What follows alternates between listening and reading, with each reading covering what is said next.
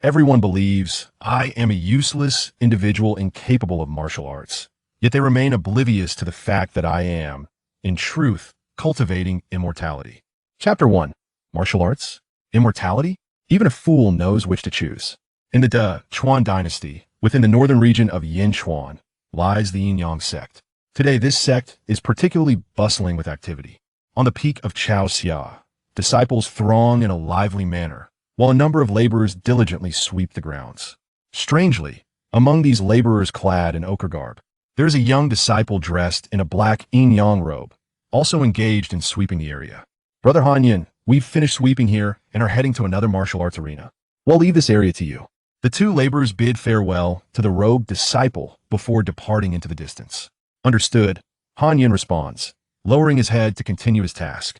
Alas, Brother Han was once the pride of our generation, the most talented in the entire sect, cultivating inner strength at an astonishing pace. Now, he finds himself toiling alongside us laborers. The two converse as they walk. Indeed, how the mighty have fallen the esteemed chief disciple of Chaoxia Peak, reduced to a mere useless person. Let's not speak ill of him. Brother Han is quite decent, lacking the arrogance of other disciples, and treats us laborers with respect. Can a useless person command respect? Who would care for him? Hearing the whispers of the laborers from afar, Han Yun smiles faintly, unaffected by their chatter, continuing to sweep. Everyone perceives him as a failure, yet he alone knows he is far from it. He has merely transformed all his inner strength into spiritual energy. 3 years ago, he was a mere 20-year-old on Earth, succumbing to cancer, only to find himself reborn in this ancient martial arts world. The original owner of this body, once the chief disciple of Chaoxia Peak, a prominent faction within the Yinyong Sect, displayed extraordinary martial prowess from a young age, achieving the rank of an 8th-tier martial artist by the age of 16. However, fate took a cruel turn one fateful night when he was ambushed and killed by 10 assassins in his courtyard. Upon awakening, he found himself as the new Han Yun. Upon awakening, he discovered that the jade pendant he had worn since childhood bore an inscription. Would you like to embark on the path of immortality? Having read countless novels on cultivation and martial arts on Earth, he understood that, in terms of combat power, realm, and even longevity, the path of immortality was a superior choice. Without hesitation, he chose to pursue immortality. The inscription on the pendant then transformed. To cultivate immortality, one must channel spiritual energy to unlock spiritual meridians. Progress of inner strength transformation to spiritual energy. 110,000. Han Yun, lacking any cultivation technique, was unable to absorb spiritual energy, thus hindering his ability to unlock the meridians. He had initially thought he would soon gather his first strands of spiritual energy to open his meridians, but to his dismay, this transformation took 3 long years. This is precisely why he has been labeled a useless person for the past 3 years. At long last, the progress bar has reached 999910000. Today marks the completion of the spiritual energy transformation and the commencement of the sect's grand competition. Typically, he is tasked with sweeping the steps of the back mountain, but today, due to the competition, he has been temporarily reassigned. After finishing his sweeping duties, Han Yun returned to his residence without a moment's hesitation. With the imminent arrival of his cultivation journey, he had no interest in witnessing any martial contests. Seated cross-legged on his meditation mat, Han Yun channeled all his inner strength into the jade pendant. At last, the progress bar of the pendant reached completion, and a surge of pure spiritual energy instantaneously flowed into his body. This energy traversed through his meridians at astonishing speed, swiftly unblocking his spiritual veins. With the unblocking of his spiritual veins and the activation of celestial techniques, Han Yun finally stepped over the threshold of cultivation, becoming a practitioner in the Qi refining stage. After 3 years of relentless effort, akin to water wearing through stone, he had finally embarked on his path to immortality. Just as Han Yun reveled in his joy, the jade pendant transformed into shimmering motes of light, entering his third eye. Inner strength transformation complete, spiritual veins unblocked, activation of the cultivation system. Achievement glimpse of the immortal path attained, reward, divine grade technique, Tai, Xian Ling Long Ju, achievement points, 100. Achievement Qi refining stage attained, reward, lifespan extended by 150 years, achievement points, 100. The transformation of the jade pendant into a system did not surprise him after all. It was a standard feature for those who had traversed realms. His spirits soared, a smile gracing his face as he realized he could now absorb spiritual energy freely. Most importantly, his lifespan had been extended. What was his purpose in seeking immortality, if not for longevity itself?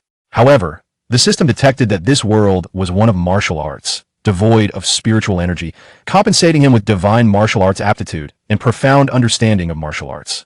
In an instant, the smile vanished from Han Yun's face. After laboriously transforming his inner strength and enduring 3 years of being deemed useless, he finally unblocked his spiritual veins, only to be told that this world lacked spiritual energy. What was the point of cultivating? Now, the system offered him martial arts aptitude, suggesting he return to martial training. Cultivation and martial training were mutually exclusive. In this world devoid of spiritual energy, the path of cultivation would be exceedingly arduous.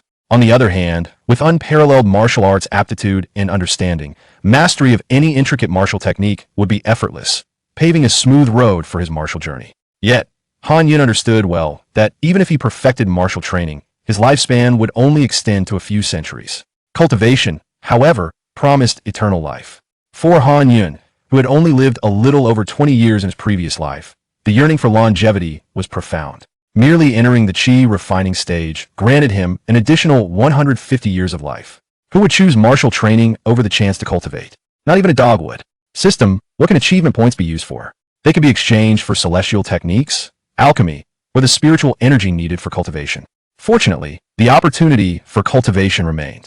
Then how do I obtain achievement points? Achievement points can be earned by completing various feats, such as breakthroughs in cultivation, mastering techniques, creating martial arts, teaching others, enhancing reputation, defeating adversaries, and more. This seems straightforward. If my lifespan at the Qi refining stage is 150 years, what is the lifespan at the foundation establishment stage? And what about the lifespans for other realms? For 200 years in the foundation establishment stage, 500 years in the core formation stage, a millennium in the nascent soul stage, 2,000 years in the spirit severing stage, 5,000 years in the great ascension stage, and 10,000 years in the tribulation crossing stage, one may attain the status of a true immortal and achieve eternal life. I shall exchange all 200 achievement points for spiritual energy. Han Yun smiled faintly, closed his eyes, and silently began to cultivate using the Tai Xianling Long method. The mere exchange of 200 achievement points for spiritual energy propelled him directly into the mid-tier of the Qi refinement stage. As night fell, Han Yun opened his eyes. Once he had stabilized his cultivation, an intense curiosity overwhelmed him regarding the extent of his current power. He left his dwelling and followed a narrow path into the secluded valley of the back mountain, where the tranquility was perfect for his experimentations. Channeling his technique, he concentrated his spiritual energy in his fist and struck forward with a powerful punch. As he did so, a golden dragon illusion, stretching 4 to 5 meters in length, manifested before him. This dragon, fierce and terrifying, radiated an overwhelming aura that astonished and exhilarated Han Yun simultaneously. After soaring several dozen meters, the dragon dissipated, leaving devastation in its wake. Not a single tree remained intact, and the ground bore a gaping chasm several meters wide. A spark of brilliance ignited in Han Yun's eyes. He had exerted merely 70% of his strength with that punch, yet it equated to a full-force strike from a 7th-tier martial artist. The 3 years of patience and toil had not been in vain. This is the essence of cultivating immortality. Who dares to be audacious on my Chaoxia Peak? Just as Han Yun reveled in his triumph, a feminine voice resounded from the mountaintop. Han Yun's expression shifted dramatically. It was the voice of his master, Xian Yi, the immortal. He swiftly turned and fled, retracing his steps along a narrow path back to his residence. In the realm of martial arts, the practice of cultivating immortality was far too extraordinary. He merely wished to survive and attain longevity until he possessed the strength to protect himself. His cultivation must remain a secret from all. Chapter 2. Junlingo. Beneath the twinkling starlit sky, a graceful figure stood proudly, flanked by 2 others who descended like a radiant rainbow. Xianyi, what has transpired? Inquired an elder with an ethereal demeanor. Reporting to the sect master, I am also uncertain. I suddenly heard a tremendous noise, followed by a chilling presence emanating from the rear mountain of Chaoxia Peak. When I ventured out to investigate, there was no one in sight. Xianyi's delicate brows furrowed as her piercing gaze swept the area below. I too sensed that presence, which was formidable in nature. It likely possesses the caliber of celestial-level martial arts. We should descend and investigate. The 3 of them flew down the mountain, landing in the valley. In this world, only those of 3rd rank or above can briefly traverse the skies. The sight before them, a long ravine and the shattered remnants of trees, left the trio astounded. Sectmaster, This destruction could only be wrought by a practitioner of at least 7th rank. Yet, what could have generated such overwhelming aura? Inquired the middle-aged man in a Taoist robe. Just because a 7th rank warrior can create such devastation does not imply that the assailant is of that rank. What if it were a high-ranking warrior wielding celestial-level martial arts? The sect master's expression turned frosty. If this individual were a member of our Yinyong Sect, it would be a boon to us. However, I fear it may be a spy lurking within our ranks. Hearing this, Liani shook her head. I must disagree with the sect master. 3 years ago, Han Yun was assassinated and rendered a cripple. The sect master purged the spies within the sect. And the standards for accepting disciples have since become much stricter. Only those of clear lineage may join. Moreover, the perpetrator merely destroyed a grove without leaving any signs of a struggle. If the intent was to kill, why draw attention? I lean towards the notion that it is a member of our sect practicing martial arts. Very well, let us set this matter aside for now. If it is indeed one of our own, I trust that such a remarkable individual will eventually reveal themselves. We shall keep a discreet watch on the situation. The sun sets, and you all should return to rest. With that, the three dispersed. Hurrying back to his dwelling, Han Yun wiped the beads of sweat from his brow. From now on, I must refrain from acting impulsively. That punch earlier was truly terrifying, even attracting the attention of my master. Reputation increased. Reward, 300 achievement points. Achievement initial brilliance unlocked. Reward, 100 achievement points. Reputation increased. System, how is the reputation reward calculated? The host's own performance, along with others' high praise for the martial techniques taught by the host, raises reputation. Gaining one person's admiration yields 100 points. The first acquisition of reputation activates the achievement initial brilliance, granting an additional 100 points. What must be accomplished for the next reputation achievement reward? Gain the admiration of 1,000 individuals to unlock the achievement renowned, resulting in an additional 1,000 achievement points. Could it be that my evaluation by my master has improved? But she shouldn't have noticed me unbeknownst to him. Not only his master, but also the sect master and another peak leader held him in high regard. Thus he received 300 achievement points, plus the additional 100, totaling 400. It seemed he needed to devise a way to enhance his reputation or create his own martial arts, as this was currently the most accessible means of acquiring achievement points. Yet, he must not reveal his true strength. After all, in the eyes of others, he remained a cripple incapable of martial practice. Converting the 300 achievement points into premium spiritual energy, Han Yun continued his meditative practice. The following morning, Han Yun stepped outside and picked up a broom to clean the martial arena. After a day of competition, the arena was left in disarray. Once the cleaning was complete, Han Yun did not return to practice but instead positioned himself in an inconspicuous corner to observe the matches. It was not that he relished the spectacle of combat. As a cripple, he had no need to participate in the grand competition. Rather, it was because his little junior sister was set to compete today. Junlinger, the youngest direct disciple of his master, was only 16 years old. Among all the disciples, she shared the closest bond with him. Whenever he was ridiculed by others for his loss of internal power, she would fiercely confront them to defend his honor. While he cared little for the other matches, he could not afford to miss his little junior sister's performance. Otherwise, she would surely be upset with him for not attending. Soon, the elder steward and many disciples preparing for the competition gathered. The matches commenced swiftly, with disciples taking turns, showcasing fierce battles.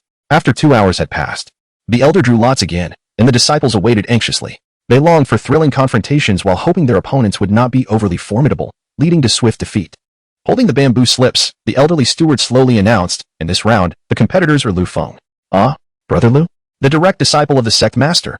Lu Feng had reached the pinnacle of 8th rank, and his duel promised to be spectacular. One could only wonder who the unfortunate soul would be to face him. It was bound to be an entertaining match. The sect master of Chaxiao Peak was renowned for her exceptional prowess within the Yinyong Sect, and all her direct disciples exhibited remarkable talent.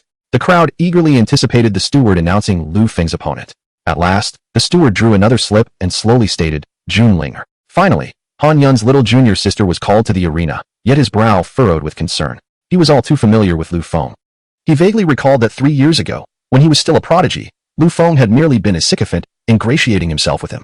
After losing his internal power, it was Lu Feng who had mocked him most mercilessly, even rallying a group of sycophants to further humiliate him. As long as he lived, Lu Feng's prior attempts to curry favor would haunt him, and he reveled in ridiculing Han Yun, hoping to force him out of the sect. Thus, Lu Feng was the one person Junlingo despised most. Whenever he was mentioned in her presence, she would grit her teeth in anger and often clash with him. On the stage, both competitors had taken their positions. Lu Feng was tall and handsome, his long hair tied back, flowing gracefully in the wind, exuding an air of arrogance. In contrast, Junlingo donned a bright yellow gown, her figure graceful, and despite her youth, she had blossomed into a charming young beauty. Not to mention their appearances. Both competitors were strikingly beautiful. Below, their supporters cheered fervently for them. Junior sister, I never expected you to be my opponent this time. But fear not. I shall show mercy and not let you lose too disgracefully. Humph. I do not want your pity. Unleash your full strength. I want to consider it a victory unless I break a leg. Junlingo pouted, her fierce spirit evident as she clenched her fists, ready to teach the annoying opponent a lesson.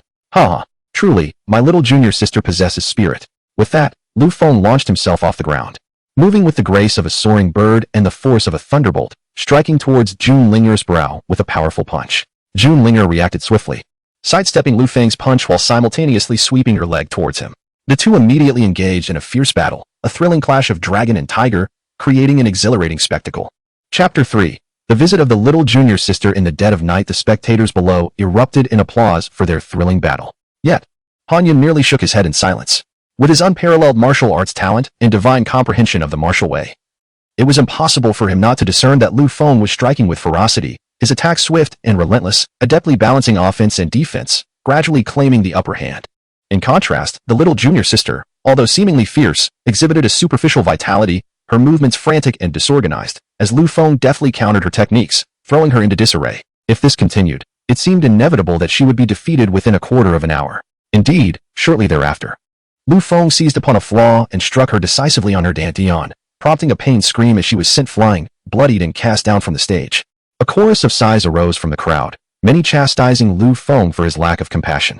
Observing this, Han Yun sighed deeply. At the moment the little junior sister was vanquished, he even contemplated rushing in to confront her opponent. However, he restrained himself, revealing his strength was not an option. And this was a fair one-on-one contest. Losing was simply part of the game. If he intervened, it would only signify his inability to accept defeat. It was better for her to reclaim her honor on her own terms, while he could discreetly assist her in enhancing her skills. After all, honing his own martial techniques and teaching others would earn him valuable achievement points. Having witnessed the junior sister's match, Han Yun returned to his abode. His courtyard lay on the serene mountainside of the Morning Glow Peak, characterized by its elegant surroundings and prime location. Not far from a path leading down the mountain, a path he was responsible for cleaning daily. No sect would harbor idlers, and after Han Yun lost his inner strength, the elders of the Morning Glow Peak had repeatedly suggested expelling him from the sect. Fortunately, his master, the esteemed Xin Yi, the Peak Master of Morning Glow, had advocated for him, allowing him to remain. Yet, she could not show him excessive favoritism, ultimately deciding to retain his title as the eldest disciple while assigning him the role of a steward, responsible for sweeping the steps of the mountainside path each day.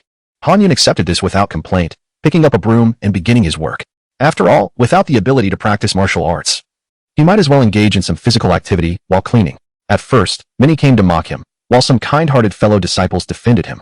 Han Yun paid them no mind, for he understood that upon choosing the path of cultivation, he had entered a different realm from others. Why concern himself with others' opinions when his sole focus should be on his own ascension?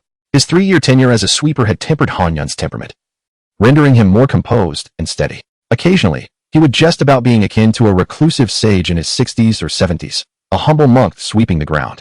In the quiet of the night, a soft, playful voice called from outside, "Elder brother, are you asleep?" "Come in," he replied. With a creak, the door swung open, and a mischievous girl dressed in a yellow gown stealthily entered, promptly shutting the door behind her. "What brings you here at this late hour?"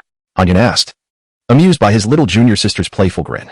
Just as he contemplated ways to help her regain her honor, she appeared at his doorstep. "Oh dear, elder brother.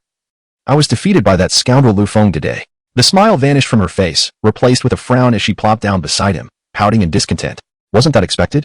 When have you ever won against Lu Feng in a fight?" Han Yun smiled slightly, leisurely pouring her a cup of tea. "But I refused to accept it. I want to defeat Lu Feng and avenge myself for you. I have no enmity with Lu Feng." "Oh. But this is to select the top 3 for the grand competition at the sect. I want to go too. You wish to participate? Do you possess the strength for it? It should be the 2nd, 3rd, and 4th best competing. Lu Feng is the 3rd. I don't care. I simply want to go. And you must help me." With her earnest request, Han Yun naturally took the conversation forward. "Very well, though I can no longer practice martial arts. I possess considerable knowledge of martial techniques. I shall teach you a skill, and mastering it will ensure your victory over Lu Feng." "Really? What skill? Teach me quickly." The little junior sister leaped with excitement, grasping Han Yun's arm and urging him to rise. After a moment of contemplation, Han Yun recalled scenes from a past life where characters practiced the 9-in manual and the 9-in bone claw. He closed his eyes, reminiscing while using his system to interpret and evolve the technique into something new. The little junior sister watched intently as he demonstrated, her eyes sparkling with admiration. Daring not to interrupt, "First, I will teach you a technique called the 9-in manual. You should practice it." Such martial arts were plentiful in his repertoire. Any technique he observed could be deduced and enhanced. Subsequently, Han Yun conveyed the operational methods of the 9 manual to his junior sister. She eagerly settled down to begin her cultivation. After 2 or 3 cycles, she opened her eyes in astonishment, gazing at Han Yun. Elder brother, this 9 manual is incredible. I feel my inner energy flows much faster now, and it even possesses a chilling quality, far more robust than before. Good. Once you master it, I will teach you a technique that integrates with the 9 manual. Han Yun stepped outside into the courtyard. This technique is called the 9 Bone Claw. The 9 Bone Claw? I've never heard of it. Is it your original creation, elder brother? The little junior sister's eyes brimmed with admiration. In these years, I have been deprived of inner strength and unable to practice. So I spent my free time contemplating various techniques. Han Yun nodded, continuing, the 9 Bone Claw emphasizes overwhelming force, using offense to counter defense. With the power of 5 fingers, it is indestructible, shattering the enemy's core as if penetrating decayed soil. No matter what techniques the enemy employs, your claw will shatter them effortlessly. After demonstrating the technique, Han Yun clarified that he lacked inner strength, but was merely showcasing the movements. Host successfully created a ground-level martial art, earning 100 achievement points. Achieved the title of Martial Arts Master for the first time, earning 100 achievement points. Han Yun calculated, each time he created a martial art, he would receive 100 achievement points, even if he tirelessly crafted martial arts. The spiritual energy he could exchange would suffice only for the chi refinement stage. The later realms would require vast amounts of spiritual energy, making it futile to rely solely on self-created martial arts. It appeared he must enhance his reputation to acquire spiritual energy more swiftly. How impressive! The little junior sister applauded. Elder brother, what level of martial art is this? Is it of the mysterious tier? I'm not quite certain, Han Yun replied, withholding the fact that his casual creations were of ground-level quality, which might be too astonishing to disclose. In this world, martial arts were classified into 4 tiers: heaven, earth, mysterious, and yellow. The majority of ordinary disciples practiced yellow-tier arts, while earth-tier martial arts were typically reserved for elders and peak masters. Han Yun demonstrated repeatedly, and the little junior sister learned with utmost seriousness. By the time dawn broke, she had fully mastered the 9 Bone Claw.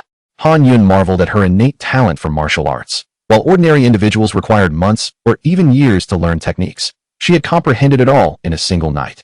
With her newly enhanced 9 Bone Claw, the little junior sister was sure to triumph over Lu Feng without fail. Successfully taught martial arts to another, earning 100 achievement points. Achieved the milestone of a novice, earning 100 achievement points. The system's voice echoed in Han Yun's mind, bringing him a flicker of joy. However, he knew that while the first achievement would yield rewards, subsequent milestones would require more stringent criteria to attain. Chapter 4, Master? And? Before departing, Han Yun cautioned his junior sister that this particular move was excessively ruthless, with few adversaries within their realm capable of withstanding it. He reminded her to keep their sparring amicable, refraining from targeting vital points that could lead to death. A gentle touch would suffice. However, if they found themselves in life and death situations outside, there would be no need for such reservations. Striking at the enemy's crown would ensure their demise without fail. I understand, she replied. And with a cheerful farewell, she left. Han Yun chuckled softly, returning to his chamber to continue absorbing spiritual energy and practicing his celestial techniques. As for his junior sister's parting remark that if the eldest senior brother were to resume his martial training, he could defeat anyone in the sect, Han Yun merely smiled, not taking it to heart. What was his true goal? It was not to vanquish numerous foes, nor to claim the title of chief disciple, nor to gain fame within the sect. Rather, it was the pursuit of immortality. How could one achieve eternal life? By engaging in daily brawls? By drawing attention to oneself in an attempt to appear formidable? What folly! Such actions would only lead to one's demise. The path to longevity lay in subtlety and discretion. Through quiet cultivation, remaining inconspicuous and unnoticed, one could ensure personal safety, preserve life, and strive for higher realms of existence, ultimately living longer. Having traversed from Earth, Han Yun had firmly embedded the philosophy of cultivating quietly within his mind. Those who stand out often become targets. Only by treading carefully can one endure. He repeatedly reminded himself to remain low-key. This world was fraught with danger, with righteousness and malevolence in constant conflict. It was said that powerful beings could traverse the skies, summon flames, and with a mere finger, crush him effortlessly. Thus, he must focus on his cultivation. During midday, while Han Yun was meditating, he suddenly heard the system's voice in his mind. Achievement, reputation increased, reward, 1,000 achievement points. He was somewhat bewildered. He hadn't done anything to warrant such an increase in reputation. In the afternoon, a slightly anxious voice called out, Senior Brother Han, the master summons you. Hurry over. This startled him from his reverie. Han Yun frowned slightly. Why was his master calling for him at this hour? Whether the summons boded well or ill, he needed to respond promptly. Fortunately, his residence was not far from that of the enchanting Xianyi. Being the chief disciple afforded him comfortable living conditions. Even after his abilities were rendered useless, his master had refrained from revoking his accommodations out of consideration. He jogged to his master's loft, reporting respectfully before entering. Inside, he beheld a stunning young woman clad in a pure white dress, seated gracefully on a mat. She appeared to be no older than 20. With bright eyes and a radiant smile, her demeanor evoking the serene elegance of an orchid in a quiet valley. This was none other than Shieni, the most beautiful maiden of the Yinyong Sect. Before her stood a young girl dressed in yellow, who was now facing away from him, her shoulders trembling slightly as she rubbed her hands against her rear, evidently having received a beating. Disciple Hanyun pays respects to master, he said, bowing respectfully. The junior sister suddenly turned her head, her eyes lighting up in surprise upon seeing him, only to quickly avert her gaze, a hint of embarrassment coloring her cheeks. Do you know why I've summoned you? Shieni set down her teacup and cast a sidelong glance at Hanyun. I do not, he replied. Humph. An admirable display of ignorance. What mischief did you engage in with your junior sister last night? Speak the truth. Upon hearing this, Hanyun understood immediately. His junior sister had likely gotten into trouble using the skills he had taught her. I merely instructed her in martial arts, he stated. Instruction? Well done indeed. That little wretch defeated the third disciple with a single move today, leaving him gravely injured. When I inquired, she denied everything until I punished her. And only then did she confess. She did not anticipate that move to be so potent. The junior sister pouted, looking aggrieved. Hanyun was taken aback. He hadn't expected her to be so fierce, incapacitating Lu Feng with just one strike.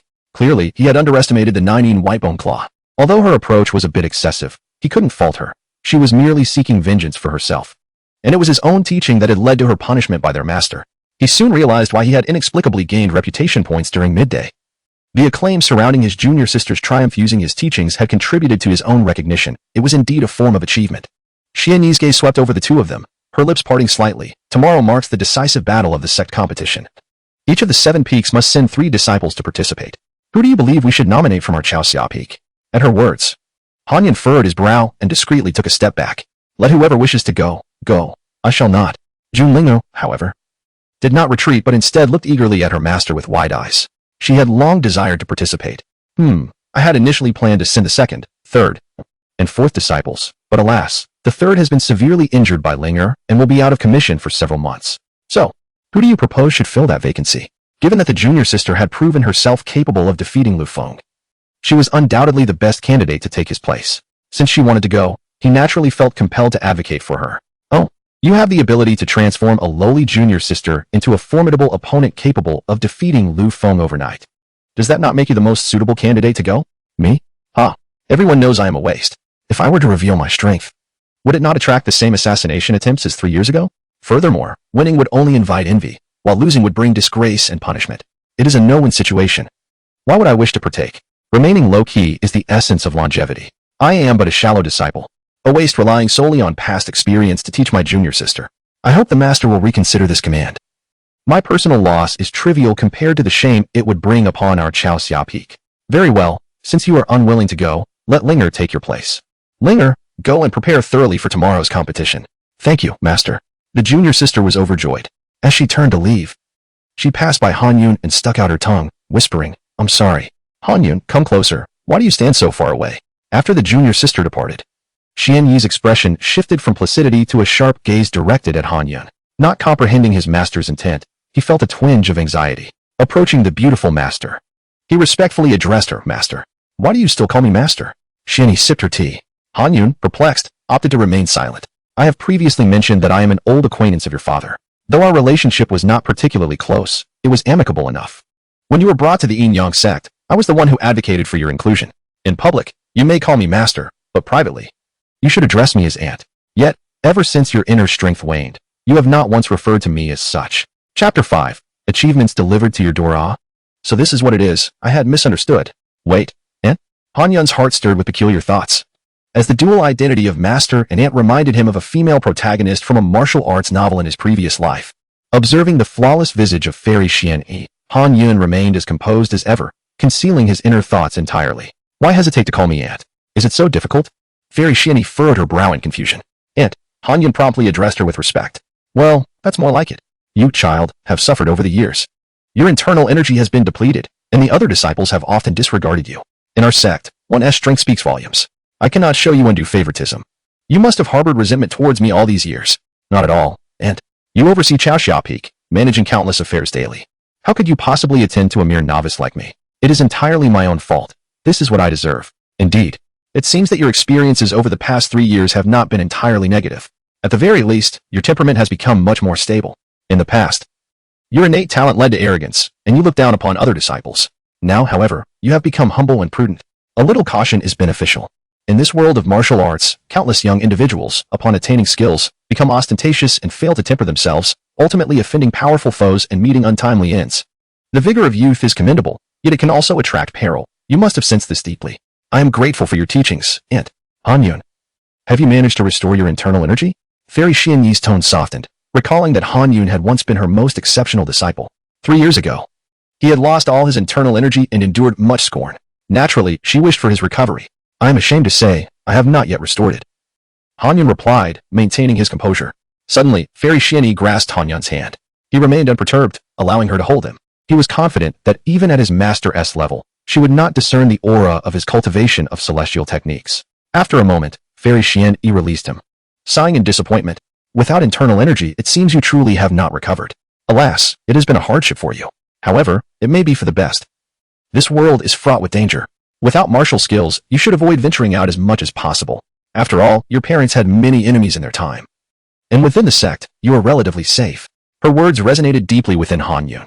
I would prefer to remain within the sect, enduring until I attain immortality. Upon your return, do not concern yourself with menial chores.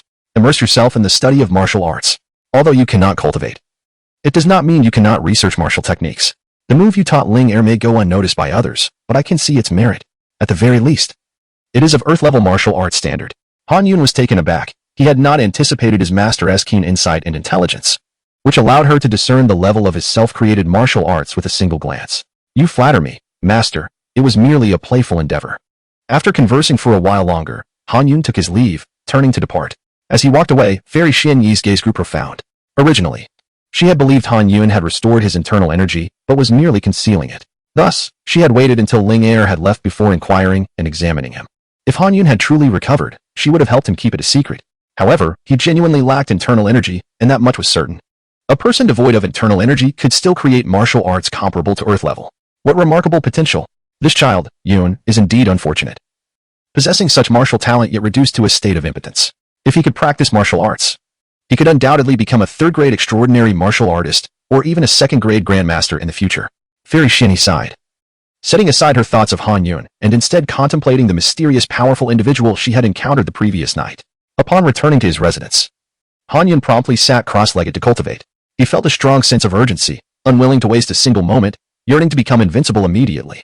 3 days later, Han-Yun opened his eyes, his expression tinged with frustration. 3 full days had elapsed, and even though he had created dozens of martial arts techniques during this time, the energy he had converted had barely elevated him by a single realm.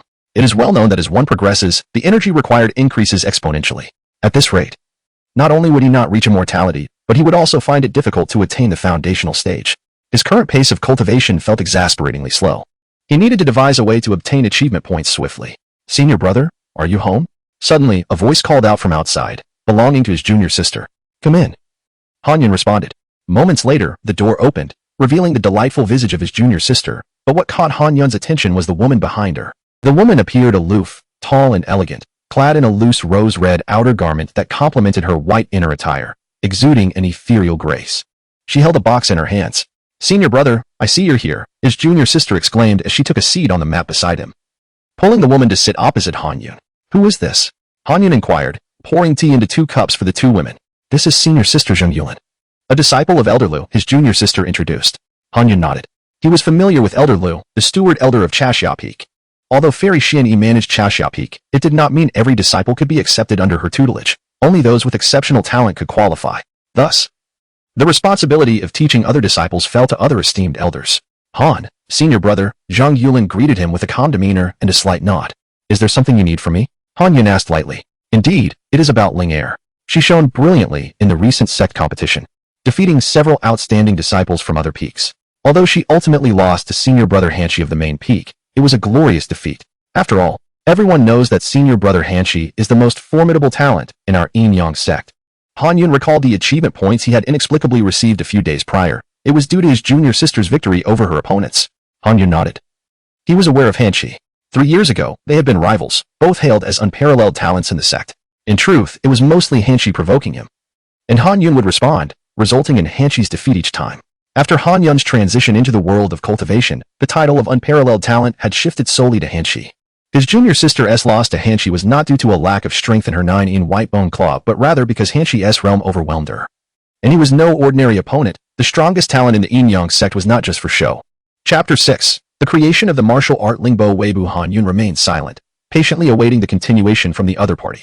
After a moment of hesitation, Zhang Yuan slowly spoke. Out of curiosity, my younger sister bothered senior sister Lingo for several days, and eventually, she relented and revealed that it was senior brother Han who taught her that martial technique. Thus, my younger sister, with a hint of boldness, brought senior sister Lingo to visit senior brother Han, which may have been somewhat presumptuous. The sole purpose of my younger sister's visit was to seek a few pointers from senior brother Han. Without allowing Han Yun much time to ponder, Zhang Yuan placed a box on the table, opened it, and said, Senior brother Han, please do not be quick to refuse. This time, my family entrusted me to bring some precious herbs for you, which may aid in your recovery. Han Yun's gaze swept over the contents of the box, Xuancheng grass, Mu ginseng, nine-tailed flower. Though these herbs were not worth a fortune, they were indeed rare and difficult to obtain. Zhang Yuan was willing to invest such resources just to consult him? While her words were courteous, Han Yun keenly sensed the scrutiny and arrogance in her humble demeanor. Clearly, there was significant doubt regarding his ability to create martial arts as a so-called waste. However, Han Yun was indifferent, as long as he could earn achievement points. He did not care for her opinion of him. Previously, he had converted all his achievement points into spiritual energy, allowing him to break through to the upper level of the chi refinement stage. Having tasted the sweetness of progress, he could hardly endure the slow pace of creating martial arts to exchange for spiritual energy and longed to acquire a substantial amount of achievement points immediately. Wasn't this an opportunity for achievement points being presented right before him? Moreover, these herbs were all materials for alchemy. Was he not troubled by his slow advancement? If he could gather more herbs for alchemy, his cultivation would surely progress by leaps and bounds. The system also had numerous formulas available for exchange. I wonder what kind of martial arts junior sister Zhang seeks? Currently, my younger sister lacks neither defensive nor offensive techniques, yet in actual combat, it is always challenging to hit the enemy, while they can easily evade my attacks. I wonder if senior brother could offer some guidance? You possess ample strength but lack agility and speed. What you are missing is a body technique. Han Yun could naturally discern the issue at a glance. Indeed, the body techniques available within the sect were unsatisfactory, and he was not qualified to cultivate those of the Xian level. Hence his desire to seek out senior brother Han for a body technique. Zhang Yuan's tone grew increasingly polite, yet the scrutiny in her eyes intensified. Han Yun, unfazed by this, contemplated for a moment, and a refined martial technique formed in his mind. As it happens, I have a technique that would suit junior sister Zhang's practice. This body technique is exceptionally swift and agile, allowing for extreme maneuverability in confined spaces, making it difficult for opponents to defend against. Oh, what divine technique is this? Lingbo Weibo successfully created a Xian-level martial art, rewarded with 100 achievement points. Hearing the voice in his mind, Han Yun could only smile wryly. The achievement points gained from creating a D-level martial art were the same as those from a Xian-level martial art. It seemed he had to rely on teaching others, enabling them to gain admiration from his martial arts to enhance his own reputation. Han Yun rose and walked towards the door. Follow me. Hee. I knew senior brother would have a solution. The younger sister eagerly bounced out after him. Zheng Yuan also stood, curious to see what kind of martial art her substantial investment in precious herbs would yield. Should this esteemed brother fail to meet her expectations? Although she could not reclaim the herbs, she would certainly speak ill of him afterward. The three arrived at Han Yun's small courtyard, which he inhabited alone, making it quite spacious yet impeccably clean. It was autumn, yet not a single leaf lay upon the ground. Junior sister Zhang, Lingbo Weibo requires no cultivation method. It is merely a martial technique. I will demonstrate it for you. Please observe closely. With that, Han Yun showcased the body technique. He moved gracefully, his form shifting unpredictably, appearing ethereal. However, upon closer observation, each footfall landed in places Zheng Yuan could not anticipate. All doubts dissipated from her eyes as she intently watched Han Yun's display, even forgetting to breathe in her concentration. The younger sister also widened her eyes, fixated on Han Yun, memorizing every movement. Though Zheng Yuan had come to seek martial arts, she would be remiss not to learn herself. After all, she was here, and her senior brother could hardly send her away. Why not take advantage of the situation? Once Han Yun concluded his demonstration, Zhang Yuan gasped for breath, having held it in while observing. Senior brother, please, teach me quickly. Zhang Yuan rushed forward, grasping Han Yun's arm with excitement. With her keen insight, she could see that this body technique surpassed all she had encountered. Its intricacies and profundities far beyond any martial arts she had previously practiced. This technique could perfectly compensate for her shortcomings. Very well, junior sister Zhang. This body technique is of the Xian level. If you master it, while it may not significantly enhance your combat power, It will enable you to respond to opponents' attacks with greater composure and strike unexpectedly, even allowing you to retreat unscathed when facing a 7th-tier expert. Yes, senior brother. Could you please demonstrate once more, this time at a slower pace so I can follow along? Of course, I will explain each step until you master it. Thank you. Senior brother. Han Yun meticulously broke down each action and landing point, teaching Zheng Yulin step by step. The younger sister, unable to contain herself, also rushed into the courtyard to practice. Lingbo Weibo has several key points. Please remember them. Han Yun began, as if light clouds obscure the moon. Drifting like snow in the wind. Stand lightly as a crane, as if about to take flight, moving swiftly and ethereally. The motion is unpredictable, teetering on the edge of danger or safety, with approaches and retreats difficult to anticipate. The most crucial 8 words to remember are, motion is unpredictable, teetering on the edge of danger or safety. Yes, I will remember. After completing a set, Zheng Yulin's face flushed with excitement. Now, you demonstrate. Han Yun stepped aside, observing her. After her demonstration, Zheng Yulin was left breathless and exhausted. Han Yun approached her, shaking his head in disappointment. Are you feeling numb in your limbs and experiencing unbearable pain in your meridians? How did you know, senior brother? Many of your movements were incorrect, and your inner strength circulation was also flawed. You should focus on your waist rather than your legs. I lack inner strength, so my demonstration appeared slow. You should execute it much faster using your inner strength. Chapter 7. Always as light as a swallow. My apologies, brother Han. It is I who am too foolish. Zheng Yulin said, lowering her head in shame. Indeed, you are rather foolish, Han Yun nodded, causing Zheng Yulin to widen her eyes in surprise. Brother. She was merely being modest. Shouldn't you offer her some words of comfort at this moment? Look at our junior sister. She learned it after just one glance. Han Yun remarked, gesturing towards the junior sister, who was gracefully executing the Lingbo Weibo technique with impeccable precision. Upon witnessing this, Zheng Yulin squinted her eyes, biting her silver teeth in frustration. After all, she had come bearing gifts to seek knowledge, yet this little freeloader had mastered it first. How could this be fair? Enough of this self-deprecation. Our junior sister possesses extraordinary talent. She can grasp any martial art after a single viewing. You simply need to practice diligently. As the saying goes, diligence can make up for a lack of talent. Brother Han, you are indeed a master of consolation. Zheng Yulin rolled her eyes, silently gritting her teeth. She was determined not to let a mere child outshine her. Subsequently, Han Yun meticulously corrected Zheng Yulin's mistakes, teaching her how to execute the martial skill. Meanwhile, the already adept junior sister sat beneath the eaves, gleefully munching on seeds, watching Zheng Yulin's clumsy attempts at mastering the technique. Zheng Yulin's aptitude was indeed lacking. Despite Han Yun's repeated demonstrations, she struggled to learn. Eventually, Han Yun could no longer bear it and stepped closer, supporting her waist to guide her and channeling her strength. Zheng Yulin's face flushed slightly. Although she had many admirers throughout her life, this was the first time a man had touched her in such a manner. Yet, why did she not feel any aversion? After a brief moment of confusion, she quickly adjusted her mindset and followed Han Yun's instructions to exert her strength. This scene did not go unnoticed by the junior sister, who gasped in shock, causing the seeds in her hand to drop to the ground. Her large, adorable eyes narrowed into a dangerous slit. How despicable! Zheng Yulin was using such tactics to gain intimate contact with brother Han. Even more infuriating was that she had not thought of this herself. Brother, I have my own questions as well. Please teach me. The junior sister exclaimed, discarding her seeds and rushing over. But you have already learned it, haven't you? What else is there to understand? Han Yun inquired, perplexed. For he had just received an achievement point for successfully instructing someone. Not understanding is still not understanding. Will you teach me or not? The junior sister huffed, glaring with her hands on her hips.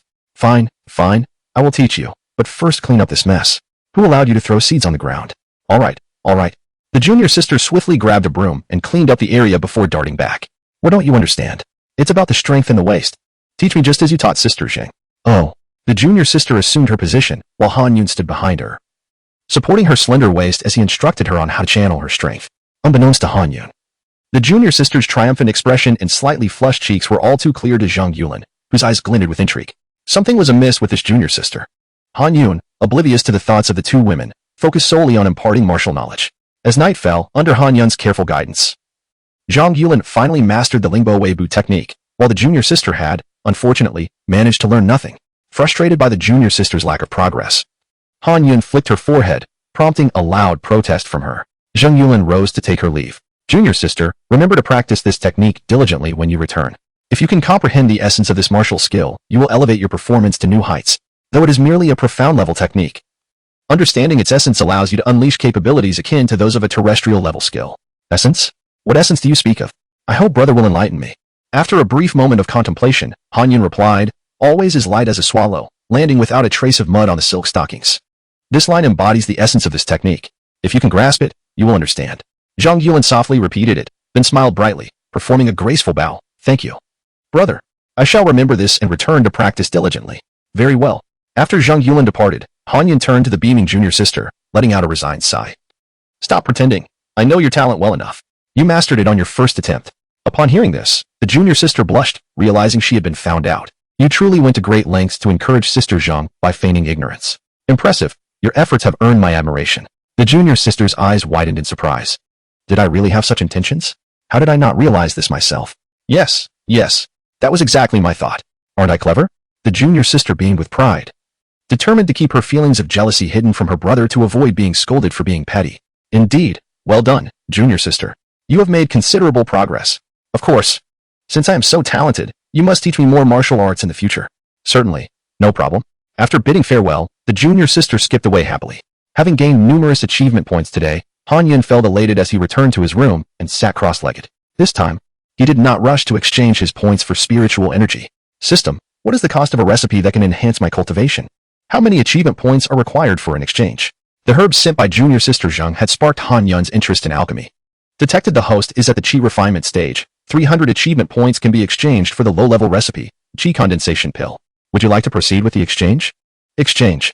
Qi condensation pill recipe has been issued. A new recipe appeared in Han Yan's mind, and he studied it carefully. The Qi condensation pill's function was straightforward, to condense a substantial amount of spiritual energy to enhance cultivation. Nevertheless, he lacked most of the required herbs, which he would need to procure externally. While herbs and alchemy furnaces were readily available, this world was not short of alchemists. Yet most produced pills aimed at enhancing internal strength or healing. The biggest challenge lay in the fact that he sought to refine a celestial pill, which could not be achieved with ordinary alchemical flames. He required his innate flame. How many achievement points are needed to exchange for the innate flame? To exchange for the innate flame requires 1,000 achievement points. What about the alchemy technique? Exchanging for the beginner alchemy technique requires 100 achievement points. Exchanging for the intermediate alchemy technique requires 500 achievement points. Exchanging for the advanced alchemy technique requires 1,000 achievement points. Exchanging for the master level alchemy technique requires the foundation building cultivation level to unlock. If a previous alchemy technique was exchanged, the points spent can be deducted from the next exchange for a higher level technique. Chapter 8. Why am I so reckless? Han Yan finds himself destitute, devoid of any accomplishments, left only to await future opportunities for redemption. Suddenly, a thought strikes him, prompting an urgent inquiry. Is there no marketplace within the system? A place where I can freely select items for exchange, rather than being limited to what is offered to me? Host's cultivation level is too low to unlock. How much cultivation is required to unlock the marketplace? This time, however, the system remains silent. Forget it, let me purchase some herbs and an alchemy furnace first. At the break of dawn the following day, Han Yan set out, having taken care to disguise himself, donning a straw hat as he ventured out to procure supplies.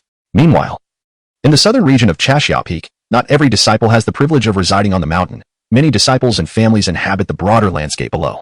These families have often dwelled within the Yinyong Sect for generations, relying on the sect for support, and their young members may also become disciples. On a spacious training ground atop the hillside, numerous disciples gathered, engaging in martial arts practice and sparring. At that moment, a group of young disciples, aged around 16 or 17, approached, led by a boy clad in luxurious garments, hands clasped behind his back, striding with an air of arrogance. Upon seeing the leading youth, the surrounding disciples instinctively parted ways, retreating to practice at a distance. Among this group, a frail young disciple immediately stepped back upon their arrival, keeping his head bowed and displaying a timid demeanor. Alas, Pingqing, where are you going? I've come to challenge you to a spar. The elegantly dressed youth called out to the timid boy. I cannot match you. I refuse to spar, Pengcheng replied, lifting his gaze just enough to avoid direct eye contact. Oh, ISND sparring a way to improve our skills together? The sect encourages such endeavors. By refusing my challenge, do you look down upon me, Lu Yuan? Lu Yuan, flanked by his entourage, advanced towards Pingqing with heavy steps. The reactions of the surrounding disciples varied. Some observed with indifference, others seemed eager for entertainment, while a few openly scoffed. Everyone knew that Lu Yuan, a scion of a wealthy family, often brought along his sycophants to bully other disciples. The most frequent target of his bullying was the frail Pingqing. Lu Yuan dashed towards the retreating Pingqing and delivered a vicious kick, sending Pingqing tumbling to the ground. Lu Yuan, what are you doing? I've already said I want to spar with you. Pengcheng shouted angrily as he sat on the ground, clutching his lower back. This is not sparring. This is bullying, a one-sided beating. Oh, still daring to shout? Even my dog wouldn't dare bark at me like that. Hit him, Lu Yuan commanded. And his group descended upon Pingqing, raining down blows. You're quite reckless, aren't you? How reckless can you be? Lu Yuan taunted while kicking. Ping Ching curled up on the ground, shielding his head, tears mingling with the dirt beneath him, turning into mud. Each blow felt like a piercing pain. And the brutality of their assault was purely for their own amusement. Yet, beyond the physical agony, it was the suffocating humiliation and hatred that weighed most heavily on Ping Cheng's heart. The jeers and slurs from those around him echoed painfully in his ears. And despite the presence of hundreds of disciples, not a single one offered assistance. Some merely watched with detached indifference, while others cheered, flattering Lu Yuan with their approval. Many laughed derisively at Ping Cheng, taunting him for lying there like a dead dog, deserving of the beating. Others proclaimed that his arrogance warranted such punishment, even suggesting that he deserved to be beaten to death. Each time Lu Yuan struck him, he would call him reckless. But Peng Cheng could not comprehend why this was so. He walked with his head bowed within the sect, avoiding their gaze and refraining from provoking them, never engaging in fights or insults. Why was he perceived as reckless? Eventually, a flicker of understanding began to dawn upon him. Recklessness, it seemed, hinged upon the number of friends one had, the wealth of one's family, and the quality of one's garments. If he were truly reckless, if he fought daily and could overpower his adversaries, perhaps he would no longer be deemed reckless. Ping Cheng was merely a child from a small village outside the Yinyong Sect, orphaned at a young age, raised with great difficulty by his grandparents. When he was fortunate enough to join the sect to study martial arts, his grandparents were overjoyed, urging him to practice diligently and avoid trouble. With no wealth or power, and a low cultivation level, he had grown weak from hunger during his childhood. Thus, in the sect, he naturally became a target for bullying. He had reported Lu Yuan's harassment to his master, but the response was merely a reprimand to Lu Yuan, who dismissed it as mere childish antics. Lu Yuan later retaliated, delivering a brutal beating that left Peng Cheng bedridden for half a month. During that time, he came to the painful realization that no one would come to his aid. When Lu Yuan struck him mercilessly, just as he felt he might not survive, a sudden voice broke through the chaos. Stop. Ping Cheng's body trembled slightly as he lowered his hands from his head, curious to see who would dare intervene on his behalf. Lu Yuan halted his assault and turned to find two beautiful female disciples glaring fiercely at him. Ah, if it isn't Zhang Yuan. What is this? Do you wish to join me for a delightful spar? Lu Yuan mocked, laughter escaping him. Furious, Zhang Yuan bit down on her silver teeth, pointing an accusatory finger at Lu Yuan. You, Lu Yuan, once again bullying others while daring to provoke me. Watch as I break your legs today. Ha. I see your courage has swelled, thanks to your companion, junior sisterlinger. You think having numbers will intimidate me? Not a chance. Lu Yuan glanced cautiously at Junling recalling her impressive performance during the grand competition. He did not believe he could best her. As for bullying someone weaker, he conveniently overlooked his own actions. I don't need Linger to deal with you. I can beat you single-handedly. Very well, since you wish to challenge me. Do not blame me for being merciless, Lu Yuan sneered, knowing full well Zhang Yuan's lack of agility despite her brute strength, often falling prey to his tricks in their encounters. Enough chatter, Zhang Yuan exclaimed, charging forward and aiming a punch at Lu Yuan's face. Chapter 9. The arrogant senior brother. The sycophants surrounding the scene immediately dispersed. Seeing this, Peng Cheng, despite the excruciating pain coursing through his body, managed to rise and retreat to a distance. Zhang Yuan and Lu Yuan began to engage in combat, but as soon as they clashed, Lu Yuan sensed something was amiss. When did this brute of a woman become so agile? Zhang Yuan's waist twisted gracefully like a slender serpent, her movements fluid and elegant. With each step, she glided effortlessly, her toes barely touching the ground before she leapt again, reminiscent of a dragonfly skimming the water's surface. Her speed was astonishing, empowered by her internal energy. She moved with such finesse that her form appeared almost ethereal, elusive, and difficult to grasp. This display left the onlookers in awe. In a brief moment, Lu Yuan had suffered multiple heavy blows, while all his attacks were effortlessly evaded by Zhang Yuan. Ultimately, she lightly tapped the ground with her toes and delivered a powerful kick to Lu Yuan's lower back. He let out a pained cry, tumbling to the ground in a disgraceful heap, blood spilling from his mouth, unable to rise for the time being. His subordinates hurried over to assist him. Humph. Do you yield? Zhang Yuan was filled with pride. Having previously struggled against this adversary, she finally felt vindicated. Lu Yuan, covered in dirt and looking utterly defeated, glared at Zhang Yuan and exclaimed, Impossible. How can you be so strong? What is impossible? Are you allowed to strike others while I am not allowed to strike back? She retorted. Humph. You wretched woman. Just wait. I will have my cousin deal with you. Don't be ridiculous. Your cousin is currently bedridden and unable to rise. Lu Yuan had a cousin named Lu Feng, who had recently been beaten by Junlinger. As Lu Yuan was carried away, the surrounding crowd cast curious glances at Zhang Yuan, bewildered by her sudden surge in strength. The junior sister, her eyes darting, regretted not seizing the opportunity to boast about her senior brother's prowess when Lu Yuan had questioned her earlier. After all, Zhang Yuan had come seeking revenge. She was meant to showcase the extraordinary skills of my esteemed senior brother. Humph. I cannot allow others to believe this skill belongs solely to Sister Zhang. It was, in fact, taught to her by my senior brother, and everyone ought to recognize who is truly formidable. Sister Zhang, what martial art is this? It's truly impressive, inquired a tall disciple, cupping his hands. Here it comes. Finally someone is asking. The junior sister's eyes lit up as she seized the opportunity to respond. This is called the wave gliding step. Isn't it remarkable? Indeed, it's extraordinary.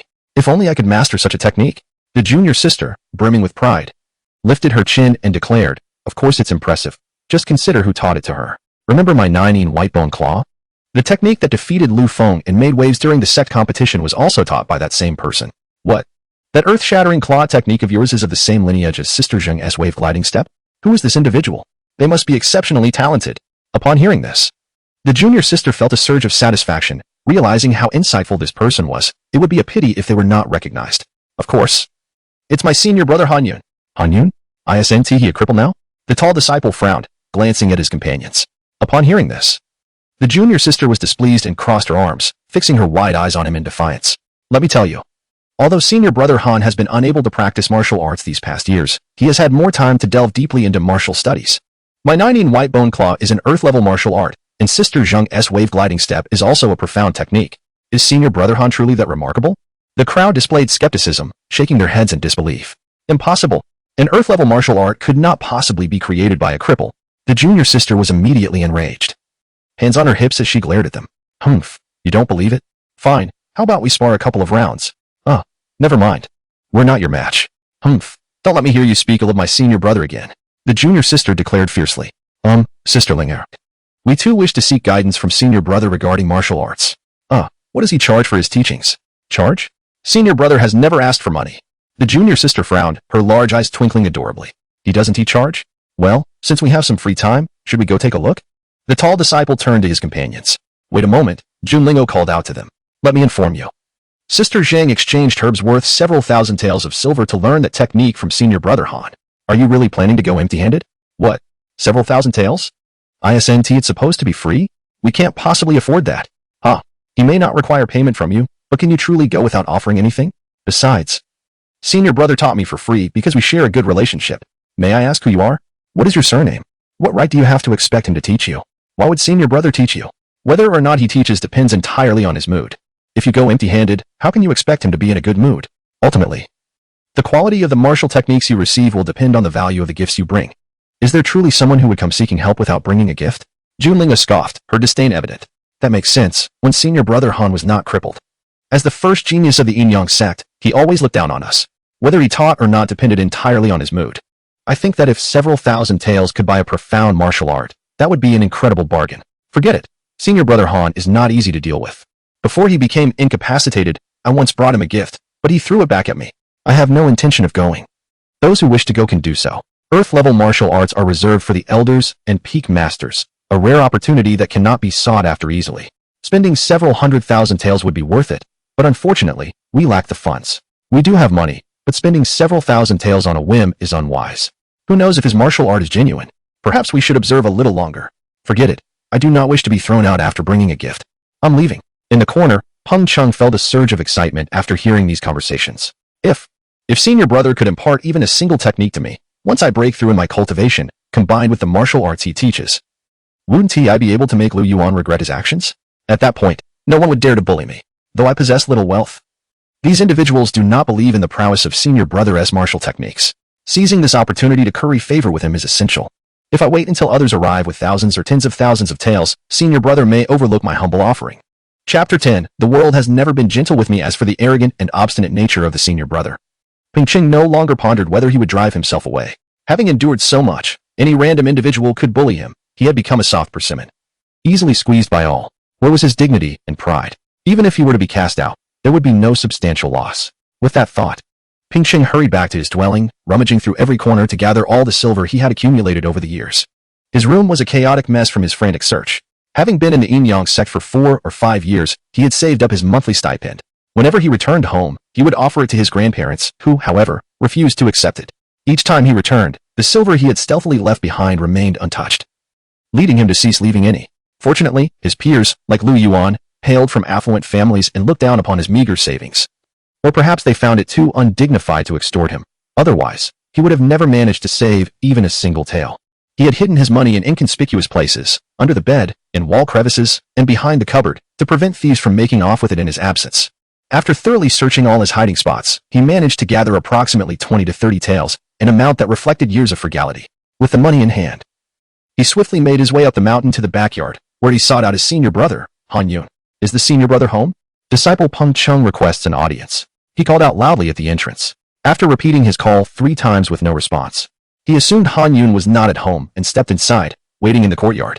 At noon, Han Yun returned, holding a large alchemical furnace in one hand and a hefty sack of medicinal herbs in the other. He was in high spirits, unbothered by being seen. After all, he was a recluse with little to do, so what was wrong with learning alchemy? Who are you? Han Yun asked upon entering and spotting Peng Chung, a hint of displeasure in his tone. It was rude to enter someone else's home without permission, especially since he had a close relationship with his junior sister, who would always announce her presence before entering. Seeing Han Yun return, Peng Chung immediately knelt to the ground, exclaiming, Disciple Peng Chung pays respects to the senior brother. He presented a small cloth bag containing all his savings. Senior brother, this is all the silver I have saved over the years. I know it is insufficient, so I do not dare to ask you to teach me martial arts. I only hope you can impart a move or two.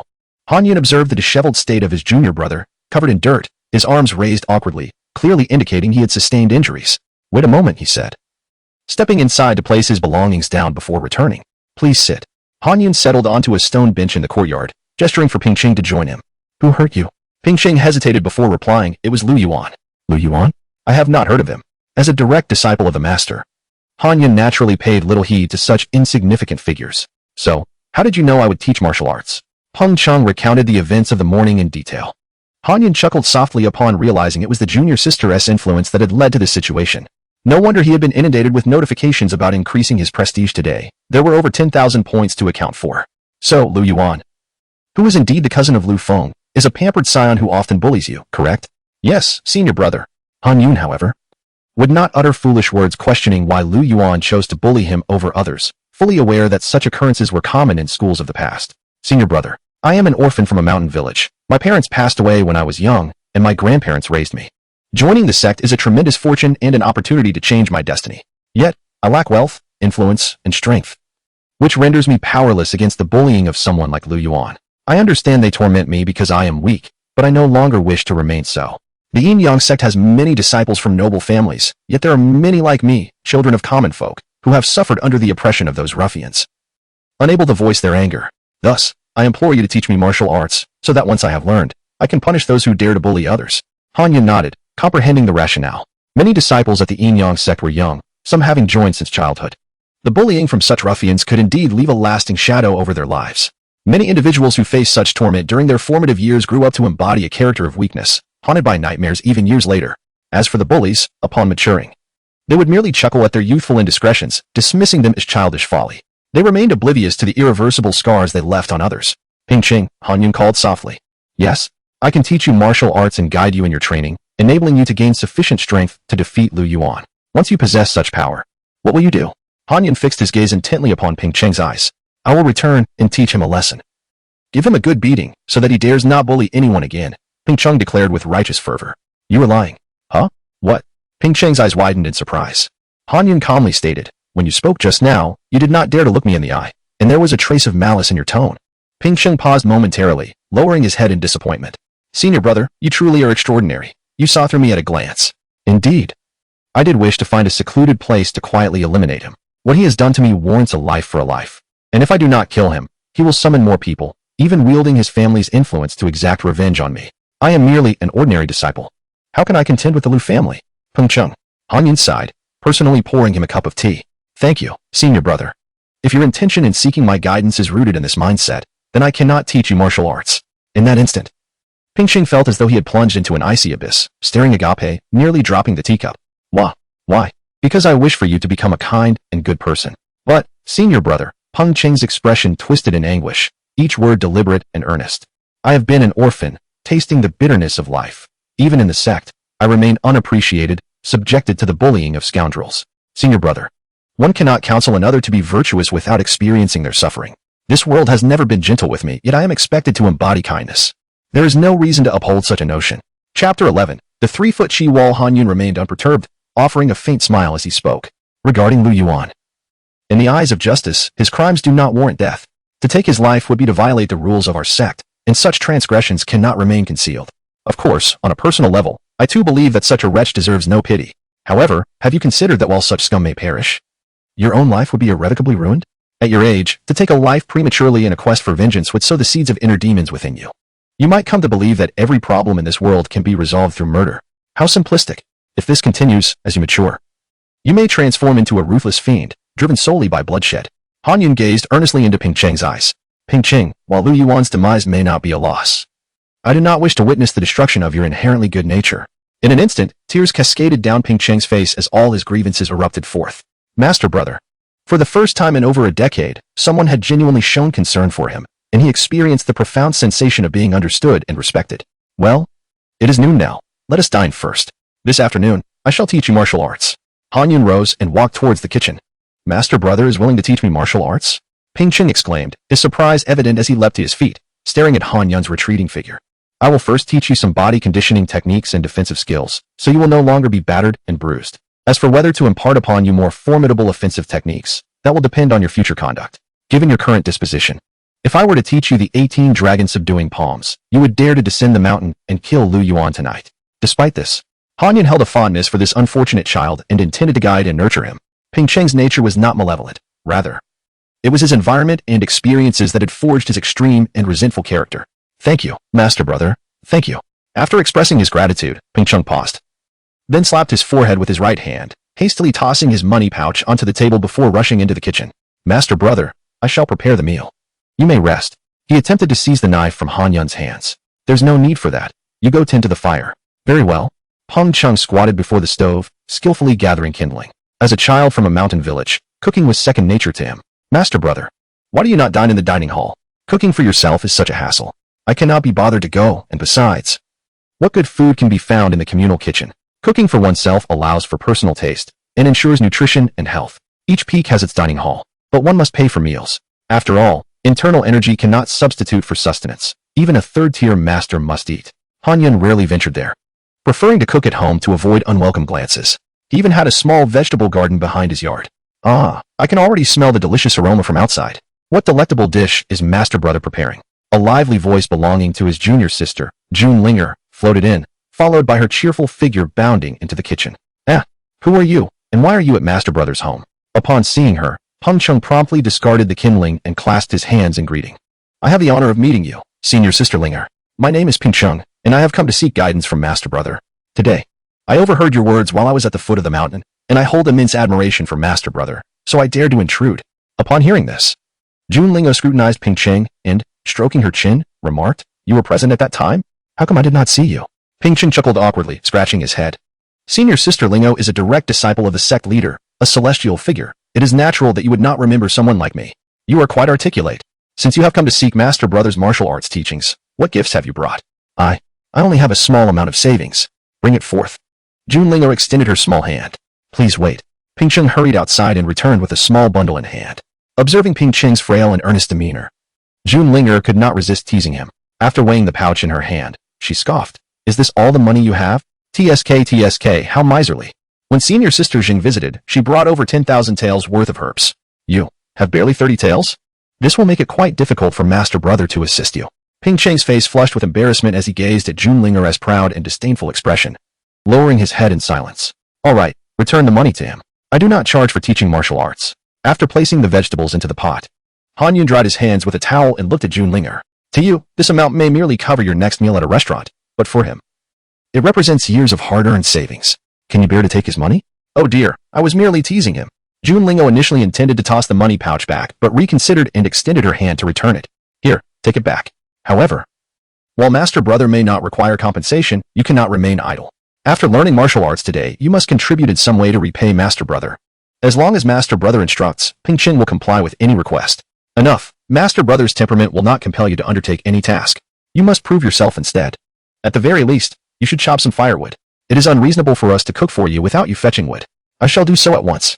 Ping Cheng exclaimed, eager to rush outside. Come back. Eat first. Han Yun interjected calmly, retrieving 3 bowls and washing them with clean water before serving the meal. The 3 of them sat outside, eating and conversing. Ping Cheng was quite reserved, sitting upright. Han Yun sighed as he glanced at the meal before him. Internal energy could not substitute for food, yet spiritual energy could. Once one established a foundation, they could completely eliminate the need for sustenance, purging their bodies of impurities. thus freeing themselves from the necessity of daily meals. After finishing the meal, Ping-cheng dutifully washed the pot and dishes. As they entered the house, Junling'o expressed her confusion. Master brother, do you not teach martial arts outside? What if you damage something in here? She surveyed the sparsely furnished room with concern. My home is so humble that even a thief would leave behind a couple of bags of rice before departing in tears. There is nothing of value here. Besides, the techniques I am teaching today are defensive. They require only the use of internal energy, not external strikes. Han Yun turned to Ping-cheng with a serious expression. Today, I shall teach you a technique known as the 3-foot chi wall. Host successfully created a ground-level martial art, earning 100 achievement points. The advantage of having a system is that Han Yun could ascertain the level of the martial art he created without the need for personal experimentation. The 3-foot chi wall involves projecting one's internal energy outward through a unique method, forming an impenetrable barrier around the body. No matter how fiercely an enemy assaults, you shall remain unyielding, steadfast as a mountain. Chapter 12. The True Fire of Samadhi. Subsequently, Han Yun imparted the method of cultivating the 3-foot chi wall to Peng-cheng. And of course, his junior sister listened intently from the side. After hearing the instructions, the junior sister practiced it just once and successfully mastered the technique. Peng-cheng, being somewhat slower, took 3 or 4 attempts before he barely grasped it, earning Han Yun some achievement points in the process.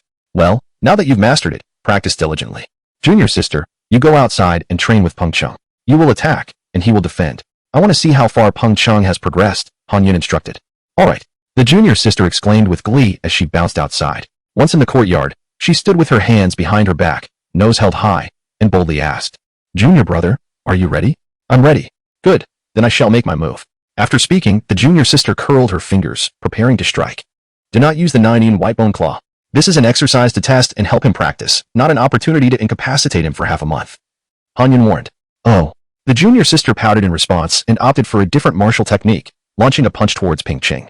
Ping-cheng had already activated the 3-foot chi wall and was firmly rooted in a horse stance to withstand the attack. Boom. With a resounding crash, Ping-cheng was sent flying, landing heavily on the ground. Your chi wall is too chaotic, superficial, and lacking substance. Get up and continue to practice, Han Yun commanded coldly. Yes. Ping-cheng quickly stood up, readied his defenses, and prepared for another strike as the junior sister launched another punch. Each time. Despite Ping-cheng being prepared, he was sent flying again, landing in the same spot, creating a shallow crater in Han Yun's courtyard. As evening approached, I'm too weak for this. I'm done, the junior sister declared impatiently. Wait, senior sister Lingo, I can still. Peng-cheng struggled to rise, pleading for another chance. You can, but I cannot. After an entire afternoon of striking your turtle shell, my hand is swollen. If you do not properly compensate me, I shall not train you again, she retorted. I will bring delicious food for you tomorrow. Just please continue to train me. Such a request was unprecedented in her experience. The junior sister murmured to herself, rubbing her small hands. Han Yun stood up and remarked, You have indeed made progress. I can see it. At first, the junior sister only used 20% of her strength to defeat you, but by the end, she needed to exert 70%. Do not forget, you are merely at the 9th rank, while the junior sister is at the 8th rank and a distinguished practitioner. Tonight, practice well. And I hope that by tomorrow, she won't be able to knock you down even with her full strength. I shall heed your advice, senior brother. Ping-cheng bowed deeply. Enduring the pain. All right, you may return now. Yes, I will come back tomorrow. The junior sister cheerfully skipped over. Hee, senior brother, I want to learn from you tonight. You should go back. I wish to have some peace this evening. Oh. The junior sister pouted and left with Ping-cheng. Once outside the courtyard, Peng-cheng expressed, Thank you, senior sister, for helping me practice today. I am immensely grateful. It was nothing. Hitting someone is quite satisfying, she replied. After spending the afternoon together, Junling'o had gained a newfound appreciation for her frail junior brother's resilience and unwavering determination. Junior brother, what do you think of senior brother? She inquired. I feel that. Senior brother is quite different from the rumors. He is very easygoing and treats me, a poor junior brother he had never met, with kindness, teaching me such profound martial arts without asking for anything in return. He is truly the best person in the world, Ping-cheng replied. Those rumors are merely fabrications from envious individuals. They are utterly unreliable. It is simply that senior brother is too indifferent to quarrel with them, she affirmed. Indeed. By the way, junior brother, would you like to learn more martial techniques? Certainly. Although it may sound greedy, what senior brother has given me is already excellent. But, after all, it is just a defensive technique. Who wants to keep getting hit? Ping-cheng smiled shyly. Then listen to me. The junior sister moved a bit closer to Ping-cheng and whispered, her fragrance wafting into his nostrils, causing his face to flush red. Actually, other than the 9-in white bone claw, senior brother has not specifically taught me any martial techniques. However, I have learned Jing senior sister's Ling Bo Weibu and your 3-foot chi wall. And how did you manage that? Peng-cheng asked, intrigued. Because I come to senior brother every day. When he teaches others martial techniques, I listen from the side. Could he possibly send me away? That would be absurd. I was simply eavesdropping. Senior sister, I want to eavesdrop too, Ping Chun declared, shaking off his shyness and gathering courage. Good thinking. Let me tell you. Senior brother is very indifferent. He doesn't care how many people learn his techniques. He just wants to help others. As long as you are obedient, reasonable. And do not annoy senior brother, and if you contribute a bit more, he won't drive you away. Thank you for your guidance, senior sister. Enough of that. Now, here is the issue. Since we want to eavesdrop, we need to bring more people to learn martial techniques, so we can secretly learn by the side. After all, we cannot keep asking senior brother for techniques every day. Do we still care about our dignity? Your reasoning is sound. Therefore, to learn martial techniques, we must invite more people to seek out senior brother and let them offer gifts for learning. This way, senior brother benefits, and we get to learn for free. You should follow my example today. Use the techniques you learned in crowded places to defeat opponents and then tell others that it was taught by senior brother. Over time, senior brother's reputation will grow, and the number of people coming to seek his guidance will undoubtedly increase. And then, the junior sister laughed mischievously, causing the honest Peng Chung to smile as well. But will senior brother really not mind this? Rest assured, he is also willing to contribute to the sect. Teaching martial arts is a form of contribution, and this will only lead to more people respecting him. Isn't that a good thing? Alright, let's do it. After seeing the two off, Hanyan locked the courtyard door and returned to his room. He then took out his alchemy furnace and placed it on the ground. System. Exchange for the life fire and advanced alchemy technique. Consuming 1,000 achievement points to exchange for advanced alchemy technique. Consuming 1,000 achievement points to exchange for life fire, assessing host constitution, matching suitable fire.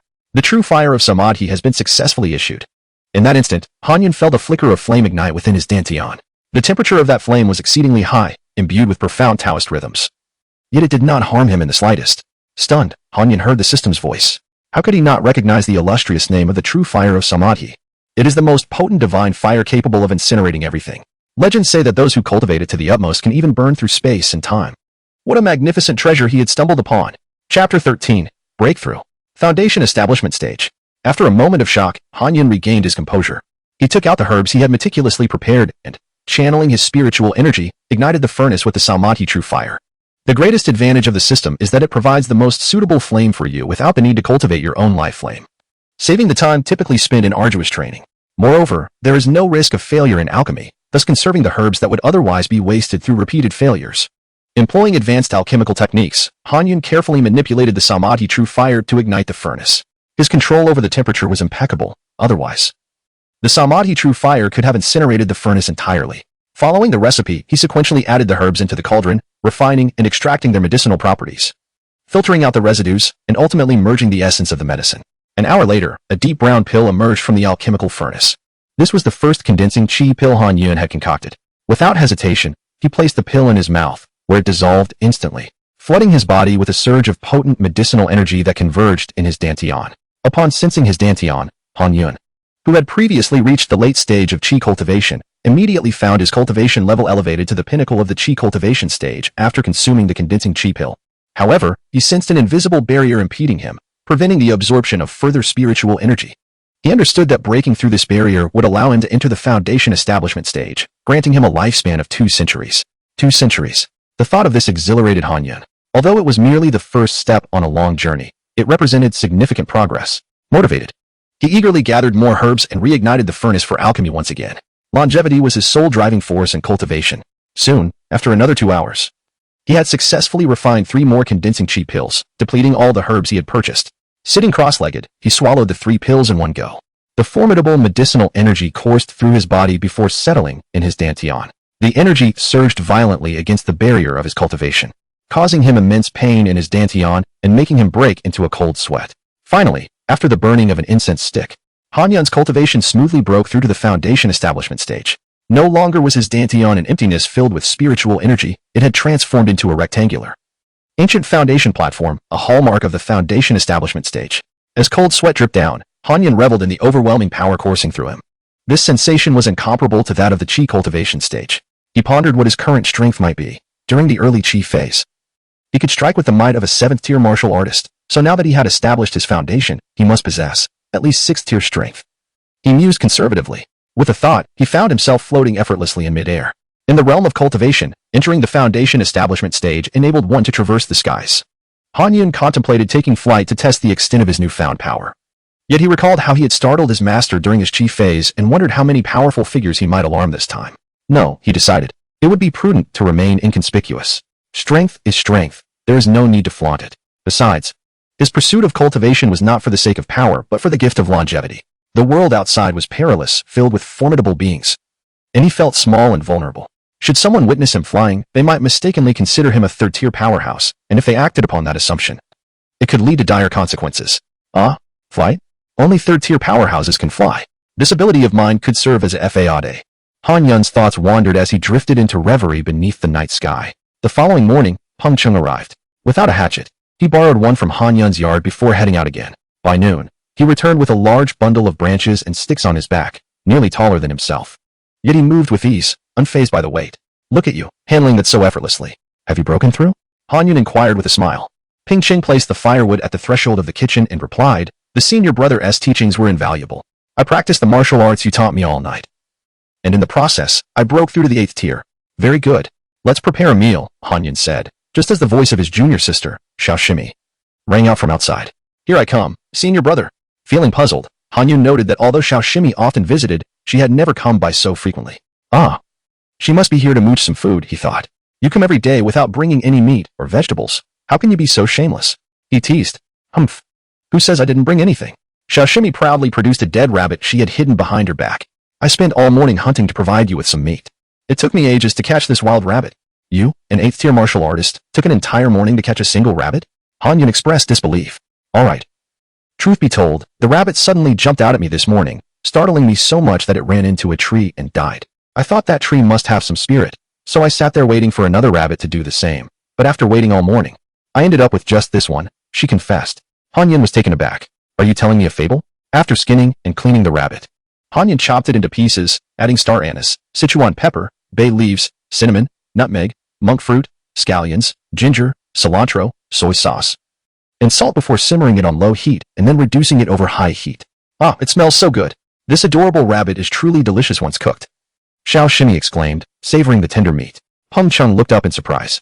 Senior sister, the rabbit is delicious not solely because of the rabbit's cuteness, but also due to senior brother's exceptional culinary skills. Xiao Shimi smiled sweetly and teased, Junior brother, I find you quite adorable too. However, I'm not sure how tasty you are. Peng Cheng's expression changed dramatically, and he quickly lowered his head to eat. Yet, if anyone were to be deemed adorable, it was undoubtedly senior sister Linger. After the meal, Ping Cheng dutifully washed the pots and dishes. How is your training in the 3-foot chi wall coming along? Senior brother. I've nearly mastered this martial art, he replied. Good. Lingo, practice with him, using your full strength this time. Got it. Just watch. Upon hearing that she could strike Ping Cheng again, Xiao Shimi was filled with excitement and threw a punch towards him. This time, Ping Cheng stood his ground, unmoved, while Xiao Shimi was sent flying back. Chapter 14. Life's Hardships. The disciple's talent showcase. You are bullying me. You have such a tough shell, exclaimed the younger disciple, rubbing her sore backside after a rather rough fall. Just last night, Ping Cheng had achieved a breakthrough in his cultivation, and with his mastery of the 3-foot energy wall, he was nearly invulnerable to anyone below the 7th rank. Is that so? Han Yun replied nonchalantly. Little junior brother, you have become quite formidable.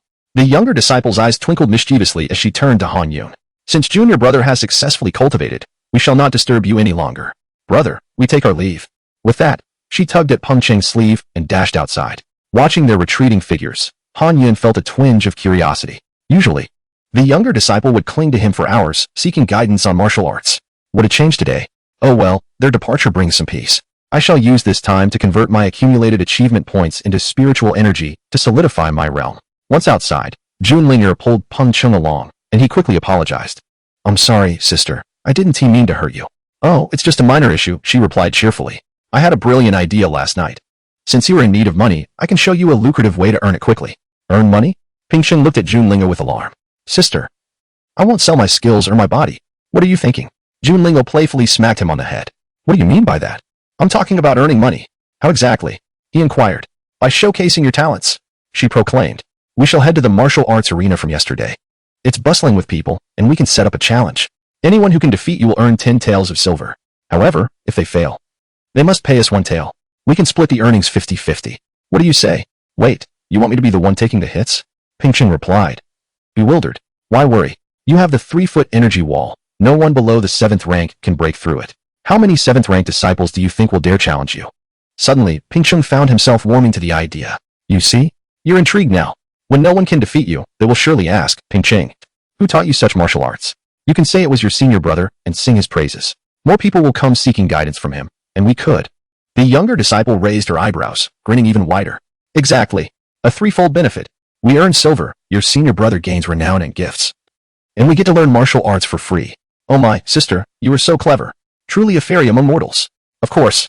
Just look at who I am. With a scheme in place, the two conspirators stealthily made their way to the martial arts arena. Upon arrival, they found over 100 disciples practicing their skills. Thrilled by the crowd, the younger disciple shouted, "Come one, come all. Don't miss this opportunity to earn silver for free. Step right up." Her enthusiastic call attracted the attention of the gathered disciples. "Isn't this lingo? What is going on? Are you handing out silver?" One disciple chuckled. As the youngest direct disciple of the chief, Junlinger was well-liked due to her beauty and vivacious personality, earning her a solid reputation on Xiaoxiao Peak. "Yes, indeed. But whether you can take it home depends on your own abilities," she replied, holding up a money pouch. "What's the deal here? Please explain clearly," another disciple urged. "It's simple. Do you see this junior brother here? Anyone who can defeat him will win 10 taels of silver from me," she declared, pointing at Peng Cheng. As the crowd's gaze fell upon him, Peng Cheng recalled Junlinger's instructions and promptly struck a defiant pose, hands on hips. With an air of arrogance that practically screamed, "Come at me." "Hey, isn't that Peng Cheng? He was just getting beaten up yesterday and now he is so cocky?" a disciple remarked. "What's going on? Is this really Peng Cheng? Did Linger find a replacement?" "Ah, Linger, you should have told us sooner. I'm quite skilled at beating Peng Cheng. Let me go first," another disciple exclaimed. "Wait a moment." Junlingo interrupted, raising her hand. "Let us be clear. This is a wager. If you wish to challenge Peng Cheng, you must first pay me 1 tael of silver. If you defeat him, I'll give you 10 taels. If you don't, that 1 tael is non-refundable. It's your entry fee." "What? You're charging us? Come on. Do you think you can get something for nothing? How does that make sense? Besides, if you win, you'll gain 10 taels. Losing only costs you 1. If you can't afford it, then just don't play. I'm not here to babysit. Let us do it. I don't believe it can be that hard to beat one Peng Cheng. It's only 1 tael." One of the taller disciples stepped forward. "All right. What are the rules?" "Just lay them out," he said. "There are rules, of course. You are limited to 3 strikes. If you cannot defeat him in 3, step aside for the next challenger. And don't worry, Peng Cheng won't fight back. You can hit him as you please." "Okay, I'm in. I'll join too. Just for fun. Here's my 1 tael," another disciple chimed in. Before long, over 30 disciples had paid up, eager to ensure they didn't miss the chance to beat Peng Cheng and claim the 10 taels of silver. In truth, these disciples, having grown up sheltered within the sect, were somewhat naive and lacked worldly experience. Coupled with the fact that Peng Cheng had previously been an easy target, they were easily duped. Any clever observer would see the oddity. A disciple who was usually weak suddenly becoming strong. Either he had lost his mind or had some hidden strength. The former was highly unlikely. After collecting over 30 taels, Junlingo gleefully stepped aside, signaling for the challengers to commence. The first to step up was the tall disciple. Possessing mid-level 8th rank strength, yet lacking in martial skills as he was merely an ordinary disciple. With a deep breath, he focused his energy and launched a powerful punch toward Peng Cheng, the force of which created a deafening wind as it rushed forward. However, as he closed in on Peng Cheng, just a foot and a half away, he felt as though he had struck a steel wall, and he was sent flying back, while Peng Cheng remained steadfast, unyielding as a mountain. Chapter 15. Rising Fan. The tall disciple, who had just been sent flying, left the onlookers in utter disbelief. "What are you doing, Lu Feng? This performance is far too exaggerated," someone exclaimed. "You haven't even touched him, yet you're tumbling backward. What's this act about? Are you perhaps a hired performer?" Another jeered. "Silence." The tall disciple bellowed as he rose, enraged by the humiliation of being caught off guard and sent sprawling. With fury igniting his spirit, he hurled a punch towards Peng Cheng once more. However, predictably, he was repelled again when he came within a foot and a half of him, thanks to Peng Cheng's 3-foot energy barrier that enveloped him entirely. "Come again." After being rebuffed twice by the seemingly weak Peng Cheng, the tall disciple's embarrassment morphed into rage. This time, he unleashed a kick, only to hear a sickening crack as his calf snapped upon impact. "Let me go. I can still fight," he cried, pushing aside those nearby as he dragged himself towards Peng Cheng once more. "Stop," the junior sister interjected, her voice ringing out. "You've already used your 3 attempts. If you wish to strike again, you'll need to pay." At her words, the tall disciple simmered down, grudgingly turning away to seek treatment for his injury with the assistance of others. "Let me make it clear, Peng Cheng does not retaliate. The injuries you've incurred are entirely the result of your own aggression. We bear no responsibility for the severity of your attacks." Next, with this announcement, the other disciples grasped the situation, exercising caution in their own attempts to avoid injury. One after another, a few more individuals stepped up. Yet none could budge Peng Cheng in the slightest. Curiosity began to stir among the spectators. Observing the spectacle, a shifty-eyed disciple quietly slipped away from the crowd, making his way outside. Over 30 disciples had already paid to take turns striking at Ping Ching, treating the small fee as mere pocket change for amusement. An hour later, after all 30 had taken their turns, the junior sister shouted, "Is there anyone else?" A few more disgruntled disciples stepped forward, paying to take their shot at Ping Ching. The junior sister gleefully counted the coins in her pouch, reveling in her good fortune. News of this unusual occurrence quickly spread, drawing in many more disciples who clamored to witness the excitement, forming a bustling crowd. The junior sister, seeing the throng, was even more delighted. "Make way! Make way!" Just as the disciples were taking turns challenging Peng Cheng, shouts erupted from outside the crowd. A few lackeys shoved their way through, clearing a path for those behind them. Lu Yuan, observing Ping Ching in a horse stance, spoke mockingly, "Oh, if it isn't Ping Ching, didn't you just get beaten up yesterday? And now you're here acting all high and mighty? Indeed, I am quite formidable. How about you join in for a few hits, Lu Yuan?" Ping Ching's audacious reply astonished Lu Yuan and the others, who couldn't believe this was the same timid Ping Ching who had once cowered in silence. Well, 3 days apart, and I see a different person. Just one day has transformed you, hasn't he it? Look at you, from a soft pup to a fierce dog. Lu Yuan crossed his arms, gazing at Ping Ching with a condescending smirk. "I heard you're allowing anyone to beat on you without retaliating? Well, I suppose I shall test that claim today." "Go ahead," the junior sister interjected, stepping forward. "It's one tail for 3 strikes. Any injuries are your own responsibility." Lu Yuan paused, chuckling derisively. "Is there nowhere I can escape you? What a decline in decorum. In the past, I could hit Peng Cheng for free. And now I must pay? Yes, you must pay. If everyone else is paying, why shouldn't you? Or else, mind that those who have paid might just team up against you," the junior sister warned, brandishing her fists playfully. All right. I wouldn't dare provoke you, Ling. Let's stick to the rules. If I knock him down, you owe me 10 tails, correct?" "Exactly. Only you can engage. No one else is allowed to assist." "Agreed." Lu Yuan produced a tail and handed it to the junior sister before stepping up to face Peng Cheng, a sinister smile crossing his lips. "Peng Cheng, if I don't beat you to a pulp today, I won't bear the surname Lu. Fine by me. If you don't want to be Lu, you can just take my last name, Ping. I'll gladly gain a big son." Ping Ching, youthful and brimming with newfound confidence, couldn't he resist the urge to retort. Now emboldened by his rising status, he felt unafraid of offending the Lu family, especially with his favorable relationship with Sister June, who had become his financial benefactor. The Lu family would have to think twice before crossing him, given Sister June's formidable backing. "You're courting death." Lu Yuan's expression darkened. This once timid Ping Ching now dared to speak back, and he was determined to teach him a lesson today. With that, Lu Yuan summoned all his strength and swung a punch at Peng Cheng. Observing the approach, Peng Cheng smirked and activated his energy barrier to its fullest extent. With a thunderous crash, Lu Yuan stumbled back several steps, nearly losing his balance. "Not too shabby," Lu Yuan grumbled as he rubbed his wrist, grinning wickedly. "Is that all you've got?" Ping Ching shot back, unyielding. "You little brat, I'll finish you," Lu Yuan shouted, kicking out again only to be met with the same rebuff. On his third attempt, he approached with caution, employing his martial arts technique, the Tiger Roar fist. Yet, Ping Ching remained unmoved, while Lu Yuan's fist bled from the impact. "Are you going to keep trying?" The junior sister interjected with authority. "That was your 3rd strike. If you want to continue, you'll need to pay." "Was that really 3 strikes already?" Lu Yuan frowned, baring his teeth in frustration. "Indeed, each person is allowed only 3 strikes. How could one tail allow you to strike all day?" Ping Ching seized the opportunity to taunt. "Lu Yuan, are you done? If not, step aside. Others are waiting." Relishing the chance to see his foe humbled while profiting from it, Ping Ching felt elated. "I'm not done. I've plenty of money," Lu Yuan retorted, tossing 10 taels to June Linger before charging at Peng Cheng once more. An hour later, after spending over 40 taels, Lu Yuan had yet to make any headway against Peng Cheng and ended up battered and bruised. Ultimately, his subordinates had to drag him away. "Everyone, is Ping Cheng's martial skill impressive or not?" June Lingo called out to the crowd. "Impressive indeed. If I had such skills, I would fear nothing." "What kind of martial skill is this?" With a proud smile, June Linger declared, "This is a unique technique created by my senior brother Han Yun, including my 9-in White Bone Claw and sister Zhang's Lingbo Weibu, all derived from his teachings." Upon hearing this, the crowd erupted in awe, buzzing with excitement and chatter.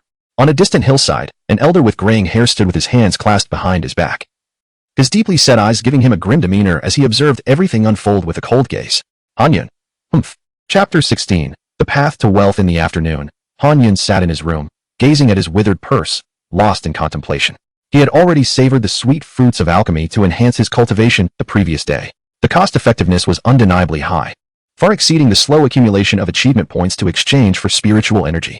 After his junior sister and the others departed today, he exchanged all his remaining achievement points for spiritual energy, not only consolidating his newly established foundation but also reaching the initial perfection of the foundation establishment stage, with the next goal being the mid-foundation stage. However, while alchemy was indeed beneficial, it was excessively costly. Yesterday, he depleted his savings on medicinal herbs. And even with the herbs gifted by Zheng Yulin, he only managed to concoct 3 batches of qi-condensing pills. Alchemy was a veritable money pit. And he was now financially drained, unable to purchase more herbs. What could he do? Should he sell the remaining herbs? But these were all precious gifts from junior sister Zhang, some of which were invaluable, easily sold yet difficult to repurchase. He might need them for future concoctions of other pills. At this moment, Han Yun found himself utterly destitute, devoid of both money and achievement points. Just as he wallowed in despair, a flurry of notifications suddenly surged in his mind. Reputation increased. Reward of 100 achievement points. Reputation increased. Reward of 100 achievement points. In the blink of an eye, his mind was flooded with achievement points notifications. Hundreds of alerts appeared simultaneously, followed by a continuous stream of updates. After a couple of hours, another wave of achievement points notifications inundated his consciousness. Soon after, a system achievement notification appeared. The host has received the admiration of 1,000 people, achieving the milestone of rising fame, and is rewarded with an additional 1,000 achievement points.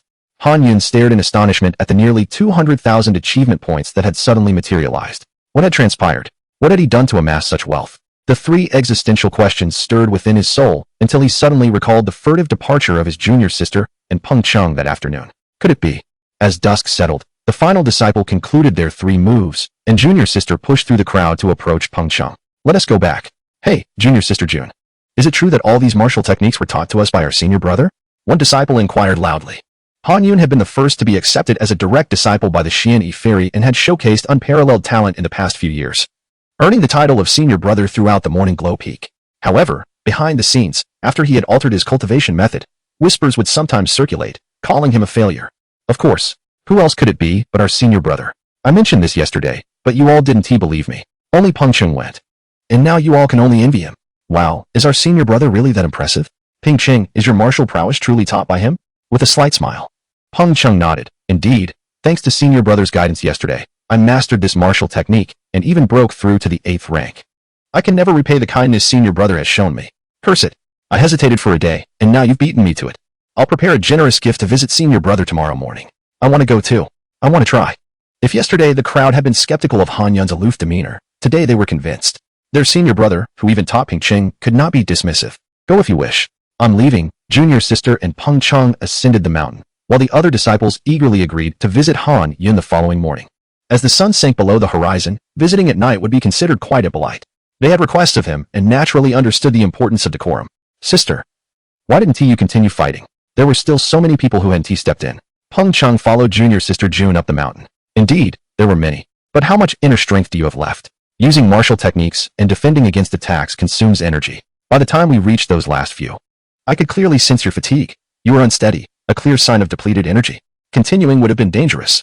Hearing her concern, Peng Cheng felt deeply moved and immediately ranked junior sister alongside senior brother as the greatest of all people. If you had been defeated, I would have had to fork out 10 taels to compensate them. A loss-making venture is not worth pursuing. It's better to know when to stop, junior sister continued. Peng Cheng's momentary gratitude vanished, realizing that only senior brother deserved the title of the greatest person in the world. Sister, how much silver did we earn today? Not much. Just over 200 people participated. The bulk was contributed by Lu Yuan, totaling 260 taels. We'll split it evenly. Excellent. Thanks to your wisdom, sister. We earned so much. Peng Cheng beamed as he realized he would receive 130 taels, more money than he had ever seen, having previously saved only 20 or 30 taels through frugality. Ah, you're so easily pleased by such a small sum. What a fool, junior sister rolled her eyes. Now I can repay senior brother. Would it be too klitsch to give him money? What gift should I get for senior brother? Does senior brother even care for such trivial gifts? He is quite wealthy, you know. Well, I suppose he must not lack for money. The greatest repayment you can offer him is to excel in the martial techniques he has taught you, spreading his reputation further while you earn more for yourself. That is your true reward. All right, sister. Shall we set up shop here again tomorrow? I can restore my inner strength by training through the night. Having tasted the sweetness of profit, Peng Cheng was now fervently enthusiastic about making money.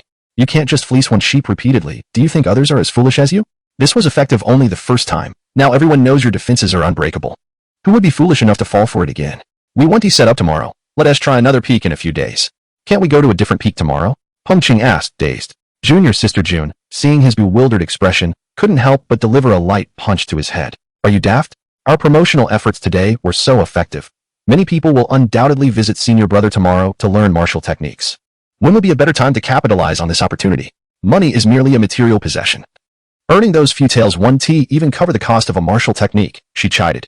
Yes, yes, sister, your words are wise, Pingqing replied, rubbing his head in reverence. Chapter 17, The Master Brother Without Discrimination. I must tell you, we should surprise our master brother with this matter. Let us keep it a secret from him for now. What is it that I cannot know? Suddenly, a voice echoed along the mountain path illuminated by the moonlight. The junior sister and Pingqing both looked up, only to see the master brother standing with his hands clasped behind his back, his shadow stretching long on the ground. A gentle layer of moonlight gracing his shoulders as he smiled at them. Oh dear, master brother. The junior sister's face turned crimson as she hurriedly concealed the money pouch behind her back. Well, I heard everything you just said. Did you two go out to spar with someone today? Han Yun descended with a smile. Not really a spar, more like just taking a beating. The junior sister recounted the day's events in full detail. Upon hearing this, Han Yun understood how he had accumulated 2 significant achievement points that day. So, this means many will come seeking my guidance in martial arts tomorrow? Han Yun inquired nonchalantly. The junior sister lowered her head like a child caught in wrongdoing and softly replied, Oh, master brother, I only meant well. You see, my presence could help Ping Shitty earn some money, and it could also enhance your reputation.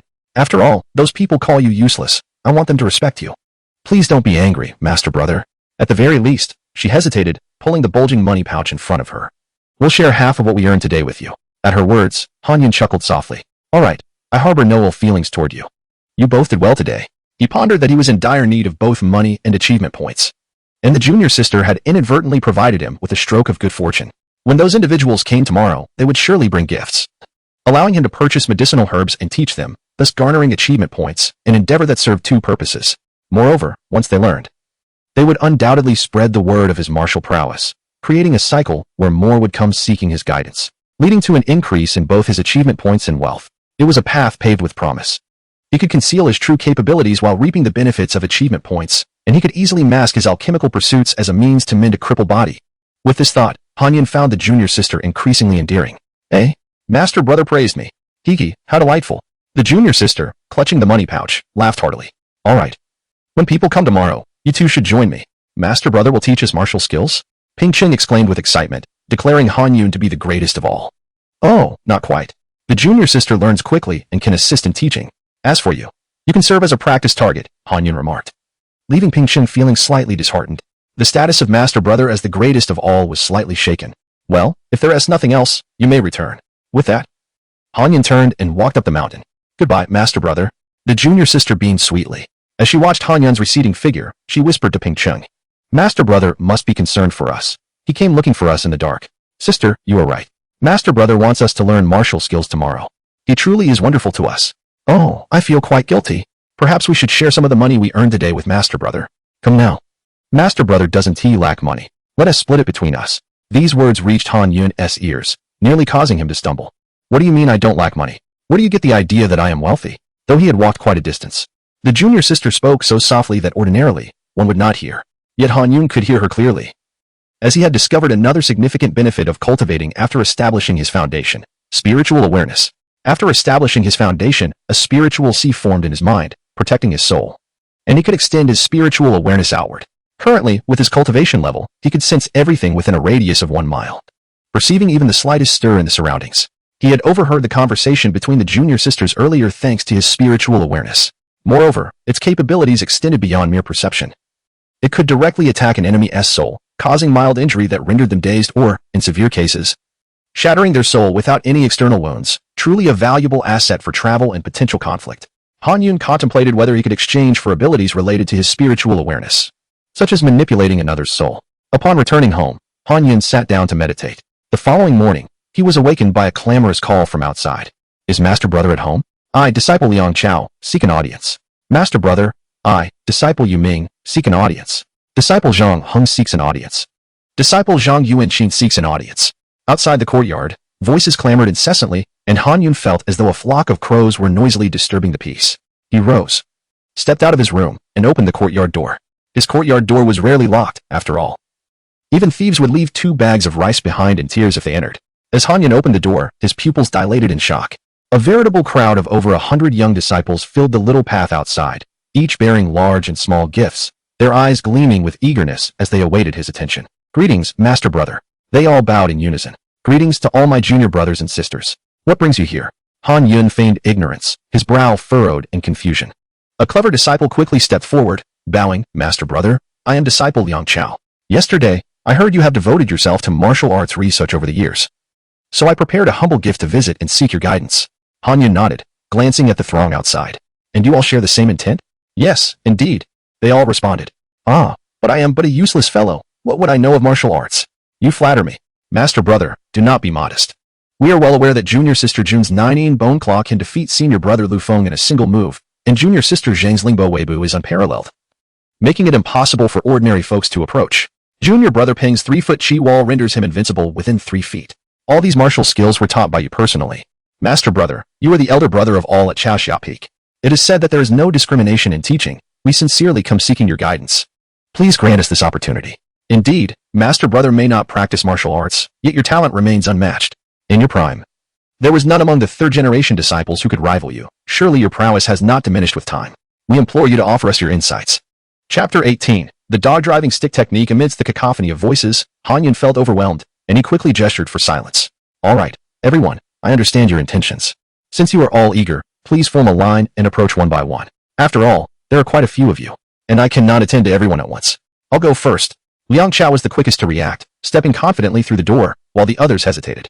No one wished to have their martial arts knowledge learned by another. Respecting others was akin to respecting oneself. And thus each would practice independently without taking advantage of one another. After apologizing, Liang Chao closed the door and followed Han Yun into the courtyard. Under the eaves of Han Yun's abode, 2 cushions were placed upon the wooden corridor, flanked by an incense burner and a teapot with cups, all prepared in advance. Junior Brother Liang, please take a seat. Senior Brother, you sit first. The 2 men settled cross-legged onto the cushions. Liang Chao placed the bundle he carried on the table. Smiling as he spoke, Senior Brother, as this is my first visit, I was uncertain what gift to bring. I heard that when Junior Sister Zhang visited a few days ago, she brought some precious herbs, and I also learned that yesterday, Senior Brother Han purchased an alchemical furnace and herbs. I assume you were planning to refine elixirs, so I took the liberty of selecting a few herbs myself. Of course, they are nowhere near as fine as those of Junior Sister Zhang. After all, the Zhang family is a prominent clan, whereas just coming is enough. You need not bring any gifts. Even if you came empty-handed, I would still be willing to teach you if you were eager to learn martial arts. Han Yun's generosity and approachability were admirable, and Liang Chao felt a deep admiration for him. Liang Chao was aware that Han Yun's words were merely polite.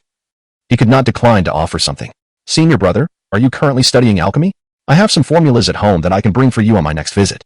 I have little else to do, being rather useless myself and unable to practice martial arts, so I must find something to occupy my time. Han Yun smiled gently, and Liang Chao sensed that the matter was more complex than it appeared. Han Yun's pursuit of alchemy was likely for the purpose of healing his own condition. As long as you have a desire in your heart, I shall provide the appropriate remedy. When it comes to offering gifts, the greatest fear is encountering someone who desires nothing, as they are impervious to persuasion. However, as long as there exists something they yearn for, it opens the door to possibilities. Now, tell me, do you have any doubts regarding your cultivation? Or are you seeking martial techniques? Han Yun poured a cup of tea for him. Before Liang Chao could respond, 2 figures leaped over the wall into the courtyard with a loud thud. Who was so inconsiderate? Didn't we agree on one person entering at a time? Liang Chao turned in annoyance, only to find it was Jun Linger and Peng Cheng. Senior Brother, what is happening at your place? The entrance is blocked, and we had to jump the wall to get in, Jun Linger exclaimed. Greetings, Junior Sister Ling. Junior Brother Ping. Liang Chao stood to pay his respects, his smile masking his irritation. Are you also here to seek martial guidance from Senior Brother? Not at all. I come to play with my Senior Brother every day, and Junior Brother Peng is here to chop wood. Who are you, and what are you doing here? Jun Lingo placed her hands on her hips, her performance commendable, while Ping Cheng sensibly picked up an axe to start chopping wood. I am Liang Chao. I heard Junior Sister's words yesterday, so I specifically came today to seek guidance from Senior Brother. Oh. Then you can inquire about your own matters, and leave me out of it. Huh, you brought something? Is it food? Jun Linger hopped over to the table, peering inside, only to have her expression fall. How dreadful, it's herbs, and edible. After that, she carried the items inside, her performance exaggerated. Next time, I promise to bring something delicious for Junior Sister. After speaking, Liang Chao looked to Han Yun. Senior Brother, I have trained diligently with the staff since childhood. Yet I have never truly grasped the essence of it. While I am now skilled, I still lack formidable techniques. I wonder if Senior Brother has any insights? Staff techniques? Han Yun pondered briefly before responding. The staff is indeed a remarkable weapon. Although it is a blunt instrument, its potential is boundless. A staff embodies compassion, incapacitating foes without taking lives. Your practice of the staff reflects your noble character, revealing you to be a person of kindness. You flatter me, Senior Brother. Very well. I possess a staff technique known as the dog driving stick technique. Junior Sister, please fetch my staff. Host successfully creates a profound martial art and earns 100 achievement points. Han Yun's home was filled with various weapons, all acquired during his previous life. Since embarking on his path to immortality, he had not touched them again. The dog-driving stick technique? Liang Chao furrowed his brow slightly. The name seemed lacking in gravitas. Junior sister Linger cheerfully returned with 2 staffs and handed one to each of them. Han Yun took his staff and stepped into the courtyard. Junior brother Liang. Although the name of the dog-driving stick technique may seem unrefined, its variations are intricate, and its techniques marvelous. Allow me to demonstrate. With that, Han Yun showcased the dog-driving stick technique, the staff transforming in his hands with boundless fluidity, creating a whirlwind of motion that left Liang Chao awestruck, his doubts dissipating entirely. Throughout the demonstration, junior sister Linger watched intently, and Peng Chung paused his wood chopping to absorb the lesson. Once the performance concluded, Liang Chao exclaimed, "Senior brother. Such a technique would surely rank among the pinnacle of martial arts even at the profound level. How did you develop it?" Han Yun smiled softly but chose not to answer. The dog-driving stick technique comprises 8 principles: trip, chop, entangle, thrust, lift, draw, seal, and turn, with 36 distinct movements. I will demonstrate each one for you. Thank you, senior brother. Han Yun elaborated on each move, breaking them down for Liang Chao to practice alongside him. Senior brother. I now understand why this technique is called the dog-driving stick technique. Executing it will undoubtedly leave opponents feeling like dogs. Liang Chao said, exhilarated. Just be careful not to end up like a dog yourself at the hands of junior sister. Han Yun tossed the staff to junior sister Linger. Practice with him. Alright. Junior sister Linger took the staff and stepped in front of Liang Chao. You want to practice with me, junior sister Linger? Liang Chao was taken aback. She can grasp any martial art with just one glance. Let her guide you. With that, Han Yun called out to the door. Next. As soon as he finished speaking, a disciple entered through the door, and many outside curiously peeked in, witnessing Liang Chao and junior sister Lingo engaged in a spirited duel with their staffs. Being martial artists, they could easily discern the prowess of the techniques on display, and from the skirmish, they gleaned insight into the true skill of their senior brother. This visit was worthwhile. Senior brother is truly exceptional. Chapter 19. A sword to the throat. Disciple Yiming approached Master Brother Han Yun with utmost respect. The newcomer was a tall and slender young disciple, his expression solemn and devoid of any trace of a smile, exuding an unusually cold demeanor. Please, take a seat. Yiming settled before Han Yun, placing a slender package upon the table. His expression remained impassive as he stated, Master Brother. I am uncertain of your preferences and truly do not know what to present you with. Here lies 10,000 taels in silver notes, usable within the Great River territory, and exchangeable at any money house. Whatever you desire, feel free to procure. Ah, how direct. Han Yun mused. But why does this disciple speak with such an emotionless tone? I prefer to be straightforward, Yiming replied, nodding slightly. Master Brother, to be honest, what I seek is a martial art of immense explosive power. One capable of dispatching an enemy with a single strike, swift, decisive, and without hesitation. Ideally, it should complement the weapon I wield. Upon finishing his words, Yiming raised his hand, revealing a short sword, scarcely a foot in length, that had emerged from his sleeve. A concealed sword? Han Yun furrowed his brow slightly. The aura of killing intent was rather intense. Master Brother, do not misunderstand. I hail from the Yu family, a lineage of assassins. I have trained in the art of assassination since childhood. It is a family legacy, not a path of my choosing. Yet, as the legitimate heir, I have no choice but to accept this inheritance. No wonder he appeared so cold and aloof. It must stem from his training in the family's assassin techniques. After all, an assassin lurking in the shadows cannot afford to wear a perpetual smile. Very well, I have just the martial art for you, aptly named. A sword to the throat. Host successfully created a profound martial art, earning 100 achievement points. Come, let us begin. Han Yun rose and inquired of Liang Chao. How fares your practice? The junior sister, having set aside her staff, scoffed. He is utterly inept. I defeated him in 3 exchanges. Liang Chao chuckled awkwardly, remaining silent. Well, return and practice at your own pace. Discover your shortcomings during training, and if you have any questions, feel free to come and ask me tomorrow. Thank you, Master Brother. Liang Chao understood it was time for Yiming to learn martial arts, and it was inappropriate for him to linger. After bowing in farewell, he exited with enthusiasm. Upon reaching the courtyard's entrance, a throng of disciples immediately surrounded him, bombarding him with inquiries about what martial art he had learned and its efficacy. Anxious to practice, Liang Chao left with a remark that his journey had not been in vain, his expression revealing that he had indeed acquired something valuable.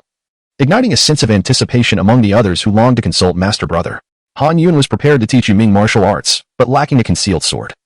He moved to Ping Cheng's side, picked up a twig about a foot long, bound it to his hand, and commenced the lesson. The technique, a sword to the throat, may seem simple, given that it consists of a single strike, emphasizing the timing and explosive power of the execution while also demanding physical coordination. Yet, it is deceptively complex. Mastering it requires prolonged practice and exceptional insight. Have you grasped it? After demonstrating the technique, Han Yun inquired of Yiming. At that moment, Yiming's previously calm and icy facade shattered, replaced by profound astonishment. He stared at the twig poised at his throat, still processing what had transpired, as Master Brother had executed the lethal maneuver with remarkable speed. This was without Master Brother's inner strength. Had he possessed it, that mere twig could have claimed Yiming's life. Master Brother, this technique is invaluable. For an assassin's family, it could be regarded as a treasured legacy. Are you truly willing to teach me? Yiming gasped, breathless with urgency. Of course, I will teach you. However, the onus lies on you to practice diligently, Han Yun replied. Ping Ching, accompany him in practice. Yes, Master Brother. Yiming. Within the confines of Ping Ching's 3-foot energy barrier, he is invincible at this level. Do not hesitate to unleash your technique. But, Master Brother, I fear I may injure Junior Brother Ping, Yiming expressed, glancing anxiously at Han Yun. Fear not. Ping Ching's 3-foot energy barrier is a terrestrial-level martial art. You need not worry about injuring him. Even to make him retreat a step, you would need an explosive force of 7th rank. Practice with confidence. Understood. Yiming nodded. Turning to Ping Ching, he clasped his hands in a gesture of apology. Junior Brother Ping, I beg your pardon. Come, Brother Yu. I am ready, Ping Ching replied. Activating his 3-foot energy barrier in preparation for defense, Yiming concentrated his internal energy in his right arm, slightly bending his legs before launching himself upward. His right arm sweeping forward as the concealed sword shot forth from his sleeve, targeting Ping Ching's throat.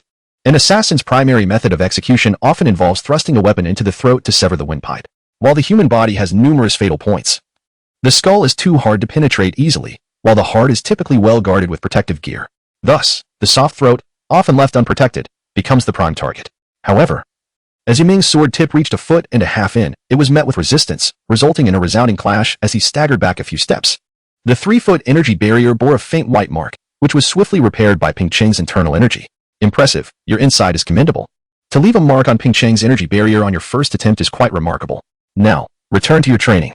When you feel you have made significant progress, seek Peng Cheng for further testing. Encouraged by Han Yun's words, a rare expression of excitement flickered across Yiming's previously stoic face as he clasped his hands in gratitude. Thank you, Master Brother. Thank you, Junior Brother Ping. I shall return to disturb you another day. Farewell. Indeed, once Yiming departed, another pair entered without pause, leaving Han Yun scarcely a moment to catch his breath. To his surprise, the newcomers were a man and a woman. The man donned the robes of a disciple from the Yinyong Sect, a long sword slung across his back, while the woman graced the room in a flowing white gown.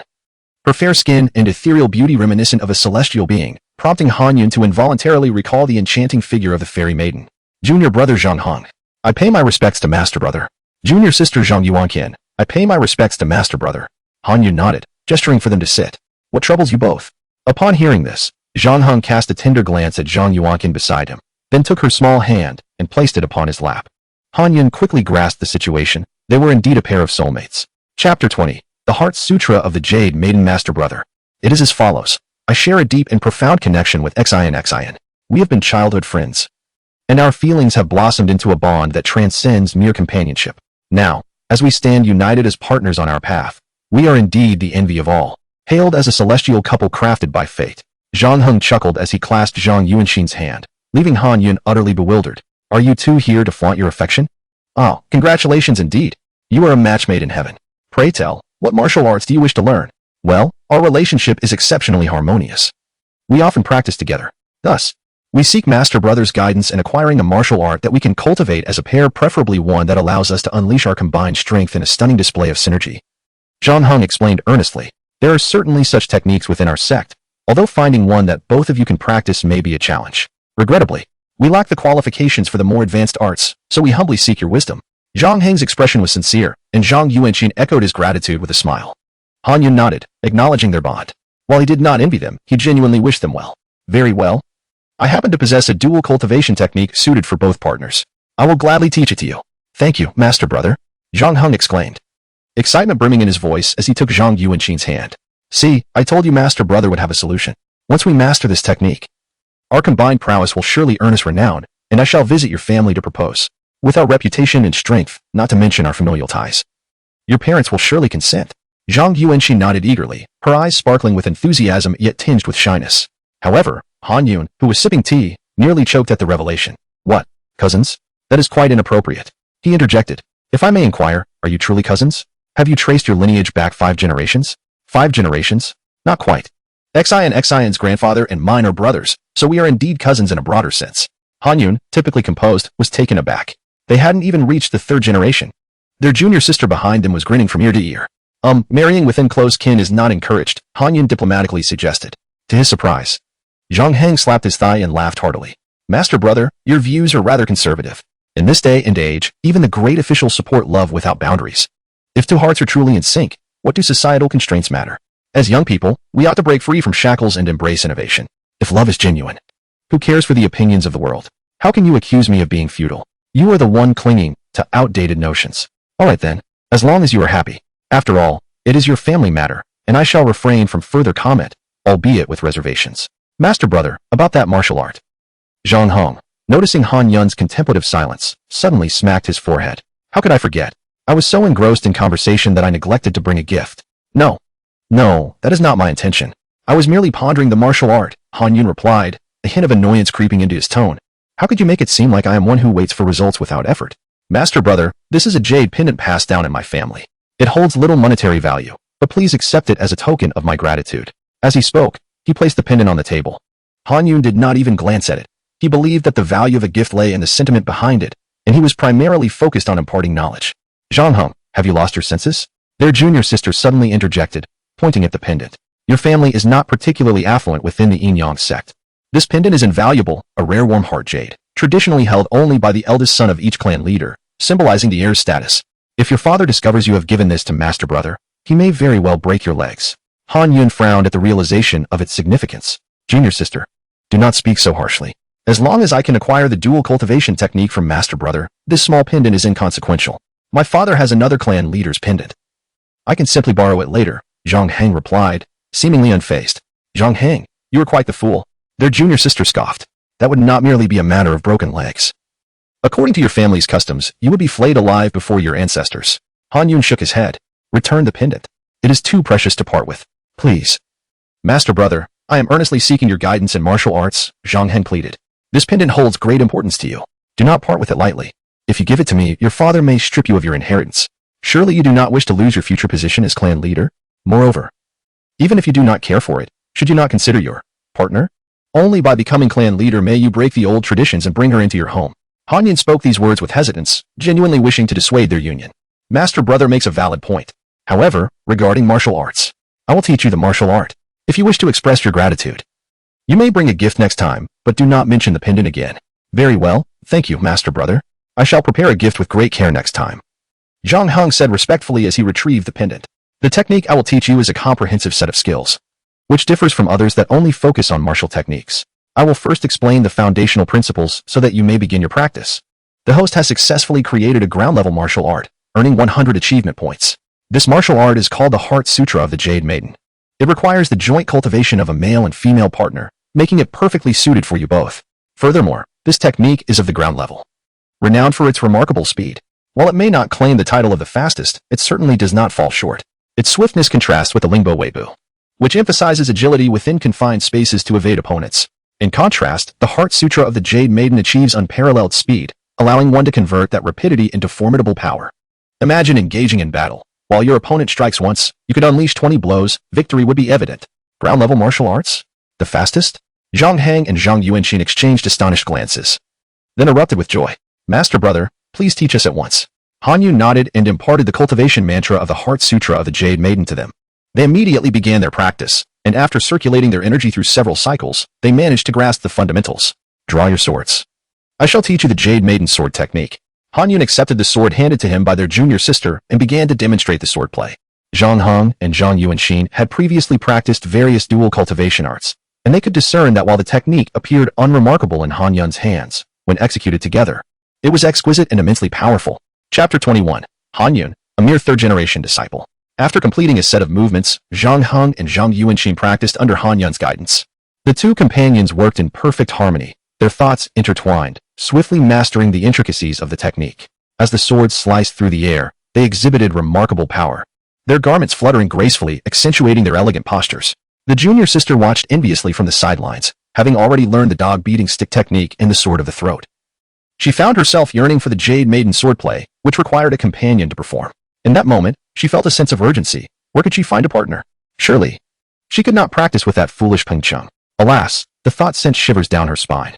How wonderful it would be if the senior brother could practice the swordplay with her. She couldn't help but imagine the scene of executing the Jade Maiden swordplay alongside Han Yun, a sweet smile unconsciously gracing her lips. Ping Cheng approached Junlingyo, senior sister. Shall we practice this swordplay together? Get lost. Oh. After the junior sister coldly replied, she rolled her eyes. What a pity it was that her senior brother could not engage in martial arts. This swordplay you have already become familiar with. Practice diligently upon your return. Once you can adeptly wield the Jade Maiden swordplay, I shall teach you an ultimate move, Han Yun said nonchalantly. An ultimate move? What is it, senior brother? The Jade Maiden Pure Heart Sword. The Jade Maiden Pure Heart Sword? The name sounds formidable. Zhang Heng and Zhang Yuanxin were filled with excitement. While it sounded impressive, the technique demanded a high level of comprehension and insight. First, master the Jade Maiden swordplay. Very well, senior brother. We shall take our leave then. Do not see them off. As Zhang Heng and Zhang Yuanxin departed, the next disciple promptly entered, laden with packages, a warm smile illuminating their face. Throughout the day, Han Yun tirelessly welcomed disciples, imparting martial arts skills, accumulating a significant number of achievements, and receiving numerous gifts. The junior sister and Peng Cheng were equally busy, assisting others in their learning and serving as practice dummies for the disciples, yet they also reaped substantial rewards, acquiring many valuable martial techniques. In the evening, on the back mountain of Morning Glow Peak, there lay a secluded area designated for the residence of the second-generation elders.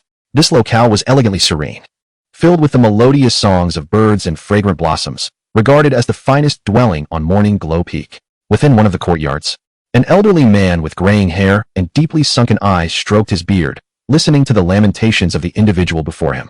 Master, uncle, you cannot fathom the extent of the bullying by that Peng Cheng. He is but a country bumpkin, a lowly creature akin to a dog. For our Yinyong Sect to accept him is a blessing beyond measure, yet he fails to appreciate it, and has even injured me. Uncle, I am a member of the Lu family. This is not merely an assault on me, but an affront to your dignity and that of our clan. The elder scrutinized the weeping Lu Yuan, ultimately losing patience and glaring at him. Humph, do not treat me as a fool. You have always bullied Peng Cheng. You are a disgrace, a wastrel who brings me nothing but trouble. The last time he came to me complaining of your harassment, I chastised you on account of your father's standing and spared you punishment. Yet you, undeterred, went and severely injured Peng Cheng. And now you claim he has bullied you? I suspect it was you who once again harassed him. Upon hearing this, Lu Yuan silently gritted his teeth. Were it not for his cousin Lu Feng still bedridden, he would not have come to seek solace from this old fool. He was a legitimate descendant of the Lu family, while this elder was merely a distant branch, having fortuitously broken through to the 6th rank and relied on the Lu family connections to attain a lowly position as an elder on Morning Glow Peak. Though referred to as an elder, how many 4th and 5th rank elders were there in the vast Lu family? This man was hardly respected. It was his own failure that led him to apprentice under such a person, and by lineage, he merely addressed him as uncle. Uncle, can I lie? Can the injuries on my hand be fabricated? Look at my hand. Lu Yuan extended his bandaged right hand, his expression pitiful. Humph.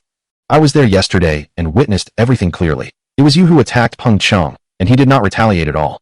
You injure yourself while attacking others and still have the gall to seek my help? Even if I wanted to assist you, how could I? So many witnessed it. It was you who struck him, not the other way around. If I were to personally intervene against my own disciple, even if he were my least favorite, it would only serve to bring ridicule upon me. Moreover, should Junlinger, who seems to have a good relationship with Peng Cheng, report this to the sect master, I would find myself in a predicament. But, oh dear, Lu Yuan was in a frenzy. Everyone knew he bore no grudges beyond a night. He would retaliate immediately. Arriving at his uncle's after a day meant he had already endured much. Was there truly no way to seek vengeance? Suddenly, Lu Yuan caught sight of a figure joyfully striding through the open gate. Lu Bao, come here. Lu Yuan bellowed, startling the stout youth outside. Lu Bao rushed in at once. Greetings, Elder Jing, uncle, and Lu Yuan, brother. What do you need of me? Lu Bao said, trembling. This elder was known as Lu Jing. You seem quite cheerful. What have you been up to? I learned a martial technique from Master Han Yun and was just about to return to practice diligently. Han Yun? That good-for-nothing is teaching others martial arts? Lu Yuan frowned. Indeed, Lu Yuan, brother, you may not know, but many disciples attended today. I waited in line for an entire day. I was nearly sunburned. However, I must say, Master Han Yun is truly skilled. The technique he taught me is at least at the pinnacle of the Xian level. Junior Sister Jun's 9-in Bone Claw, Sister Zheng's Lingbo Weibu, and Peng Cheng's 3-foot Qi Wall all originated from him. Many disciples returned today with great joy. Upon hearing this, Lu Yuan's teeth clenched in fury. Humph, Junlingyo defeated my brother, and Zhang Yulin and Ping Cheng bested me. I wondered how they had grown stronger. Now it all makes sense. Han Yun is determined to oppose our Lu family. Master, he must not be spared. Lu Yuan seethed with rage. Lu Jing stroked his beard, his expression darkening. That Han Yun, a good-for-nothing, is not behaving. He dares to teach others? Absurd. Moreover, as merely a third-generation disciple, what right does he have to take on disciples? If this continues, chaos will surely ensue. After speaking, he turned to Lu Bao and inquired, "What did Han Yan charge you for teaching martial arts?" "Master Han didn't charge us anything. We all brought gifts, but he treated us equally, regardless of the weight of the gifts. He teaches all without discrimination. And everyone praises him." Chapter 22. The disruption arrives. What a scoundrel. Just tell me whether he accepted the gift. Lu Jing slammed the table in fury. He accepted it, Lu Bao stammered, his legs trembling. Was it substantial? Quite a lot. Many wealthy disciples presented valuable treasures and herbs. There were even silver notes. Today alone, the total value must be several tens of thousands of taels. Several tens of thousands of taels, Lu Jing murmured, a glimmer of greed flickering in his eyes. As a mere unremarkable elder of the Lu family, a side branch of little significance, his income was exceedingly limited. Although the Lu family was large and affluent, it had no bearing on him. Upon hearing the amount that could be amassed in a single day, his covetous heart could hardly contain itself. A cunning scheme began to form in his mind. "Master?" Lu Yuan called softly. Lu Jing snapped back to reality, a glint of ruthlessness flashing in his eyes as he coldly remarked, "Lu Yuan, summon the law enforcement hall. It is time to cleanse the sect of its pernicious influences." "Yes, master, I shall go at once." Lu Yuan was exhilarated and dashed out the door. Before long, a contingent from the law enforcement hall was ushered in. Lu Jing waved his hand grandly and led the group towards Han Yun's direction. Han Yun's courtyard was situated atop the back mountain, not far away, and they arrived swiftly. At this moment, Han Yun's door was still surrounded by hundreds of disciples. The first batch from the morning had mostly departed, leaving behind those who had rushed over upon hearing the commotion. "Disperse. What is the meaning of this? Gathering so many people atop the morning glow peak, making such a ruckus?" Lu Jing bellowed. The disciples, upon seeing him in the enforcement team, quickly scattered, trembling in fear. Lu Jing himself was not particularly intimidating. It was the law enforcement hall that instilled dread. "Humph." Lu Jing flicked his sleeve and shouted, "Where's Han Yun? Step forward to receive your punishment." Inside the courtyard, Han Yun was instructing a disciple. Upon hearing the shout, he frowned and walked towards the door. His junior sister and Ping Qin immediately followed. Upon exiting, Han Yun gazed at the elder before him, not recognizing him. "Who are you?" Han Yun, being straightforward, inquired. "Humph, you insolent child, you do not even recognize this elder." Han Yun's junior sister, sensing the hostility, whispered in his ear, "This is Lu Jing, an elder of the Lu family, a mere sixth-tier scoundrel. Also my master." Ping Qin added. Seeing Lu Yuan standing behind Lu Jing, Ping Qin quickly grasped the situation. It was undoubtedly Lu Yuan seeking trouble. Thus, he stepped forward and pointed at Lu Yuan, declaring, "If you seek vengeance against me, come forth.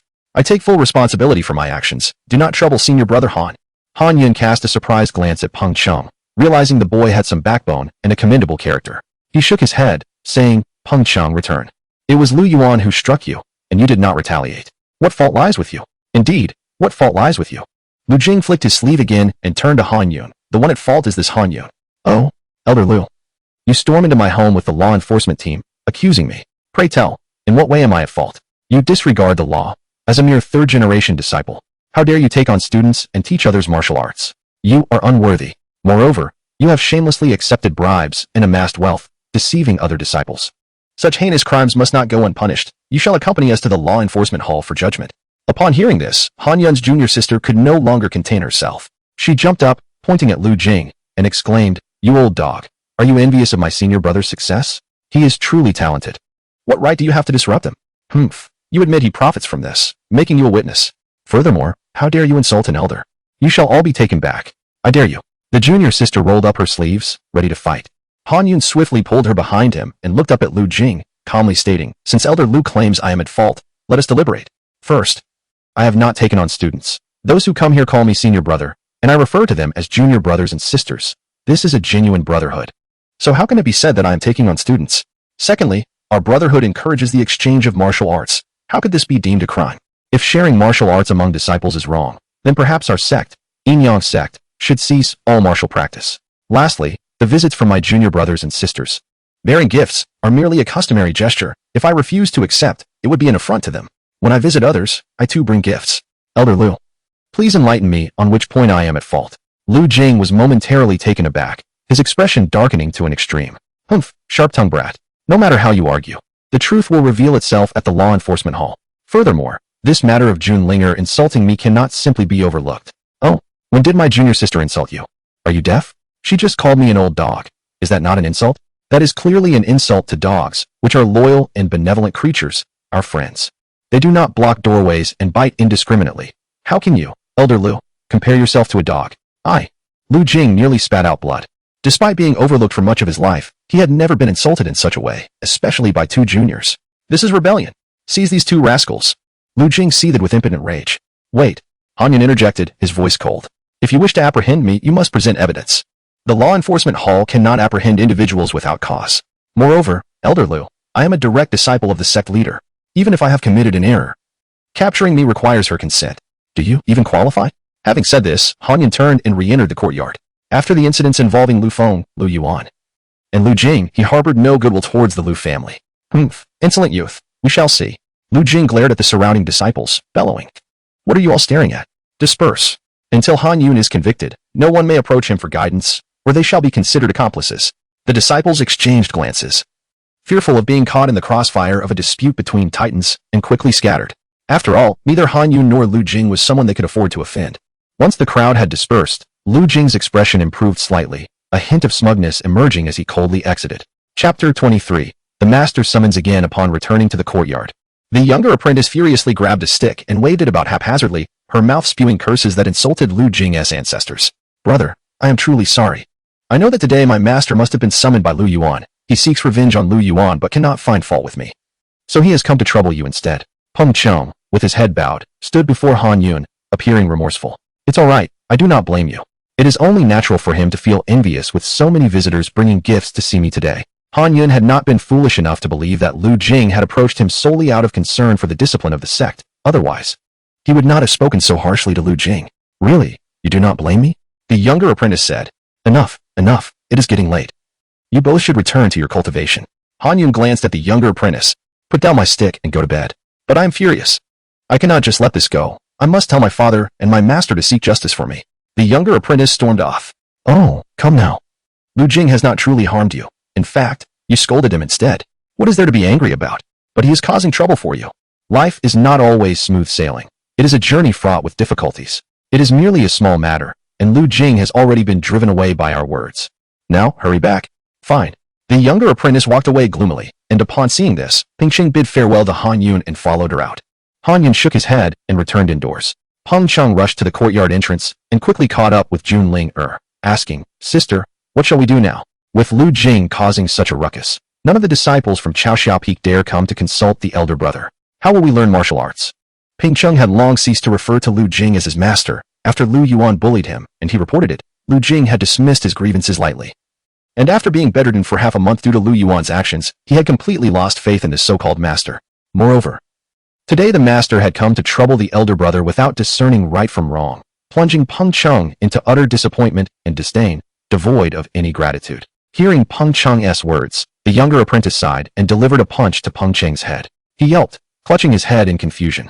Sister, I understand you are upset, but you cannot take it out on me. My hitting you is a sign of my disappointment. Jun Ling gritted her teeth. Can you not think of any other solutions? Alas, with your underdeveloped brain, it is truly a challenge to ask you for ideas. If the disciples of Chaoxiao Peak will not come, can we not go to other peaks? The Yinyong Sect has 7 peaks. And the outer peaks where families live are also within our territory, are they not? Let us go to another peak tomorrow and hold a martial arts contest. Just like yesterday's plan. We can challenge all 6 other peaks, gather resources, and showcase the elder brother's prowess, ensuring his name resonates throughout the Yinyong Sect. Wouldn't that be better than just promoting him at Chaoxiao Peak? The disciples of Chaoxiao Peak fear Lu Jing, but those from other peaks do not. Who would care about him? Upon hearing this, Peng Cheng's eyes lit up, invigorated by her words. Yes, yes. Sister, you are brilliant. This idea is extraordinary. One I could never have conceived. Enough, enough, let us hurry. Don't linger behind me. I fear your foolishness might rub off on me. I have a phobia of idiots. Keep your distance.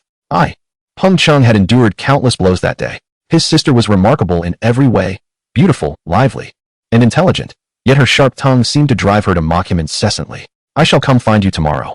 Understood. Upon returning to his quarters, Han Yun organized the gifts he received that day into 3 categories. One category consisted of herbs, which he identified and stored in a cool place for future alchemical use. The second category comprised treasures of various kinds, both familiar and unfamiliar. Han Yun decided to keep some for himself, exchanging part of them for money while gifting some to the younger apprentice and Peng Cheng, acknowledging their efforts. The final category included silver notes and coins, amounting to a substantial sum, over 20 to 30,000 taels, enough to procure many herbs. Gazing at the pile of silver, Han Yun felt a twinge of anxiety. Once impoverished, he often joked that even thieves would leave him 2 bags of rice. He had never feared theft. Yet now, Everyone was aware of his wealth and his status as a so-called waste, leaving him apprehensive about possible theft or robbery during his absence. It was impractical to carry everything with him. He would need to venture out for tasks or to buy herbs, and he could not remain like a miser, constantly guarding his money.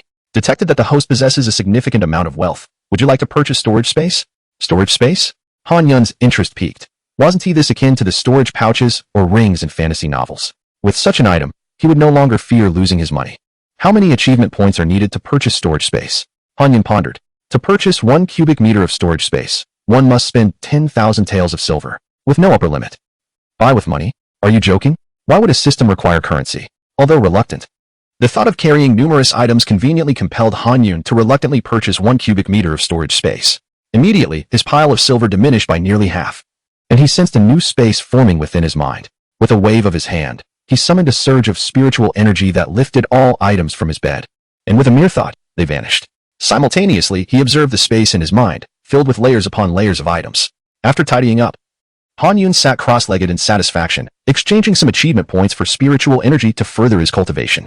The following morning, noticing that no one had come to seek his guidance in martial arts, Han Yun felt no disappointment and resolved to venture out to purchase herbs for alchemy. The condensation pill was exceedingly useful, promoting cultivation without any side effects, and he held a particular fondness for it. Brother, the master requests your immediate presence. Outside, the voice of the young attendant echoed. Though referred to as a boy, he was hardly a disciple. Rather, he served as a servant attending to the master. He was the same one who had called for Han Yun previously. As Han Yun reached the door, he furrowed his brow and inquired, "What does the master wish to discuss with me?" The young attendant glanced around and whispered, "Elder brother, I saw Elder Lu storming into the master's hall, but I am unclear about the specifics." Chapter 24. Red Sleeve Heavenly Fragrance. Upon hearing this, Han Yun chuckled softly, realizing that Lu Jing, that old dog, was indeed relentless. After being chastised by him yesterday, he had the audacity to report to the master today. Just as Han Yun was about to follow the attendant to the master, he suddenly recalled something and said, "Please wait for me for a quarter of an hour. I need to prepare something." With that, he turned and returned to his room. "Ah, senior brother, please do not keep the master waiting too long. You know how her temper can be," the attendant urged anxiously. However, he forgot that the master's temperament was only stern towards others.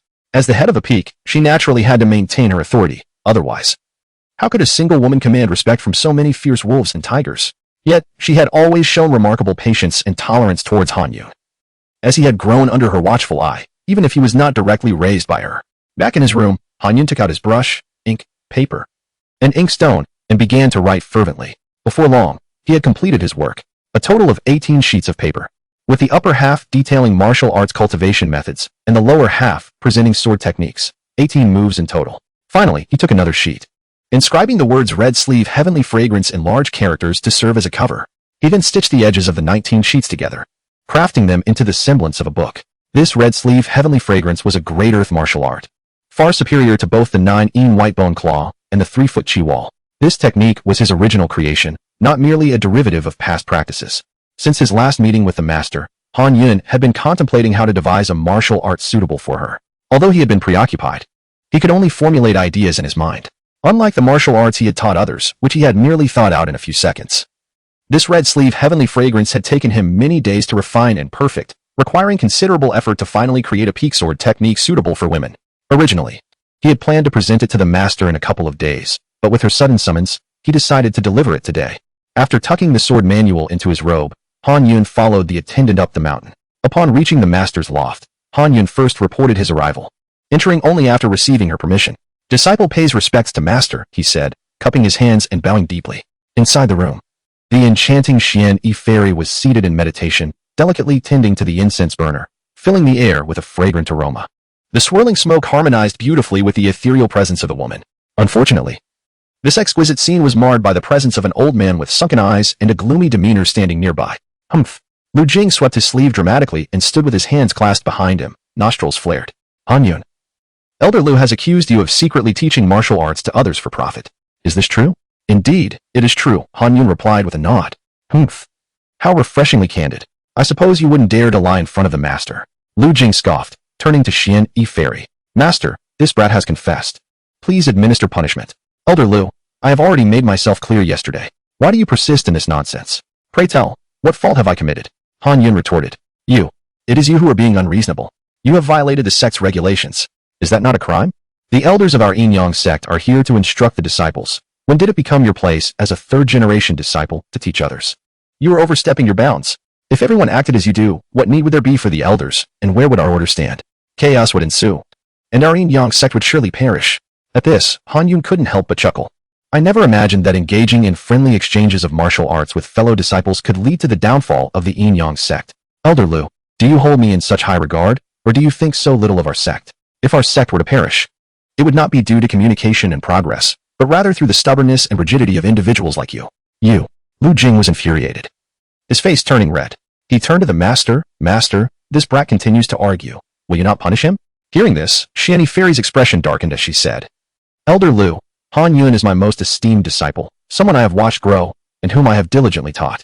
When you call him a brat, are you implying that I have failed in my teachings? I certainly did not mean that. It is Han Yun who has broken the sect's rules.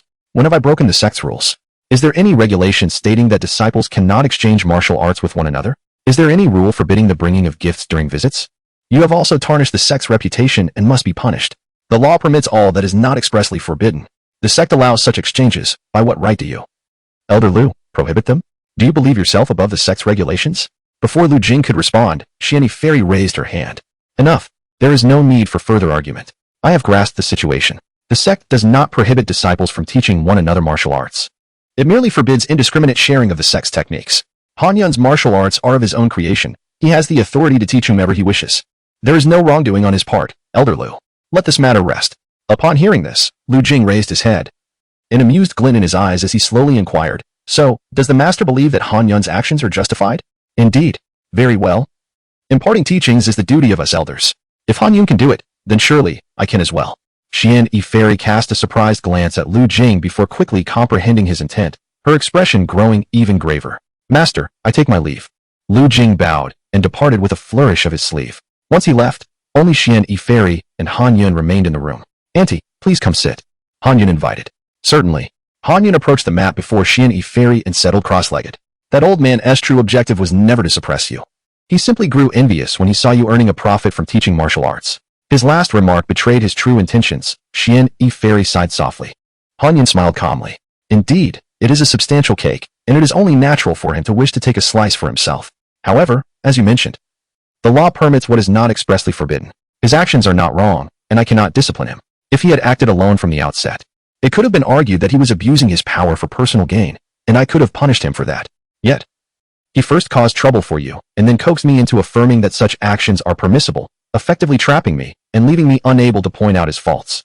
I have caused you trouble, Andy. Not trouble in the true sense. He is merely a small fry from the Lu family. Even the head of the Lu family would treat me with respect. He is no cause for concern. However, your business has undoubtedly suffered some impact. Chapter 25, The Graceful Dance of the Red Sleeves, the Beauty of the Nation. Upon hearing this, Han Yun chuckled softly, stating that it was not so much a business venture as it was a matter of teaching his junior disciples martial arts. Their subsequent display of skills had gradually garnered him a modicum of fame, prompting some younger practitioners to seek his guidance. Naturally, he could not turn them away. After a busy day yesterday, although his disciples were unable to practice martial arts, they were still eager to contribute to their sect in whatever capacity they could. Ah, how charmingly you speak. Do you think I am oblivious to your little schemes? Xian the fairy, teased, casting a playful glance at Han Yun. As the head of a peak, how could I be so easily deceived? You, after all, are an extraordinary being, possessing unparalleled intelligence and grace. How could a mere disciple dare to pull the wool over your eyes? Upon hearing these words, Xian looked at Han Yun with a hint of surprise. Are you complimenting me? You've never spoken like this before. You used to be as wooden as a post. Han Yun was momentarily taken aback. Lowering his head in contemplation, pondering how such words had escaped his lips. It must have been an unintentional influence from Ping Cheng, who often lavished praise on the junior sister. Ping Cheng has caused me no small amount of trouble, he mused. Well, you do seem more wooden than ever. Xian remarked, taking a sip from her teacup. As I mentioned previously, if you find yourself with idle time, delving into martial arts research would be commendable. Such knowledge should not languish in your possession. Sharing it with others is the best course of action. Rest assured, I will support you against any obstacles that arise. Han Yun felt warmth in his heart at her words. He retrieved the sword manual of the Red Sleeves and presented it to Xian. And this is the martial art I have composed for you during this time. If you find a moment of leisure, do try practicing it. You composed a martial art for me? Xian exclaimed, her eyes widening in astonishment as she accepted the manual. The warmth of his touch lingered on the paper. Red Sleeves. What a lovely name. I never imagined that after all these years of teaching you, the tables would turn, and you'd now be instructing me. Should I call you master now? Seeing the playful smile on Xian Yi's face made Han Yun's cheeks flush with embarrassment, and he dared not respond. As she flipped open the first page, she pouted slightly. TSK, TSK. You claim this was specially created for me, yet the ink is still wet. You must have hastily scribbled this morning. Not at all. I have had this in mind for quite some time. It was only upon your summons that I hastily put it to paper, Han Yun argued. Xian Yi did not reply but turned the pages, studying them earnestly. Han Yun observed her expression transform from indifference to surprise, then to admiration, as she nodded repeatedly. Indeed, this is an excellent martial art. Not at all inferior to my own ripple sword technique. Han Yun had witnessed Xian Yi's signature technique before, with a single thrust. Her inner strength would ripple outwards like a dragonfly skimming over water, creating an unending series of waves that were almost impossible for any adversary to withstand. And this sword technique, when executed, will be breathtakingly beautiful, like a graceful dance of red sleeves, fitting for a celestial being such as yourself. Humph, such flattery. Xian Yi's cheeks turned slightly pink. A dance of red sleeves, indeed. Do you wish for me to perform for you? Enough. If there is nothing else, you may return now. I will practice this sword technique when time permits. Han Yun nodded in acknowledgement, reasoning that given his master's innate talent and martial prowess, she would require no guidance, and thus he took his leave. Wait a moment, Xian Yi called just as he was about to exit. What is it, Aunt? This sword technique. You must not teach it to anyone else. After all, it is a ground-level martial art. If too many people learn it, chaos may ensue. Han Yun agreed, knowing that this technique was intended solely for his master, and he would not share it with others. After his departure, Xian Yi eagerly took up her sword and practiced the technique. Her figure flowed gracefully, the long skirt swirling as she executed the moves. Resembling a celestial being descending to earth, elegant as a startled swan, fluid as a swimming dragon. Such a beautiful and powerful sword technique. Xian Yi wished to keep it for herself. As a woman, she was naturally reluctant to see others mastering it. The prohibition on sharing ground-level martial arts was merely a pretense. A hint of greed lingered within her. After leaving his master's residence, Han Yun made his way to the herb shop. After purchasing some herbs for refining qi condensation pills, he returned home to prepare for alchemy. Today, the visitors were few. Only 4 or 5 individuals trickled in, and they came discreetly, as many had retreated due to the orders from the elders and the law enforcement hall to avoid drawing trouble upon themselves. In the evening, a disciple came to inquire about martial arts and shared some news. The elder Lu Jing publicly reprimanded Han Yun for privately teaching disciples, claiming he was incompetent and leading others astray. While unable to punish Han Yun, he warned the entire Chashia Peak that anyone could approach him for guidance, as he was the true expert, to prevent further contamination by Han Yun's teachings. Han Yun merely shook his head at this, dismissing Lu Jing as an inconsequential elder who hardly understood the essentials of profound-level martial arts, let alone ground-level techniques. What could he possibly teach others of value? In contrast, Han Yun's own teachings were at least at the pinnacle of profound-level martial arts. With a good mood, he might even impart ground-level techniques to those he favored. It was important to note that ground-level martial arts were typically reserved for the peak masters and elders, and not all elders had the privilege to practice them. One had to be at least of 5th rank and have made contributions to be eligible. Lu Jing, who could not even perform such techniques, had no basis for teaching others. Han Yun felt no pressure regarding this matter. Justice lay in the hearts of the people, and soon everyone would recognize where true martial arts excellence resided. Today was unusually quiet, aside from instructing a few individuals in martial arts. He dedicated his day and night to alchemy to rapidly enhance his cultivation. He was somewhat surprised that his junior sister and Peng Cheng had not come by at all that day, as they typically visited him frequently. Over the next few days, Han Yun's disciples began to increase once more. After visiting Lu Jing and receiving only inferior yellow-level martial arts, many were dissatisfied and compared their experiences with Han Yun's teachings, labeling Lu Jing a swindler. What a waste of money for such rubbish. It is far better under the guidance of our senior brother, honest and of high quality. Who would say otherwise? Gradually, the popularity of Han Yun's teachings surged once again. Chapter 26. Heaven did not produce me, Wang Hanshi. In recent days, Han Yun has received an increasing number of gifts, and his achievement points have soared. These rewards stem from his self-created martial arts, teaching others, and the reputation gained from his already accomplished disciples defeating their rivals. However, the majority of accolades have come from his junior sister and Peng Cheng, who have been challenging various peaks to enhance their prestige. Although the two have not openly discussed this, Han Yun is not entirely oblivious to their endeavors. Over the past few days, not only have disciples from their own peak visited, but those from Qixia Peak and Liri Peak have also come, through whom Han Yun has learned about the activities of his junior sister and Peng Cheng. While they earn money outside, he accumulates achievement points at home. Though the trio has never explicitly communicated, an unspoken understanding and a shared connection have allowed their collaboration to flourish seamlessly. Today marks the 6th day of the events organized by his junior sister. Aside from Chaosha Peak, they have already staged 5 events at the other 6 peaks, with today being the final one. Sister, are we truly going to the main peak? It is the most formidable mountain in the entire sect, teeming with strong individuals. Making it incomparable to the others, Pingqing inquired anxiously as they climbed the mountain path. The main peak of Yinyong Sect, known as Yinyong Peak, is the most significant and central mountain, serving as the residence and meeting place for the sect leader and numerous elders. It is also where guests from outside the sect are received, essentially the core of Yinyong Sect's power. What is there to fear? The more formidable the main peak, the more we ought to confront it. Just imagine, if we cannot even withstand the disciples from the main peak, how will our senior brother's reputation soar? We should challenge the most difficult. The previous encounters were merely practice. The main peak is my true objective. But I still worry that I might not withstand the enemies, Pingqing admitted, scratching his head in embarrassment. Fear not, it's merely 10 taels of silver. Haven't we earned enough these past few days? Besides, if you are knocked down, I will still be here. I can also summon a 3-foot chi wall, and my inner strength is deeper than yours, so I can bear it, said Junlinger, her words moving Pengcheng deeply. Sister truly cares for me. Although Pingqing has been at Yinyong Sect for several years, this is his first time ascending the main peak.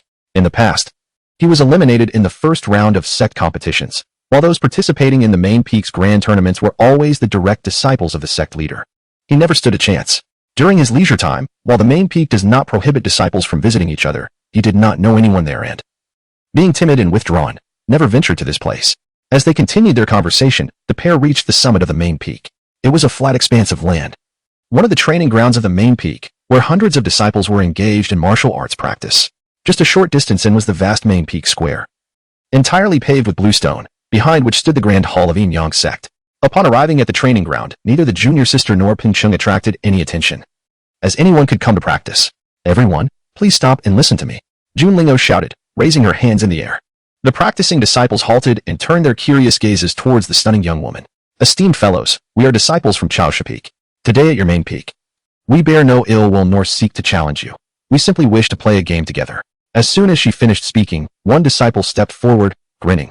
Are you suggesting that if we stand still and do not retaliate, if we manage to strike you down in 3 moves, we win? Eh?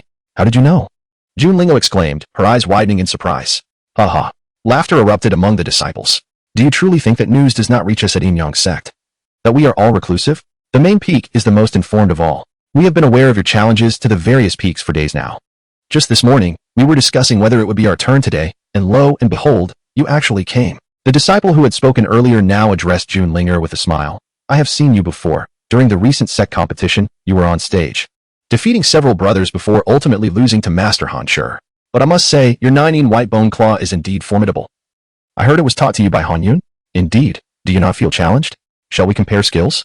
Junlinger replied, hands on her hips, her demeanor fierce. All right, I cannot match you, but if you wish to spar, I am willing to abide by your rules. No retaliation, limited to 3 moves. What say you? Let us do it. We came here precisely for this. First, let's settle the wager. Junlinger extended her hand, her nose held high. The disciple retrieved a piece of silver worth 1 tael and placed it in her palm. Observing this, Pingqing assumed a defensive posture, activating his 3-foot chi wall. Dear disciple, I must inform you that our main peak is unlike the others. While you may have never tasted defeat at the other peaks, here at the main peak, you are likely to experience it today. Enough with the chatter, let us begin, Pingqing commanded coldly. Such boldness. The disciple smirked, gathering his inner strength in his fist.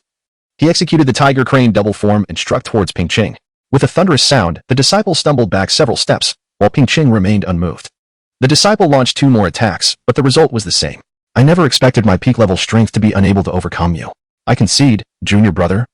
He admitted graciously, stepping back without embarrassment. Disciples of the main peak are indeed commendable. They accept defeat gracefully, unlike those from other peaks who shout and fuss when they lose. Who is next? Is there anyone else willing to challenge? Junlinger praised before calling out to the others. I will. Challenges from other peaks to the main peak are a rarity, and the disciples found the situation intriguing and entertaining. So one by one, they approached to test their skills. The result was consistently the same. With the exception of one instance that caused Pengcheng to sway slightly, none could topple him. Just as Junlinger was delightfully counting her silver, a sudden chant echoed from behind them. Heaven did not produce me, Wang Hanshi, the martial way endures like an eternal night. Upon hearing this voice, everyone turned to look, parting to make way. A tall, handsome youth dressed in pristine white stood with his back to them, gracefully fanning himself with one hand while the other rested behind his back, exuding an air of elegance and arrogance. In an instant, his imposing presence was unmistakable.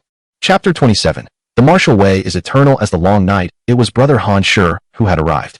I knew he would not stand idly by while disciples from other peaks provoked our main peak. This time, he would undoubtedly take action. Brother Han Sure is the eldest disciple of our Yinyong Sect, his prowess unmatched among the third generation of disciples. With him here, we are assured of victory. I could hardly contain my eagerness to witness Brother Hanshur in action. The crowd exchanged murmurs, yet Brother Hanshur showed no intention of approaching. He remained facing away from everyone, gracefully fanning himself. Observing this, Junior's sister curled her lip in disdain, remarking, "He is not here to assist us. He merely seeks to bask in the limelight of our gathering."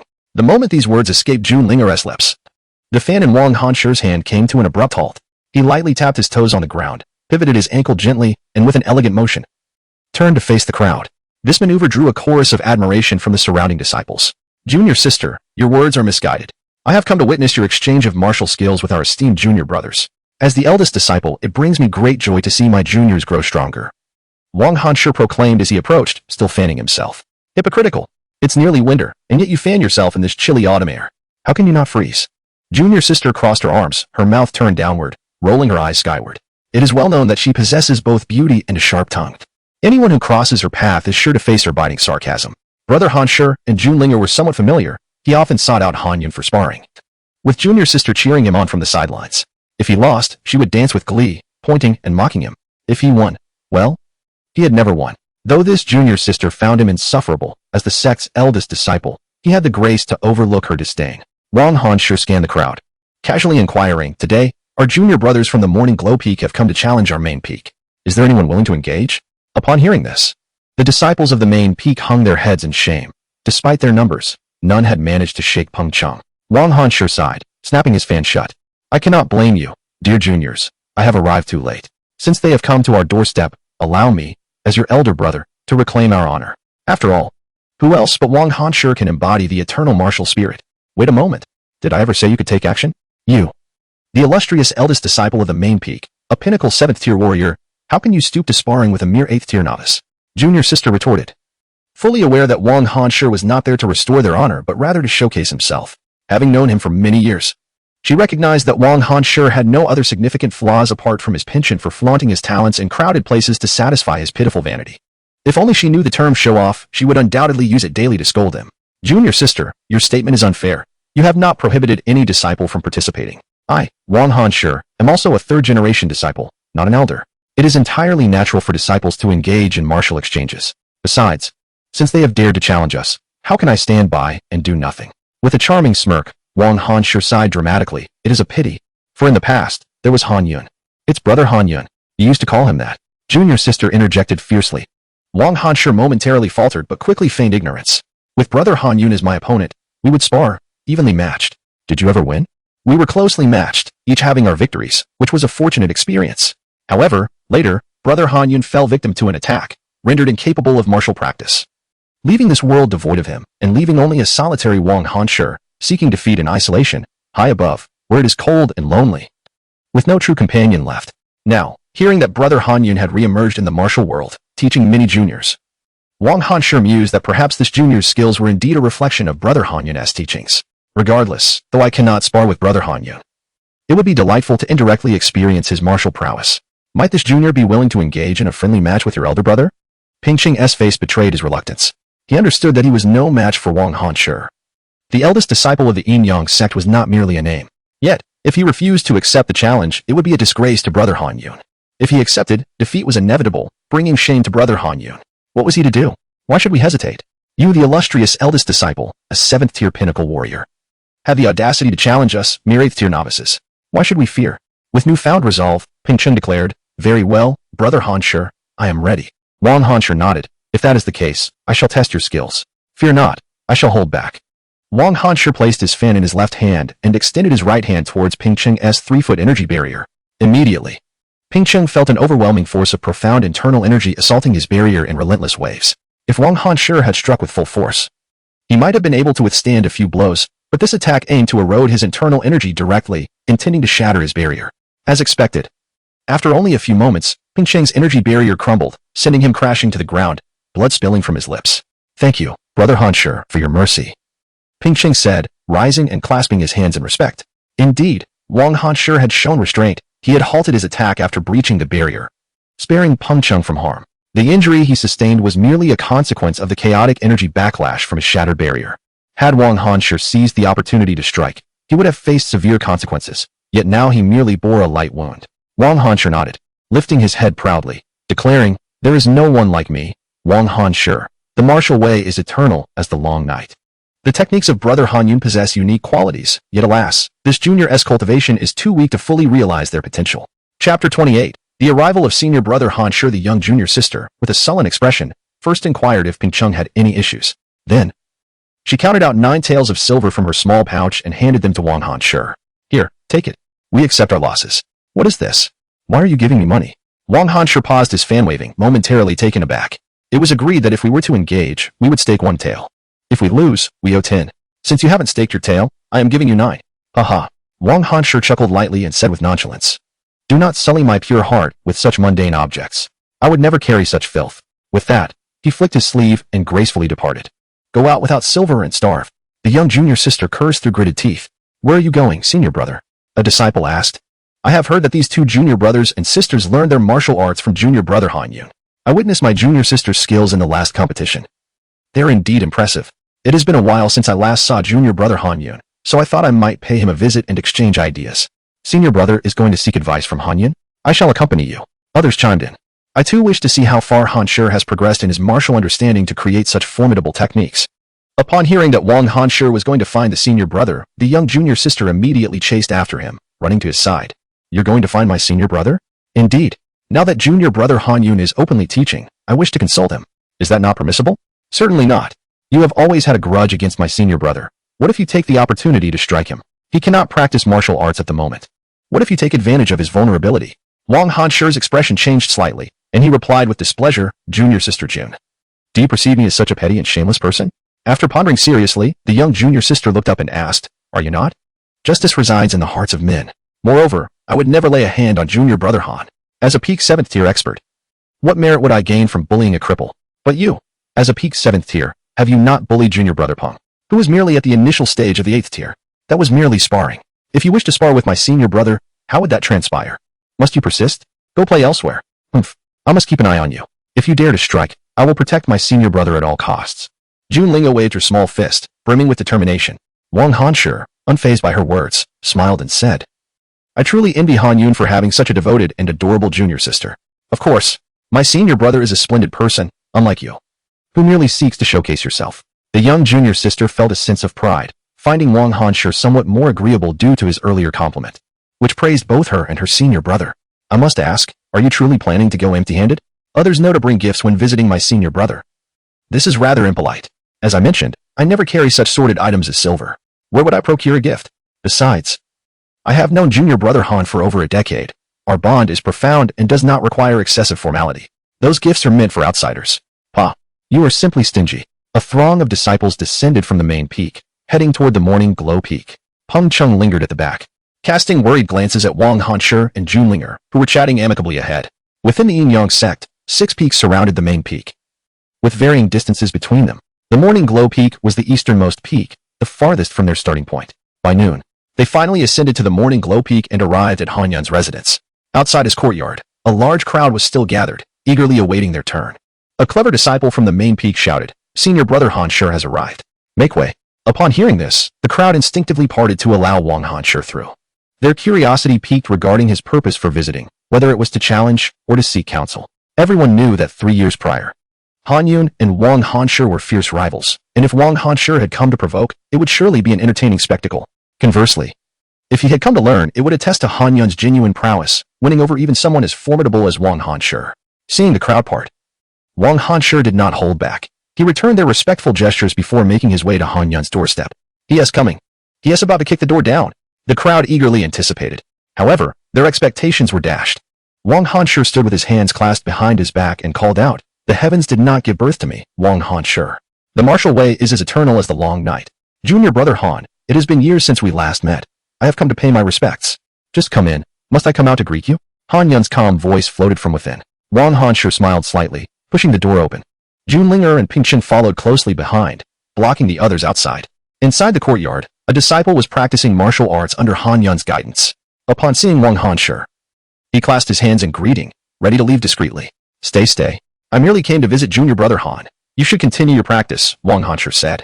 The disciple, somewhat bewildered, nodded and resumed his swordplay. Wang Han Shi did not turn to Han Yun. Instead, He began to offer pointers on the disciple's sword technique. Though you have the posture, your technique lacks strength. Your internal energy is insufficient, and your movements are somewhat rusty. Junior brother, when you swing your sword, channel your energy through your waist and into your feet. A stable foundation will lend power to your strikes. Upon hearing this, the disciple attempted the advice and found his technique considerably improved. He quickly clasped his hands and expressed, "Thank you, Senior Brother Han Shi, for your guidance." The disciple was elated. He never imagined he would receive instruction from both Han Yun and Wang Han Shi, two legendary talents. This was something he would boast about for a year. "All right, continue your practice," Wang Han Shi said, waving his fan as he strolled toward Han Yun, who sat motionless on a cushion. "Junior Brother Han, I come to visit, and you do not even rise to greet me? Your internal energy may be depleted, but your legs are still functional," Wang Han Shi teased. Han Yun took a sip from his teacup and replied, "What stature do you hold, Wang Han Shi? That I should rise to welcome you? Ha ha, you have changed quite a bit over these 3 years. You were once so arrogant and domineering. Now you resemble an elderly man. You, on the other hand, have not changed at all, always seeking to showcase your talents, reciting those painfully awkward verses." Chapter 29. Grasping the sun and moon. Plucking the stars. How could this be considered awkward? It is a true reflection of my life. Ever since you could no longer practice martial arts, my existence has been solitary, yearning for a defeat for 3 years without success. Wang Hanshi, filled with self-satisfaction, gazed at Han Yun and then settled onto the cushion opposite him, pouring himself a cup of tea. "If you have come to flaunt your superiority, then you have succeeded. If there is nothing else, please take your leave." Han Yun remained calm and composed, his expression unfaltering, eliciting a wave of irritation from Wang Hanshi. "Why do I feel that you're even better at putting on a show than I am, despite lacking cultivation and relegated to the role of a mere cleaner? Your demeanor exudes such an air of tranquility and depth that it seems as if you are the true master." This statement holds truth with Han Yun's current foundational cultivation. He could easily crush Wang Hanshi with a mere finger. Han Yun smiled slightly, setting down his teacup. "If we are to speak of the art of pretense, you indeed still have much to learn. Your approach is too ostentatious, superficial, and excessively flamboyant. Such matters should be cultivated from within." Han Yun understood Wang Hanshi all too well and knew precisely how to handle him. Otherwise, this fellow would surely take the opportunity to flaunt his arrogance. Although he was of a calm disposition, he was not fond of annoying flies. A strategy was needed to send him away. Wang Hanshi gasped, his eyes darting. And then he looked at Han Yun with a smile, saying, "Junior Brother Han, it seems you have quite a grasp of this matter. How about we discuss it further?" Wang Hanshi enjoyed being the center of attention, and he openly admitted it, considering it his greatest passion without any need for pretense. "It is not that I do not wish to discuss this with you, but I simply cannot spare the time. As you can see, my door is crowded with junior brothers seeking guidance, and the workload is overwhelming." "Oh, Junior Brother Han, that is not quite right. As you teach many junior brothers, my presence should not be a burden, should it? I have come humbly to seek your wisdom. You cannot be biased." After reflecting on Wang Hanshi's words for a moment, Han Yun sighed. "Very well, since you claim to be seeking knowledge humbly, I cannot be overly protective of my own insights. There is indeed a martial art that is perfectly suited for you, Wang Hanshi, one that can truly amplify your ability to shine before others." "Yes, senior brother." Wang Hanshi corrected earnestly. "How did you come to be my senior brother? How can I not be your senior brother? I am older than you. My cultivation surpasses yours. And every disciple of the Yinyong Sect's 3rd generation refers to me as senior brother. How is it that you do not?" Upon hearing this, Han Yun sighed again. "If you are indeed my senior brother, then your understanding and mastery of martial arts must far exceed that of a mere junior brother like myself. Hence, you would likely dismiss this martial art I propose. Let us leave it at that." "No, please," Wang Hanshi exclaimed, his expression shifting. He had come specifically to impress Han Yun, intending to overshadow him. If he were to call him senior brother, would that not signify failure? However, upon reconsideration, if the martial art Han Yun spoke of were indeed effective, enhancing his ability to shine before others, then addressing him as senior brother was not entirely unacceptable. Well, in the realm of pretense, one must discern the difference between superficiality and substance. "Senior brother," Wang Hanshi uttered through gritted teeth, his face a mask of frustration. Seeing his discomfort, the junior sister beside them laughed heartily, while Pingqing stifled a chuckle. The disciple practicing sword techniques in the courtyard, witnessing this, felt a surge of anxiety. How dreadful it was to have witnessed senior brother Hanshi's embarrassment. Would he be silenced for it? "Oh, why is senior brother Hanshi calling me senior brother now? Is this not a disruption of the hierarchy?" Han Yun feigned surprise, though a smile tugged at the corners of his eyes. You are my senior brother. As long as the martial art you teach proves effective, you, Han Yun, shall be my revered senior brother. What do you say?" "Very well, although others arrive bearing gifts, your empty hands are inconsequential. Just for calling me senior brother, I shall impart this martial art to you." "Excellent. Please proceed quickly. I shall first teach you the inner power circulation mantra. Try it out." The host successfully created a profound martial art, earning 100 achievement points.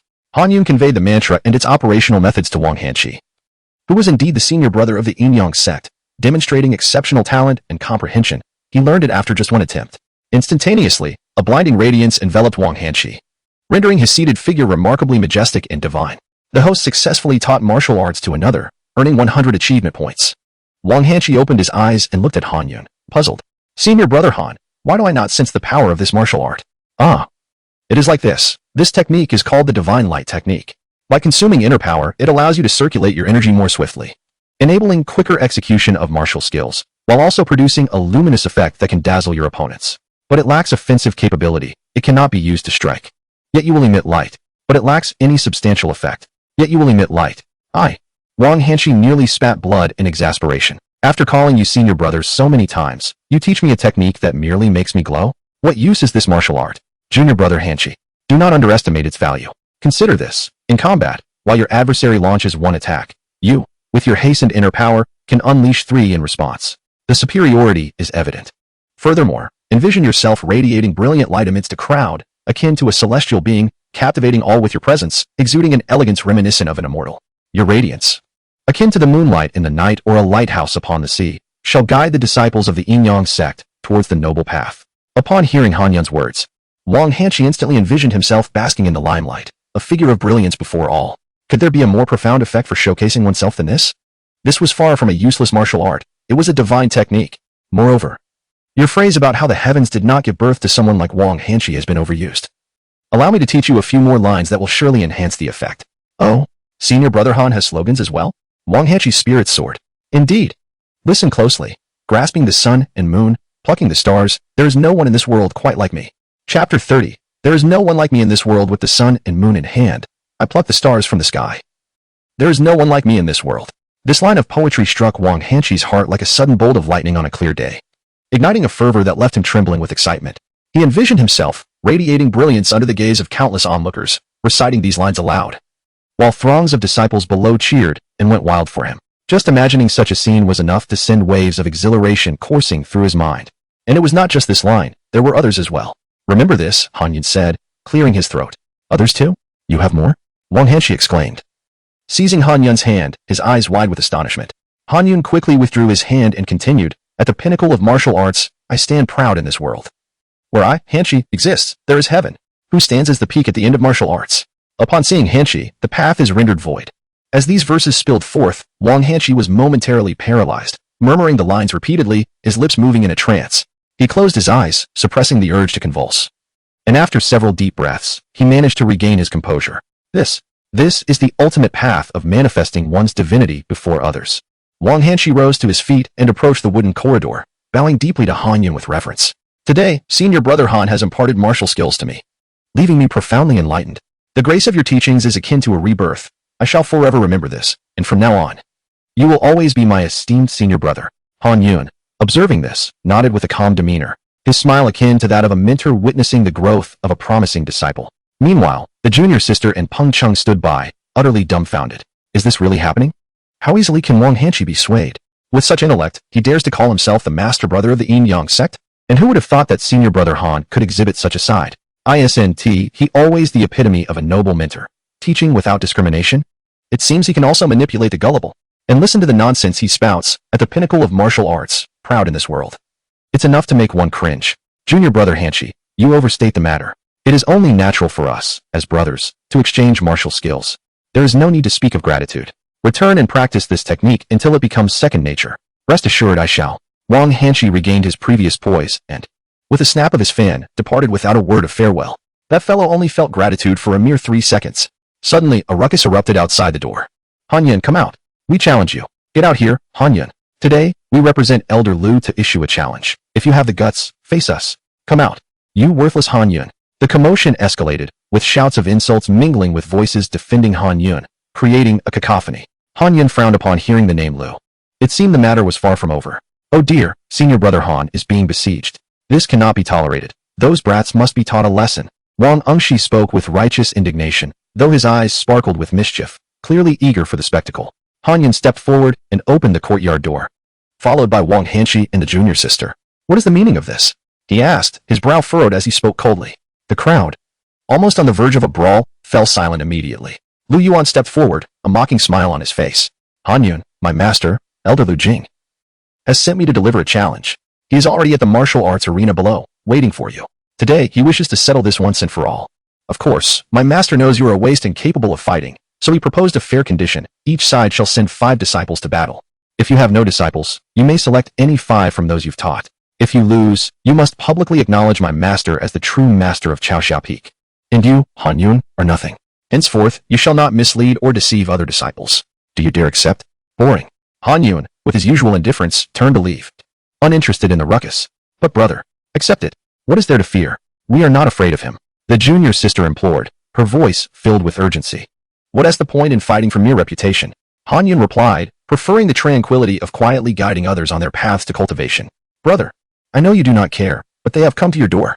They are clearly intent on a confrontation. If you do not go, they will assume you are afraid. What will you do then? Even if you do not care, will it not become tiresome? Upon reflection, Han Yun conceded. While he preferred to teach others in peace, the incessant barking of ill-mannered curs outside would indeed be vexing. Very well, let us resolve this once and for all. All right then, I shall follow your lead. Han Yun turned to Lu Yuan. Lead the way. Excellent. Lu Yuan clapped his hands and eagerly dashed down the mountain. Seeing Han Yun accept the challenge, the crowd surged forward in droves. As they made their way down, Wang Hanqi, the junior sister, and Peng Cheng flanked Han Yun. Along the path, Wang Hanqi persistently queried Han Yun about his confidence, but Han Yun dismissed him with indifference. Upon reaching the martial arts arena at the foot of the mountain, they found a throng of disciples crowding the area, with Lu Jing standing proudly at the center. With the 200 disciples that Han Yun had brought, the scene transformed into a sea of humanity. The crowd parted as Han Yun and his companions advanced. Upon seeing Han Yun approach, Lu Jing smirked, Han Yun, I did not expect you to actually come. For these past few days, your nonsensical boasts. Enough with the trivialities. Han Yun interrupted, his expression unchanged.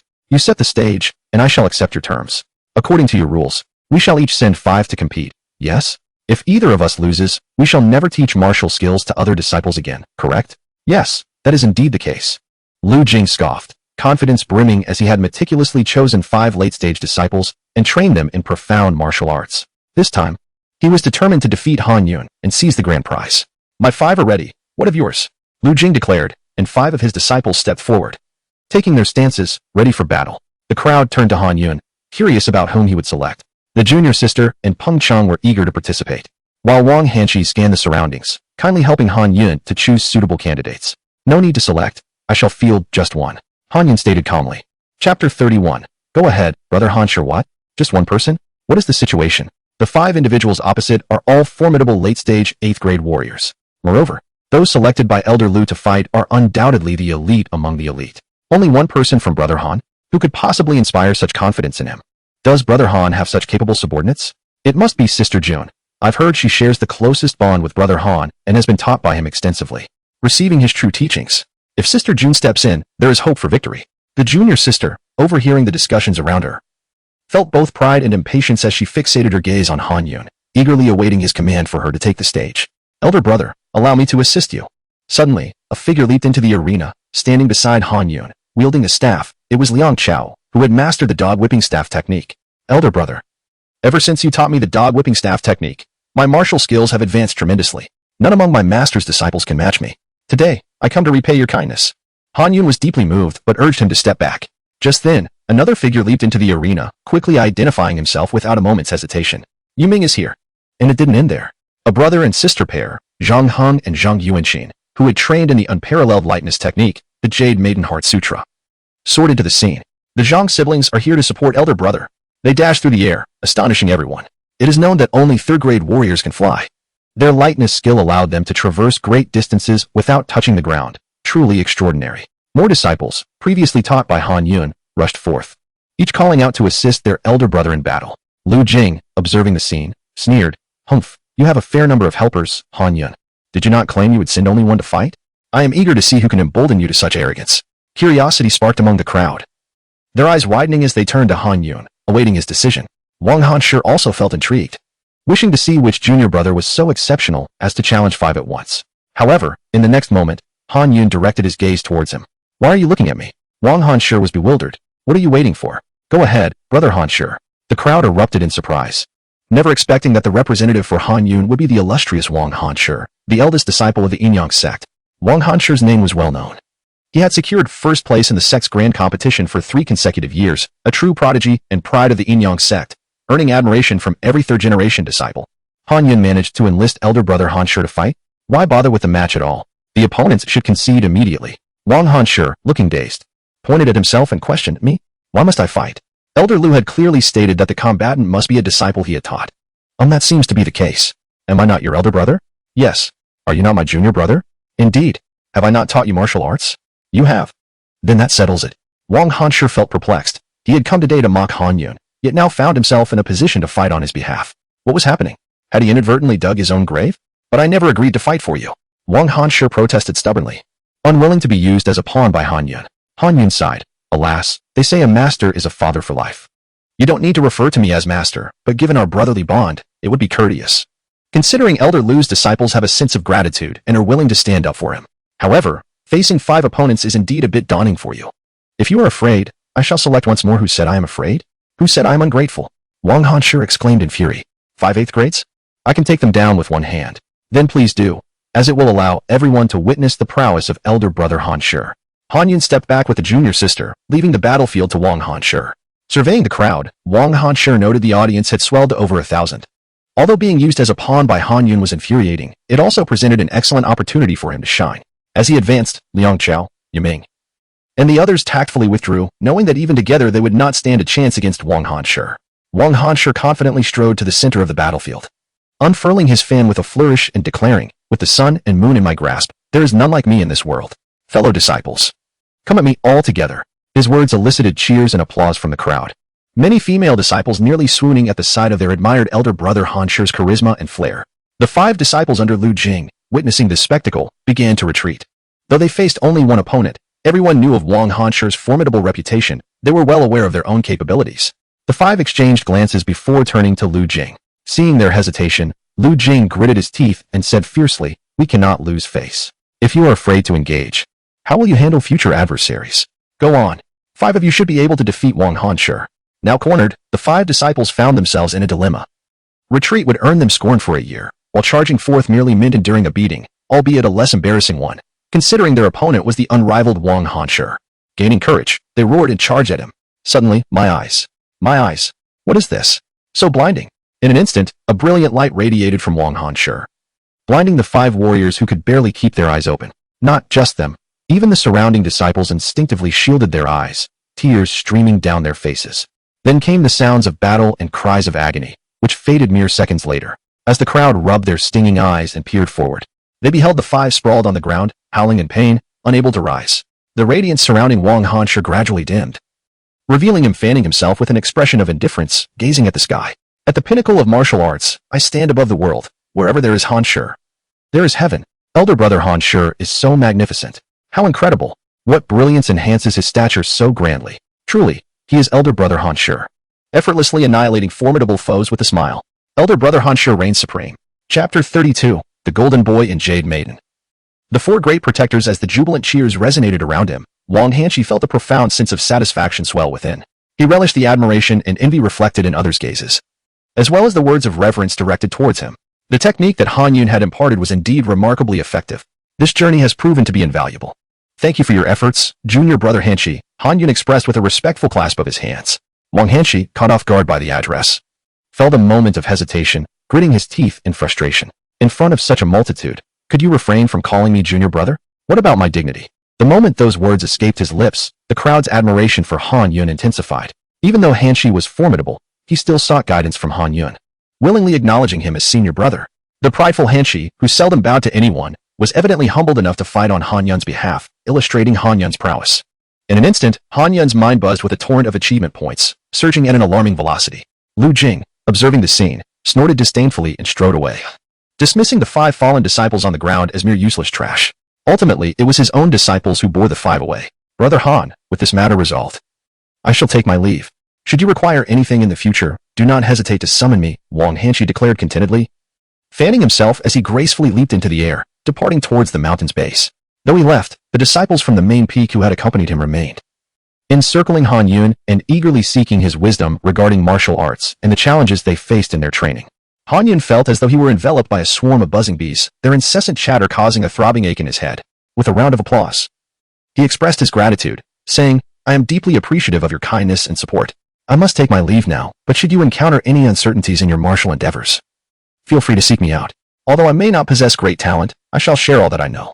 As he attempted to exit, the crowd blocked his path, their enthusiasm rendering escape impossible. Surely, he could not simply soar into the sky and return home. That would be far too ostentatious. At that moment, his considerate little sister, sensing his predicament, rushed over with Ping Cheng to help him navigate through the throng. However, their combined strength was limited, and soon, Liang Chao, Yiming, Zhang Hong, and Zhang Yuanxin joined in, enabling Han Yun to finally break free from the crowd. As he made his way home, a vast procession of over 1,000 followers trailed behind him, creating an impressive spectacle. Upon returning, Han Yun resumed his duties, welcoming disciples into his abode and imparting martial knowledge and guidance. In the ensuing days, news of Brother Hanxi's effortless victories over 5 opponents in Han Yun's stead spread throughout the sect. Countless individuals were astonished.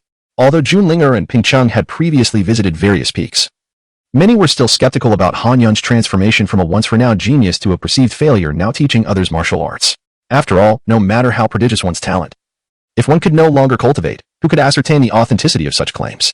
What if he had merely hired a couple of stooges to deceive everyone?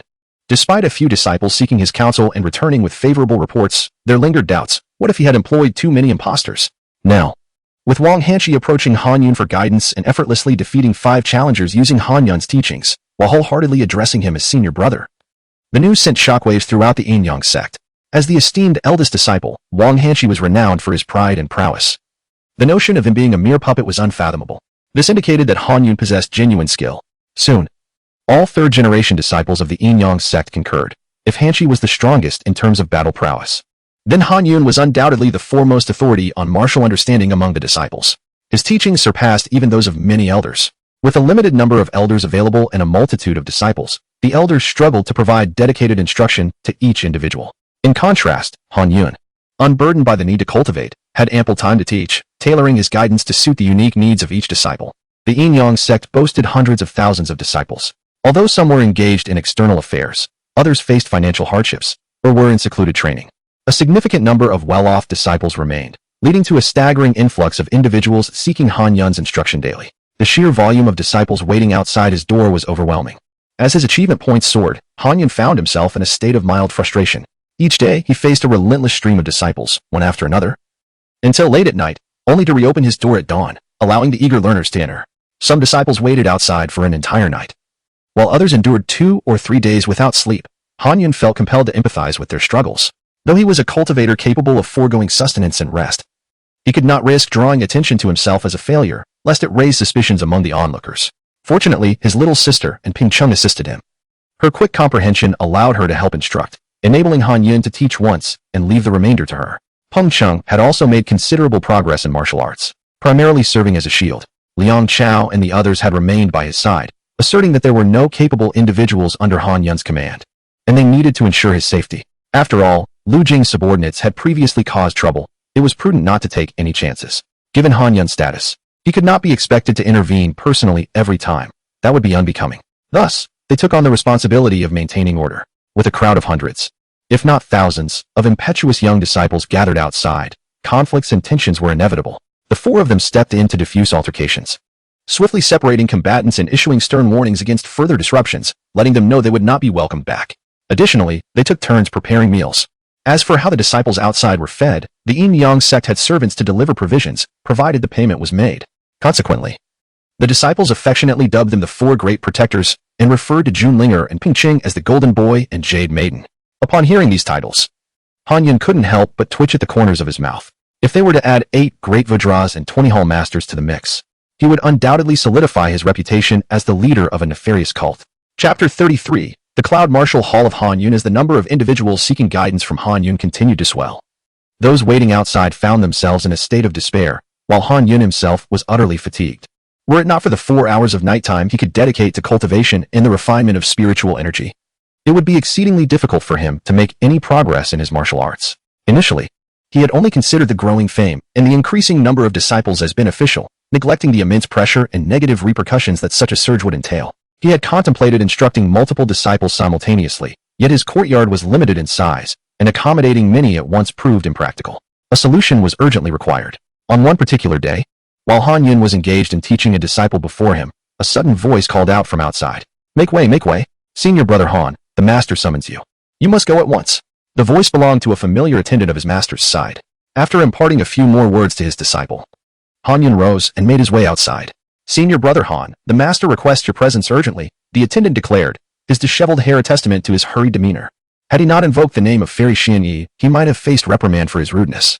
Very well, I understand, Han Yun responded, addressing the crowd outside. Esteemed guests, my master has summoned me. I shall return shortly. Please bear with me for a moment.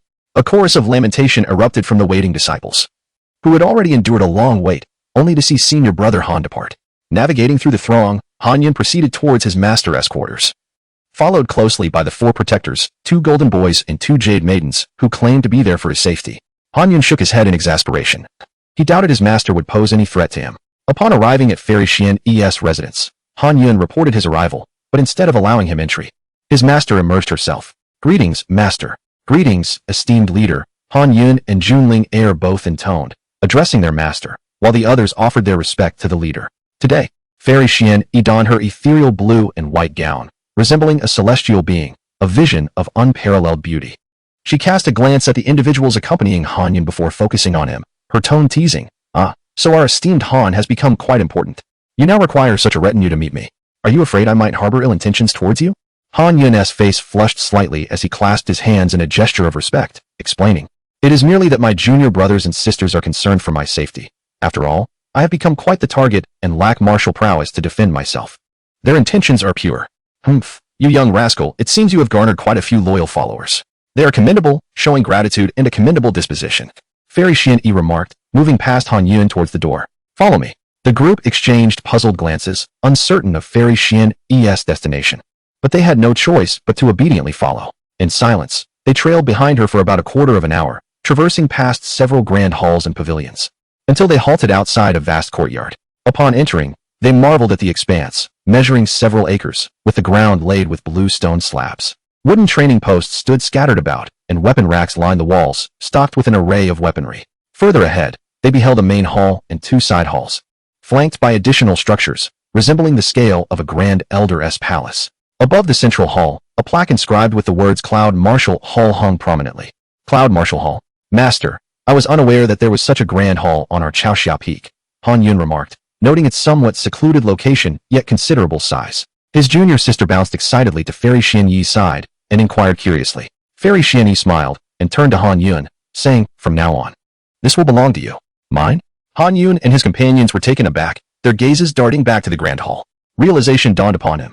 His master must have deemed his current courtyard too small, and sought a more suitable place for him to instruct his disciples. Indeed, it is yours. Your reputation has grown immensely. The entire sect is aware of you, and disciples seeking your guidance flock to you, overwhelming the paths behind the mountain daily. I observed that the situation was unsustainable, so I personally visited the main peak and met with the sect leader to request an elder title for you, allowing you to formally accept disciples and teach. However, this request faced significant opposition from the majority of elders, who argued that you were still young, a 3rd-generation disciple, and lacked martial abilities, making it inappropriate for you to hold such a title. I then suggested to the sect leader to summon a few disciples you had previously instructed to publicly demonstrate the martial skills you had taught them, most of which were of the mysterious level, with one even at the earthly level. After witnessing their prowess, the sect leader acknowledged your capability in creating original martial arts. Recognizing the benefits of allowing you to teach disciples, with your peer Wang Hanshi also advocating for you, asserting your merit.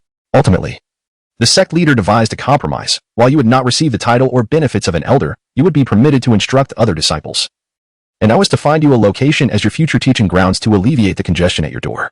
I considered this arrangement and found it quite agreeable. The limitations of being an elder with a fixed number of disciples and rules would be burdensome. In your current capacity as a senior brother, any disciple can approach you for guidance, thus minimizing restrictions. What are your thoughts on this?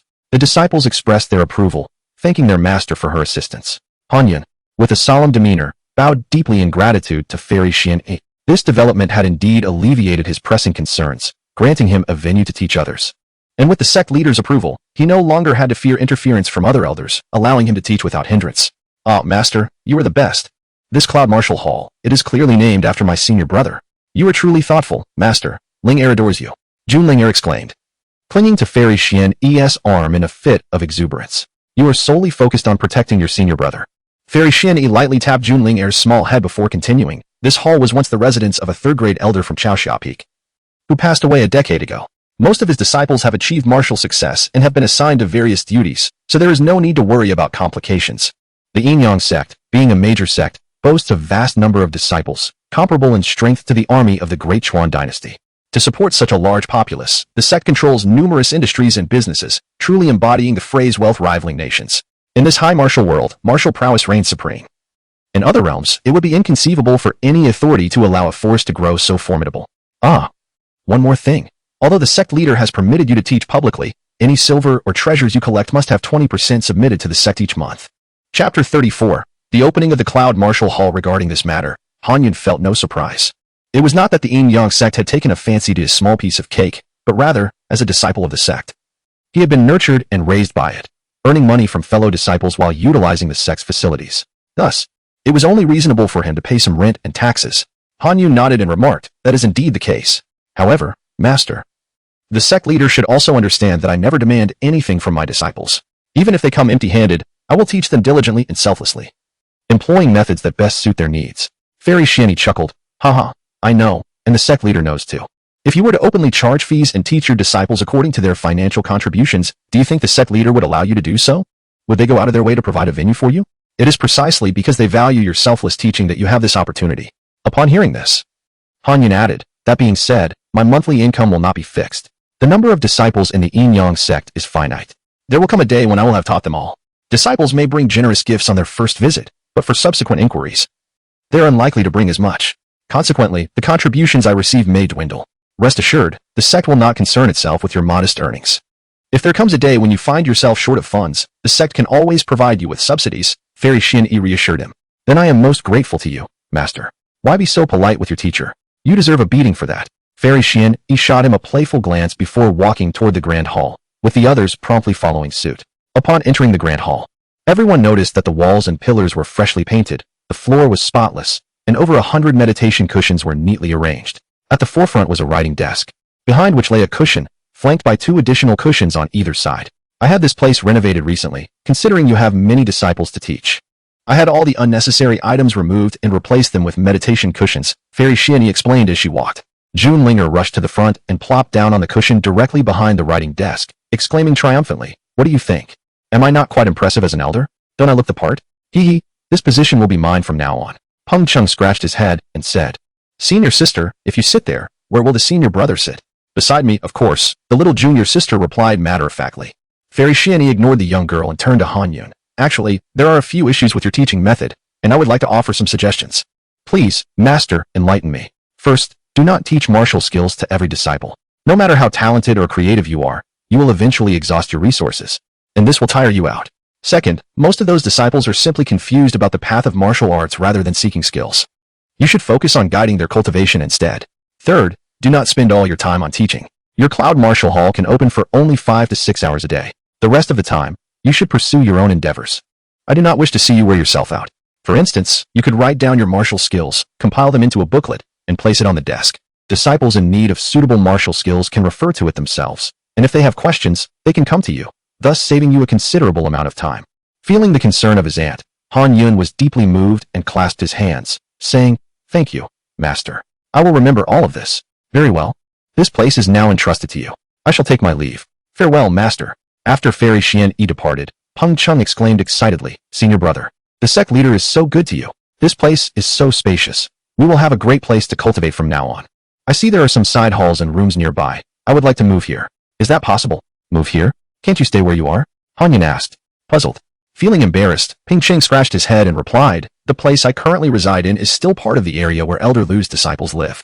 Although it is a small room, I have been driven out of the sect. The other disciples of Elder Lu harbor great hostility towards me. They block my door and insult me. It is quite unpleasant. So now that senior brother has his own place, I thought I might move in." Han Yun could easily imagine the derogatory remarks directed at Peng Chung, accusing him of being ungrateful and a traitor to the sect, calling him Han Yun's lackey. Given Ping Cheng's inherently sensitive and self-doubting nature, such insults were particularly hard for him to bear. "You were expelled from the sect? Why have you never mentioned this?" the little junior sister asked angrily as she rushed over. "It's nothing, just a minor expulsion from the sect, not an expulsion from the clan. Without that master of mine, I still have senior brother and all of you," Peng Chung replied with a cheerful smile, clearly having come to regard Han Yun Junling, Liang Chao, and others as family. Peng Jr. brother, you have endured quite a bit, yet you did not tell us. If you had mentioned it earlier, we would have confronted Elder Lu, Liang Chao said with a smile. Why confront that old thief? I would be happier without him. Now I am free. Peng Cheng retorted. Han Yun nodded. Fine, I see there are plenty of houses over there. Anyone who wants to move here is welcome to do so. Senior brother, aren't you moving? The little junior sister asked. I have my own place. Why would I need to move? I quite like it there. It is peaceful, Han Yun responded. Understanding Han Yun's preference for tranquility, Junlinger refrained from further persuasion and began to contemplate securing the best room for herself. Liang Chao, being the most astute, pondered for a moment and then said, the central position is undoubtedly meant for senior brother. As for you, junior sister Jun and junior brother Ping, you two golden boy and girl should sit on the two cushions nearby. As for the four of us, we will continue to maintain order and assist around the hall. The opening of the Cloud Martial Hall is no small matter. We must all do our part to help.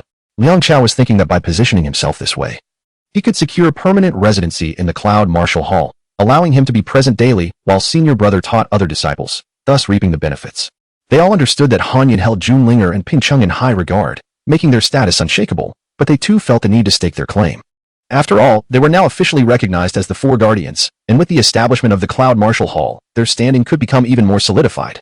Chapter 35. 100 Wooden Tokens. Han Yun pondered for a moment, recognizing the necessity for capable individuals among his subordinates. With the hall officially inaugurated, the workload was bound to increase.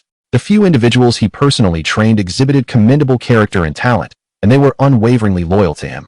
Thus, he decided to employ them. Very well, since you are willing, I shall agree. However, I will not have you toil for nothing. Each month, I shall provide you with a stipend that will undoubtedly surpass that of your disciples.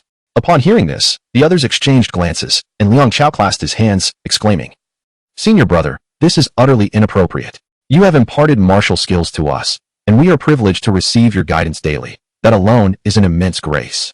It would suffice that we do not owe you money, but how can we accept your silver as well? Labor deserves remuneration. That is a matter of principle. Let us proceed with this arrangement. Liang Chao, summon all the disciples outside my door. Little junior sister Peng Cheng, prepare plenty of writing materials, just as master instructed, to document the martial techniques. Yu Ming, you three go procure miscellaneous items needed for the hall, such as candles. The lighting remains somewhat dim. All right, off you go. And keep a record of your expenditures. I shall reimburse you later. Understood. The 6 individuals, having received their orders, promptly dispersed to fulfill their tasks. Han Yun walked alone within the grand hall, inspecting for any areas that required adjustments. After surveying the main hall, he ventured into the side chambers. Still uncertain of their eventual purpose, as he had no plans to relocate there, preferring to remain in his old residence. Upon returning to the main hall, Han Yun settled cross-legged on a mat behind his writing desk, reviewing his current achievement points.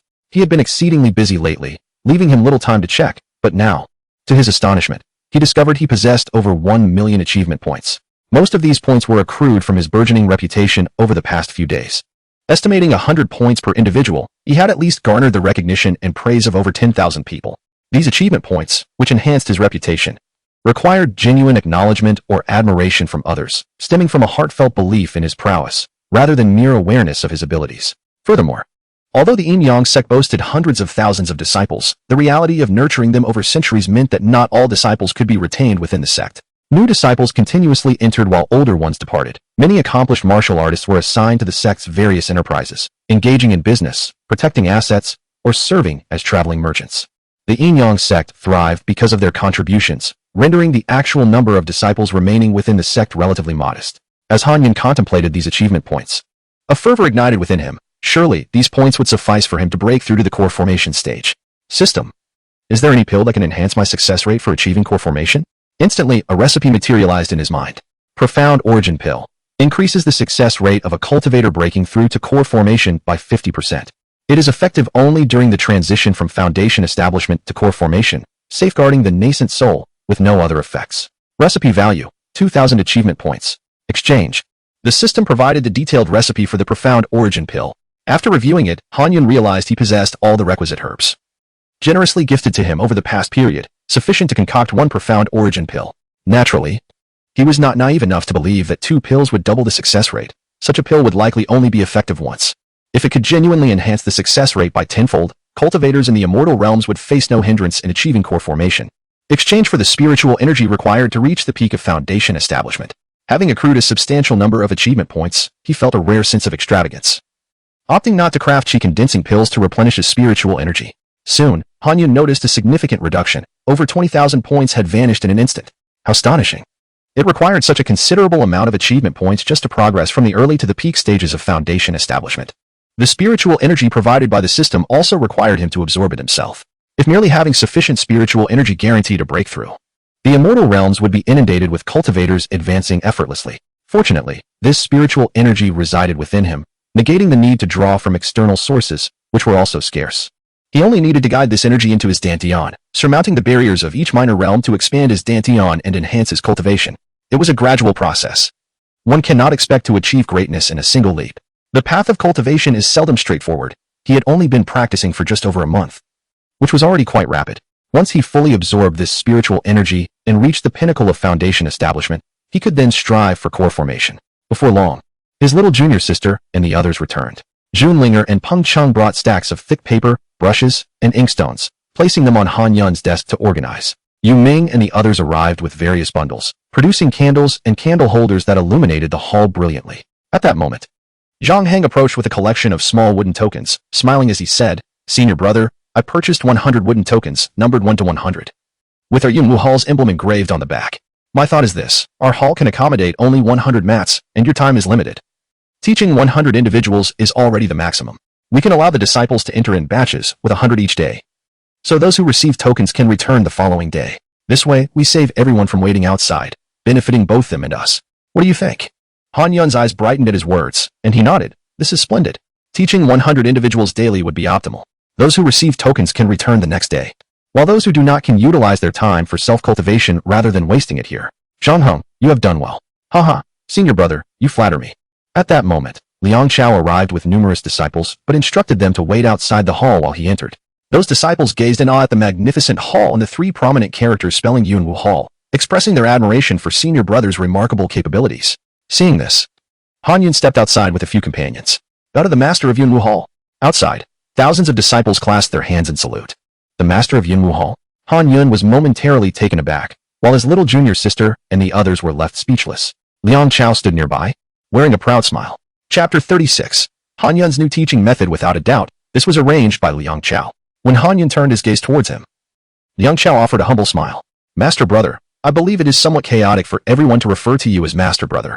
After all, Wang Hanshi is also a master brother, and each peak's leading disciples have their own master brothers, as do the disciples of every elder. While they know how to address you directly in everyday discussions, calling you master brother can lead to confusion. Now that the Cloud Martial Hall has been established, it would be simpler and more memorable for everyone to refer to you as the Hall Master. When we are face to face, there is no need to call you Hall Master. Master brother will suffice." This title was merely nominal, and Han Yun did not place much importance on it. Being called Hall Master would only create a sense of distance between him and others. "Thank you, my dear junior brothers and sisters, for your affection. I am merely fortunate to have received a space from the leader to teach you. I am not truly a Hall Master. However, since the Cloud Martial Hall is now officially established, everything must be made formal. The previous teaching methods were somewhat flawed, and I have discussed this with a few junior brothers. I will receive 100 disciples daily for instruction as my energy and time are limited.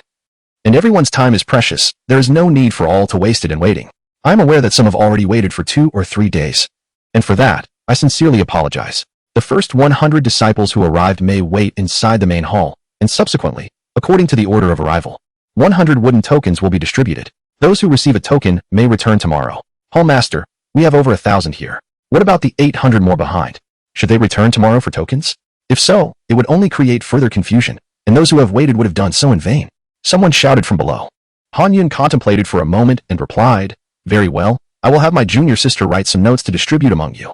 Those who arrived early will have priority for token collection within the next few days. I will strive to teach all of you who have come early first. When you return, inform your junior brothers and sisters that if they wish to come, they should wait 10 days before returning. This 10-day period is yours. Thank you, Hall Master." "Thank you, Master Brother.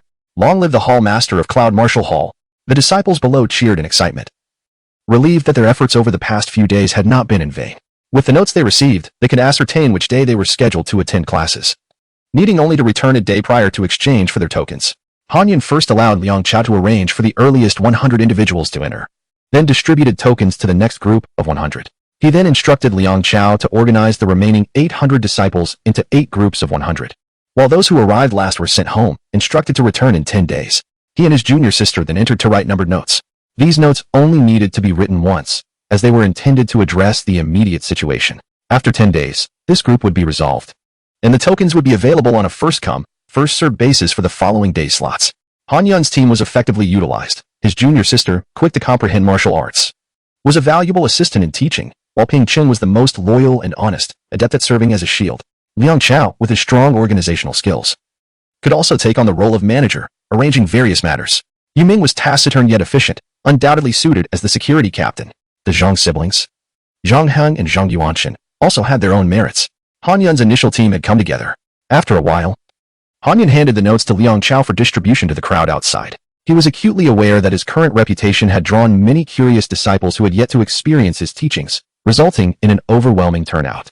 However, he understood that there would eventually come a day when he could teach them all, and once the fervor subsided, the number of daily inquiries would likely dwindle to the point where the hall would not be filled. The disciples seated cross-legged in the hall were ecstatic. They had initially thought they might not be able to attend that day, but fortune smiled upon them, and not only did they gain entry, they also found themselves in such a splendid venue. They soon observed that Han Yun had altered his teaching approach. Rather than hurriedly instructing each disciple, he took the time to listen to their questions and needs. The cultivation of immortality had bestowed upon him formidable spiritual awareness, enabling him to remember each disciple's characteristics and requirements, swiftly discerning what they needed. Remarkably, he could even retain every word spoken by the 100 individuals simultaneously. However, this was rather extraordinary, and he refrained from executing it, as he sought to eliminate any risks that might expose him. After an hour, Han Yun had listened to their requests and organized them. 15 disciples desired palm techniques, 16 sought saber techniques, 20 wished for sword techniques, 23 were interested in spear techniques, and the remainder had various questions regarding their cultivation. Han Yun nodded and rose. Those who wish to learn palm techniques, please step forward. As he exited, Junlinger, Ping Ching, and others followed, along with the 15 disciples eager to learn palm techniques. He introduced a unique palm technique for them to study collectively, with his junior sister assisting in their instruction. Next, he called forth the 16 disciples interested in saber techniques and guided them in practicing the saber techniques he taught. After sequentially instructing these 4 groups of disciples, he returned to the main hall to address the remaining disciples' queries regarding their cultivation. Due to the late opening of the hall, instruction had already begun by noon, and he continued until the late hours of the night, ensuring all disciples were taught before sending them on their way. Master brother, we are heading back now. We are utterly exhausted. I'll move my things over tomorrow morning, his junior sister yawned. Very well, go ahead. Tomorrow, those who wish to move and should come by. The hall will open at the hour of Qin, which is 7 in the morning. Do not miss the time. He replied. Understood. This announcement delighted Zhang Heng and Zhang Yuanshan, as they could finally reside together openly. Han Yun established the opening and closing hours for the Cloud Martial Hall. It would commence at the hour of Qin, at 7 in the morning, and conclude at the hour of Yu, at 7 in the evening, allowing for 6 hours of instruction each day. As he arranged this, Han Yun couldn't help but chuckle at himself. He had become a diligent worker under the 7-fold blessings, laboring from 7 in the morning until 7 at night, 7 days a week. Even the capitalist would weep at such a schedule. Once everyone departed, Han Yun, illuminated by candlelight, began to fervently pen his martial arts manual. Chapter 37. Daily life at the Cloud Martial Hall. The following day, as dawn broke, the junior sister eagerly pushed open the grand doors of the Cloud Martial Hall, followed closely by 7 or 8 attendants, all laden with her belongings, her bedding, weapons, garments, and cosmetics. I arrived first to secure the best position. With a triumphant air, June Linger directed the attendants to place her items in the largest room. Suddenly, she noticed flickering candlelight within the hall, and, driven by curiosity, approached. The senior brother left without extinguishing the candles. What a waste of money. However, upon entering the hall, she discovered Han Yun diligently writing at a desk. Senior brother, why are you still writing? Have you not slept all night?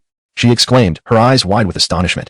Han Yun smiled, not lifting his gaze, and replied, if I finish writing early, teaching will become easier. I am documenting the martial techniques I have recently developed. Any further techniques I think of can be noted down as they come to me. You are working too hard. You should take a break. Let me write instead. Jun Lingo suggested as she curiously peered over his shoulder. What do you know? Allow me to write, she insisted. Do not underestimate me. I assure you, I have mastered all the techniques you have taught others. I know at least 200 martial arts techniques. Even the elders cannot compare to me. I am a walking repository of martial arts. The junior sister beamed with pride. Then learn even more. Striving to surpass the techniques within our Yinyong Sect's esteemed library, Han Yun encouraged. Oh please, learning so many would surely exhaust me. Most of the techniques I've learned will likely remain and used in my lifetime. Just one move of the 9-in Whitebone Claw is sufficient. A single skill can conquer all. As they chatted, Liang Chao and Ping Ching joined them, soon followed by 3 others. These 6 friends had relocated here, enjoying camaraderie and freedom, unburdened by excessive rules. Before the hour of Chin arrived, Yinyong Sect took the initiative to stand at the entrance of the Cloud Martial Hall. And soon, disciples arrived to submit their wooden tokens and enter in an orderly fashion. Some disciples, scheduled to attend lessons the next day, were asked to wait. After all 100 disciples had entered, Yinyong Sect collected paper slips from those waiting outside and exchanged them for wooden tokens, instructing them to return the following day. After all, paper slips could easily be forged, while wooden tokens, each marked with a unique code, were much harder to counterfeit.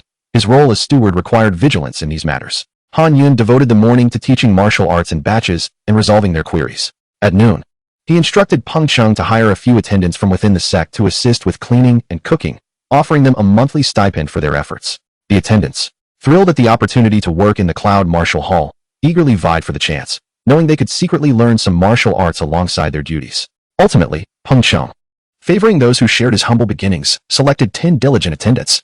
With time running short, he dispatched 5 to the cafeteria to procure meals for the studying disciples, while the remaining 5 were sent to buy cooking utensils, such as pots, bowls, and brooms. The Cloud Martial Hall's backyard boasted a garden, kitchen, and restroom, providing all necessary amenities. The disciples expressed their gratitude for the meals being provided. Following lunch, Han Yun gathered everyone outside the hall to practice martial arts. After supervising and addressing some issues, he asked the junior sister to watch over them while he returned to his writing. Once the hour of passed, Yinyong Sect instructed all disciples to return home, lock the hall doors, and enter the main chamber. None of them chose to rest. They were all intrigued by Han Yun's writing. After a moment, the junior sister, rubbing her hands together and exhaling warmth, complained, "It's already winter. When I opened the door this morning, it was barely light out, and now, when we close the doors at night, it's pitch black. It's freezing. How can anyone sleep? It must be quite cold for you to be writing here, senior brother." Han Yun paused, realizing he had overlooked this concern. His body was always suffused with spiritual energy, rendering him impervious to the cold, but others might not fare as well. "Yinyong Sect, tomorrow, take a few attendants down the mountain to purchase coal. It would be best to arrange for a merchant to deliver coal to us daily, and we shall settle payments with them. Ensure that each of your rooms has a coal basin at night, and place one in the hall during the day. Do not forget the attendants' basins. They are human too, and we must not let them suffer from the cold." Beyond the outer perimeter of the Yinyong Sect lay numerous affiliated families, their living areas intertwined with the sect. With a population exceeding that of many towns, the demands for sustenance and clothing naturally birthed commerce. However, much of this trade was controlled by the Yinyong Sect or various families. Items like summer ice and winter coal were typically reserved for the elders and peak masters. Ordinary disciples were required to purchase them with their own funds. Peng Cheng interjected, "Senior brother, buying coal is a waste of money. I can chop wood instead." Han Yun chuckled and shook his head. "Using wood would produce too much smoke, and we lack the proper tools for burning coal. Furthermore, with over 100 of us relying on coal, you'd exhaust yourself trying to gather enough." He then fixed a serious gaze on Peng Cheng. "I hope you can adjust your mindset. You are a disciple, not a mere attendant. Tasks that can be delegated to attendants should not fall to you. Your time should be devoted to cultivating your inner strength and mastering martial techniques." To speak frankly, though the Cloud Martial Hall serves primarily as a teaching venue for other disciples and is not an independent faction, our reputation has already gained significant traction. Do you wish for the mention of our Cloud Martial Hall as prodigies and 4 great protectors to evoke images of mere weaklings? He turned his attention to the others. "You too must understand that while establishing the new Cloud Martial Hall requires your personal involvement, you must swiftly teach attendants to handle these responsibilities. If we lack enough attendants, hire more. Do not fear, we are financially capable. Once you delegate these tasks, you must prioritize your own training. The more powerful you become, the happier I will be. I believe that with diligence and my guidance, your growth will be rapid." Chapter 38. The Golden Core is formed, and the heavenly tribulation approaches. Upon hearing Han Yun's words, the group was deeply moved. Brother Han Yun truly cared for them from the bottom of his heart. "Rest assured, we will not be lazy. We will strive diligently to improve ourselves and protect you," declared the junior sister, punctuating her vow with a light smack to Peng Cheng's head. "Especially you, Peng Cheng. You are the slowest among us, and your cultivation is the weakest. If you continue to lag behind while thinking about chopping wood, we might just have to expel you from Yunwu Hall." Peng Cheng, rubbing his head, nodded earnestly. He felt the mounting pressure. Indeed, the other 5 had far superior cultivation. If this continued, the gap between them would only widen, and not only would he risk being cast out, but he would also feel ashamed to remain, bringing disgrace to his brother. He silently vowed to put forth more effort than anyone else. "You 6 must all break through to the 7th rank within a month," Han Yun stated without lifting his head. "What? A month?" the junior sister exclaimed, rising in surprise. "Do you have a problem?" It's not that I have a problem. I've been at the 8th rank for 2 years, so I'm fine. I'm just worried about Peng Cheng. He has only just broken through to the 8th rank," she stammered. That's all right. I will teach you all rapid cultivation methods. The advancement before the 6th rank is virtually effortless. With my guidance, you will reach it swiftly. As for breaking through to the 6th rank, I have other methods to assist you. All right. Thank you, brother. The pressure was now palpable among the group, not just for Ping Chung. After they departed, Hanyan returned to his desk, diligently crafting his martial techniques. In the ensuing days, he taught his disciples during the day and wrote martial arts techniques at night, immersed in his work. However, after this period of adjustment, Yunwu Hall was finally on the right track, with all affairs proceeding in an orderly manner, and the servants knowing their duties. Hanyan even had Liang Chao hire a professional chef and an assistant from outside, who were responsible for preparing meals. The necessary vegetables and meats were delivered daily by merchants from the foot of the mountain. All they needed to do was chop and cook, while the serving was left to the servants. Notably, the chef, Zhujiu, was actually a disciple from the Chaoxia Peak rather than a servant. He hailed from a family of chefs and possessed extraordinary talent, fortunate enough to join the Yinyong Sect to learn martial arts. He sought out Liang Chao when he heard that Yunwu Hall was in need of a chef, presenting gifts to secure his position. His primary motivation was to stealthily listen to the teachings of Hall Master Han during his free time. Finally, after 10 days since the establishment of Yunwu Hall, the first 1,000 disciples gathered had completed their training. The subsequent disciples would have to arrive early each day to seize a wooden token. The achievement points earned over these 10 days precisely compensated for the points Han Yun had previously expended on spiritual energy. He finally refined all the spiritual energy, reaching the pinnacle of the foundation establishment stage. After enduring 10 sleepless nights, he completed over 1,000 martial techniques, delegating the binding process to the junior sister and the others. While this collection was still far from sufficient, he could continue to write more in the future. On the 11th day, after the gates of Yunwu Hall closed, Han Yun stood up, stretched lazily, and said to the group, "Take your time. I must return to rest." "Go quickly, brother. You've worked so hard during this time. I don't know how you, an ordinary person, have managed," the junior sister expressed with concern. As if you were not ordinary either, Han Yun waved dismissively, making his way to the back garden of Yunwu Hall before exiting through the back door. Upon returning home, Han Yun tidied up briefly, then took out his alchemical furnace along with the herbs required for concocting the Xianyuan pill, beginning the alchemical process. With his advanced alchemical skills, he effortlessly produced this mid-tier pill within just an hour. Sitting cross-legged, he adjusted his state, fully activating the spiritual energy within his body. After circulating it a few times, Han Yun swallowed the Xianyuan pill. The potent medicinal energy surged within him, fiercely striking against the barrier of the golden core stage, impacting the foundational base. Han Yun focused his spiritual sense inward, distinctly perceiving a small golden orb gradually materializing and solidifying within his dantian. At long last, after 2 hours, the small orb fully formed, and the foundational base was already riddled with cracks before bursting apart, transforming into specks of spiritual energy that entered the golden core. Han Yun reveled in the powerful sensation that accompanied his breakthrough. Filled with joy, from this day forth, he possessed a lifespan of 500 years. The next step was to continually cultivate and allow the golden core to nurture a nascent soul, thereby granting him 1,000 years of life. Most importantly, the nascent soul represented a second life for a cultivator. Host has broken through to the golden core stage. Reward, 5,000 achievement points. Breakthrough to the golden core stage successful. Please prepare for the heavenly tribulation. Heavenly tribulation? Han Yun was taken aback. Why was there a heavenly tribulation upon breaking through? His thoughts were sensed by the system, which unusually provided a detailed explanation. This world is a martial arts realm. Cultivation does not conform to the orthodox ways of this world. Violating the world's rules is inherently rebellious.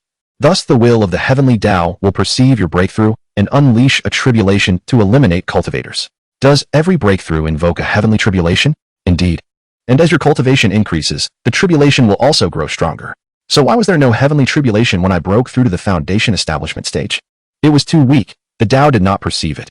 Is there a chance to survive this heavenly tribulation? Since it is the will of the Tao, it should be relentless, right? The will of the Tao only brings forth a tribulation capable of annihilating cultivators, and it does not descend without limit. Surviving it will ensure your safety. The system also possesses a portion of the Tao's will, which will mitigate some of the tribulation's effects for the host. After pondering for a moment, Han Yun deduced that if the tribulation required 100 units of power to obliterate him, it would only descend with that amount and no more. After the system mitigated a portion, it would fall below 100, likely insufficient for annihilation. With this thought in mind, Han Yun dashed out of his room. At this moment, the sky was already overcast, with faint flashes of lightning flickering ominously. Please locate an uninhabited area for the tribulation. The heavenly tribulation will indiscriminately attack all life within a 3-mile radius of the tribulation bearer to prevent assistance. Hearing this, Han Yun's brow furrowed in concern as he soared into the sky towards the outskirts of the Yinyong Sect. His speed was swift, and being high in the air, no one noticed him. Before long, he broke free from the Yinyong Sect and entered the vast expanse of the 10,000 Great Mountains. Just as he found a deserted area, a bolt of lightning struck down towards him from the heavens. Chapter 39. The Ferryman of Tribulation. A bolt of thunder struck Han Yun squarely, eliciting a pained scream as he fell heavily to the ground, colliding with several large trees before finally coming to a halt. The excruciating pain coursed through his body, and the fabric on his back emanated a burned odor. He rose to his feet, harnessing some spiritual energy to heal his wounds. Soon, a second bolt of heavenly tribulation descended. Despite the searing agony, Han Yun summoned his spiritual energy to shield himself. This time, he was better prepared. However, the second strike was significantly more powerful than the first, and he was once again sent crashing to the ground. Each subsequent thunderclap grew more formidable, yet Han Yun's indomitable spirit prevailed, and the system mitigated a portion of the tribulation. Although battered and bruised, he persevered through the ninth wave of lightning. To Han Yun, this was not merely a singular tribulation that could obliterate him. It was a relentless test, probing how much thunder could extinguish his life. After 9 attempts, had he faltered even once, death would have been inevitable. Finding a sturdy tree, he staggered to its side and sat down, channeling his spiritual energy to mend his injuries. He had come to fully comprehend the terror of the heavenly tribulation, an overwhelming force that was utterly insurmountable. He would rather confront 100 adversaries than endure a single tribulation. Ah, how he wished for a ferryman of tribulation to aid him. There is no ferryman of tribulation in this world. Han Yun merely voiced his lament, and the system unexpectedly responded. A ferryman of tribulation? What is that? A profession, perhaps? Indeed, such individuals possess an innate body of thunder, remaining unscathed by tribulations while absorbing the lightning to enhance their own cultivation. They are naturally attuned to thunder and adept at controlling lightning-based powers. An innate body of thunder? Could the system transform my body into such? Han Yun's heart raced at the thought. If he possessed this physique, he would no longer fear tribulations. Moreover, cultivating lightning attributes would yield remarkable results. Insufficient permissions. How can I obtain such permissions? However, this time, the system fell silent. Perhaps he was not even qualified to inquire about it at present. Han Yun dismissed the thought, exchanged more spiritual energy, and soared into the sky, heading homeward. Upon his return, he inquired once more of the system regarding any healing elixirs. Although spiritual energy could restore his injuries, the process was rather slow. In future battles, healing elixirs would be indispensable. While he adhered to the principle of avoiding conflict unless absolutely necessary, one could not evade battle forever. With a healing elixir, he might even save a life. Revitalization Pill possesses the ability to rapidly heal injuries and replenish spiritual energy and internal strength, requiring 1,000 achievement points for exchange. After acquiring the formula for the revitalization pill, Han Yun suddenly recollected that the system had mentioned that upon breaking through to the core formation stage, he could exchange for master-level alchemy skills. Presumably, with superior alchemy skills, the efficacy of the elixirs he concocted would be greatly enhanced. After consulting the system, Han Yun learned that obtaining master-level alchemy skills required 5,000 achievement points. He had previously spent 1,000 on advanced alchemy skills, so he would need only 4,000 this time. After completing the exchange, dawn began to break. Noticing that his visible injuries had diminished, he changed his attire, washed his face and hair, and stepped outside. Upon arriving at the Yunwu Hall, he found the head chef, Zhuijio, preparing breakfast. The kitchen wafted with fragrant smoke, while the junior disciples, still rubbing their sleepy eyes, were washing up. Han Yun greeted them, remarking on their early rising and questioning why they were using cold water when hot water was available. Zhuijio had used all the hot water for cooking, leaving none for them. What a rascal! Pouted the junior sister in loud protest. At that moment, Zhuijio and his assistant emerged with the meal. Since there were only about 20 of them for breakfast, it was prepared quickly. Big brother, something amusing happened this morning when the merchants came to deliver vegetables from the mountain, Zhuijio said with a grin. What is it? At the hour of the tiger, a sudden thunderstorm erupted in the southwestern area of our Yinyong Sect. It was truly astonishing. The thunder persisted for quite some time, frightening everyone nearby. Can you believe it? In the dead of winter, no rain in sight, yet there was thunder. Indeed, I heard it too. It woke me up in the middle of the night and left me with dark circles under my eyes, the junior sister chimed in. The others echoed her sentiments, confirming they had also heard the thunder. Han Yun felt a twinge of embarrassment and nodded, admitting he had heard it as well. It seemed he would need to venture further away for future breakthroughs. Fortunately, the people of this world remained oblivious to the existence of heavenly tribulations. After finishing breakfast, the hour of the dragon arrived. Liang Chao opened the gates, and the day's lessons at Yunwu Hall commenced. A throng of hundreds of disciples had gathered outside, those with wooden tokens brimming with pride, while those without pressed forward in hopes of securing a spot for the next day. Liang Chao collected the tokens while admitting the disciples and began distributing new ones. The bustling scene at the entrance of Yunwu Hall caught the attention of Elder Lu Jing as he passed by, observing the throngs of people. His expression darkened with resentment towards Han Yun. Had it not been for Han Yun's fortuitous summoning of Wang Hanshi, which led to his defeat, he might have enjoyed similar popularity. How infuriating it was that Han Yun, merely a third-generation disciple, could possess such an impressive hall while he, as an elder, was confined to a modest courtyard. The thought of Han Yun's current status and substantial wealth drove Lu Jing to the brink of madness with jealousy. He turned away, fuming, while contemplating how to deal with Han Yun. Unbeknownst to him, Lu Jing had arrived at his own courtyard, pushing open the door. He was startled to see a figure with their back turned to him. Lu Jing gasped in shock, hurriedly entering and closing the door behind him, kneeling on the ground, and whispering, "I pay my respects to the branch leader. Rise, and take a seat," the branch leader said, turning around. Lu Jing looked up, but though the figure was before him, he could not discern their face, obscured by a veil of black mist. Trembling, Lu Jing sat down in the chair, shedding any prior arrogance and adopting an air of utmost respect, as if walking on thin ice. "Lu Jing, since your initiation into the sect, I have treated you well. Have I not?" the branch leader said calmly. "The branch leader's kindness is something I shall never forget," Lu Jing replied. "I am but a mere Lu Jing, with no hope of ever reaching the 6th rank. It was you who bestowed upon me the precious elixir, enabling my breakthrough to the 6th rank and my elevation to elder status. You even healed my son's affliction, allowing him to survive. Such immense grace I shall forever hold in my heart. That is well. Now, there is a matter that requires your assistance for the sect," the branch leader continued. "Please, speak on. I shall comply without hesitation. I have heard you have a grievance with that Han Yun?" Chapter 40. The prosperous merchant guild. Lu Jing's mind raced as he realized that the branch leader had come to see him specifically concerning Han Yun.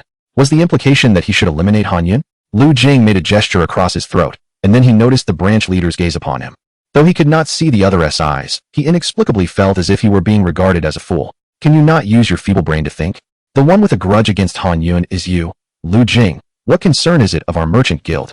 Lu Jing misinterpreted the guild's meaning. "You know, our prosperous merchant guild is almost unknown on the surface, yet behind the scenes, we possess unimaginable power. In the realm of the 9 rivers, within the 7 major orthodox factions, we have our people infiltrated at every level, both high and low." Lu Jing felt a twinge of confusion. He was aware of this. He himself was an undercover operative for the prosperous merchant guild within the Yinyong Sect, which was one of the 7 major orthodox factions, arguably the foremost among them. Furthermore, he knew that this branch leader of the prosperous merchant guild, who stood before him, was a highly influential elder within the Yinyong Sect, perhaps even one of the leaders. Although he was unsure of the exact identity. Although we call ourselves a merchant guild, controlling merchants and amassing wealth is but one aspect of our endeavors. Our primary goal is to gather talented individuals and strengthen ourselves. Within our guild, there are numerous high-ranking powerhouses and young disciples. How do you think they came to be? Are they not the result of our meticulous observation and investment in those with exceptional talent from every faction? I have been observing Han Yun for some time. Although he cannot practice martial arts, his understanding of the martial way surpasses even mine. To nurture him as an ordinary disciple would be a waste. If he were to join our guild, his martial prowess would undoubtedly enable us to cultivate even more talents and powerhouses. Such a talent must be recruited. But it would be inappropriate for me to approach him directly. Hence, I have sought your assistance. Prepare some gifts and wine this evening. Claim it is an apology visit to reconcile with him, and then attempt to recruit him. As for the method, I trust you know how to proceed. The guild seeks to recruit Han Yun? Lu Jing furrowed his brows and inquired, branch leader. Han Yun has grown up within the Yinyong Sect and is likely fiercely loyal to it. What if he refuses? Refuse? Such a talent, with boundless potential. If he cannot be utilized by me, he cannot be left to the Yinyong Sect to cultivate their own powerhouses. Do you understand? Lu Jing nodded, a glint of coldness flashing in his eyes. The branch leader nodded in acknowledgement, then turned and left the room. During lunch, Han Yun called over Peng Cheng and handed him a list of herbs. Go purchase these herbs in bulk. Do not be stingy with the money. Also, buy me some clothes, 5 or 6 white ones, 2 sky blue, and 2 black. With the new year approaching, I find myself short on attire. Make sure to buy a little for yourself as well. Don't always wear those shabby clothes. Treat yourself well, and charge it to my account. Peng Cheng felt a surge of emotion at these words and went down the mountain with 2 servants. The clothes Han Yun requested were intended for disguise. After all, he needed to fly at times. During the day, he could wear the sky blue attire to blend in with the sky, don white when the clouds were present, and wear black at night to avoid detection. By evening, Peng Cheng returned with a large bundle of goods, placing them directly in Han Yun's residence. Unnoticed by the people of Yunwu Hall, once home, Han Yun stored the clothes and herbs in his spatial realm. The cubic space he had previously purchased was insufficient, so he acquired an additional 2 cubic meters, spending 20,000 taels of silver. Han Yun sat cross-legged in quiet meditation. As the hour approached midnight, he rose to retrieve the alchemy furnace. Out of caution, he first scanned the surroundings with his spiritual sense to ensure no one was watching, only to unexpectedly discover Lu Jing approaching with a bundle of items to his doorstep. His home was situated on a slope down the back mountain, with no other residents nearby. Lu Jing's presence here could only mean he was looking for him. Remaining composed, Han Yun returned the alchemy furnace to its place. He continued to monitor Lu Jing with his spiritual sense, But Lu Jing's expression remained unperturbed, revealing nothing. Is Junior Han at home? Are you asleep? Lu Jing called out. Who is it? Han Yun replied. I am Lu Jing, here to visit Junior Han. I hope for a moment of your time. Lu Jing said with a smile from outside. It is Elder Lu. It is late. It would be inconvenient for me to entertain guests at this hour. We can discuss matters tomorrow. Please, Junior Han, I acknowledge my past mistakes. I specifically came to apologize. I hope you will not decline my request, Lu Jing implored. Han Yun remained expressionless, his gaze piercing. He found it hard to believe that Lu Jing had come to apologize, yet he was curious about the man's intentions, thus. He decided to meet him. Now that he had broken through to the core formation stage, he could easily retaliate against Lu Jing, a mere 6th-tier martial artist. Should the need arise?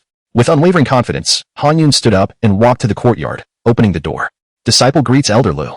Ah, Junior Han. I apologize for disturbing you at such a late hour, Lu Jing said as he entered. Please, come in, Han Yun gestured, stepping aside. Once inside, Lu Jing placed his gifts on the ground and set down a jar of wine on the table. Han Yun, seeing this, took out 2 cups, rinsed them, and placed them on the table. Elder Lu, you need not bring gifts. Your visit alone is enough. I will certainly return the favor on another occasion. No need for that. Here, let me pour the wine. This is a fine spirit from the Snow River in the northeast, as you know. It is difficult to obtain such quality here in Yinchuan. Tonight, let us drink to our heart's content. As Lu Jing spoke, he reached for the wine jar. But Han Yun swiftly seized it, removed the seal, and poured 2 cups. How could a disciple allow the elder to serve? You are, after all, my senior. Han Yun was wary of Lu Jing's potential for treachery. Very well, very well. Lu Jing raised his cup and solemnly declared, Junior Han, all past grievances are my fault. I failed to recognize your greatness until now. I apologize and hope you will forgive my previous transgressions. With that, Lu Jing downed his drink in one gulp. Observing Lu Jing's action, Han Yun followed suit but did not swallow. As the wine touched his lips, he evaporated it using his spiritual energy. Chapter 41. The end of the tale. It was winter, and the breath of conversation was visible in the cold air, rendering expressions difficult to discern. Elder Lu spoke with gravity. The trifles of the past had long faded from the disciple's memory. In my heart, Elder Lu has always been a venerable figure, embodying fairness and kindness towards his disciples. Should Elder Lu wish to indulge in wine, he need only send word, and I would gladly procure a bottle to pay him a visit. Han Yun, while feigning politeness, was inwardly pondering the ulterior motives of this old schemer. Alas, how could that be? Han, my esteemed nephew, now has the esteemed Cloud Martial Hall, burdened with myriad responsibilities to nurture the disciples of our sect. How could I impose upon his daylight hours? Hence, I could only seize this opportunity in the evening when he had a moment of leisure to pay my respects. It is already a privilege to share a moment with such a busy individual as he. Come, let us drink, Elder Lu said with utmost courtesy, shedding his previous haughty demeanor. He frequently raised his glass in a toast to Han Yun, who had sensed the underlying tension. As he exchanged pleasantries, he awaited further revelations from Lu. Unsolicited flattery is often a guise for ulterior motives, Han thought. Elder Lu surely harbored some hidden agenda. After several rounds of wine, Lu's complexion flushed slightly, revealing his inability to hold his liquor. After another toast with Han Yun, he remarked, My esteemed nephew, not only are your martial arts exceptional, but I am astounded by your capacity for drink. I am truly humbled. Elder Lu is too kind, Han replied. Lu inwardly cursed. He had intended to intoxicate Han and then persuade him to join the merchant guild. Yet, to his astonishment, Han showed no signs of inebriation despite the nearly empty jug of liquor. This was wine from Shuechuan, renowned for its potency, and given Han's lack of internal energy, it was perplexing that he remained sober. With such a quantity, even a donkey would have succumbed. My esteemed nephew, your martial prowess is indeed admirable. Previously, I harbored some doubts, but after sending a few of my disciples to seek your guidance, they returned and demonstrated your techniques. I was taken aback. Your skills surpass even my most treasured techniques. Moreover, those few 9th grade disciples rapidly advanced to the 8th grade under your tutelage. It was then that I realized the caliber of an outstanding individual like you. Alas, what a pity. The conversation turned serious, and Han Yun smiled enigmatically, inquiring, What is the pity you speak of? It is a pity that your talents are squandered within the confines of the Yinyong Sect, like a pearl lost in the dust, a gem hidden from sight. With your abilities, if placed in a more favorable environment, you would undoubtedly shine and become a true dragon among men. Upon hearing Lu's words, Han Yun contemplated deeply. Was he attempting to persuade me to align with another force? But was not Elder Lu also of the Yinyong Sect? Could it be that he is a covert agent for another faction within our ranks? This thought ignited a spark of curiosity in Han's eyes. He resolved to extract more information from this old fox. Elder Lu, the Yinyong Sect stands as one of the mightiest forces in the 9 rivers. Even the royal family must show us respect. What other power could possibly surpass the Yinyong Sect? Han declared, draining his cup and feigning a slightly tipsy demeanor. My esteemed nephew, having grown up within the Yinyong Sect, you are perhaps unaware of the vastness of the world beyond. What knowledge does a frog at the bottom of a well possess of the mountains and rivers? Surely, the world harbors numerous hidden powers. Feigning disbelief, Han replied, "Oh? Pray tell, Elder Lu, what forces might surpass our Yinyong Sect?" "Indeed, there are. To speak plainly, the merchant guild to which I belong possesses influence and wealth that the Yinyong Sect could scarcely rival." The merchant guild? Han had never heard of it. Having never ventured beyond the sect's gates, he held little interest in external affairs. "I expected you to mention a formidable force. Instead, it is merely a merchant guild. There are countless such guilds in every city.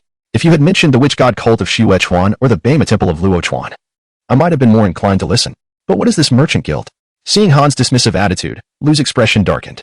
"My esteemed nephew, do not be hasty in your judgments. You know nothing of our merchant guild. It is not surprising, as most are unaware, though we call ourselves a guild. Our power surpasses that of all martial sections. We operate from the shadows, unseen by the public eye. We seek to gather the strong and the gifted youth. Our influence stretches across every corner of the 9 rivers. We control trade, and the wealth generated from our enterprises eclipses that of 10 Yinyong sects combined. Within our ranks, there are countless third-grade masters, and even some second-grade ones. As for first grade, I am less informed. Our disciples are innumerable, scattered across the lands. Moreover, our financial resources allow us to offer far superior monthly stipends to our disciples and elders than what the Yinyong Sect provides, tenfold, at the very least. With your talent, my esteemed nephew, you would surely be treated as a high elder within our guild, with an annual salary starting at 100,000 taels. You would bask in glory and wealth beyond measure. What say you? Would you consider this?" Listening to Lu's words, Han pondered. His contemplation was not about whether to join, for he found the Yinyong Sect quite satisfactory and had no intention of switching allegiances. Instead, he was reflecting on the exaggerated claims regarding the merchant guild's immense power and wealth. It was simple logic. If this guild truly possessed such strength, they could easily seize a territory, rise up, and establish their own power, earning the admiration of the populace openly, rather than lurking in the shadows like rats. Yet, the merchant guild operated clandestinely, suggesting they were likely intertwined with various factions, of which Lu was a living example. Moreover, given Lu's 6th grade level, his status within the guild could not be very high. Within the Yinyong Sect, there must surely be other agents of even greater standing. Such a secretive organization, with its vast influence, likely harbored grand ambitions. With these thoughts in mind, Han smiled and said, "Elder Lu, I mean no offense, but at your level, you are likely just a common elder within the guild. With your standing, can you truly bestow upon me the title and treatment of a high elder?" Chapter 42. Luring the snake from its hole. I, an elderly man, am not in a position to make this decision. To be candid, my visit to find Master Han was at the behest of a significant figure above me, someone who possesses the authority to make such decisions. Han pondered silently. It seemed that the individual capable of appointing him as the Grand Elder must hold a position of considerable power, someone with substantial influence within the Merchant Association. Might such a person also be affiliated with the Yinyong Sect? If that were the case, why not have this influential figure approach me directly for discussions? Why go through the trouble of sending Elder Lu? "Ah, it is not far. We are within the confines of the Yinyong Sect, just a few steps away," Han said with a smile as he sipped his drink. Lu Jing furrowed his brow and blurted out, "How do you know he is within the Yinyong Sect?" Indeed, a hint of a smile crept onto the corners of Han Yun's lips, concealed by his cup. That powerful figure behind the scenes is indeed a prominent figure within the Yinyong Sect. Lu Jing regretted his words as soon as they left his mouth, his expression shifting rapidly. He internally chastised himself for allowing alcohol to cloud his judgment. On any other day, he would never have made such a blunder. "Master Han, have you given this matter any thought?" Lu Jing inquired, a glint of coldness flickering in his eyes. "Given the gravity of this issue, might I request a few more days to consider? After all, you know that the Yinyong Sect has nurtured me. I do have some sentiment for it." "Master Han, what is there to contemplate? In this world, all is driven by profit. Sentiment cannot be eaten as food. The Yinyong Sect cannot provide you with wealth and nobility. You cannot practice martial arts. Your life is but a fleeting few decades. If you do not take better care of yourself, what a waste it would be to live at all. One lives for oneself, not for others. Wouldn't you agree?" Elder Lu's words carried weight. Yet this matter was indeed of great consequence. Relying solely on Elder Lu's words, mere rhetoric, would not persuade the disciple. "You are aware that betrayal of the sect is a capital offense, and I have but this fragile life." Upon hearing this, Lu Jing sneered coldly, dropping the pretense. "To be frank, Master Han, what I have said is entirely true. Once you join us, you may verify it yourself. However, if I have shared so much with you today and you refuse to agree, should I leave and you go to the sect leader to report me, my life would be forfeit. The Merchant Association will never allow the Yinyong Sect to uncover such secrets. I believe you understand my meaning." "Indeed. It is either compliance or silence," Han replied with a faint smile, feigning ignorance. "Elder, it is not that I refuse. It is just that this matter is of such magnitude that I find it difficult to decide." Upon hearing this, Lu Jing rose, his inner energy coalescing in his hands. "Master Han, Do you not comprehend my words clearly enough? You are already aware of this matter. According to the rules, you must either comply for our mutual benefit, or you must perish to ensure silence. Han Yun responded with calm indifference. Oh, is Elder Lu intending to take action against me? I am quite terrified. Lu Jing observed Han Yun's demeanor, his expression fluctuating between uncertainty and trepidation. The other party was clearly an unremarkable individual devoid of any cultivation. Yet he remained composed in the face of a 6th-grade master who could easily eliminate him with a single strike. What audacity! Did he truly not fear death? Or did he possess some hidden leverage? Master Han, I will ask you one last time. Do you agree or not? Lu Jing's voice was laced with menace. Han Yun recognized that he could either acquiesce to ensure temporary safety, only to face a cascade of subsequent troubles, or he could become a double agent, infiltrating the Merchant Association to gather intelligence. However, regardless of the choice, both paths were fraught with complications and peril. He had no intention of aiding the Yinyong Sect in purging its infiltrators. He merely wished to peacefully instruct his disciples and accrue experience in cultivation. Elder Lu, why must you be so aggressive? If you leave here today, I can pretend this incident never transpired, as if you had never visited. You know that is impossible. However, if others were to witness your visit here and I were to die today, even a fool would surmise that you were responsible and you would not escape unscathed. In response, Lu Jing smiled sinisterly. That is precisely why I chose to come at this late hour, when all is quiet. Moreover, I have observed my surroundings. No one saw me, and no one knows that you are the one I killed. Oh, I see. What a pity it would be. For you would be far more useful alive, serving as a witness. I could bind you and present you to the sect leader. But, if that were the case, you would also uncover my secret. Therefore, I must insist, Elder Lu, you should die. Han Yun spoke with an unperturbed tone, remaining seated in his chair without making a move. Upon hearing this, Lu Jing's expression shifted dramatically. The other party indeed had a hidden card to play. As Lu Jing raised his hand to strike, Han Yun remained motionless, unleashing a surge of mental energy directed precisely at Lu Jing's brow. In an instant, Lu Jing's hand froze mid-strike. Shortly thereafter, he became rigid, collapsing to the ground. Host has slain an enemy, neutralizing a crisis, rewarding 100 achievement points. With a single mental attack, Han Yun obliterated Lu Jing's soul without leaving any visible wounds. After completing this, Han Yun sighed. He had no desire to invite trouble. But when faced with a threat to his life, he had no choice but to act. To safeguard his secret, he had to eradicate the root of the problem. Han Yun rose, retrieving a black outfit he had purchased from Peng Qing earlier in the day, donning it, and covering his face with a black cloth, revealing only his eyes. His next task was to dispose of the body and erase all traces. Suddenly, Han Yun paused. Lu Jing's words could not be taken at face value. If someone truly knew he had met with Lu Jing and the latter subsequently vanished, that individual could expose him, leaving him unable to escape blame. At the very least, the mastermind behind this plot would be aware of Lu Jing's visit. Moreover, he would need to report the affluent merchant association to the sect leader, which would necessitate mentioning Lu Jing's approach. After all, the sudden death of an elder within the merchant association would not go unaddressed. To resolve this predicament, it was imperative to uproot the association's hidden agents within the Yinyong Sect, and this task would require the sect leader's assistance. With this thought in mind, Han Yun decided against disposing of the body immediately. Instead, he would place Lu Jing's corpse back in his own home and observe from a distance. If he could lure out the mastermind and ascertain their identity, it would make the task of eliminating these infiltrators significantly easier. The most pressing concern was to uncover the identity of the mastermind. As for the cause of Lu Jing's death, there were no external injuries, and he had perished in his own home. Who could prove any connection to Han Yun? In due course, he could frame the mastermind, claiming that Lu Jing's attempt to recruit him had failed, prompting the mastermind to silence him. As for why the mastermind had not eliminated him, that was simple. They still wished to recruit him. Having formulated his subsequent narrative, Han Yun rose, seized Lu Jing's lifeless body, and soared out of the house. Chapter 43. The framing by the mastermind. After soaring into the sky, Han Yun extended his consciousness to its fullest, scanning the surroundings. With his recent breakthrough to the core formation stage, he could sense any movement within a 3-mile radius. Regrettably, he found no suspicious figures. Soon, he arrived at Lu Jing's residence. After a thorough examination, he entered the house, placed Lu Jing's lifeless body on his own bed, covered it with a quilt, and arranged it to appear as if he were merely sleeping. Following this, Han Yun departed Lu Jing's home and retreated to a concealed spot about a mile away. Hiding behind a large tree while maintaining an unwavering watch over Lu Jing's residence, he waited patiently for the mastermind behind the scenes to reveal themselves, eager to learn of Lu Jing's attempts to solicit his involvement. At this moment, just after midnight, the air was at its coldest, and all the nearby homes had extinguished their lights, plunging into slumber. No one noticed the shadow blending seamlessly with the night upon the tree. Han Yun waited with patience, undeterred by the chill thanks to his spiritual energy. As time passed slowly, the night winds grew fiercer, howling like vengeful spirits. Finally, at the hour of the tiger, Within the range of his spiritual perception, he spotted a figure clad in black descending gracefully from the sky, landing in Lu Jing's courtyard. Han Yun's gaze sharpened. This individual descended steadily, exhibiting a form of flight rather than a mere gliding motion, indicating that they possessed at least a third-tier cultivation level.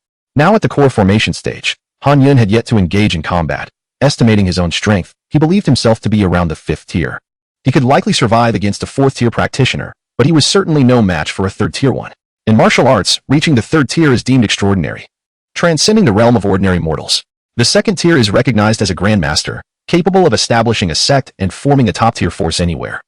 While the 1st tier is spoken of only in whispers, akin to terrestrial immortals, it is evident that those above the 3rd tier exist on an entirely different plane of existence from those below.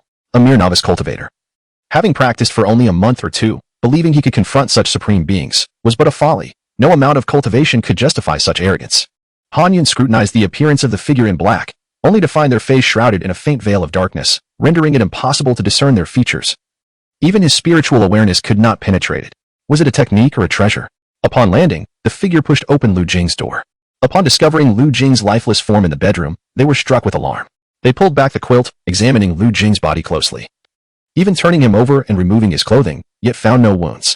Subsequently, they produced a silver needle, piercing Lu Jing's wrist. After a brief moment, they withdrew it, finding it unchanged. How did he die? The figure muttered, their voice hoarse. Han Yun took note of this sound, but he understood its insignificance. If the individual could alter their appearance, it stood to reason that they could also modify their voice. Could Han Yun be dismissed as powerless? The figure pondered, unable to ascertain how Lu Jing had met his end, thus failing to deduce Han Yun's capabilities or even confirm whether he had been involved. After a moment, the figure dressed Lu Jing once more, then retrieved a small vial. Lu Jing had been deceased for over 2 hours, and with the cold weather, rigor mortis had already set in. The figure propped Lu Jing up, pried open his mouth, and poured the liquid from the vial into him. Following this, they meticulously wiped the corners of Lu Jing's mouth of any residue, patting his back to ensure the liquid flowed into his system before covering him again with the quilt. Ah, Han Yun, whether or not you were the one to kill him, you shall be implicated in his death. Once you are imprisoned and interrogated by the Yinyong Sect, I shall find a way to rescue you. At that time, you will have no choice but to join my trading company. Observing this scene from a mile away, Han Yun's eyes narrowed. The figure's actions were undeniably ruthless. Lu Jing's death, with no evidence of injury or poisoning, meant there was no proof of Han Yun's involvement. By administering poison to Lu Jing, the figure could later claim that Lu Jing had sought him out, subsequently dying from the poison, leaving Han Yun with no means of exoneration. He would undoubtedly be detained and interrogated by the sect, and given the figure's 3rd-tier cultivation, their status within the sect was likely considerable. Ultimately, Han Yun would have no escape, compelled to acquiesce to joining the trading company. What a cunning strategy. Initially aiming to lure out the mastermind, he found himself ensnared instead. After contemplating for a moment, Han Yun resolved to wait until the figure departed before retrieving Lu Jing's body, transporting it to a secluded location where he could incinerate it with his Samadhi true fire, eradicating all traces. However, while he devised a plan, the mastermind, as the cunning branch leader of a wealthy trading company in Yinchuan, was undoubtedly shrewd. Han Yun observed the figure in black rise and stealthily alight upon a nearby dwelling, keenly watching Lu Jing's courtyard, seemingly waiting for him to fall into their trap. Han Yun remained vigilant until the hour of the rabbit, when dawn began to break, yet the figure did not leave, evidently resolute in their surveillance. He considered approaching the sect leader to disclose the situation and capture the figure, but such a course of action was fraught with peril. Firstly, the time taken to go and return could lead to the incident occurring in his absence. Secondly, he would struggle to explain why he was observing Elder Lu's courtyard and how he had spotted the figure. Most importantly, if this individual was indeed a revered elder, they could easily claim to have discovered Lu Jing dead at home and sought to lie in wait for the perpetrator, leaving Han Yun with far too many unexplainable details. After a moment of contemplation, Han Yun finally devised a counter-strategy. If you wish to play, then I shall indulge you. A cold smile crept across Han Yun's lips as he rose from the tree, swiftly navigating through the woods, quietly returning home. Upon arriving home, Han Yun changed back into his usual attire, concealed a dagger at his waist, and strolled towards the Yunwu Hall with an air of nonchalance. Upon reaching the hall, he found his junior sister and others just rising and preparing for the day. Han Yun joined them for breakfast and offered some guidance to the head chef, Zhujiao. As the hour of the dragon arrived, Yunwu Hall opened its doors for business. Disciples bearing wooden tokens entered smoothly, while others received their tokens, instructed to return the following day. Everything appeared routine until the tranquility was abruptly shattered later in the morning. Greetings, Senior Brother Han. The sect leader summons you. Please proceed with haste. A disciple approached at the entrance, cupping their hands in respect. Chapter 44. The strategy to break the deadlock. Han Yun smiled faintly. What was destined to come had finally arrived. If that were the case, let the man in black witness the truth that though the Tao may rise a foot, the devil can soar a mile. Esteemed colleagues, the sect master summons me. I shall return shortly. In the meantime, please organize your questions and practice diligently what has been taught. Understood, came the obedient reply. Han Yun stood and made his way outside, with his young junior sister hastily following him. Big brother, what does the sect master want with you? How should I know? We shall find out when we arrive. I'll accompany you. Will go as well, Chan Pingqing, Liang Chao, and others, who immediately followed suit. What are you all doing? You should remain here to properly instruct the other disciples. It's fine. What could possibly happen in the main hall? Let Yiming oversee things here. We're merely ensuring your safety.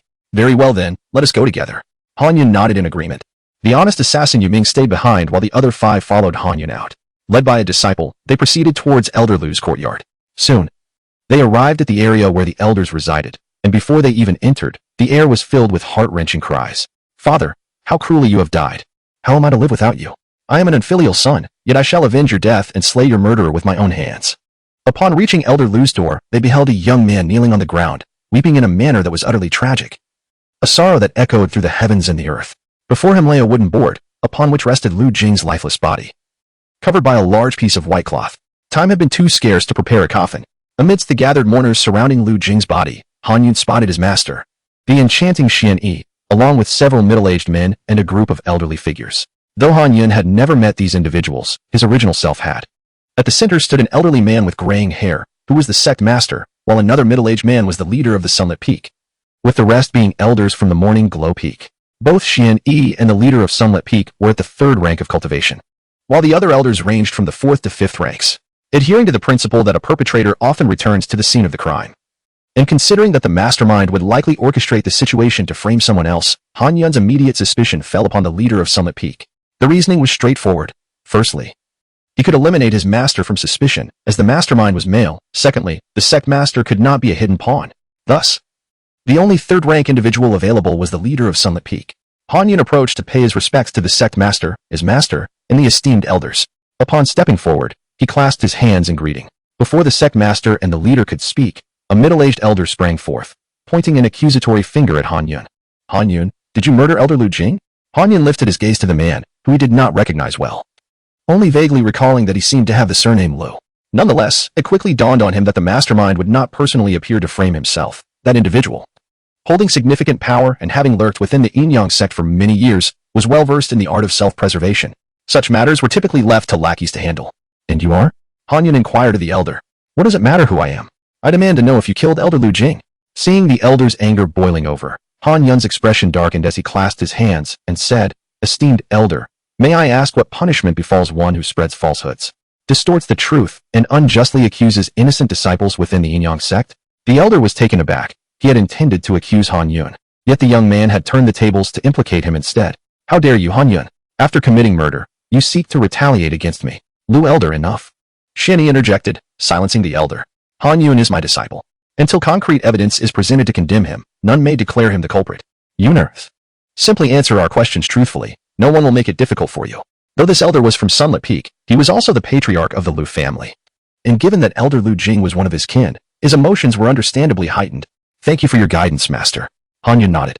Yet, he found himself somewhat perplexed. The patriarch's outburst was justified, as it was indeed his family member who had died. Furthermore, considering his own disciples, such as Jun Linger, Pingcheng, and others, had conflicts with the Lu family, it was reasonable for the Lu family to harbor animosity towards him. However, based solely on this, one could not discern whether the patriarch was indeed a hidden agent of the wealthy merchants guild. Patriarch Lu, I share in your grief over Elder Lu Jing's passing. It is both sorrowful and unexpected. Yet, I fail to comprehend why you would so hastily declare me the murderer. Upon hearing this, the patriarch snorted derisively and summoned a young disciple, saying, This is Lu Jing's apprentice. He informed me directly that Lu Jing sought you out last night. The apprentice nodded vigorously. Indeed, last night, after I finished my cultivation, I was preparing to head back when I saw my master carrying gifts and wine as he left. Out of curiosity, I asked him where he was going, and he said he was off to find senior brother Han Yun. That was all he mentioned. You see, Han Yun, now we have a witness. If we search your home and find the gifts Lu Jing took with him, it will serve as physical evidence. What more can you say in your defense? The patriarch glared at Han Yun, a mixture of indignation and triumph in his eyes. I have nothing to defend. Han Yun replied calmly. Humph. Then it is settled. Guards, take Han Yun to the dungeon for thorough interrogation. The patriarch commanded with a flourish of his sleeve. Hold. Han Yun smiled faintly, standing with his hands clasped behind him, addressing the patriarch. To condemn me, the sect master and the leader are present. They have yet to speak. What authority do you possess to apprehend me? Or do you believe your power surpasses that of the sect master, allowing you to act independently and unjustly accuse an innocent disciple without consent? Patriarch Lu, you are overstepping your bounds. It seems your ambitions know no limits, as you disregard the sect master entirely. Has the Yinyong Sect become your personal fiefdom? You insolent brat. You have already admitted that Lu Jing visited you yesterday and died in his own home last night, with traces of poison still lingering in his mouth. We have verified this ourselves. The evidence is irrefutable.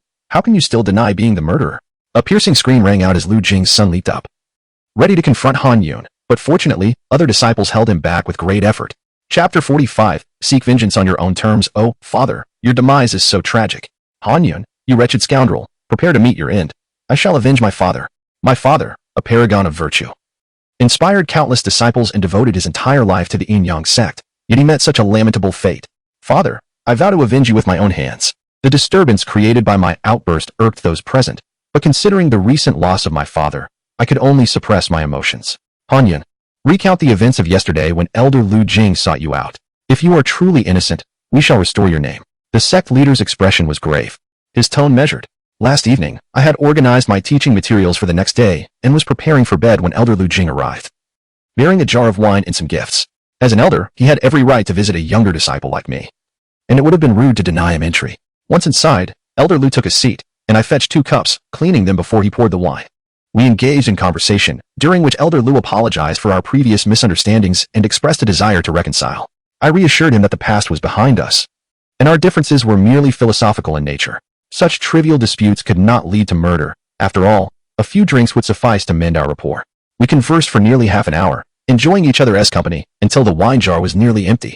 After Elder Lu departed for his home, I, unable to withstand the effects of the wine, fell into a deep slumber without tidying up. This morning, in my haste to reach the Cloud Martial Hall, I left the wine jar and cups on the table and the gifts remained unopened. The sect leader could easily verify their contents for poison. Upon hearing this, the sect leader casually gestured to a disciple, instructing them to fetch the items. Yes, master, the disciple replied. Han Yun turned to Junlingo, urging, sister, accompany them to ensure nothing is tampered with. Of course, she agreed. The disciple assigned by the sect leader was a student of Elder Lu Jing, and Han Yun harbored concerns that they might secretly poison the cups. Proceed, Han Yun, the sect leader commanded. Yes, I asserted that upon Elder Lu's return home yesterday, he must have been harmed by someone with ulterior motives, framing me in the process. I implored the sect leader for justice. The sect leader pondered for a moment before responding. This does not add up. Elder Lu returned home after drinking, considering his cultivation. He should not have lost consciousness so easily. Did he not possess any awareness when someone poisoned him? Was he so easily vanquished? Hearing this, the clan leader immediately concurred. Indeed, how could a mere half-jar of wine intoxicate Elder Lu to such an extent? Moreover, we have examined his household items, and there was no poison found, eliminating the possibility of him being poisoned through water.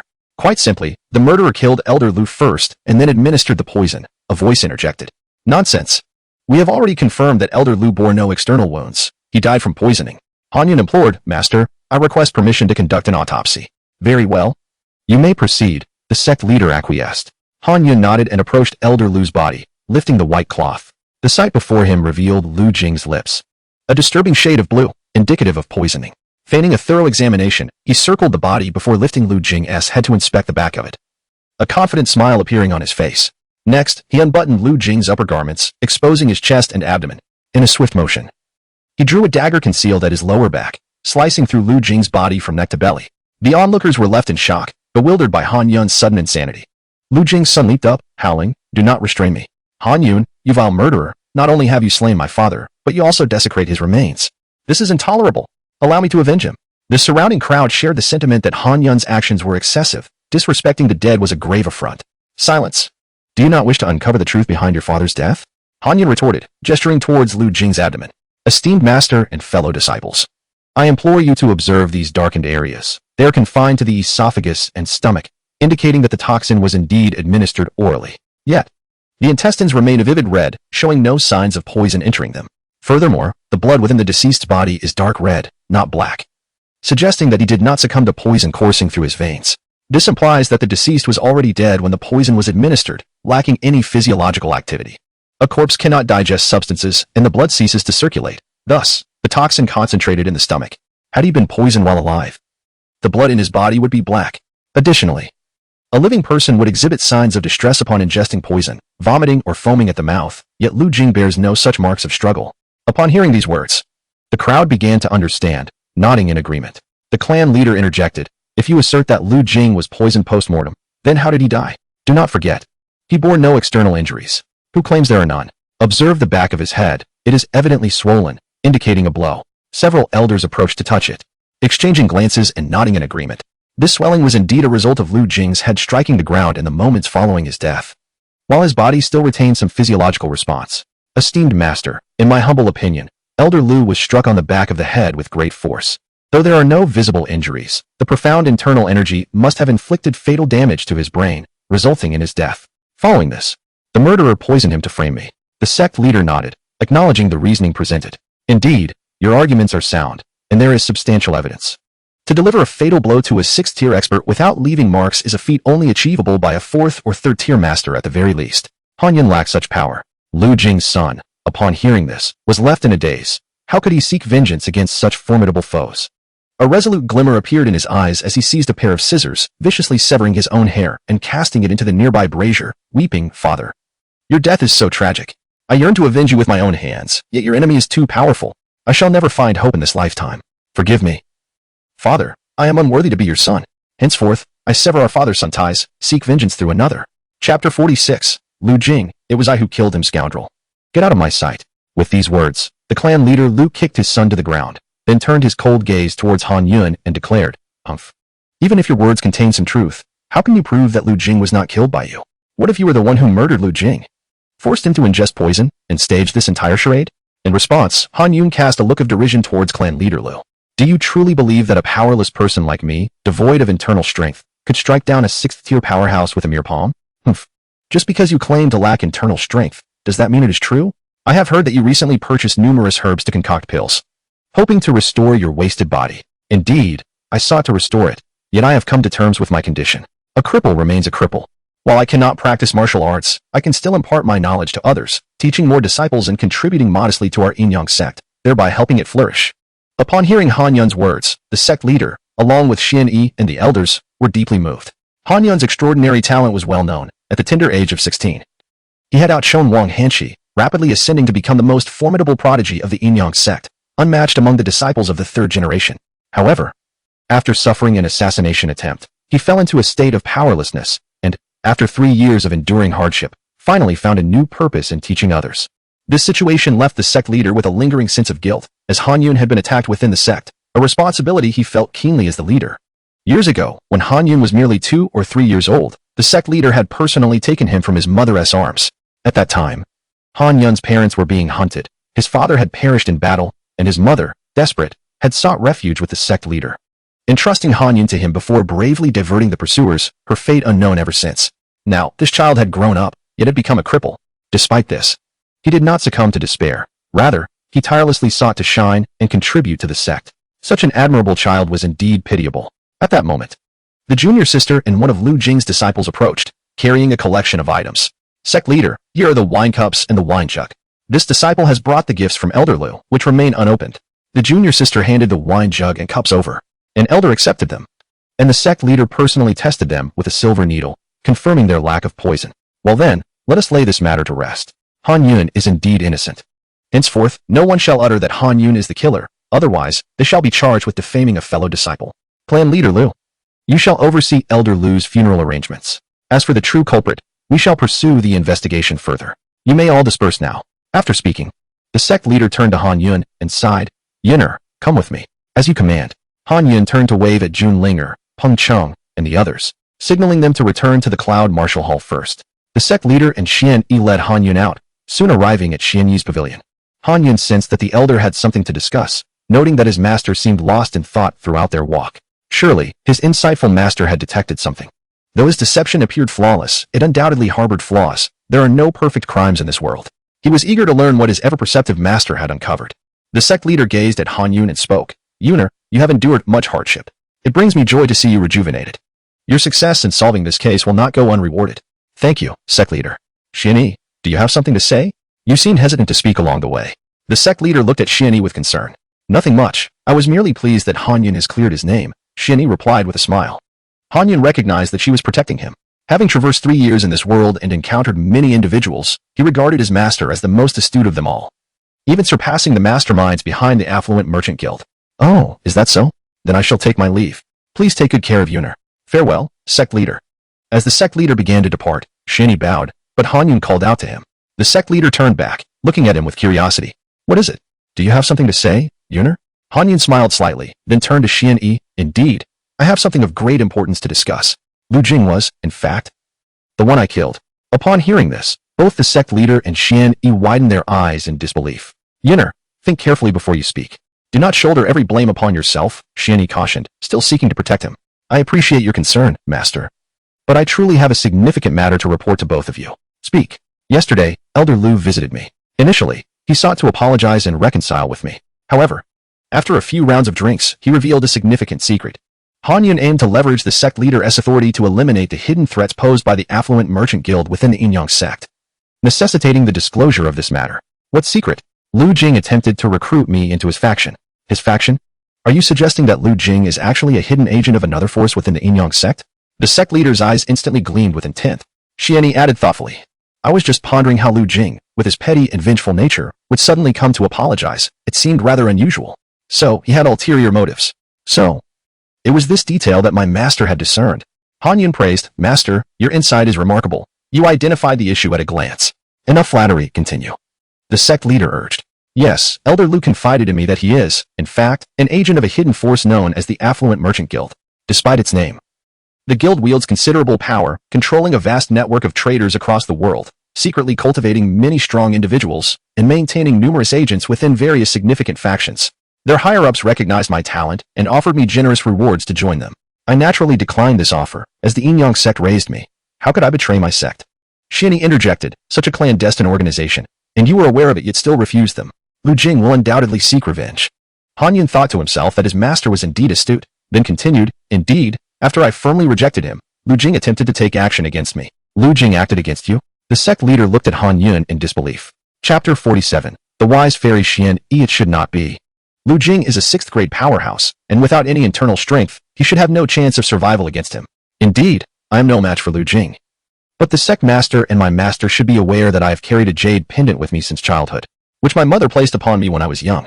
This pendant is a treasure. During the assassination 3 years ago, it shielded me from the attack of an assassin, though not entirely, leaving me with a crippled body. This time, when Lu Jing attempted to kill me, the pendant once again protected me. As he struck, the pendant unleashed its power, repelling Lu Jing's attack, which ultimately led to his demise due to internal backlash.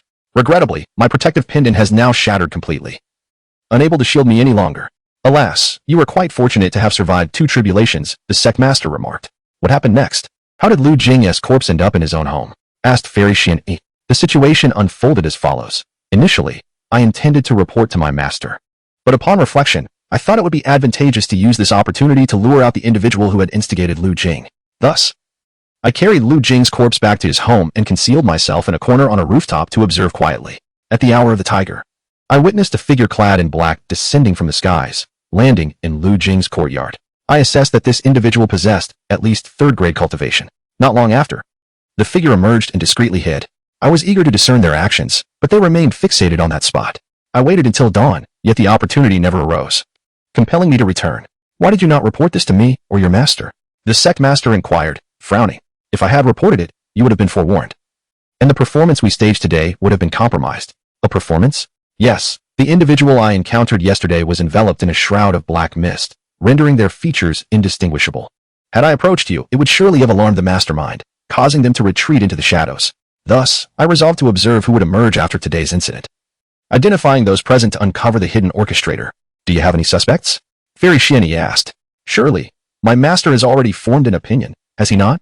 Han Yun replied with a slight smile, continuing, Indeed, the leader of the Fierce Sun Peak is indeed of 3rd grade cultivation, and Lu Zhulang has certainly revealed himself. However, whether they are indeed the hidden players requires solid evidence. I am curious, after the death of the Elder of Morning Glow Peak, as the head seat, it is customary for you to be here. How did the leader of Fierce Sun Peak come to be present? In response, the sect master furrowed his brow and said, This morning, Elder Chu approached me to discuss the disciples' training expedition for next year, and we happened to encounter a message from Fairy Xianyi regarding the incident. Therefore, we arrived together. Your observation does indeed present a striking coincidence. Sect Master, this matter must be investigated. But it must be done discreetly to avoid alarming the snake in the grass, Han Yun advised. You are correct. We must exercise caution. Until we have undeniable proof, we cannot act against them. I will ensure this matter is handled appropriately. Now, only one question remains. What question? The Sect Master narrowed his eyes, his gaze piercing as he fixed it upon Han Yun. How can you prove that what you say is true? Han Yun smiled and replied, It is quite simple. Just outside, I have already absolved myself of any suspicion regarding Elder Lu's death. No evidence can point to me. This matter could have been closed right then. Had I not sought to eliminate the hidden players, why would I draw attention to myself by admitting to Lu Jing's murder? Furthermore, if my intent were merely to conceal the evidence, I could have easily disposed of Elder Lu's body in the mountains, eliminating any trace, rather than placing it in his home for others to discover and complicate matters for me. Han Yun's words carried a blend of truth and deception, making them all the more credible. After a moment of contemplation, the Sect Master nodded, acknowledging, Your reasoning is sound, and your logic is coherent. I believe you. However, it is evident that you are now under the scrutiny of that affluent merchant association. They may either attempt to recruit you again or resort to eliminating you. Or perhaps they might frame me to force me to leave the Yinyong Sect, Han Yun stated solemnly. Lu Jing is dead. Yet the mastermind possesses the capacity to kill me, yet chose not to. Instead, they poisoned Lu Jing to entrap me. What might their objective be? I suspect they aim to have me imprisoned, then quietly rescue me, thereby owing me a favor, leaving me with no choice but to ally with them. This strategy is indeed insidious, yet they failed to anticipate that I would unravel their scheme. Fairy Xianyi chuckled, truly unexpected. You have matured and become quite astute. Lu Jing set a trap for you, which you deftly countered. Then you devised a trap to ensnare the mastermind, who in turn attempted to ensnare you, only to have their plot foiled. Not only did you avoid alarming the snake, but you also obscured the past with an alternate false truth. Ah, what a battle of wits. The cunning of both you and the mastermind is impressive. You flatter me, but this merely underscores how formidable our adversary is. We must remain ever vigilant. I cannot shake the feeling that you're even more formidable than that opponent, Fairy Xianyi teased, her eyes gleaming with mischief. Han Yun found himself at a loss for words. His master was indeed clever, yet her playful nature was somewhat mischievous. Very well. I have unraveled the threads of your conversation. Indeed, our opponent is deep-minded and shrewd, operating from the shadows while we are exposed to the light. A single misstep could lead us into their snare. Han Yun, in the future, you must refrain from taking matters into your own hands. Always inform your master and me. Reflecting on it now, it is alarming. Had it not been for the jade pendant, Lu Jing could have killed you. If you had been discovered while hiding, that figure in black might have silenced you. Moreover, had you failed to prove that Lu Jing was poisoned post-mortem, you could have found yourself imprisoned. Every step was fraught with peril. A single misstep could spell disaster. In the future, do not hesitate to call for your master at the first sign of trouble. Han Yun bowed in gratitude. I will comply, and thank you for your concern, Sect Master. I will not gamble with my life. However, I believe that the Merchant Association may no longer have a need to silence me. Oh, knowing their secret, should they not eliminate you? The Sect Master inquired, perplexed. Chapter 48. Happy New Year. At this moment, Fairy Xianyi interjected, stating that it was indeed unnecessary, for once Han Yun had unraveled the scheme. He was safe and sound, and the plans of the mastermind had been thwarted. Now that Han Yun had come here with us, the mastermind would surely surmise that Han Yun had disclosed this matter to us. From the moment Han Yun broke the trap until arriving here, we had been protecting him throughout, leaving him no opportunity to silence anyone. The reason for silencing him was to prevent us from learning about their guild's affairs. But now that we are aware, the mastermind knows we are aware as well. Thus, is there still a need to eliminate Han Yun? Such clandestine organizations prioritize profit above all. Killing Han Yun would no longer yield them any benefit. What they will do next is find ways to spirit Han Yun away to serve them, whether by abduction or coercion. Killing him would be the most detrimental course of action. Upon hearing this, the sect leader pondered for a moment and found the reasoning sound. Regardless, Xianyi, Han Yun is clearly being targeted. You must be vigilant and ensure his safety. Our adversaries are formidable, at least third-tier experts. Rest assured, senior sister.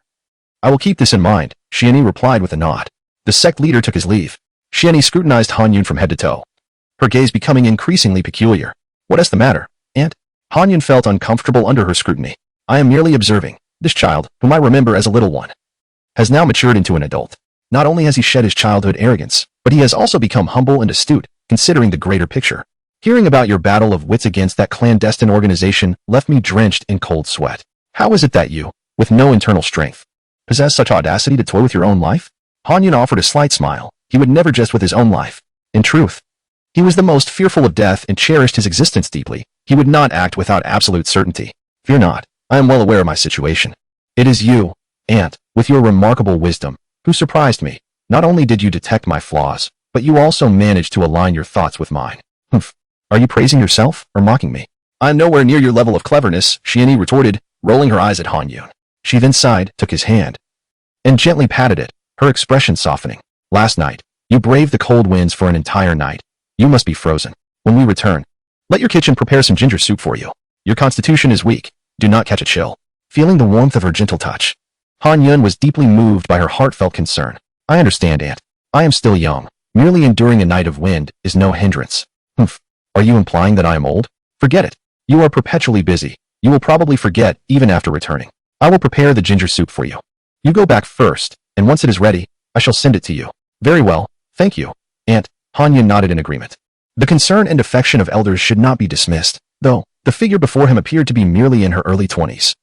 Rather removed from the notion of a kindly elder, standing beside her, he felt more like a peer. After bidding farewell to his master, Han Yun walked back while reflecting on the recent events.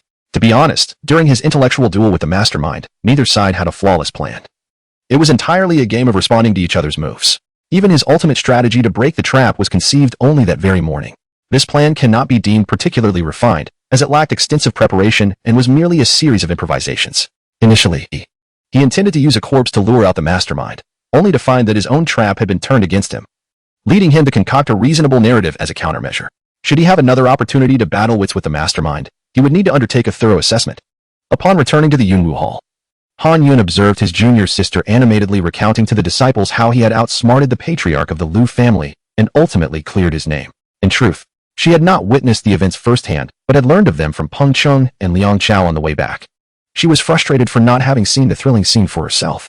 Her vivid narration captivated the audience, who applauded enthusiastically. Han Yun suspected that if she continued, the listeners would start offering coins as rewards. As he entered, the crowd fell silent, returning to their studies of martial arts, and the Yunwu Hall resumed its normal operations. In the days that followed, Han Yun dedicated his days to teaching martial arts and spent his evenings refining revival elixirs. His fear of death motivated him to produce a considerable number of revival elixirs. Over the course of a month, he crafted more than 100. During this time, the mastermind had made no further moves, seemingly aware that Han Yun had informed others and thus decided to lie low for a while. One day, the sky was overcast, and heavy snowflakes fell like goose feathers. The doors of the Yunwu Hall were tightly shut, and 4 braziers filled the room with warmth as everyone dined and chatted. Senior brother, with the new year approaching and the snow falling outside, when do we get a holiday? His junior sister asked while cracking sunflower seeds and tossing the shells into the brazier, causing occasional sparks to fly. A holiday? Han Yun mused.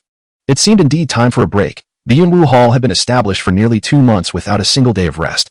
If he was not tired, others certainly were. What day is it today? Today is the 23rd. It's already the little new year.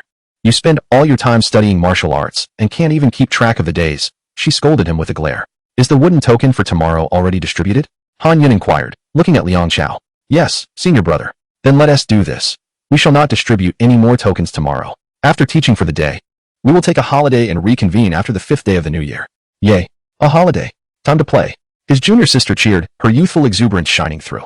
Liang Chao addressed the disciples. Everyone, please inform the others when you return that they need not come for wooden tokens tomorrow. They can return after the new year. Senior brother, let us celebrate the new year here at the Yunwu Hall this year, his junior sister suggested. Are you not going home to reunite with your parents?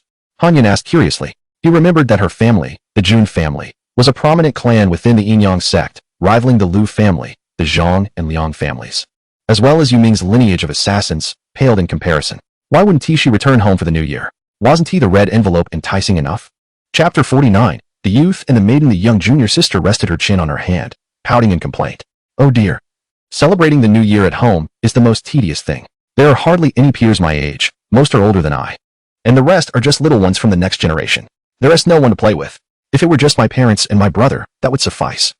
A harmonious family gathering would be quite pleasant. However, we belong to a large clan, and we must all partake in the New Year's Eve dinner together.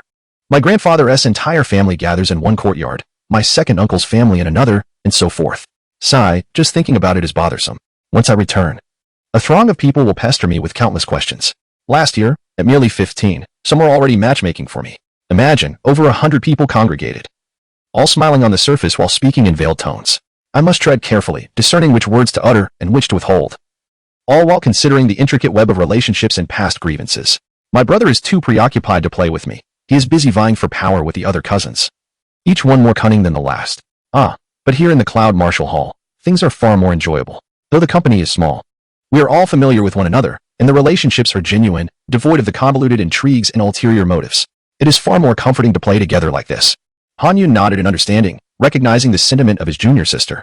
Indeed, large families often become arenas of power struggles, rife with conflicts and rivalries, especially as their size increases. What about you all? Will you return home for the new year?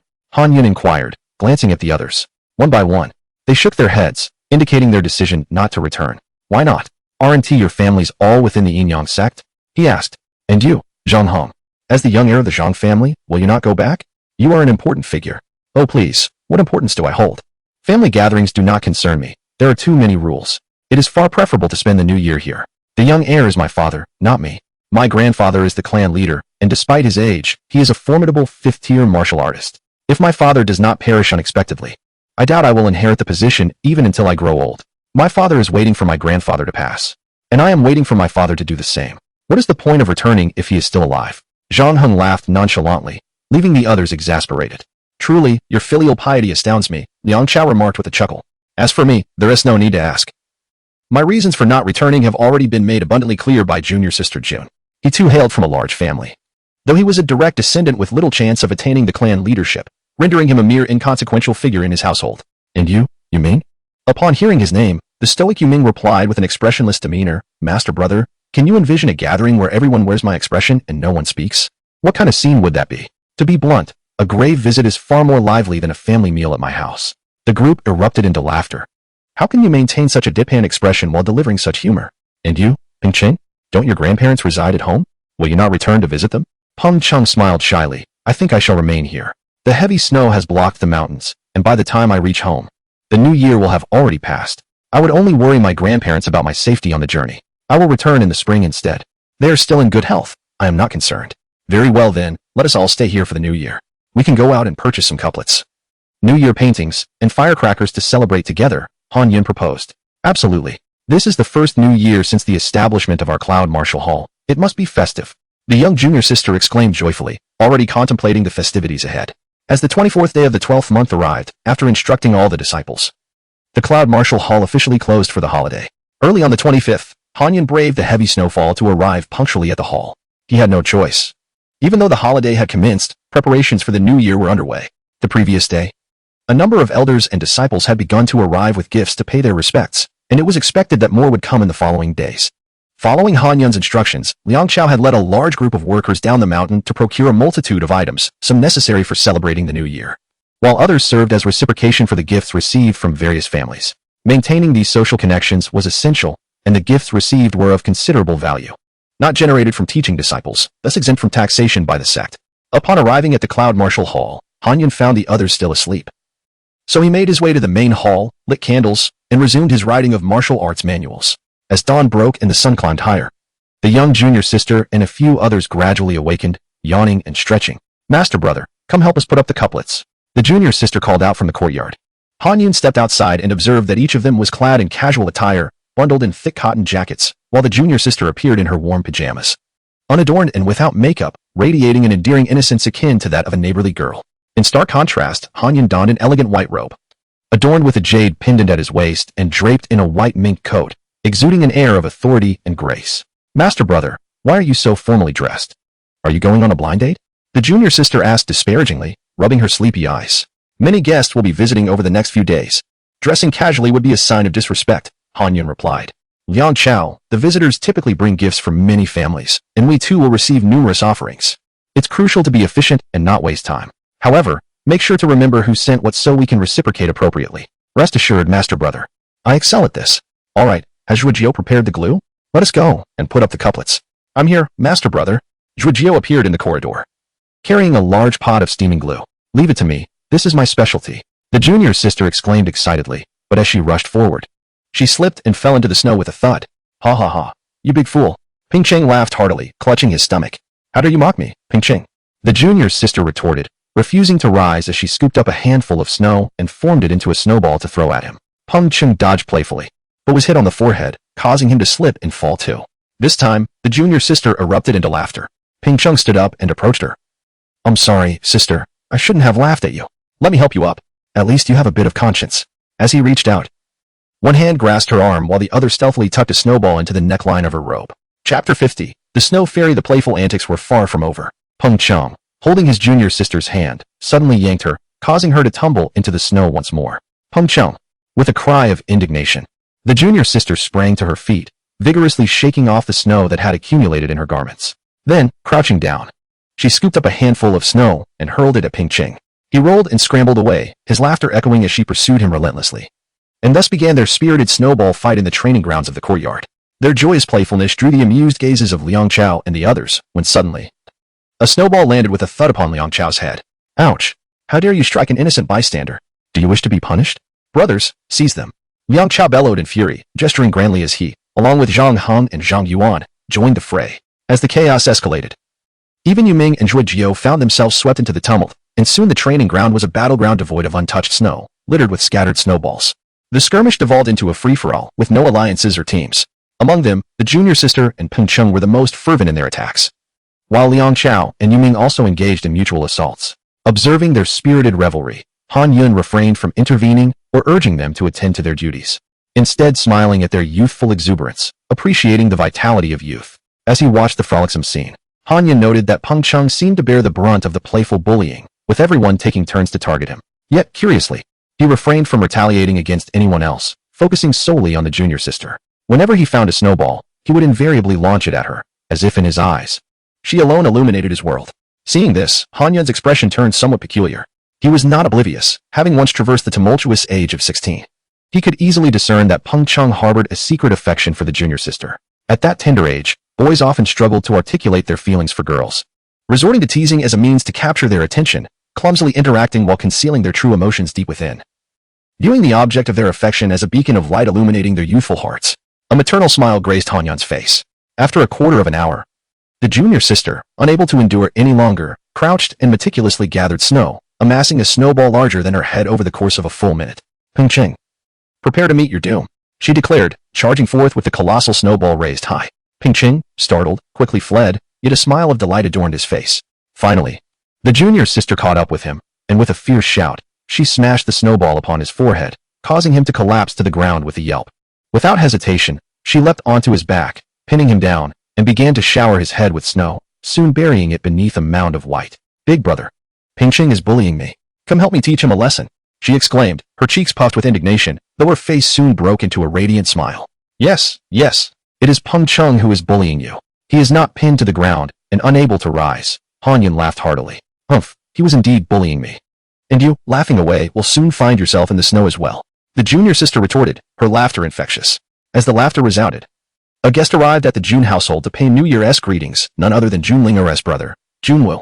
Upon arrival, he first noticed his sister having a splendid time, and, after a few light-hearted admonitions about her appearance, greeted Han Yun with respect. Han Yun valued guests from the Jun family, so he arranged for food and drink to entertain Junwu.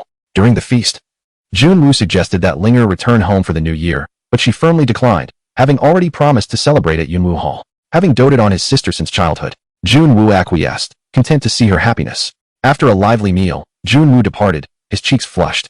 Though his sister had only sipped a little, he was intrigued by how Han Yun, a man without inner power, managed to consume so much wine without becoming intoxicated. If the late elder Lu Jing could hear his thoughts, he would surely empathize with his curiosity about this peculiar man who never seemed to be affected by alcohol. The days of holiday passed swiftly, filled with snowball fights, snowman building, firecrackers, and decorating with festive prints, bringing boundless joy to all, even renewing Han Yun's sense of youthfulness. As New Year's Eve approached, the group excitedly flocked to the kitchen.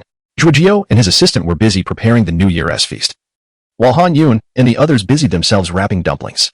Han Yun instructed a servant to bring water to a boil and personally wrapped a bowl of dumplings, which he then placed in the pot to cook. Big brother, why the rush to cook dumplings? Are you hungry? Can't we all eat together later? The junior sister inquired curiously. Han Yun replied with a smile, I'm not cooking for myself, it's for our master. She is alone at home, and has no one to share a meal with, so I shall bring it to her once it's ready. Ah, indeed. Our master is quite solitary, and we have neglected her. I shall fetch a jug of wine and join you shortly. All right. Once the dumplings were cooked, Han Yun retrieved them, placed them in a container, and, along with the junior sister, set off towards their master. Delicate snowflakes drifted down from the sky as they walked side by side, leaving neat footprints in the snow, their hair dusted with flakes as they teased each other, calling one another old folks. Before long, they arrived at the loft of the Snow Fairy. 2 lanterns hung at the entrance, their flickering light illuminating the graceful figure dancing amidst the swirling snow. The snow fairy, with a sword in hand, practiced the red sleeve heavenly fragrance technique. Her flowing sleeves billowing in the wind and snow, embodying a poignant grace in every motion. Waist as delicate as the moon, sleeves dancing in the spring breeze. Snowflakes floated past the tip of her sword, melting at her fingertips and landing softly in her hair. This enchanting scene captivated both Hanyun and Junlinger, compelling them to pause and observe in silence. At last, the snow fairy completed her dance and turned her gaze towards them. The junior sister rushed forward, her face alight with joy. Master, you were so beautiful just now. What sword technique was that? Linger wishes to learn. It was simply exquisite. That sword technique was taught to me by your elder brother. If you wish to learn, you should approach him, the snow fairy replied gently. Brushing the snowflakes from the tips of her hair, Hanyun stepped forward, smiling as he spoke, the sound of dogs barking at the gate. The weary traveler returns in the snowstorm. Although Master S swordplay is masterful, it carries a certain melancholy. Yet, it is also true that every individual perceives martial arts differently. To grasp such an essence is, in itself, a pinnacle of earthly mastery, which now transcends to a heavenly level. Chapter 51. The matters of descending the mountain for training. Do you comprehend the essence of martial arts? The enchanting Xian-Yi gazed at Han Yun in astonishment. Such profundities could only be grasped by those with considerable experience, typically individuals who have weathered life's trials or possess exceptional mental acuity. How could a mere child like you understand these concepts? Every martial technique I create embodies its own essence, contingent upon the practitioner's ability to perceive it. Previously, when I taught junior sister Zheng the Lingbo Weibu, I hinted at its essence, yet she failed to grasp it. Senior brother, please teach me, the young sister implored. Still captivated by Xian-Yi's swordplay, Han Yun was momentarily taken aback, recalling his master's admonition that this particular technique must not be imparted to others. He then remembered the playful glint in his master's eyes and the subtle warning that accompanied it. He replied, "This technique is unsuitable for you. It is too delicate. And you are still too young to comprehend its exquisite essence. What then is suitable for me? The 9-in white bone claw would be quite fitting for you. Simple and brutal, the kind that can slay an enemy with a single strike." "Humph. You are merely bullying me," the young sister pouted. "What brings you here on this New Year's Eve?" Xian-Yi observed Han Yun's reluctance to teach Junlinger, feeling a small sense of pride and enjoying her mood. "It is not that we wish to intrude. We came to deliver dumplings to you," the young sister explained. "Master, these dumplings were personally made by senior brother, and we rushed to bring them to you as soon as the first batch was ready. Senior brother is truly wonderful." The young sister's eyes sparkled with anticipation as she looked at Xian-Yi. "How thoughtful of you." "Come in," Xian-Yi said, sheathing her sword and turning towards the loft. The three entered the loft and sat at the table, where Han Yun opened the food box. Xian-Yi noticed the dumplings were still steaming and examined the box curiously. It was lined with cotton padding on the inside and the lid. No wonder they remained warm in this frigid winter. This boy truly is considerate.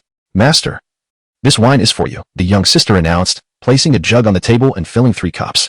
"Master, Happy New Year. Cheers. I wish you eternal youth, destined to become a terrestrial immortal." With a playful smile after delivering her blessing, she raised her cup. "Then I wish you, my dear, to soon find a capable husband who can keep you in check, so you won't be bouncing around like a wild child every day," Xian-Yi chuckled. "Humph. No one aside from senior brother can control me." After clinking their cups together, the trio downed their drinks. "Master, please taste the dumplings and tell me how they are." Although senior brother wrapped them, I prepared the filling. Wait a moment. The meat was chopped by Liang Chao. The scallions were sliced by Yu Ming. The cabbage and mushrooms were handled by Zhang Heng and Zhang Yuanxin, and the seasoning was added by Zhu Jiu. "You merely mixed them together," Han Yun candidly pointed out. "Be quiet. I mixed them, and that makes me better than Ping Ching, who only knows how to stoke the fire," the young sister retorted, flustered.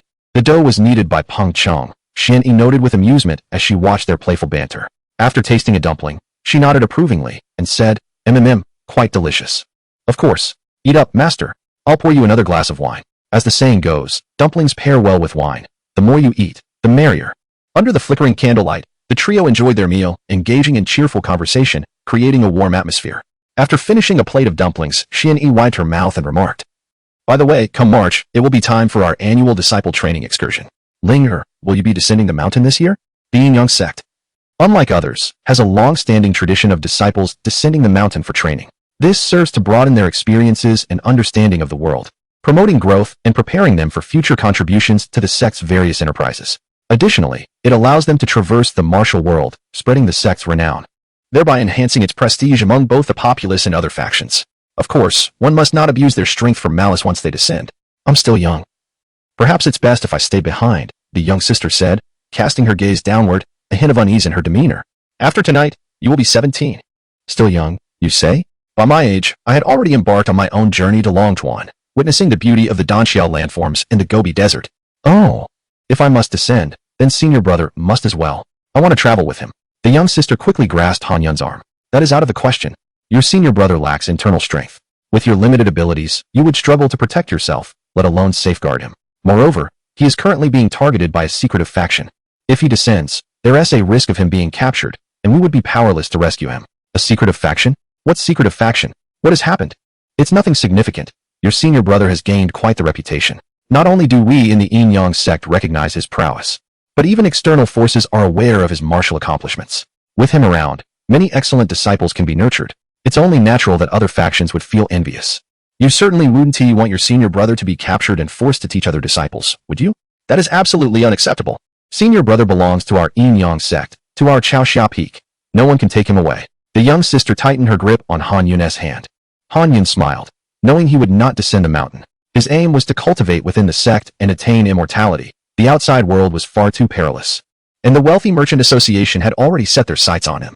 If he were to descend, who knows what formidable adversaries might be drawn to him. Then I shall not descend either, the young sister declared. No, you must go down the mountain for training. If you are afraid, you can just train within the Yinchuan region. Our Yinyong Sect holds significant sway there, and no one would dare to harm you knowing you are a disciple of the sect. Oh, then I will invite a few others to join me. Like Liang Chao and Peng Cheng. That is entirely up to you. Feel free to choose your companions.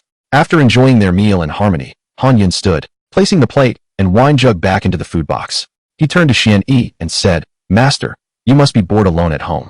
Why not join us for a New Year's Eve dinner? It would add to the festivities. We are all disciples of Chaoxia Peak, and you are our leader. We are all one family. Let it be. I am a leader, and sitting with you all would be too constraining. You wouldn't enjoy yourselves, nor would I. Not everyone is as relaxed around you as they are with one another. Chapter 52. All at the 7th rank after leaving the residence of Fairy Xianyi. The junior sister walked side by side with Han Yun back to the Cloud Martial Hall. At that moment, Peng Cheng and the others had already finished wrapping the dumplings, eagerly awaiting them to be boiled. Zhujiao had also prepared an array of delicacies. The New Year's feast was quite sumptuous. Upon their return, the atmosphere grew lively as everyone indulged in food and drink, boiling dumplings amidst a cheerful clamor, toasting and playing games, creating a delightful revelry. Han Yun, with his remarkable capacity for alcohol, remained unaffected by the numerous cups he consumed, his innate energy allowing him to drink without consequence. The group continued their festivities until midnight before retreating to their respective chambers for rest. On the following day, the first day of the new year, Han Yun once again arrived at the Cloud Martial Hall to continue compiling his martial arts manual. He had no relatives to visit for New Year's greetings, and the external merriment held no significance for him. This time was perfectly suited for his writing. Suddenly, a series of firecrackers erupted in the courtyard, followed by the entrance of the junior sister and her companions, who shouted amidst the clamor, Happy New Year, senior brother. Wishing you prosperity in red envelopes. Han Yun smiled and retrieved 6 red envelopes from his sleeve, presenting them to them. The junior sister gleefully snatched them all and then distributed them among the group. When they opened the envelopes, their eyes widened in astonishment. 1,000 taels. Senior brother is so generous, they exclaimed in unison. In 100 years, I could hardly save that much for my monthly stipend. The 6 of them, except for Peng Cheng, hailed from prominent families, but even for them, a year's pocket money amounted to merely 1 to 2,000 taels. After all, while wealthy families earned substantial sums, they also had numerous members. So the distribution of funds for pocket money was relatively modest. Zheng Yulin had brought over 10,000 taels worth of herbs, while Yiming had presented 1,000 taels in currency, both having requested from their families rather than using their own earnings. The martial skills they acquired were intended to be taught to their family members, which was, in essence, a form of investment benefiting those families. Thus, the sight of 1,000 taels was indeed a source of great joy, particularly for Ping Cheng, having been a disciple for 3 to 4 years.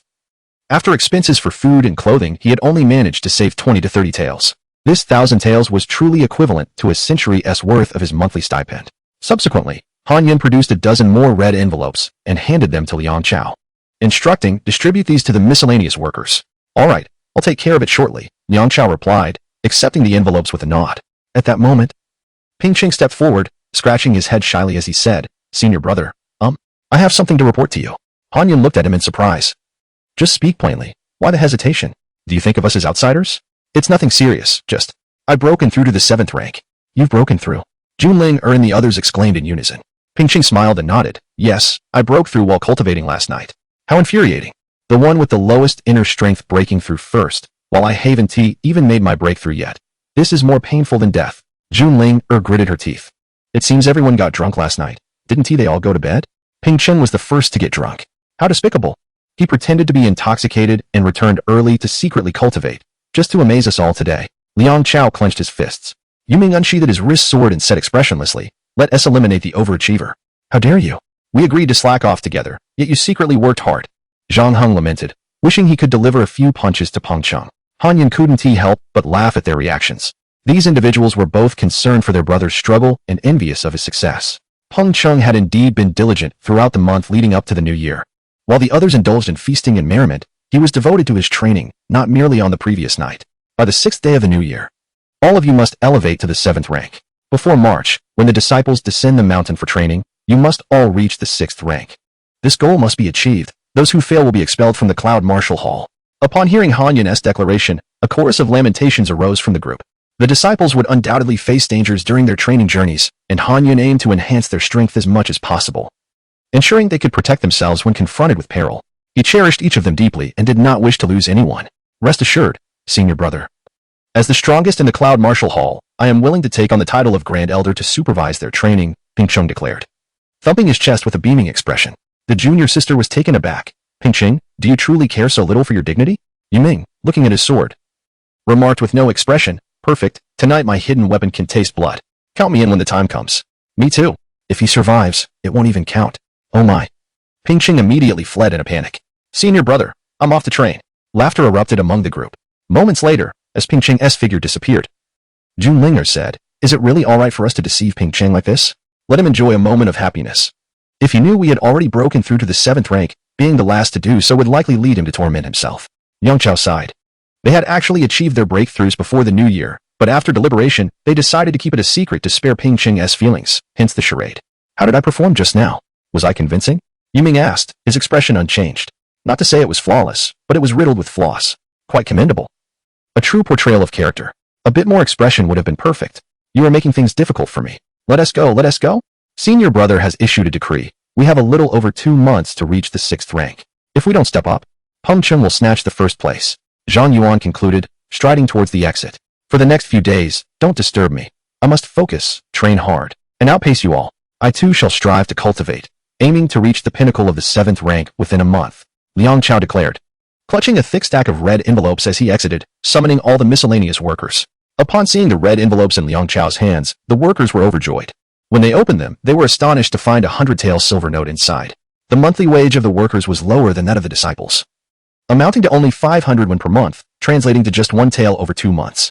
Later, after being recruited to the Cloud Martial Hall, the Grand Elder had supplemented their income with an additional 500 won, allowing them to earn 1 tael monthly, which they were already immensely grateful for. They never expected such a generous red envelope from the senior brother during the new year, equivalent to 10 years' worth of income. Chapter 53, Public Enemy Number 1. Master Han, today, the Cloud Martial Hall is filled with joy, and the atmosphere is equally festive in the main hall of the Yinyong Sect. At this moment, many elders are gathered in the hall, exchanging New Year-esque greetings with one another. Every year on the 1st day of the Lunar New Year, the leaders and elders from the 7 peaks, Chashia, Liar, Chixia, Yinyong, Yuyu, Jiotian, and Yunxiao, convene at the main hall of the Yinyong Peak to pay their respects to the sect leader. The sect leader also makes an appearance, offering auspicious words, discussing arrangements for the upcoming year, and bestowing New Year gifts upon everyone. This is a time-honored tradition. Shen Yi, why do you stand here alone without engaging in conversation? A handsome middle-aged man clad in a Taoist robe approached the corner where Shen Yi stood, greeting her with a smile. What is there to discuss? We see each other often enough. Is there really so much to talk about? Shen Yi replied, casting a glance at him. It's curious that you, as the esteemed leader of Yu Peak, have left your elders to welcome the sect leader and come here instead. I merely noticed you standing here alone, and I feared that others might think you were unsociable and isolated. I thought I was being considerate, he said with a grin. Oh, then I must express my gratitude to you, Master Wang, Shen Yi retorted, rolling her eyes. No need for thanks. If you truly wish to repay me, how about we meet at Danxia Forest tonight? I shall bring you your favorite delicacies. I'm not available. Ah, I see. I understand, junior sister. You are deeply engrossed in martial arts and seldom venture out. How about this afternoon? I have recently grasped a new Earth-level martial skill. We could discuss it at Chaoxia Peak. Forget it. Your martial arts proficiency is inferior to that of my disciple. What would I gain from discussing it with you? If I desired Earth-level martial arts, I could easily acquire several from the Cloud Martial Hall. Are you referring to Han Yun? I must say, Shen Yi, You truly know how to teach your disciples.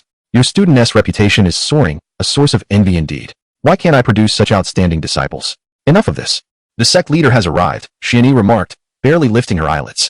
Upon hearing this, the leader of Yu Peak tactfully withdrew. The gray-haired sect leader entered through the back door of the main hall. The elders, upon seeing him, simultaneously bowed and offered their New Year wishes, congratulating him on his longevity and well-being, and expressing hopes for the prosperity of the Yinyong Sect. The sect leader took a seat and nodded with a smile to the gathered crowd. Ah, my dear friends, how swiftly time passes. In the blink of an eye. Another year has gone by. This past year, our sect has welcomed numerous new elders. Most of the older third-generation disciples who have reached the 6th rank have ascended to the status of elders, while those who have not have been assigned to duties outside. Our enterprises are expanding, generating considerable profits, and this year's rewards will be even more generous than in previous years. Thank you, sect leader, the elders responded. In the Yinyong Sect, disciples are expected to contribute.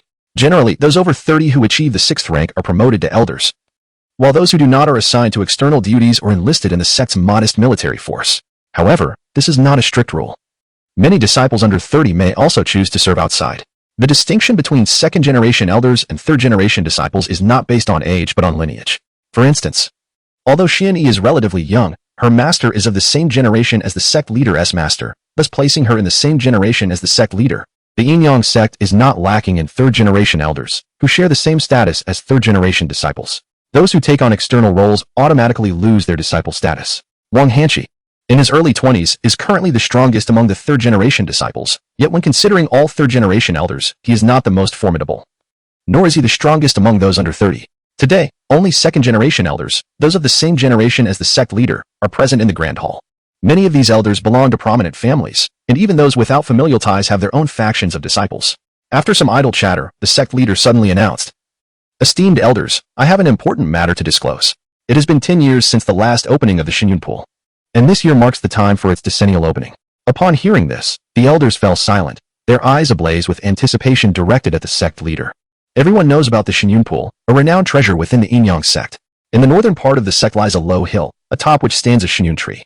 This tree bears no fruit, but exudes a tremendous vitality, with its bark, branches, and trunk being invaluable medicinal materials. Yet, this is not the most significant aspect. Surrounding the Shinyun tree is a natural small pool of stagnant water that remains perpetually clean. The tree continuously secretes a milky resin which drips into the pool, gradually turning its waters white. This Shinyun water is said to possess miraculous healing properties, capable of reviving the near-deceased. While many dismiss such claims as mere exaggeration, the vitality it harbors can indeed restore life to those with but a flicker of breath remaining. Moreover, this Shinyun water can enhance one's physique, granting even the most mediocre youth the potential for exceptional martial prowess. Regrettably, the pool is quite small, accommodating no more than 20 individuals. Any more would be impossible. And the medicinal properties of the water are limited. Once individuals absorb the medicinal effects, the water will revert to its clear state, only to be transformed into its potent form again after another decade of resin accumulation. Thus, the Shinyun Pool opens once every 10 years, and each time, various families and elders vie fiercely for the scarce spots for their direct descendants to improve their physiques. Noticing the room's quietude, the sect leader continued, after careful consideration, "I have decided that this time, only one individual will receive the opportunity." "What? Just one person? That cannot be," exclaimed one elder. "We have so many families with children." "Indeed, sect leader, who is this individual that warrants exclusive access to the Shinyun Pool?" another elder inquired. "This is utterly unacceptable." With a wave of his hand, the sect leader signaled for silence. "Enough. My decision is final. This opportunity will be granted to Han Yun, a disciple from Chaoxia Peak. This young man has exhibited extraordinary martial talent from a young age. Although he faced setbacks, he has nevertheless developed hundreds of martial techniques, including numerous exceptional earth-level skills, and has educated over 10,000 disciples, significantly advancing the strength of our Yinyong Sect. His contributions and potential future merits are more than deserving of the Shinyun Pool." Chapter 54. A new round of wit. As soon as these words were spoken, the elders below immediately erupted in outrage. "Master, this is unacceptable. If we are to discuss merits, which of the elders present does not surpass Han Yun?" one exclaimed.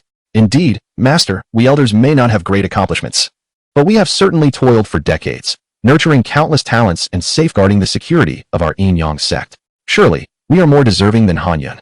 The crowd was filled with righteous indignation, believing that the Master's actions were misguided.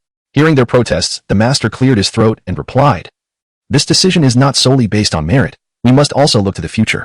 If the Divine Essence Pool can restore his crippled body, then with his martial prowess, our Yinyong Sect could gain at least one third-tier expert, if not a second-tier one. Moreover, Han Yun possesses an extensive understanding of martial philosophies. In just a few months, he has already contributed a tenth of the techniques in our esteemed scripture pavilion. Imagine the techniques he could create over the next few decades and the exceptional disciples he could train. Therefore, for both emotional and rational reasons, Han Yun must be granted access to the Divine Essence Pool. Master, we have no objections to giving Han Yun one spot. But we cannot erase the other 19 spots just for him. If we wait another 10 years, our family's children will have grown up, and entering the Divine Essence Pool would be of no effect. Another elder protested. Yes, one spot is sufficient. There is no need to grant him all. Enough. Do not be short-sighted. The value Han Yun could bring to our Yinyong Sect far exceeds your imagination. This time, let him have it. If there is any pool water left after his restoration, you may divide it among yourselves, the master declared before turning and leaving. Shortly after, some attendants brought the rewards for this occasion to distribute among the elders. Although this year's rewards were somewhat more generous than in previous years, the elders could not muster any joy, each one lamenting their fate.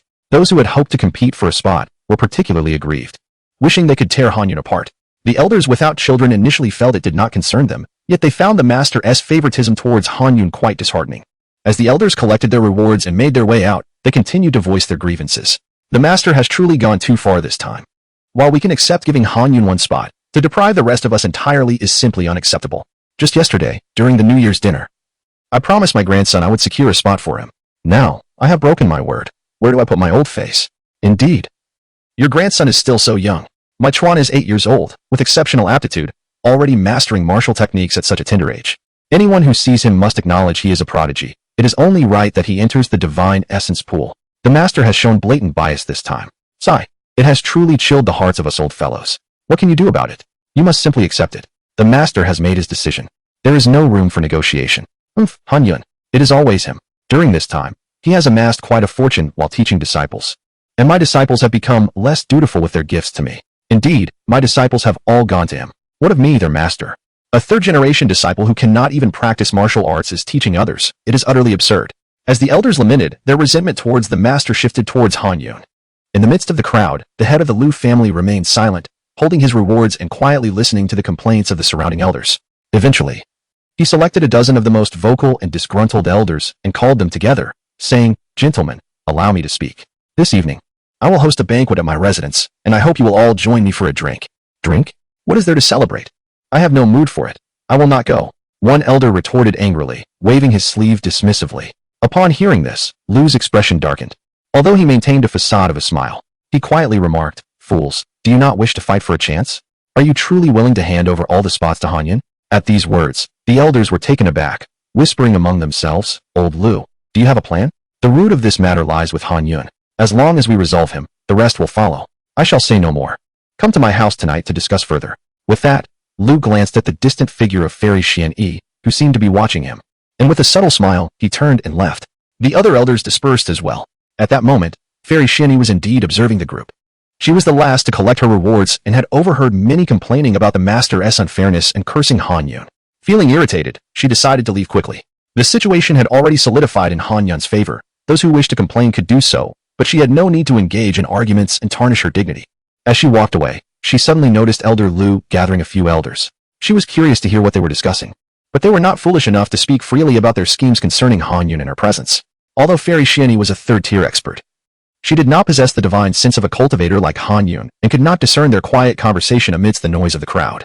She could only infer from their expressions that they were likely discussing matters related to Han Yun. The group exchanged a few brief words before dispersing, leaving Fairy Xian-Yi unable to ascertain their intentions. In resignation, she took her rewards and returned to Morning Glow Peak, where the rewards consisted mainly of silver notes and medicinal pills. The Yinyong Sect was affluent and did not lack in resources. Upon returning to Morning Glow Peak, Fairy Xian-Yi summoned Han Yun. At that time, the Cloud Martial Hall had yet to open, and Han Yun had no pressing matters to attend to. So he arrived promptly. After greeting Fairy Xian-Yi, he took a seat. "May I ask why you summoned me, esteemed aunt?" Fairy Xian-Yi took a sip of hot tea and stated directly, "Today, in the main hall of the peak, the master announced that this year's spots for the Divine Essence Pool will be granted solely to you." Han Yun furrowed his brow in contemplation for some time before recalling what the Divine Essence Pool was. "Is that the pool that opens once every decade, allowing only 20 individuals to enter?" "Yes, indeed. It opened when you turned 10 years old, and I secured a spot for you. But you chose to give it to the 6-year-old Ling heir." Chapter 55. The Counterplan of the Celestial Fairy Xian-Yi. Upon hearing this, Han Yun nodded. This matter had indeed been initiated by his previous incarnation. when his junior sister was merely 5 years old. She was accepted as a disciple by the celestial fairy Xian, and their bond had since blossomed. Later, as he had relinquished his quota to her, their relationship grew even more intimate, with her unwavering support in every endeavor. Tell me, how can someone as proud as you, who looks down upon everyone, have such a close relationship with Lingo? Hanyan chuckled. Perhaps it's because Lingo is young, and I view her as a sister. By the way, wasn't the usual quota 20 individuals? Why is it that this time, only I received an allocation? This decision was made by the sect leader, she replied. Your current display of martial talent and innate ability is exceptional, and your contributions are significant. The sect leader firmly believes that you can create even greater value in the future and contribute more to the sect, thus deciding to use this year's Shinyun Pond to help you restore your wasted physique. Yet, Han Yun was reluctant to restore his wasted physique. Presently, he could still masquerade as a crippled cultivator if he truly underwent the restoration. Even the miraculous waters that could revive the dead would not be able to mend his wasted body, which would be rather ludicrous. At that point, he could become the subject of public scorn, and the sect leader would lose face and prestige. However, if the restoration succeeded and he lacked internal energy, he would have no means to explain his situation. Yet, he could not refuse this opportunity. After all, as a former prodigy now deemed a cripple, what reason could he have to refuse the restoration? This matter must surely face disapproval from the other elders, Han Yun inquired. Without a doubt, Xianyi smiled. The quota is already scarce, and families would go to great lengths to secure a spot. This time, it has fallen solely to you, which has stirred considerable dissent among the elders and families. Han Yun pondered for a moment and proposed a compromise. This situation is indeed inappropriate. While I have made some minor contributions, it is unfair for the entire pool of water to be allocated solely to me. How about this? I will seek an audience with the sect leader and request just one quota for myself, allowing the rest to be shared with others. His reasoning was sound. This approach would neither offend the other elders nor embarrass the sect leader, allowing both parties to maintain their dignity. As for him, he could simply soak in the Shinyun Pond when it opened, and afterward claim that the restoration had not succeeded. After all, it was merely 1/20th of the pond's water. Failure to restore would be considered normal. You foolish child, Xianyi admonished. Others would covet such an opportunity, yet you wish to relinquish it. Are you afraid of offending the elders? Your current disposition is certainly more cautious than before, yet it has dulled your brilliance. Why should you fear at such a young age? Once your body is restored, with your talent and mastery, it won't be long before you reach the 3rd rank, at which point you need not fear the elders. Xianyi rolled her eyes, glaring at Han Yun in exasperation. His fear was not of the elders, but of exposing his own secrets. Master, this matter indeed carries potential repercussions that could tarnish the sect leader's reputation. Others may accuse him of unfairness. I must speak on this matter. Enough, enough. If you wish to go, do so after some time. The sect leader has just announced this decision. How could you request a change so soon? A sudden alteration in commands would only diminish his authority. Wait a few days. After all, the Shinyun Pond will not open until the autumn equinox, and today is merely the first day of the Lunar New Year. There's still ample time. All right. I will heed Master's advice. Call me Aunt. Very well, Aunt. Most importantly, I observed today that many elders have expressed considerable discontent with you. Moreover, the head of the Liu family summoned a dozen elders to conspire about something, which leads me to believe they may be plotting against you. Xianyi regarded Han Yun seriously. After a moment of contemplation, Han Yun responded, It is undoubtedly due to today's events that they harbor resentment towards me. Master, your reluctance for me to approach the sect leader so soon is likely to discern their true schemes, is it not? Xianyi smiled approvingly at him. Indeed. I wish to see what tricks this group of rats will employ. I want to observe how the head of the Liu family will target you, and whether there are any members of the Wealthy Merchants Association manipulating these events from behind the scenes. The recent death of Liu Jing, coupled with the head of the Liu family as hostility towards you, strongly suggests a connection with the Wealthy Merchants Association. This incident may provide an opportunity to unearth any infiltrators within our Yinyong Sect. I anticipate several elders will emerge to confront me, but not all of them may be affiliated with the Wealthy Merchants Association. They could merely be unwitting pawns utilized by the true instigator or the Liu family. We must remain discerning. By the way, it would be prudent to inform the sect leader of this situation and my intentions. This way, regardless of what unfolds, he will stand by us and not be deceived by those individuals. Rest assured, I will go see him shortly. My return was solely to discuss this matter with you. Since there are no issues on your end, I shall approach the sect leader. Thank you, Aunt. What is a bother? Life within the sect can be rather dull. It's refreshing to engage in a battle of wits with these mice. I find it quite entertaining. Han Yun couldn't help but smirk at Xianyi's excitement, secretly thinking that his master relished chaos far too much. Such matters were not amusing to him. Rather, they were a source of annoyance. Very well, let them come. I shall counter their moves. I fear not the schemes of my adversaries. Indeed, as long as they refrain from assassination, I suppose that is acceptable. Oh, if only you possess some combat prowess. Xianyi sighed in resignation. Intellect is the finest weapon, is it not? Han Yun replied with a gentle smile. After bidding farewell to Xian Yi, Han Yun made his way to the Yunwu Hall, contemplating how his opponents might choose to strike. After much deliberation, he concluded that they would likely target his teaching methods rather than resort to direct assassination, as the Wealthy Merchants Association would likely not condone such actions. His survival held greater value than his demise. Upon returning to the Yunwu Hall, Han Yun sensed that his junior sister and others were diligently cultivating within their respective chambers, prompting a smile from him. It appeared that applying pressure had proven effective.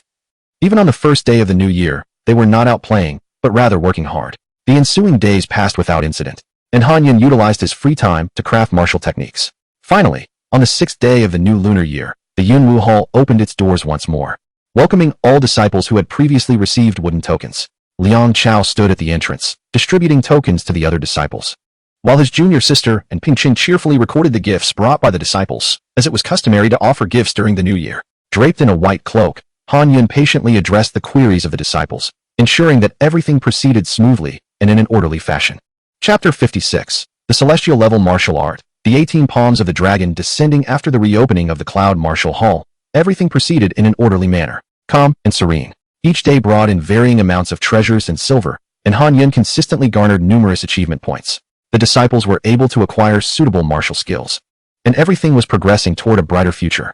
This, however, left Han Yun with a lingering doubt about the true intentions of the elders allied with the Liu clan. 5 days passed, and on the morning of the 11th day of the Lunar New Year, Han Yun was imparting martial knowledge to his disciples within the Cloud Martial Hall when suddenly a servant rushed in. After whispering something to Liang Chao, Liang followed him out.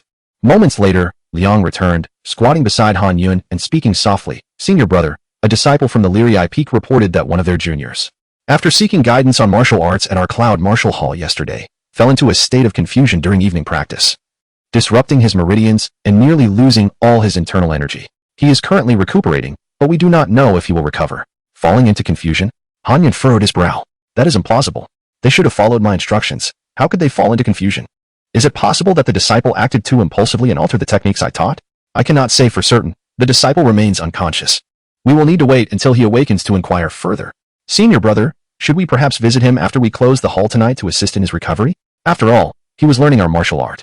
A thought crossed Han Yun's mind, but he shook his head, saying, there is no need to concern ourselves. This is merely an isolated incident. We should focus on gathering information over the next few days to ascertain if there are other disciples experiencing similar issues. Understood. Liang Chao nodded and withdrew.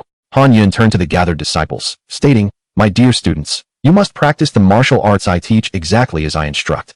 Do not act hastily or make unauthorized modifications. Otherwise, you shall bear all consequences. Should I discover that anyone has altered my teachings and encountered problems, the Cloud Martial Hall will bear no responsibility, and that individual shall be permanently barred from entering our doors. The disciples, uncertain of the situation, could only comply.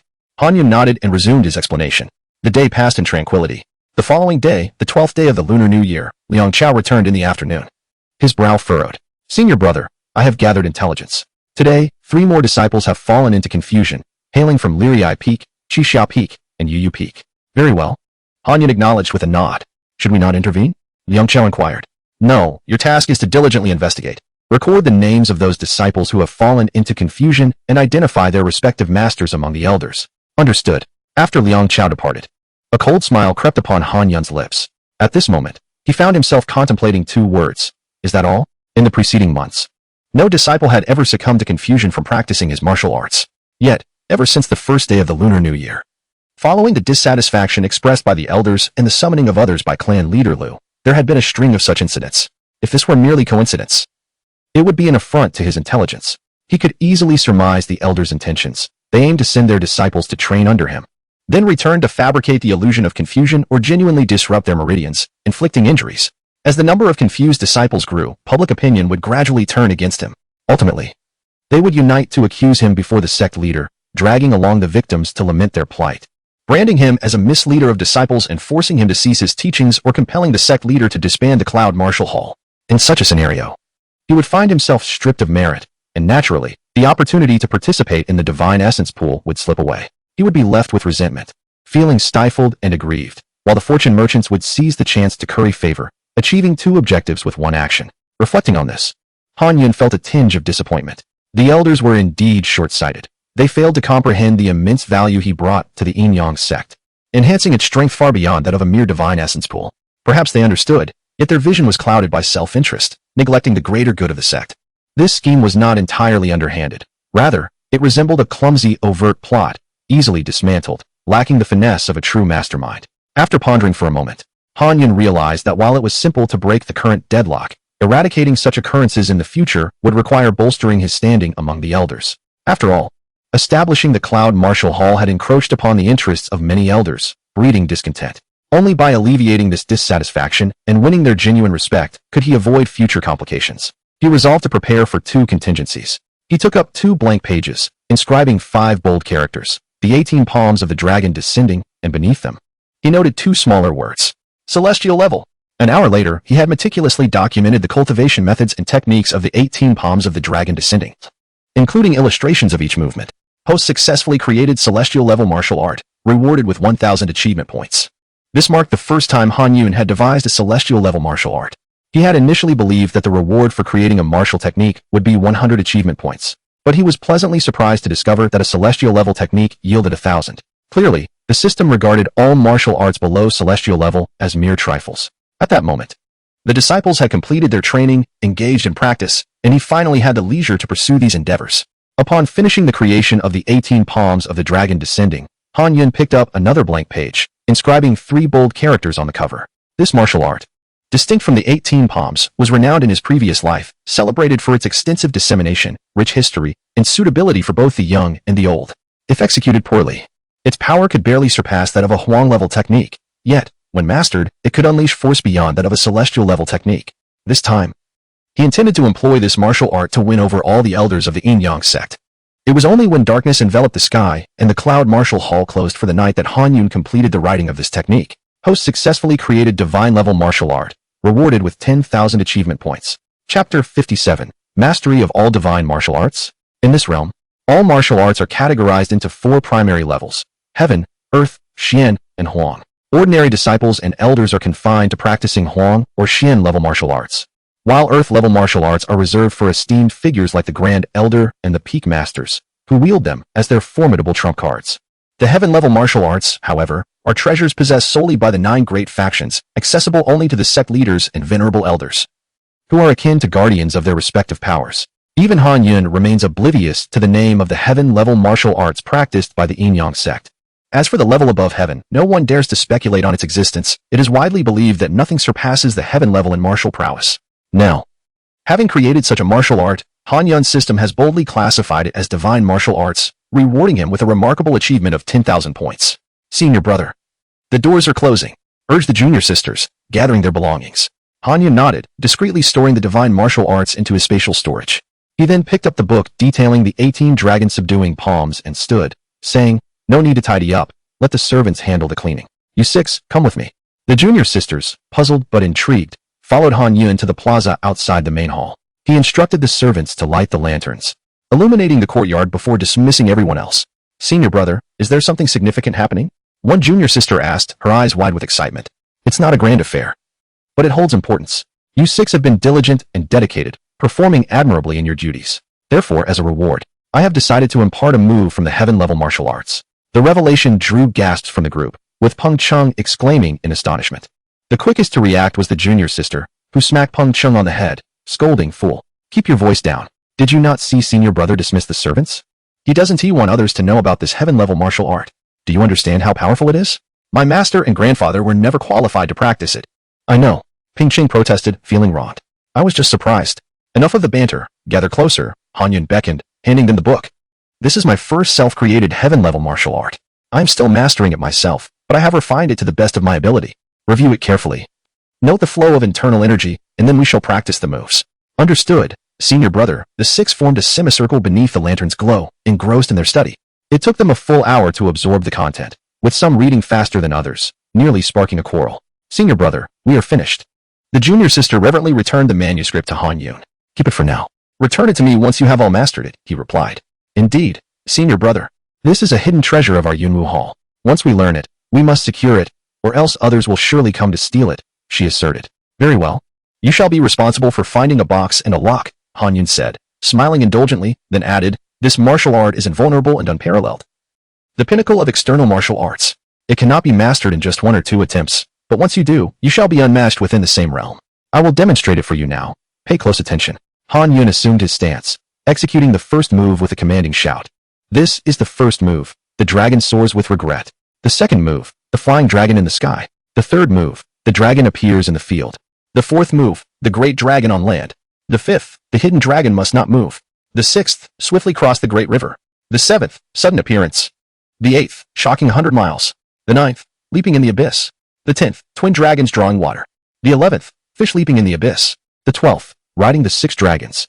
The 13th, dense clouds without rain. The 14th, law springs trust. The 15th, the dragon battles in the wild. The 16th, walking on frost. Ice approaches. The 17th, the ram touches the flock. The 18th, the divine dragon swings its tail. Having completed all 18 moves, Han Yun deliberately executed them slowly to ensure clarity. Have you all taken note? Yes, they chorused. Then let us begin practicing. Han Yun nodded, moving beneath the eaves of the hall to observe their efforts. Among them, the talents varied. The most gifted was undoubtedly Junlinger. After merely one demonstration, she had already grasped the movements, leaving Han Yun astonished. Her speed in learning martial arts defied description. It was as if she operated under a different set of rules. Any martial technique explained once was instantly absorbed by her, even the heaven-level arts. However, this ability was contingent upon his detailed explanations. She could not master techniques randomly demonstrated by others in combat. Though Junlinger learned quickly, she remained oblivious to the profound meanings inherent in martial arts. Han Yun had never witnessed her comprehending the essence of any technique. It seemed that fate was somewhat equitable. The other 5 possessed similar talents, all of average to above average aptitude. Ping Cheng had previously lagged behind due to his poverty and lack of a solid foundation. As the saying goes, the poor study literature. The wealthy study martial arts. To progress swiftly in martial arts, access to quality resources is essential. Since joining Han Yun, Ping Cheng had no shortage of resources. And with diligence, he soon caught up with the others. Junlinger in mastering the techniques in one go ignited envy among the other 5, each determined to practice fervently. Yet, by morning, they had only managed to learn the first 10 moves. It appeared that an extra night of practice would suffice for them to master the entirety. On the 13th day of the first lunar month, Yunwu Hall opened its doors as usual, bustling with activity, every one of the 100 seats filled to capacity. Han Yun occupied his usual position, imparting martial wisdom to his disciples. In the afternoon, Yang Chao returned with troubling news. Senior brother, today there are even more reports. Over a dozen disciples have encountered varying degrees of deviation in their practice. The outside world is in an uproar, claiming you are unreliable and that your teachings have harmed others. It infuriates me. Clearly, those disciples did not follow your instructions and made unauthorized alterations to their training, resulting in their downfall. Yet, the blame is placed squarely on you, Liang Chao seethed. The others, having heard similar rumors over the past few days, gathered around as Liang Chao spoke. Their anger mirrored his. Senior brother, I shall go and give those reckless disciples a sound thrashing, the junior sister declared, her irritation palpable as she moved to leave. Chapter 58, The elders impeach Han Yun. Calm down, do not act impulsively. Han Yun gestured for Junlingo to take a seat. Let these matters unfold naturally. Do not allow your emotions to be disturbed. Let us continue our work. Oh. Senior brother. The younger sister stamped her foot in frustration. She found his nonchalant demeanor towards everything exasperating, especially when faced with such provocations. If only he could be as brave as she was, confronting challenges head-on without hesitation. After they settled down, Han Yun was about to commence his lecture when a disciple suddenly spoke up. Senior brother, I have heard the rumors circulating these past few days. It seems they stem from those disciples' reckless training. I still believe in you. You are our most revered senior brother and would never harm us. Indeed, senior brother. Do not allow those misguided individuals to upset your peace of mind. While a minority may misunderstand you, the majority of us still trust you. I suspect that there may be someone orchestrating these events behind the scenes, deliberately leading others to misinterpret you. Otherwise, how could there be a sudden influx of practitioners going astray? Such incidents were unheard of before. Yes, those responsible should face dire consequences. If I discover who is behind this, I shall report them to the master and ensure they are punished. Senior brother, perhaps you should issue a statement to inform the disciples that this matter is unrelated to you and that it is the work of malicious individuals. The disciples below voiced their unwavering support for Han Yun, who smiled faintly in response. It appeared they were not naive.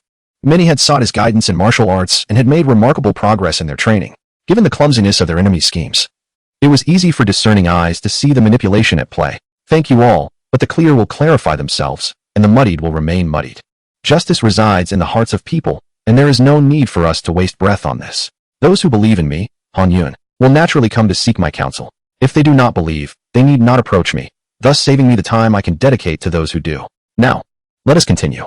Han Yun resumed his lecture, appearing to treat the disturbances as if they had never occurred.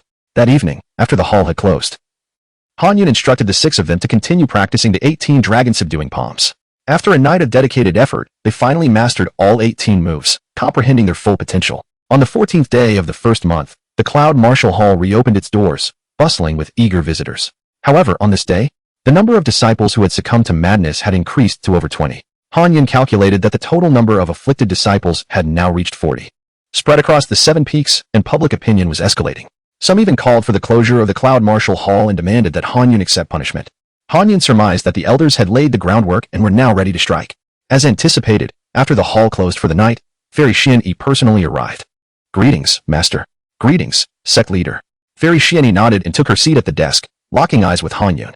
"Today, over 20 elders convened at the main Peaks Hall to jointly accuse you before the Sect Leader. They claim that your teachings have led many disciples to madness, with some even rendered powerless and reduced to mere shells of their former selves. They demand severe punishment for you, the closure of the Cloud Martial Hall, and your expulsion from the sect." Upon hearing this, the younger sister grew anxious and exclaimed, "Master, this is clearly an injustice against senior brother. There must be someone scheming behind the scenes, framing him maliciously." Han Yun raised a hand to signal her silence. "So they wish only to expel me from the sect, and not to execute me? It seems there is indeed a hidden mastermind behind this. Indeed, expelling you would serve their interests, the elders would achieve their goals, and the mastermind would also fulfill their desires, a win-win situation. Humph, a bunch of short-sighted fools." Han Yun scoffed lightly, continuing, "Such a clumsy scheme reveals the declining prowess of the mastermind. It pales in comparison to the last confrontation. It is not necessarily the mastermind directing this. It could simply be that foolish Lu, with the mastermind merely fanning the flames." "What did the sect leader say?" "The sect leader has requested that you go to the main peak tomorrow, where those elders will bring the afflicted disciples for a direct confrontation, after which a resolution will be determined. I later spoke with the sect leader, and even someone as sharp as Lingo can discern that there is manipulation at play. How could the sect leader be oblivious? I have discussed it with him, and this time, he will unwaveringly support you, even if a resolution cannot be reached. Your standing will remain unshaken, though the negative impact will still be present." Jun Lingo listened, perplexed, unable to comprehend the cryptic exchange between her master and senior brother. However, one phrase caught her attention. "What do you mean by saying even someone like Linger can see through this? Am I really that foolish?" "Humph, this trap is easily dismantled. I am prepared. We shall see the outcome tomorrow." Han Yun smiled confidently. "Oh, what is your strategy for breaking the deadlock? Do share. Allow me to assist you with my counsel." Fairy Xianyi's eyes sparkled with mischief. "If they employ foolish tactics against me, I shall respond in kind. This time, I intend to ensure that all the elders are thoroughly convinced." "Very well, I acknowledge your cleverness. I too have contemplated several strategies. However, since you seem to have a plan, I shall refrain from sharing my own.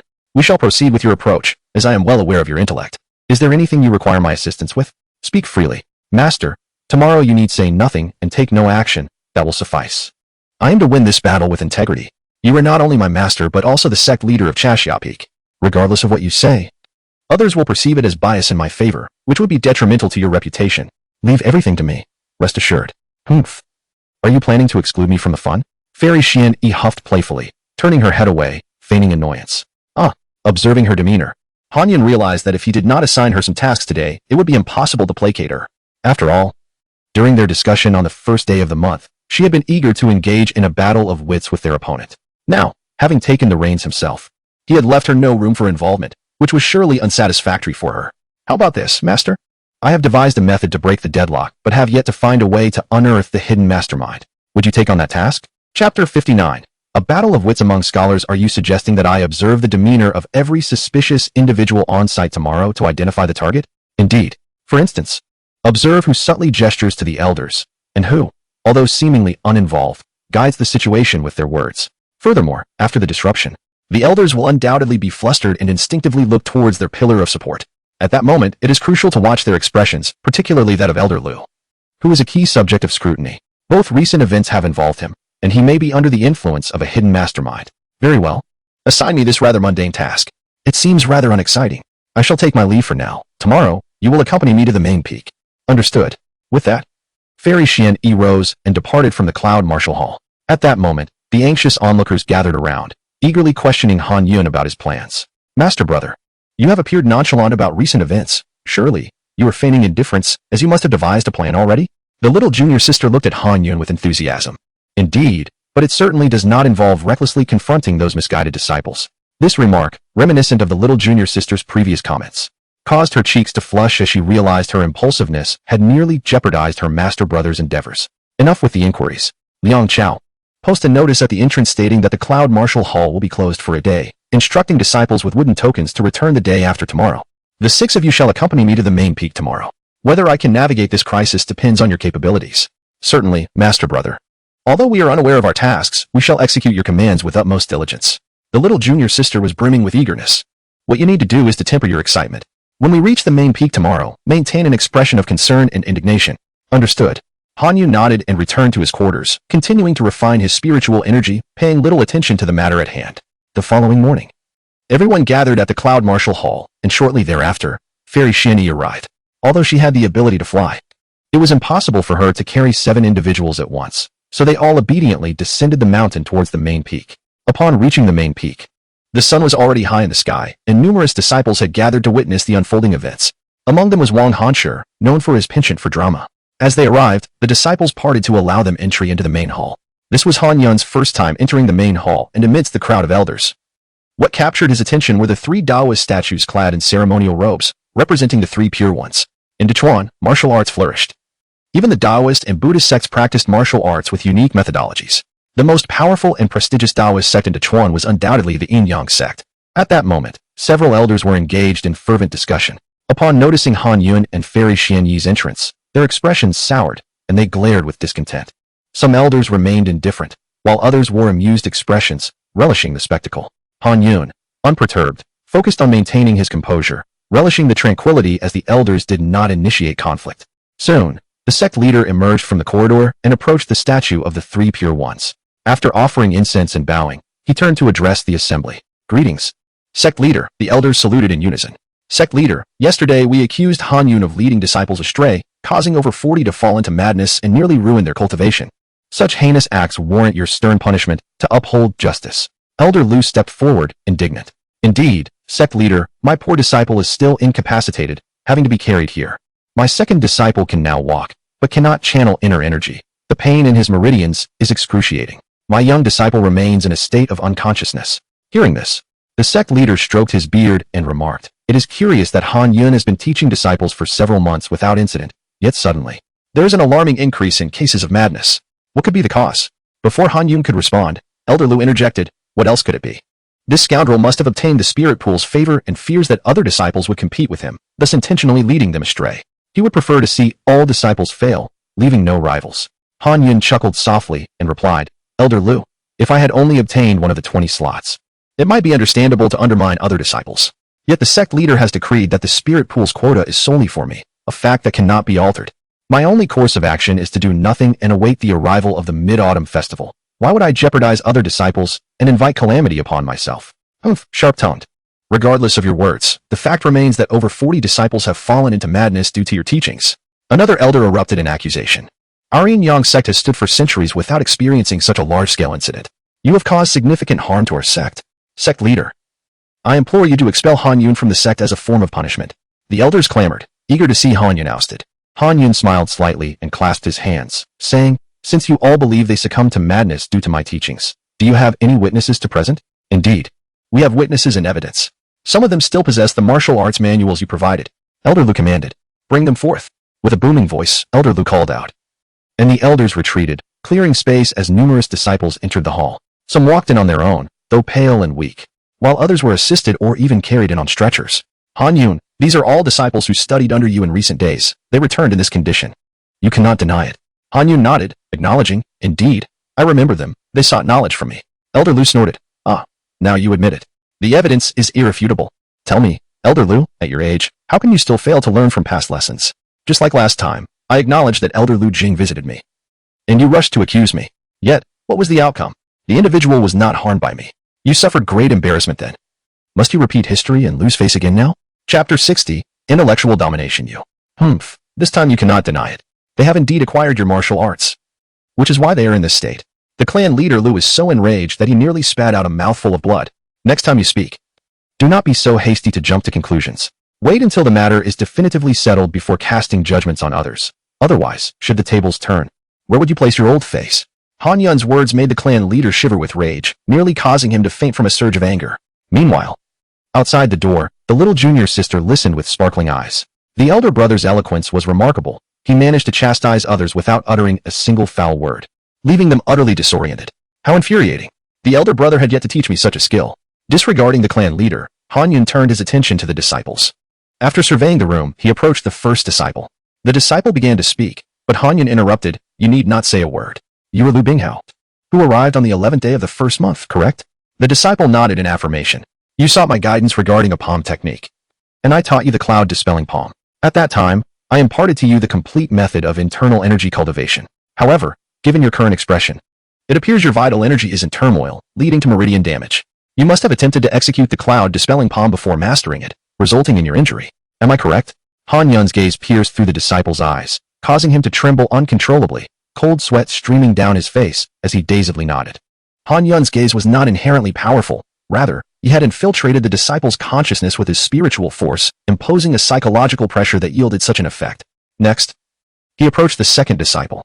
You have trained in the Tungsu fist, yet your dantian is ruptured. Logically, even if you altered my method of practice, it should not have resulted in such a dire condition.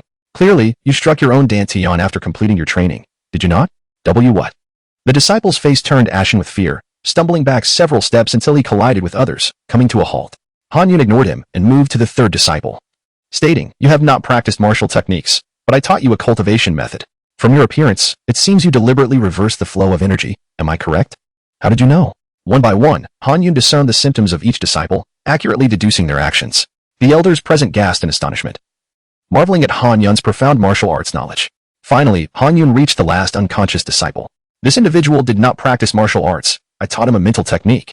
Regrettably, during his cultivation, he disregarded my advice and was consumed by distracting thoughts, truly falling into a state of chaotic practice. After speaking, Han Yun strode confidently to the front and addressed the sect leader. Master, the truth has emerged from my investigation. These disciples intentionally mispracticed their cultivation, and they have acknowledged their wrongdoing. Upon hearing this, the sect leader's face darkened, and he glared at the disciples and the dozen or so elders with a cold huff. Some elders quickly reacted, stepping forward to accuse their own disciples. Lu Song, how dare you deceive your master and deliberately frame Han Yun? Your crime is unforgivable. I am deeply disappointed in you. How could you collude with others to commit such an act, causing us elders to lose face? Such a grave offense warrants expulsion from the sect. Return and reflect upon your actions and await your punishment. Now get out. The clan leader bellowed, ordering the disciples to leave. He could not afford to let them linger, fearing they might inadvertently reveal too much. However, he was clever, and others were not foolish. The observant fairy Xian stepped forward, sneering, Clan leader, do not be so hasty. I believe these disciples did not intend to harm Han Yun. Her words left everyone bewildered. Why was she, their master, defending Han Yun instead of her own disciples? Fairy Xian continued, in my view, their actions have brought harm to both themselves and others. Only a fool would engage in such behavior, and our disciples from the Yinyong Sect are certainly no fools. There must be some hidden circumstances behind their actions. We cannot wrongfully accuse these innocent disciples. They are also victims. Would you not agree, Yuner? Indeed, Han Yun replied, turning to the disciples, unleashing his spiritual force once more, enveloping all the disciples. The pressure and fear emanating from his spirit subtly influenced their emotions. Everyone. I recall stating that anyone who learns martial arts from me must practice using the methods I teach. Altering the approach without permission and causing errors absolves Yun Wu Hall of any responsibility, and you are forever barred from entering. Yet, just after I made this clear, you proceeded to do the opposite and even maliciously framed me. What punishment do you believe is warranted for such actions? Under Han Yun's imposing presence, the young disciples were gripped by terror, one by one collapsing to their knees, pleading for mercy. Han Yun continued, however, considering this is your first offense, I shall grant you an opportunity to atone. Reveal who instigated you to act in this manner, and I will plead with the sect leader for leniency in your punishment. I'll speak. It was my master who instigated it. It was all my master. Elder Lu instructed me. Master Zheng told me to do this. He said that if I could bring you down, I would secure a spot in the divine rhythm pool. They all sought to disclose the names of their instigators, while the surrounding elders exchanged knowing glances, observing the unfolding drama with amusement. The dozen or so elders, however, turned pale, their expressions frozen in shock. Complete defeat. The sect leader turned his stern gaze upon them, slowly speaking, Elder Lu, esteemed elders, do you have anything to say? Upon hearing this, the clan leader's expression shifted before he retorted, Sect leader, you see clearly. How do you know this is not a well-orchestrated play by Han Yun, colluding with these disciples? Nonsense. What are you babbling about at such a time? How shameful. The sect leader roared. You accuse Han Yun of colluding with them to harm you? Explain how Han Yun, with no enmity or grudge against you, would have any reason to do so. He only seeks to teach his disciples well within Yunwu Hall, contributing to our Yinyong Sect. He desires nothing for himself and does not vie for gain. Why would he wish to harm you? At this point, no amount of Lu clan leaders' arguments could change the perception of the other elders and the disciples at the entrance. They could all discern the truth. This grand performance is far from over. The reversal is merely an appetizer, with the main act yet to unfold. Watch as Han Yun establishes his position as the supreme ruler of the Yinyong Sect. Chapter 61 Pingqing, go give him a couple of slaps. Humph, this brat. Merely a third-generation disciple, dares to instruct others, which is utterly disrespectful. Master, your support for him is inherently biased, and if you choose to remain indifferent, we shall take matters into our own hands. What wrong have we committed? Chief Lu exclaimed with indignation. The master sighed, lamenting the lack of ambition among his disciples. Elder Lu, as the saying goes, there is no distinction in learning based on age. The accomplished should lead the way, and one should not shy away from asking questions, regardless of their status. Whoever achieves success in martial arts deserves respect. If all members of our Yinyong Sect were as you are, clinging to outdated doctrines and remaining obstinate, how could we ever hope to progress? Han Yun smiled gently. Elder Lu believes I cannot teach effectively and that I misguide my disciples. I am aware that many elders share this sentiment, as my disciples are indeed young. Regardless of their achievements, it is difficult for the esteemed elders to accept them. Therefore, I propose a friendly contest. A contest? You mean to spar with us elders? One elder chuckled. In the Yinyong Sect, while nearly all elders hold reservations about Han Yun, few harbor genuine hostility, with only those allied with Chief Lu being exceptions. Indeed, I, Han Yun, a mere novice, cannot possibly engage in martial arts with esteemed elders. Why not allow our respective disciples to represent us instead? Oh, are you suggesting that your disciples from the Cloud Martial Hall spar with the chosen disciples of us elders? Precisely. There are 6 disciples in the Cloud Martial Hall, and those familiar with our hall surely recognize them. Just months ago, they were inconspicuous, ordinary disciples, 1 at the 9th rank and 5 just entering the 8th rank. Now, they have all broken through to the 7th rank. Han Yun's words astonished the elders and the disciples outside. In just a few short months, someone has progressed at such an astonishing rate? It is well known that among the 3rd-generation disciples, the 7th rank is a rarity, primarily held by the direct disciples of the peak masters and the sect leader. Moreover, due to Fairy Xian being the youngest and becoming the master last, none of her direct disciples have reached the 7th rank, making the Morning Glow Peak the weakest among them. 7th rank. You possess such capability? The master's eyes gleamed with delight. Yes, master, for the sake of fairness. Why not select the 6 most outstanding disciples from among our Yinyong Sect to compete against them? Excellent. If you have such confidence, we shall see your prowess in teaching. Elders, have you not consistently questioned Han Yun's teaching abilities? It is a perfect opportunity for everyone to recommend their most suitable disciples for battle. Upon hearing this, the elders became animated, discussing among themselves which disciples should compete. With the sun and moon in hand, there is no one like me in this world. Outside the main hall, a voice rang out in song, and without needing to look back, everyone knew it was Wang Hanshi, the only one so flamboyant. Wang Hanshi was delighted. How could he miss an opportunity to shine in the spotlight? Master, I am willing to fight and face Han Shixiang's disciples. Although Wang Hanshi was proud, he was also a man of his word. Calling Han Yun Shixiang meant that he would henceforth acknowledge him as such. You wish to compete? No, that would be too unfair. You, the strongest of the 3rd generation, facing those few disciples would be an imbalance. It is acceptable, master. Let Wang Hanshi compete. Outside, the junior sister waved her tiny fist and shouted, Yes, let him fight. I want to face him myself. Pingqing yelled. A few months prior, he was defeated by Wang Hanshi in a single strike, and that incident had remained a thorn in his side. Now that he had grown stronger and possessed a heavenly-level martial art, he was determined to redeem himself. The master hesitated, looking towards Han Yun. Han Yun smiled slightly and said, Master, as I stated earlier, select the most outstanding individuals. I have no objections. Oh? So you mean your disciples have already surpassed all the 3rd-generation disciples? Very well, let us allow Hanshi to compete, and for the other 5, let the top disciples from each peak take part. The master turned to the other peak masters. The chief disciple of Morning Glow Peak is Han Yun, while the chief disciple of Yinyong Peak is Wang Hanshi. Naturally, the other 5 peaks also have their own chief disciples. The other peak masters had no objections. But since their chief disciples were not present, they flew back to their respective peaks to summon them. Within a quarter of an hour, all the peak masters returned. By this time, the plaza in front of the main hall had already gathered a considerable number of disciples, with many from other peaks coming to witness the spectacle.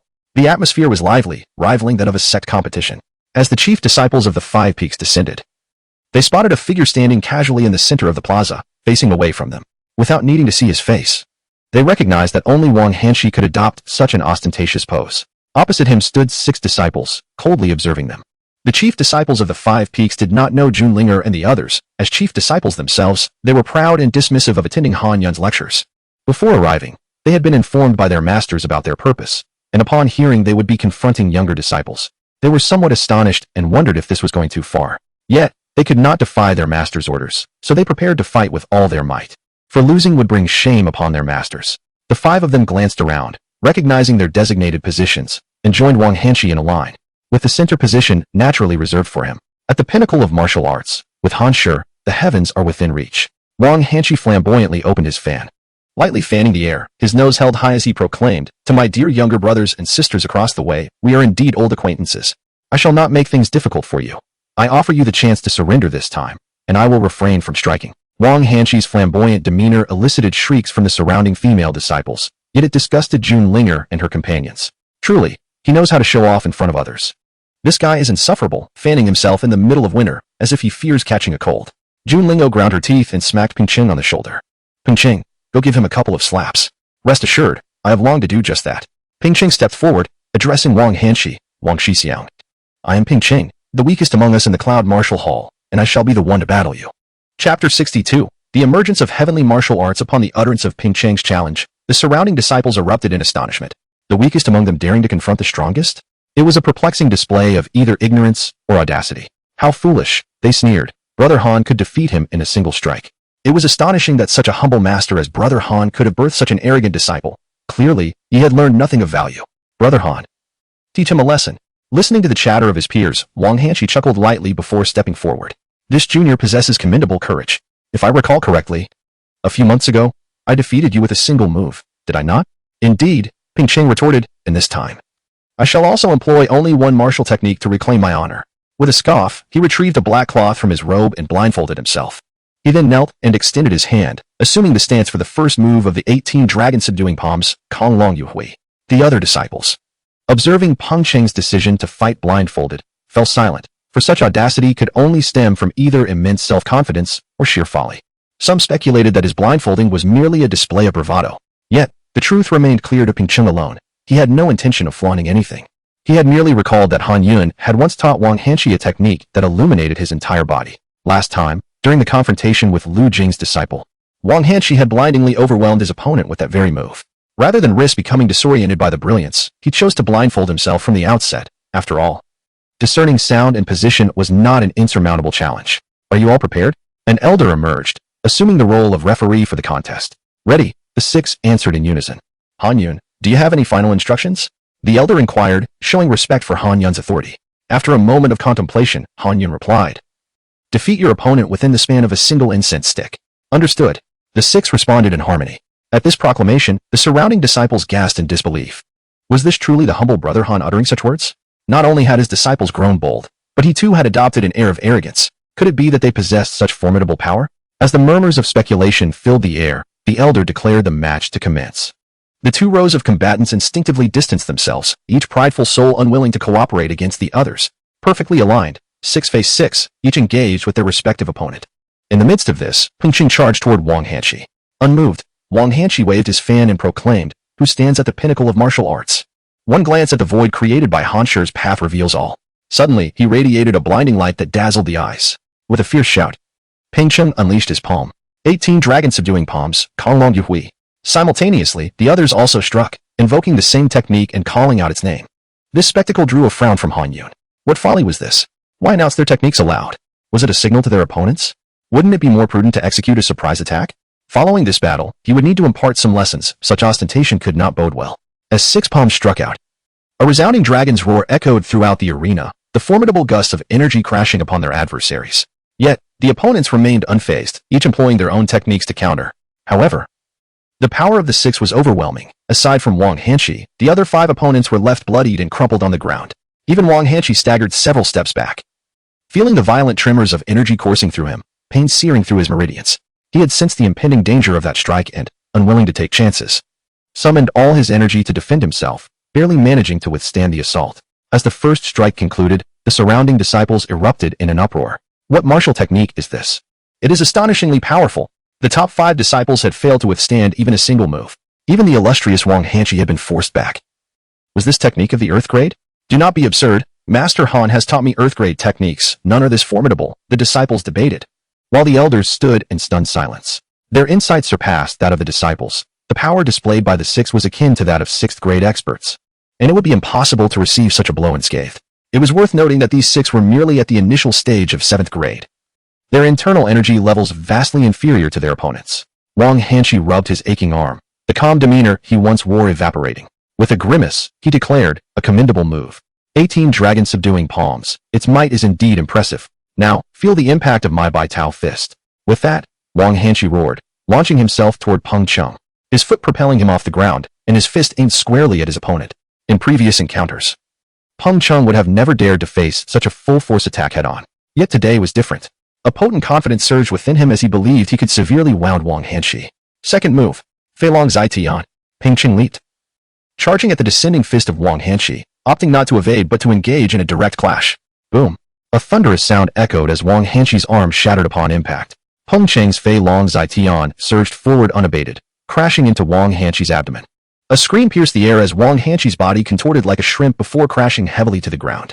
Meanwhile, Peng Cheng lightly tapped his toe on Wang Hanshi's falling figure, executing a graceful backflip before landing firmly on the ground. The arena fell silent, the only sound being Wang Hanshi's body hitting the earth. Onlookers stared at the twitching form sprawled on the ground, caught in a dreamlike confusion. Did I witness correctly? A mere peasant-born wretch has defeated the foremost disciple, Brother Hanshi, in just 2 moves. Bravo! Someone finally broke the silence, exclaiming in admiration, and applause erupted. The other disciples, stirred from their stupor, joined in with thunderous cheers and clapping. They did not support the top disciples over Han Yun. They merely revered strength. To vanquish the most talented disciples of the sect with such ease marked one as the ultimate champion. Everyone recognized that while it was the 6 who triumphed over their adversaries, the true acclaim belonged to Master Han Yun. If even 1 or 2 among them possessed remarkable strength, it could be attributed to their individual talents. However, the simultaneous prowess of all 6 could only signify one thing. Their master was exceptionally skilled. Chapter 63. The soft overcomes the hard. Tai Chi. Moreover, they executed the same martial technique. While the individuals were indeed formidable, the true strength lay in that martial art. A fervor ignited within the hearts of all disciples. If only I could master this technique, would I not become equally powerful? The sect leader gestured for the injured disciples to be carried away for healing. At that moment, someone could no longer contain themselves. The leader of the fierce Sun Peak, Chu Tianming, stepped forward, his eyes gleaming with urgency as he addressed Han Yun. Disciple Han. I must inquire, the martial arts displayed by those disciples just now, were they not of the heavenly grade? Do not deceive me. I have immersed myself in martial arts for decades, having practiced various earth-grade techniques and witnessed heavenly-grade techniques with my own eyes. The power displayed earlier was undoubtedly heavenly grade.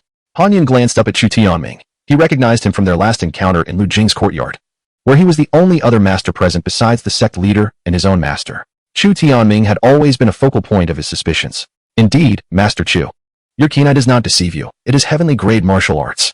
A murmur of astonishment swept through the surrounding disciples.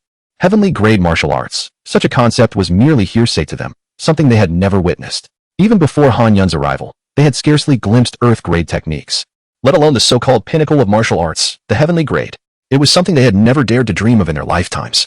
Is this technique of your own creation, or did you acquire it externally? Chu Tianming inquired immediately. Do not jest.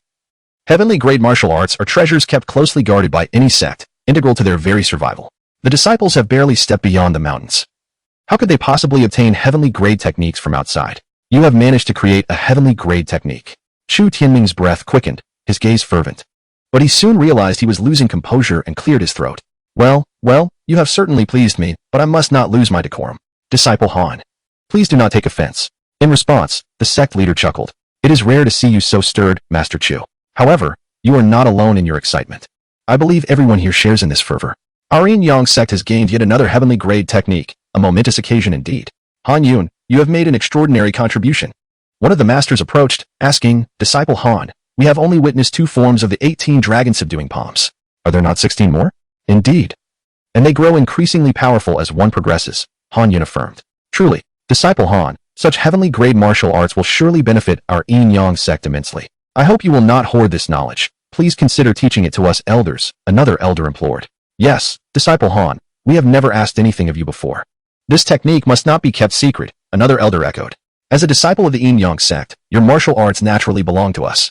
Let us not underestimate your generosity. You are not one to hoard knowledge.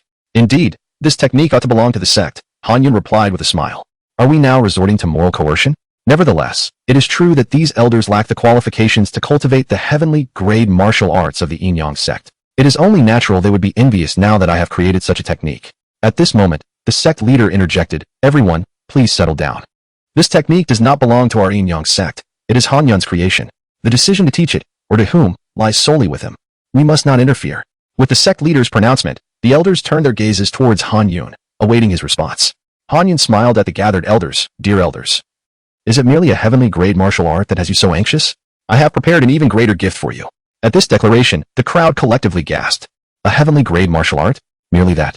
Who could fathom that heavenly grade martial arts were already at the apex of martial prowess? And in his eyes, they were insignificant. "Disciple Han, do not keep us in suspense. What gift have you prepared for us?" An impatient elder could no longer contain his curiosity. Han Yun turned to him, saying, "Elder, please select any 8-star disciple of your choosing." The elder, uncertain of Han Yun's intentions but eager to comply due to Han Yun's esteemed reputation, scanned the crowd of disciples and casually pointed to one. "Kai Tao, come forth."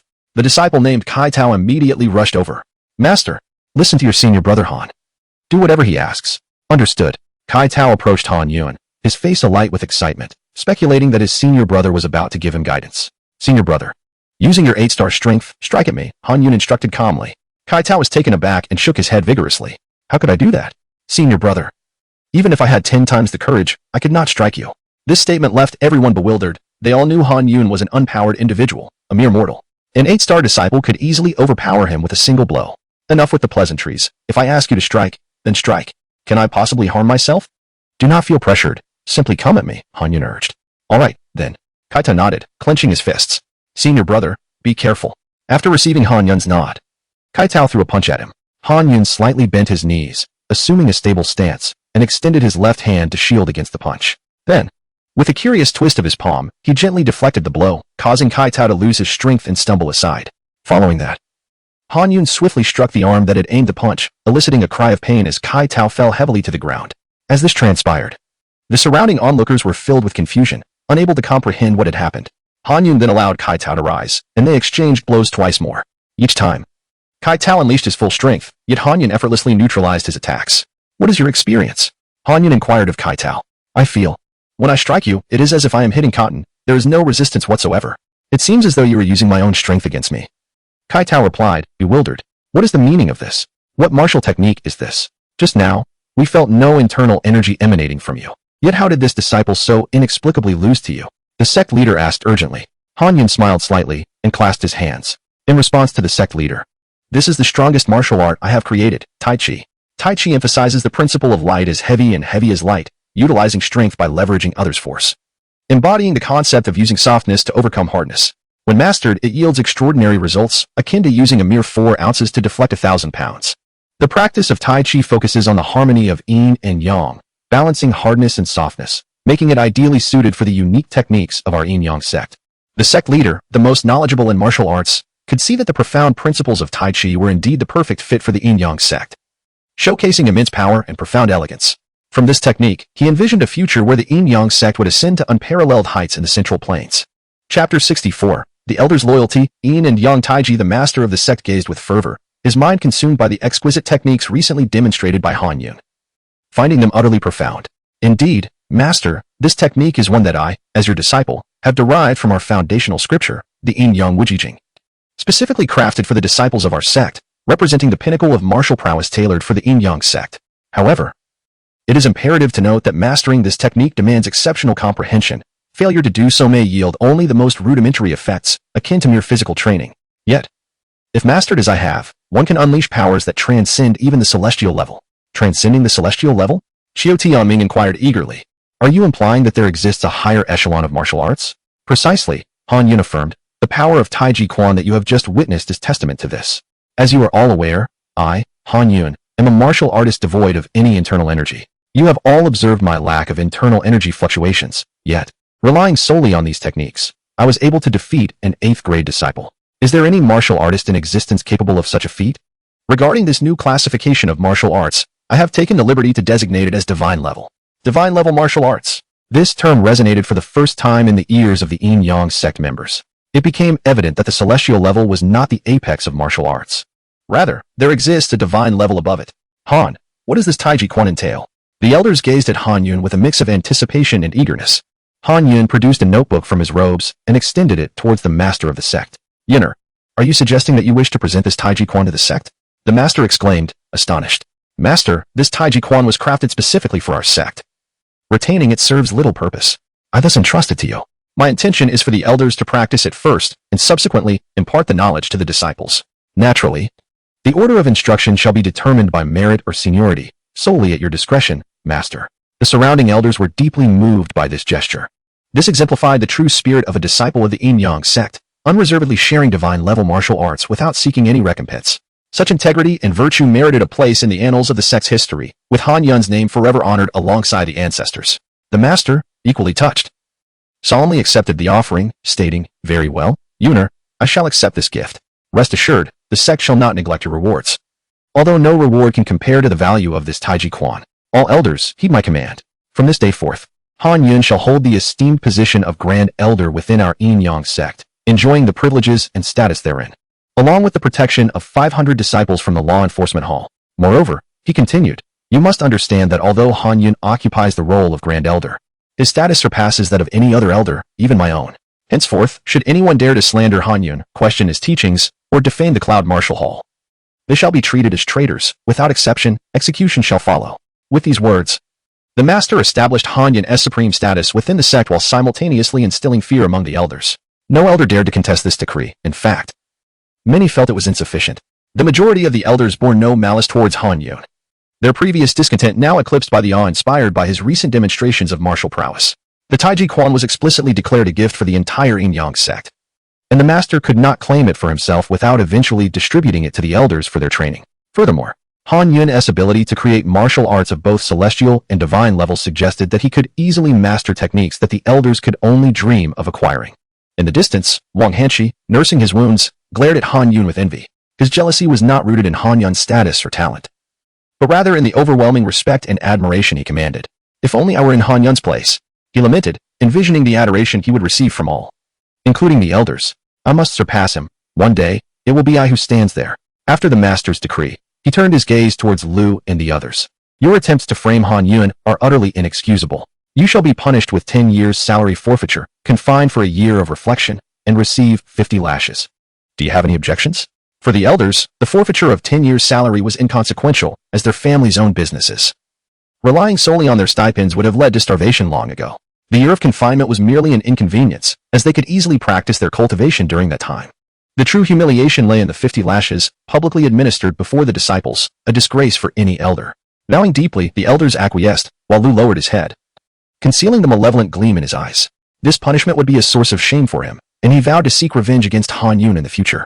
Upon hearing the master's judgment, Han Yun suddenly recalled an important matter. Master, the elders' grievances towards me stem from the matter of the Shinyun pool. I am profoundly grateful for your decision to grant me all the slots. However, this is rather inequitable. The Shinyun pool opens but once every decade, with only 20 slots available, and countless talented children yearn for this opportunity to enhance their capabilities. Missing this chance would mean these children would have to wait another decade, by which time they would have matured, and the efficacy of the pool would diminish. I humbly request that you reconsider, grant me just one slot, and let the remaining 19 be allocated to the other children. Chapter 65, The Completion of the Tao of Survival. Han Yun's words astonished everyone present. Indeed, many had previously disagreed with the sect leader's decision, and the recent incident involving Han Yun was ignited by the matter of the Shinyun pool, a coveted opportunity of immense significance. It was precisely because of this importance that they found Han Yun's decision utterly bewildering. Yunner, do you comprehend the gravity of your statement? The Shinyun pool holds the potential to restore your wasted physique, the sect leader remarked, furrowing his brow. With a gentle smile, Han Yun replied, as you have stated, it is merely a possibility. To risk the futures of so many children for the sake of restoring my own physique, how could I bear such a burden? A strong youth signifies a strong nation. A wise youth signifies a wise nation. The children are the hope of the Yinyong Sect. Upon hearing this, everyone around them sighed deeply, some even moved to tears. What kind of person is he? He has selflessly imparted his martial skills to others, created celestial and divine level techniques, and generously offered them to the sect. Now, he is willing to give the chance to alter lives and restore wasted physiques to those children. How can there exist such a pure and selfless individual in this world? Does he never consider his own needs? Words such as benevolence, greatness, and selflessness seem inadequate to describe his character. The elders, excluding the clan leader Lu, were overwhelmed with emotion. What folly had they committed to target such an exemplary disciple? Their relentless scheming over a mere quota has resulted in their own humiliation as he emerged victorious and chose to relinquish his opportunity. Yuna, have you thought this through? Yes. Sect leader, I have contemplated it thoroughly. Han Yun felt a sense of helplessness. He did not even wish to claim a single quota. Yet, he could not simply forego it, for he had no valid reason to reject the chance to restore his physique. However, if he claimed the entire quota and emerged empty-handed, how could he explain it? How disappointed would others be? Thus, he resolved to accept one quota, feigning success only to later claim that the restoration had failed. As it was merely 1/20th of the pool's essence, such a failure would be entirely reasonable. He would then continue to pursue his ultimate goal, longevity. His principles have always been clear: survival. His recent display of brilliance was not intentional, it was merely aimed at winning the elders' respect, thus sparing him future troubles from their manipulations. Now, it appears that his efforts have yielded excellent results, and he has garnered a significant amount of achievement points. He anticipated that news of this event would spread to other peaks, resulting in even greater rewards. Very well, since you are so resolute, I shall not press further. The sect will remember your contributions and will not forsake you. Thank you, sect leader. With this matter settled, I shall take my leave. Go ahead and return with your companions. I will further discuss the matter of Tai Chi with the elders. Understood. I leave it to your discretion, sect leader. Han Yun bowed respectfully before leading his junior sister and others down the mountain. Their endeavor had been remarkably successful. Though a tinge of regret lingered, he had not uncovered the mastermind behind the schemes, who had managed to remain hidden throughout the day. Relying solely on the elders to speak on his behalf, it seemed that he would have to continue this battle of wits in the future. Senior brother, how did we perform today? Were we not splendid? His junior sister asked, tugging at Han Yun's sleeve, her large eyes sparkling playfully, clearly seeking praise. Let us discuss it later. Oh. The group returned to the Yunwu Hall in silence. It was mid-afternoon, and due to the events of the morning, the hall had been closed for the day, allowing Han Yun to take this opportunity to educate them. Gather in the front row, he commanded. Tossing his cloak aside as he settled into his seat, gesturing for the 6 individuals before him to take positions closest to him. Confused but obedient, they sat cross-legged. Your performance today was commendable, yet there were significant flaws. Flaws? We defeated our opponents in a single move. Where's the flaw? His junior sister retorted, pouting in defiance. Then allow me to ask, why did you loudly announce the name of your technique before striking? Han Yun fixed her with a cold gaze. Of course. To project momentum and intimidate the enemy, she replied confidently. Intimidate whom? The enemy had never heard of your martial art. You think they would be intimidated by a name? Moreover, throughout history, I have never heard of combatants being daunted by their opponent's technique name. If they are unaware of the technique, that is one thing. If they know and you shout it out, they will be prepared. Conversely, if you execute it stealthily, catching them off guard would yield far superior results. In future battles, I do not wish to hear you foolishly announce your techniques. Understood. His junior sister lowered her head, looking dejected. Do not play the victim. I will not fall for such antics. In just over a month, you will descend the mountain to hone your skills. The world outside is vastly different from our sect. It is rife with ruthless individuals. Every encounter could be a fight to the death. To eliminate an enemy, any means are justifiable. I have several points to impart to you. Upon hearing that their senior brother would offer guidance, the 6 sat up straight, all ears.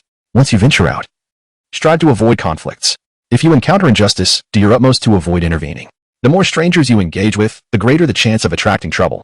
The 6 exchanged glances, thinking that according to their senior brother's advice, they should seek solitude in remote mountains during their training. Furthermore, if you come across any treasures, do not rush to claim them. In those moments, people can become frenzied, and a moment's carelessness could lead to demise. Be exceedingly cautious. Also, avoid places like auction houses. They are chaotic, and you might attract the attention of those with ulterior motives. Remember, the world outside is perilous. Senior brother, is this truly the best course of action? It is imperative. Remember, you have but one life, cherish it, and exercise utmost caution. Junior sister, let me ask you. If you find yourself in a conflict outside and battle becomes inevitable, what will you do? Of course, I will fight, she exclaimed, brandishing her fists. Chapter 66. The visitor behind the scenes. Indeed, engaging in combat is essential. However, one must not expend all their strength at once. It suffices to reveal only 70% of one's capabilities, preserving the trump card for a moment when the opponent is caught off guard. Oh, I see. The young disciple exclaimed, her understanding dawning. But what if we cannot overcome our adversary? Han Yun inquired. Elder brother, I am aware that even in the face of insurmountable odds, we must not shy away from battle. As martial artists, we must possess the courage to confront any formidable foe. Rest assured, elder brother, we shall never falter and tarnish the reputation of our Yinyong Sect, Peng Cheng declared, thumping his chest with vigor. Beside them, Nyang Chao sighed at the naivete of his companions. How could anyone still misunderstand the elder brother's intent? It was clear he advocated for a prudent approach, urging them to endure and survive. Could they not see the elder brother's grim countenance? Yet here they were, oblivious and awaiting praise, utterly foolish. Elder brother, I believe in such a scenario, we should flee, dispersing at the fastest pace possible. Preserving our lives is paramount. As long as the green hills remain, we need not fear the absence of firewood. If revenge is desired, it must wait until we are sufficiently strong, ensuring absolute success before we act. Upon hearing Liang Chao's words, Han Yun's expression softened, offering commendation before continuing. For instance, if you find yourselves traversing a forest and encounter bandits robbing an innocent, what should you do? In the past, they would have unhesitatingly drawn their blades to aid the victim. Yet, Han Yun's words instilled uncertainty in their hearts, leaving them momentarily speechless. Elder brother, shouldn't we drive away the bandits and save that person? The young disciple cautiously asked. Han Yun sighed. Sister, have you considered the possibility that the bandit might be a master? Perhaps a 4th or 5th tier warrior. In such a case, could you all hope to defeat him? Moreover, as a delicate young maiden, should you fall into the hands of such a rogue, the consequences would be dire. The group fell silent, pondering the absurdity of a 4th or 5th tier warrior resorting to banditry. Such individuals would thrive in esteemed families, amassing wealth rather than engaging in robbery. Zhang Yuan raised his hand, declaring, Elder brother, should we not set an ambush along the bandit's path, waiting for him to lower his guard after a successful robbery before striking? Why not simply distance yourselves from trouble from the outset? Han Yun countered. As I previously stated, avoid unnecessary conflicts. If they do not attack, you cannot ascertain their true strength. Understand this. You are still weak, standing at the lowest tier of martial artists. Every formidable warrior has traversed the path of weakness. The scarcity of strong individuals arises from many failing to exercise restraint and acting recklessly, often leading to their demise before they can even aspire to greatness. In this vulnerable phase, your sole objective is to survive in this perilous world. Survival is the foundation upon which all else is built. It allows you to pursue what you desire. Everything hinges upon your continued existence. Therefore, regardless of the circumstances, prioritize your safety above all else before considering any other matters. Nodding in silent agreement, the group grasped the day's lesson imparted by their elder brother. Endure, remain steadfast, and be wise. The young disciple voiced her concern. But elder brother, do you not find such a life devoid of meaning? Without the chivalry of the martial world, without love and hatred, merely existing feels like a waste of life. What you speak of must be predicated upon your survival. Living is essential for achieving meaningful endeavors, and the most meaningful pursuit is simply to live well. As long as you exist, you will have the opportunity to engage in matters of chivalry and emotion, sparing your loved ones from sorrow and tears. Do you understand? Ah, I comprehend now. Elder brother, your prudence is remarkable, she replied with a sigh. Here, I possess a technique that grants swift bursts of speed, ideal for your escape. I urge you to practice it. Of course, this technique comes at a cost, consuming inner strength and posing risks to your body's meridians. However, if it ensures your survival, the injuries can always heal. As they accepted the manual from Han Yun, a weight settled in their hearts, for the forthcoming month of training and the journey down the mountain loomed as a perilous endeavor. Upon exiting the grand hall, they gathered in the courtyard. I sense that according to elder brother's perspective, remaining within the sect is the safest course of action. No wonder he has never ventured beyond its confines. It seems he fears the dangers of the outside world. Curiously, despite his inexperience, he possesses such profound knowledge of the martial world. As they discussed, Han Yun's voice echoed from within. One more thing. After descending the mountain, try to consume only the provisions you have brought. If you must dine at an inn, choose a bustling establishment, avoiding the lonely taverns in desolate regions. When eating, designate one person to eat first at each meal, rotating so that once they are safe, the others may follow. The courtyard fell into an immediate silence. Later that evening, after assessing their training progress, Han Yun returned home to rest. Upon arriving, he pushed open the courtyard door, intending to enter the house when he suddenly sensed an energy disturbance within. Maintaining his composure, he extended his consciousness and discerned a figure cloaked in black seated upon a chair inside his abode, obscured by a veil of darkness. It was unmistakably the mastermind behind the previous incident. Feigning forgetfulness, Han Yun tapped his forehead and turned to leave, simultaneously producing a jade pendant. This pendant had been entrusted to him by the fairy Xian Yi. Should he crush it, she would arrive post-haste. Han disciple, if I were you, I would refrain from activating that pendant, for I am evidently much closer to you than the fairy Xian Yi. The figure's voice resonated within the room, implying an ominous intent to eliminate Han Yun before help could arrive. Chapter 67. Friends of the Prosperous Merchant Association. Upon hearing the words, Han Yun came to a halt, refraining from shattering the jade pendant. The intentions of the other party were unclear, and he could not act recklessly, given his current standing. It would be perilous for him to confront a third-tier powerhouse. Do not be alarmed, my young nephew. I harbor no ill will, I merely wish to converse with you. Regardless of the outcome, I assure you that I shall not impose any difficulties upon you, the cloaked figure stated. As a wise individual, you should comprehend that your life holds more value to us than your death. To slay you would yield no advantage for me. However, this is contingent upon your refraining from any extreme actions. Should you attract the attention of other powerful beings, I would then be compelled to reveal my identity, and the necessity to silence you would become unavoidable. Han Yun certainly understood this principle, yet he feared that the other party might adhere to the philosophy of destroying what they could not possess, choosing to eliminate him rather than allow him to continue benefiting the Yinyong Sect. Nevertheless, having reached this juncture, he could only rely on his own wits to navigate this crisis. Turning, Han Yun walked towards the room, opening the door and taking a seat across from the individual. The man in black toyed with a string of beads, which Han Yun observed closely. They were not prayer beads, but rather a string of 14 intricately carved skulls. If it is merely a conversation, I have no objection. I bear no malice towards your prosperous merchant association, and I trust you feel likewise, Han Yun remarked. Oh, you have seen me before? The cloaked figure inquired, seemingly oblivious to Han Yun's prior encounter with him. I have not seen you, but I can deduce a few things. You are a significant figure within the prosperous merchant association in the Yinyong Sect, as Lu Jing has mentioned, Han Yun replied. Indeed, my young nephew is astute. Even before entering, you discerned the presence of another within the room and managed to disguise your intentions with remarkable finesse. To contemplate a warning in such a brief moment, I must express my admiration, the figure acknowledged. Even the best disguise can be unveiled, Han Yun countered. Let us speak plainly. You have come to recruit me into your association, have you not? Han Yun poured 2 cups of tea, placing one before the man. The weather is cool, and the tea is chilled. I hope you do not mind. Not at all. A cool beverage may temper your temper, the figure replied. My young nephew speaks candidly, so I shall be straightforward as well. Indeed, I have come to recruit you. I assume Lu Jing has already informed you of our association's strength, so I shall not elaborate further. Choosing Lu Jing was a miscalculation on my part. Firstly, your displayed talent was not sufficiently impressive at that time. Secondly, Lu Jing harbors a personal grudge against you and seized the opportunity to act against you under the guise of recruitment. I had not anticipated this outcome. My intention was for Lu Jing to apologize to you. Should you refuse, I would have sent him back, ensuring his safety. Yet, this individual, more prone to causing trouble than resolving it, turned against you. However, it is fortuitous that you dealt with him. It effectively severed the ties of cause and effect. This matter is a personal grudge between you two, and it does not concern our prosperous merchant association. Thus, our dealings may proceed as normal. Upon hearing this, Han Yun scoffed. And what are the schemes you have plotted against me? The cloaked figure chuckled lightly. That was merely a test of your reaction. Your brilliance exceeded my expectations. What I thought was a nearly fatal trap you dismantled with such ease. Let us not dwell on that any longer. Let us return to the matter of recruitment. Lu Jing is but a mere insect. He wields no authority.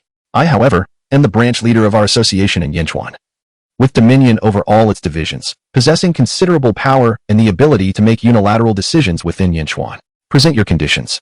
I shall accommodate what I can and strive to meet your demands. Will you truly agree to every request? Han Yun inquired, a slight smile gracing his lips. Of course. The figure confirmed. Very well. My condition is that the Prosperous Merchant Association shall cease all attempts to contact me. I desire no entanglements with you. This, naturally, is feasible. The figure replied, yet with a hint of incredulity. But does my young nephew truly wish to leave no avenue for retreat? One must bear in mind that fortune and misfortune can change unexpectedly. The Yinyong Sect may flourish for a time, but how can it sustain its prosperity indefinitely? Should a crisis arise, or if you find yourself at odds with the sect, would you not desire an alternative refuge? I do not demand an immediate answer from you. This matter will unfold in due time. I shall patiently await your realization, which will demonstrate the sincerity of our prosperous merchant association. Even if you choose not to join us, we shall regard you as a friend. For a genius capable of creating celestial and divine martial arts is a coveted ally for any faction. Having concluded his words, the cloaked figure placed the skull beads upon the table. This demon skull bead is a gift for you, a token of our first meeting. Gifts are unnecessary. I do not accept rewards without merit, Han Yun replied, abstaining from touching the beads, uncertain of their potential toxicity or hidden dangers. Accept it. This represents the goodwill of our prosperous merchant association. This item is a defensive tool capable of withstanding a strike from a third-tier powerhouse. It can also sense malicious intent and alert its bearer, the figure explained. Furthermore, should you encounter difficulties in the future, you may present this item at any establishment bearing the name Prosperous in any city, whether it be a shop, tavern, pawnshop, or bank, and you shall receive assistance. Our Prosperous Merchant Association is never stingy with friends. Han Yun regarded the skull beads. They indeed appear to be a valuable treasure. My young nephew. Our association is called a merchant association for a reason. We engage in commerce. We harbor no grand ambitions. Our recruitment of strong individuals and geniuses is solely for self-preservation. Since we are engaging in business, let us discuss trade. If my young nephew declines to join our association, I can still seek an alternative arrangement. Should you develop celestial martial arts in the future, simply hang this bead at your door, and you may contact me. I will certainly offer a generous price for the celestial martial arts you create. Take today's dragon subduing 18 palms as an example. I would be willing to pay 500,000 taels of silver. If you prefer treasures, herbs, or even the assistance of our association as experts to eliminate enemies, those options are also available. Thus, even without joining us, I can leverage your strength to fortify our association. Of course, this is a transaction, and both parties must be willing. I shall not impose my will upon you. Chapter 68. The Supreme Emperor of the Yinyong Sect. Upon hearing these words, Han Yun fell into deep contemplation. If what the other party claimed were true, then the rich and noble Chamber of Commerce harbored no hostility towards him. However, the absence of hostility does not imply the absence of malice. Their previous attempts to coerce him into leaving the Yinyong Sect to join their ranks evidenced their ill intentions. Yet, now they were willing to reconcile, offering him treasures as a gesture of sincerity. While it remained uncertain whether they would act again in the future, a reconciliation would indeed alleviate a significant burden from his heart. At the very least, he would no longer have to live in constant trepidation of their schemes. His ultimate goal had always been to pursue a tranquil path of cultivation, rather than to be ensnared in a vicious cycle of vendettas and retaliation. It was indeed as they had asserted, befriending him would be far more advantageous than making an enemy of him. There would always be the option of purchasing martial techniques from him.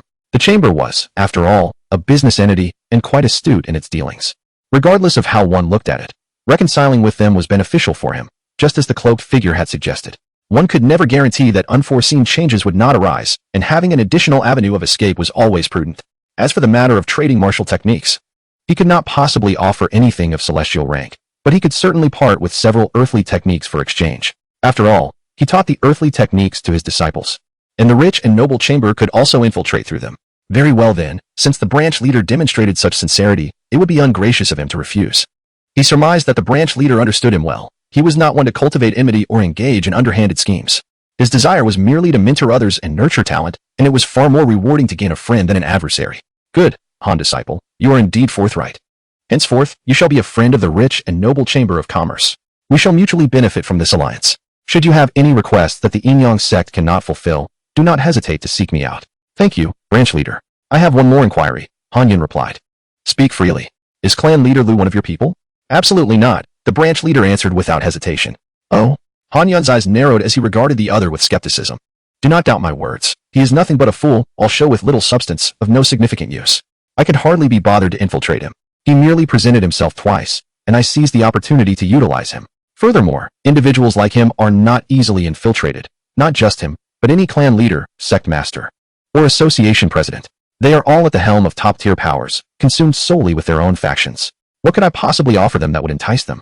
Conversely, individuals like Lu Jing, who are mired in obscurity, or those who are the second or third in command of certain factions, are much easier to infiltrate, as we can help them attain power, wealth, and other desires. Ah, I see. Han Yun nodded in understanding. What's this? Do you wish for vengeance, disciple?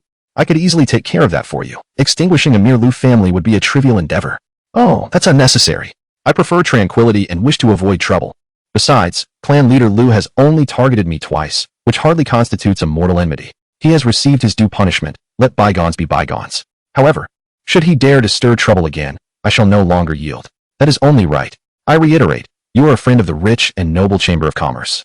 Should you require anything, feel free to reach out to us. Thank you, Han Yun replied. With that, the branch leader rose, clasped his hands in farewell, opened the door, and departed swiftly. After the branch leader had been gone for a quarter of an hour, Han Yun scanned his surroundings with his divine sense to confirm there were no watchers before picking up the string of beads. The beads felt icy to the touch, pulsating with a formidable energy that only he could perceive. The branch leader had claimed that this object possessed the ability to sense malice. Yet Han Yun could not fully trust this assertion. Even if it were true, he could not wear it constantly. He stored the beads in his spatial storage. Within that secluded space, any tracking or sensing capabilities would be rendered moot. Having resolved yet another troublesome matter, Han Yun felt a sense of relief as he settled into meditation. Since the last confrontation with the elders of the Yinyong Sect, where he had showcased celestial and divine martial arts, his reputation had soared to unprecedented heights within the sect. Not only was he well known among the sect's members, but his name had also spread throughout the martial arts world. Now, who in the realm was unaware of the disciple from the Yinyong Sect who could not only create celestial martial arts but also devise the most powerful techniques surpassing celestial rank?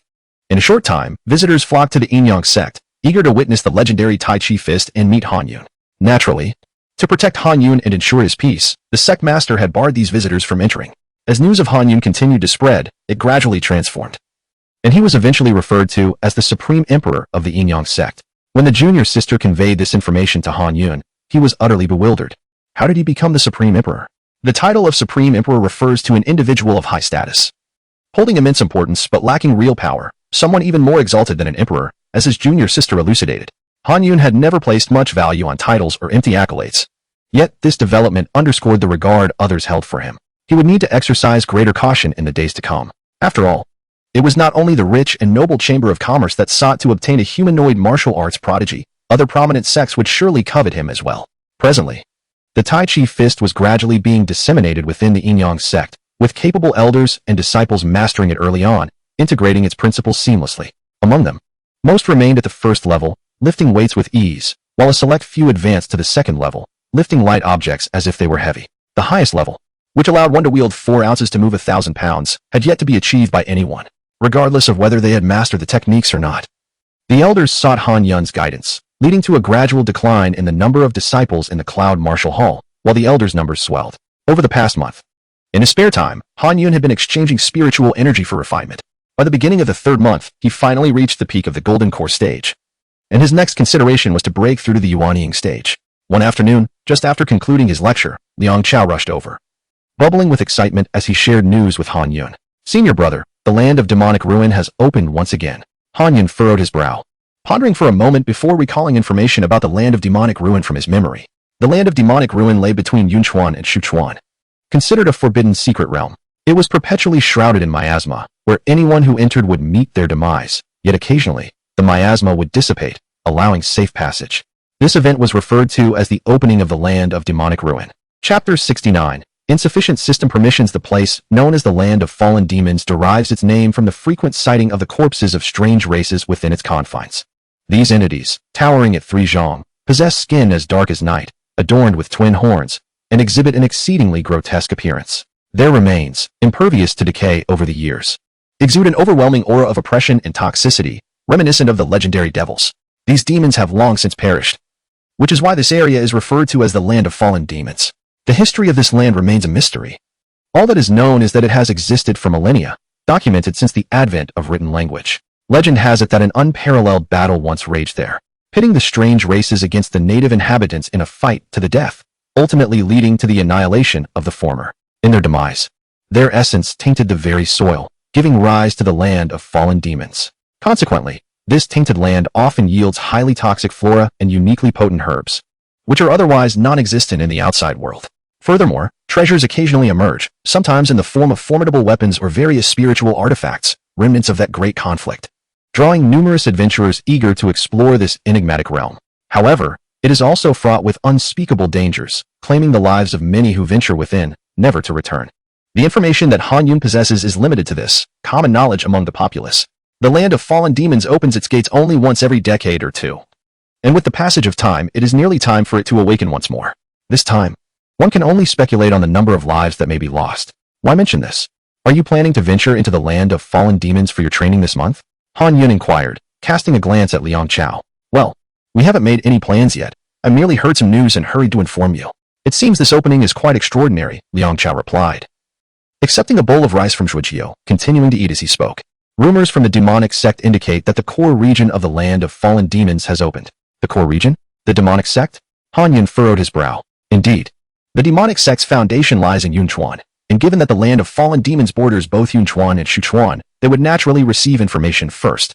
Upon the opening, they promptly dispatched individuals to investigate, discovering that the area once plagued by the most intense miasma has significantly cleared, allowing entry for exploration. They sent dozens in, but only one returned, and he was mad, rambling about an impending change in the heavens. However, it is said he brought back a sword, an unparalleled weapon that slices through iron as if it were mud, now in the hands of the demonic sect's leader. That doesn't make sense. Such critical information should have been kept under wraps by the demonic sect. How could outsiders be aware of it? Han Yun poured himself a cup of tea, sipping as he engaged in conversation. Oh, the demonic sect is not a monolith. If our Yinyong Sect can infiltrate their ranks, it is only natural that they harbor spies from other factions as well. I have heard that our Yinyong Sect also has agents lurking within the demonic sect, Liang Chao mused. However, I believe it is more complicated than that. If I were a member of the demonic sect, I would certainly silence all who knew. Such matters would not escape into the public domain. The fact that even you are aware suggests one possibility. The demonic sect may be deliberately disseminating this information. Perhaps they cannot conquer the core region and wish to rally the martial world to explore together, or maybe it is fraught with peril, and they seek to send others as scouts. Your reasoning is sound, Master Brother. I had not considered that angle, Yang Chao replied with a smile. Your wisdom has never failed to impress. Enough of this. It has little bearing on us. Focus on your cultivation, Han Yun concluded. Understood, Liang Chao acknowledged. This incident was but a minor distraction, and Han Yun paid it little mind. His thoughts were consumed by how to break through to the Yuanying stage. Upon returning home that evening, Han Yun performed a brief cleansing ritual, then settled in a meditative posture, seeking knowledge from the system. System. Are there any elixirs that could enhance my chances of breaking through to the Yuanying stage? There are, but permissions are insufficient, the system replied succinctly. Insufficient permissions? I am at the peak of the Jiedan stage, ready to advance to Yuanying. How can my permissions still be lacking at this crucial moment? Should I wait until after breaking through? What use would the elixir serve then? The system offered no further explanation. After a moment of contemplation, Han Yun formulated a bold hypothesis, choosing not to voice it immediately. Instead, he asked, if I were to exchange for a large amount of spiritual energy, would that be sufficient for a breakthrough to Yuanying? Permissions are insufficient. What must I do to obtain permission for the Yuanying breakthrough? Again, the system remained silent. Han Yun sensed something was amiss with the system. It typically provided formulas or energy when requested, yet today it claimed permissions were lacking for everything. After pondering for a moment, he inquired again, last time I asked about the freedom to exchange in the marketplace. Do I have sufficient permissions now? Permissions are insufficient. What about the transformation of the innate thunder body you mentioned last time? Permissions are insufficient. Does the system marketplace offer any tangible items for exchange, such as elixirs or magical artifacts? There are. At this revelation, Han Yun finally articulated his suspicion. You have consistently stated that permissions are insufficient. I suspect it is not my permissions that are lacking, but rather yours, is it not? Correct. How can I upgrade your permissions? Han Yun pressed further. This matter must be resolved. He could not remain stagnant at the Jiedan stage indefinitely. His aspiration was for eternal life, not merely the fleeting 500 years of the Jiedan stage. The system does not require upgrading. It is merely incomplete. Please seek the other half of the system to restore it fully and gain all permissions, the system informed him. The other half of the system? Where can I find it? The system does not know. Please seek it on your own. Han Yun furrowed his brow, realizing the challenge ahead. The world is vast. Where could he possibly locate the other half of the system? Moreover, who knows if that half even has a host?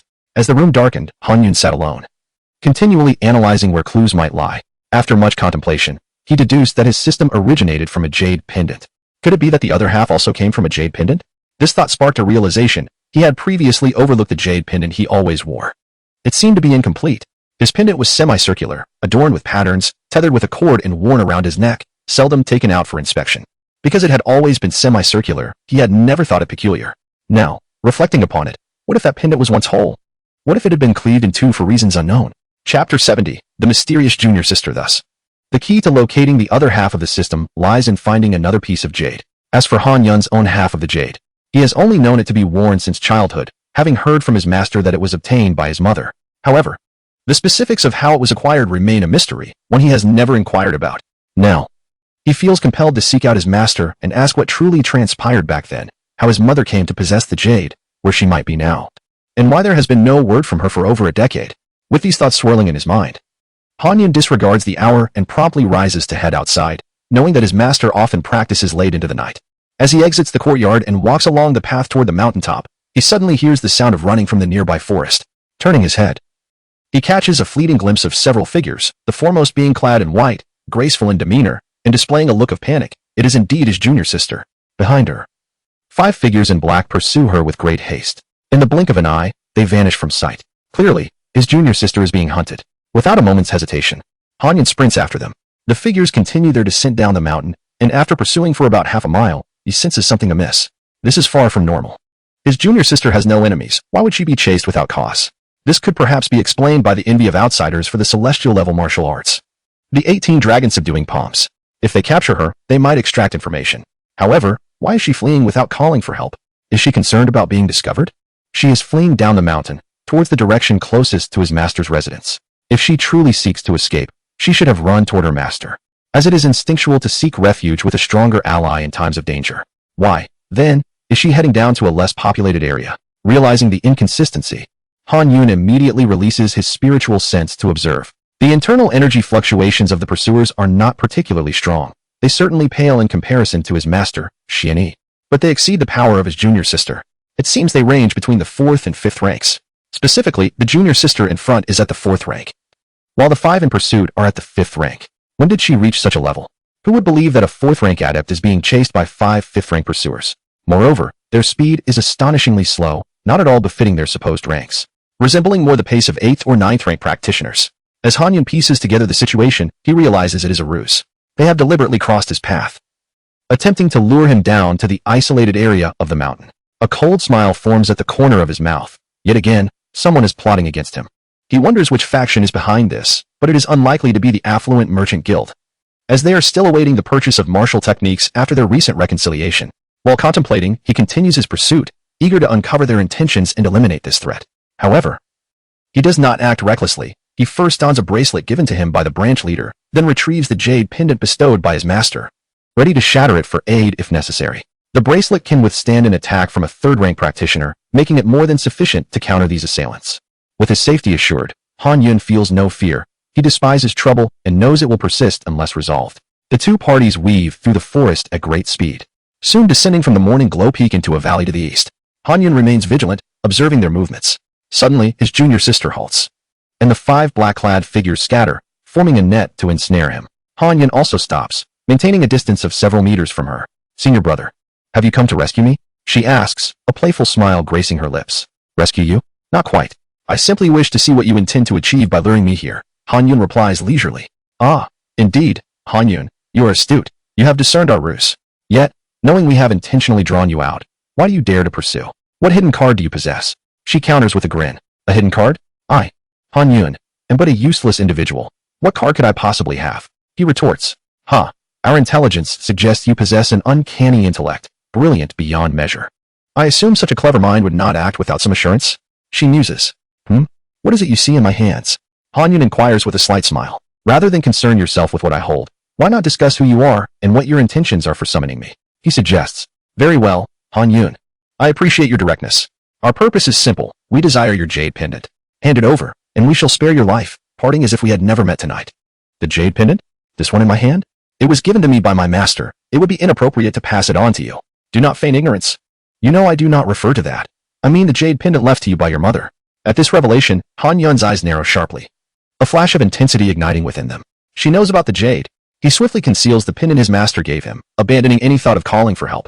The jade is critical to the system and his ambitions for cultivation. It must remain a secret. He will take it upon himself to extract information regarding the other half of the jade. "Oh, are you choosing not to seek aid?" they ask. "Given your strength, you could easily kill me before my master arrives, so what good would seeking help do?" He responds. "Indeed, you are wise. Acknowledging the realities of the situation makes you a sagacious individual. If you cooperate, I assure you, your life will be spared. Now, hand over the jade pendant." Han Yun nods, removing a jade pendant from around his neck. This is, of course, not the system jade. The true pendant has long since shattered. This piece is merely an ordinary warm jade, pleasant to the touch. The faux junior sister, evidently unfamiliar with the true nature of the pendant, approaches him, albeit with a hint of suspicion. Calculating the distance, Han Yun waits until she is just a few steps away, then unleashes a surge of spiritual force, targeting her 3rd eye. "Ah!" she screams, caught off guard by the sudden onslaught of pain. Han Yun feels a twinge of regret. His spiritual power, capable of dispatching a 6th rank opponent in a single strike, merely causes discomfort for this 4th rank adversary. His prior intent to seek aid was for safety. Now, he acts to safeguard his secrets. Chapter 71. Discovery. After Han Yun unleashed his spiritual sense attack, he followed it with a powerful punch, summoning a golden dragon formed from spiritual energy. The dragon roared as it charged towards his opponent.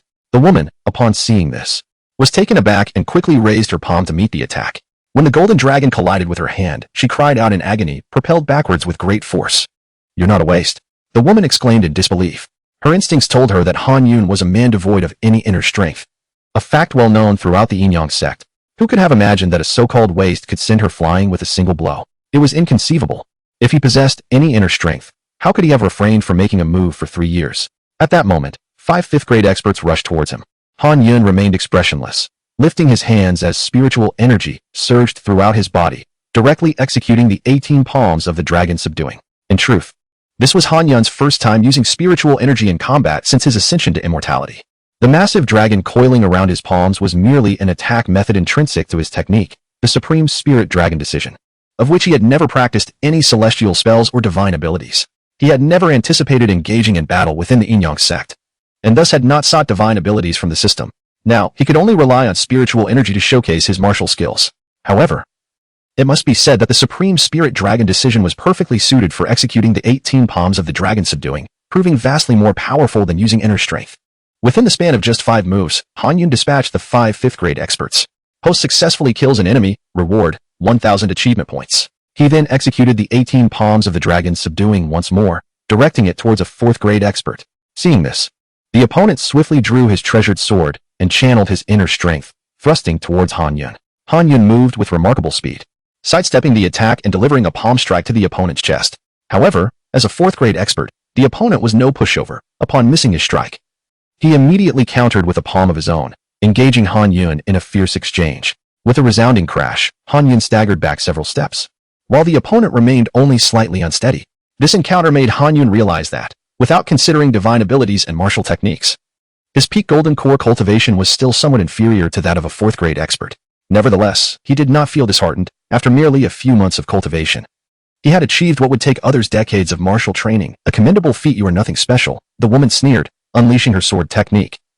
Launching a rapid series of thrusts at Han Yun. Han Yun's martial prowess was formidable. He quickly discerned the patterns of her sword technique and identified its weaknesses. He feigned retreat, appearing to be on the defensive while secretly accumulating spiritual energy. Soon, he found himself cornered against the cliffside of the valley. Humph. Let's see where you can retreat this time. The woman taunted, leaping into the air to thrust her sword at Han Yun.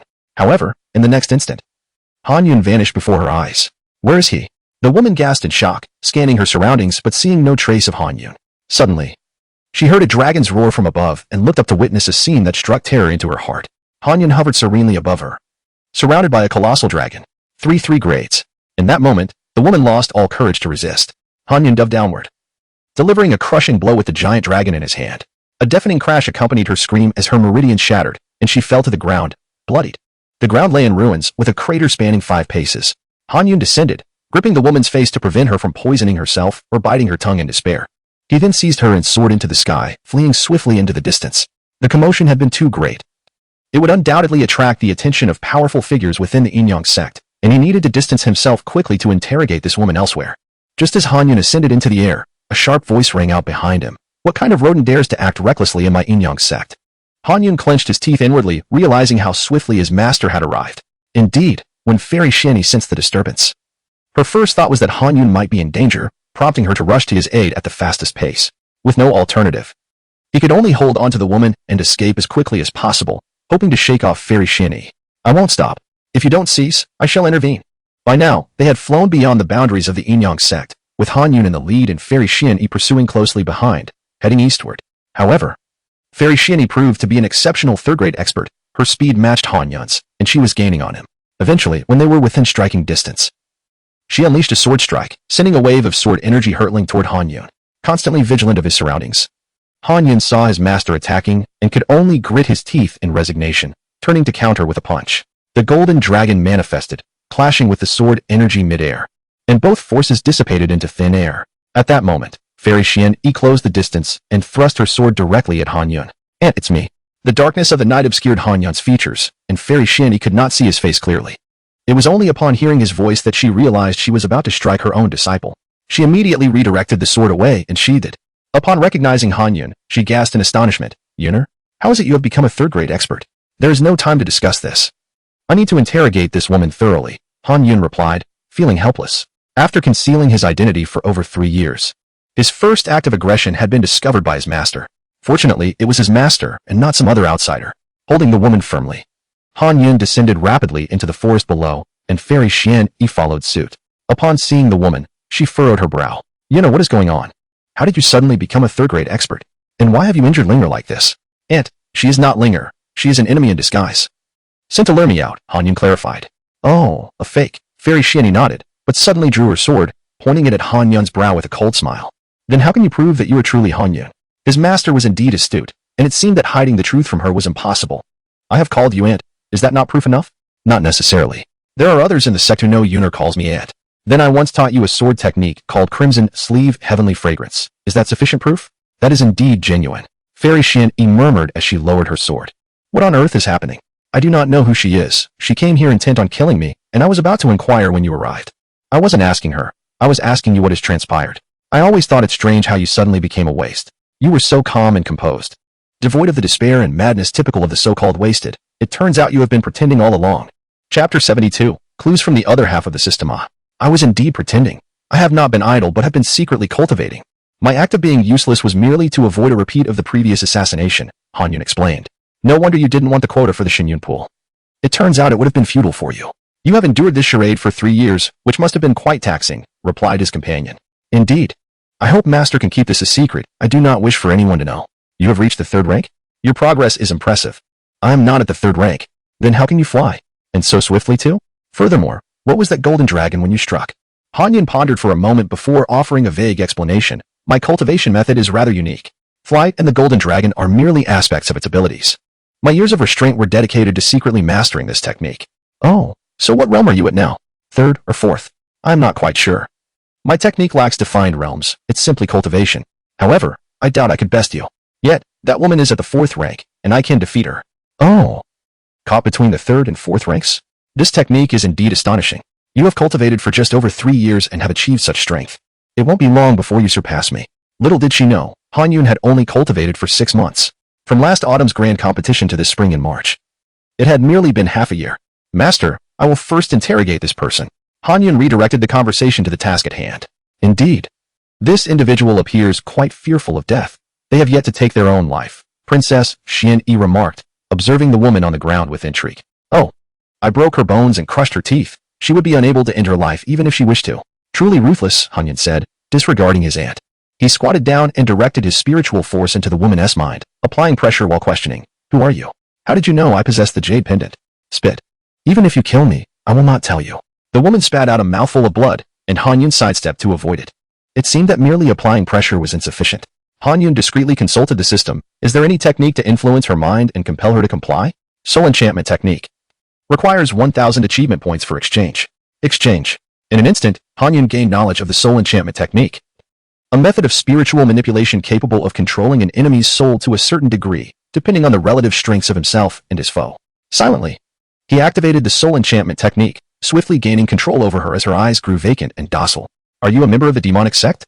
Princess Xian-yi inquired. No, the woman replied, shaking her head in confusion. How curious. Given the aura of her inner power, she undoubtedly seems affiliated with the demonic sect. Princess Xian-yi muttered. I will ask. Hanyun turned to the woman. Who are you? I am a guardian of the holy sect. Isn't the holy sect just another name for the demonic sect? This revelation nearly prompted Princess Xian-yi to strike her. In truth, the demonic sect was merely how righteous individuals referred to them. In their own circles, they called themselves the holy sect. No one would willingly label themselves as demonic. However, the actions of the holy sect were erratic, cruel, and devoid of martial ethics, leading others to refer to them as the demonic sect. Were you the ones who attempted to assassinate me 3 years ago? Yes, we came for the jade pendant. Why did you return after 3 years? Was it still for the pendant?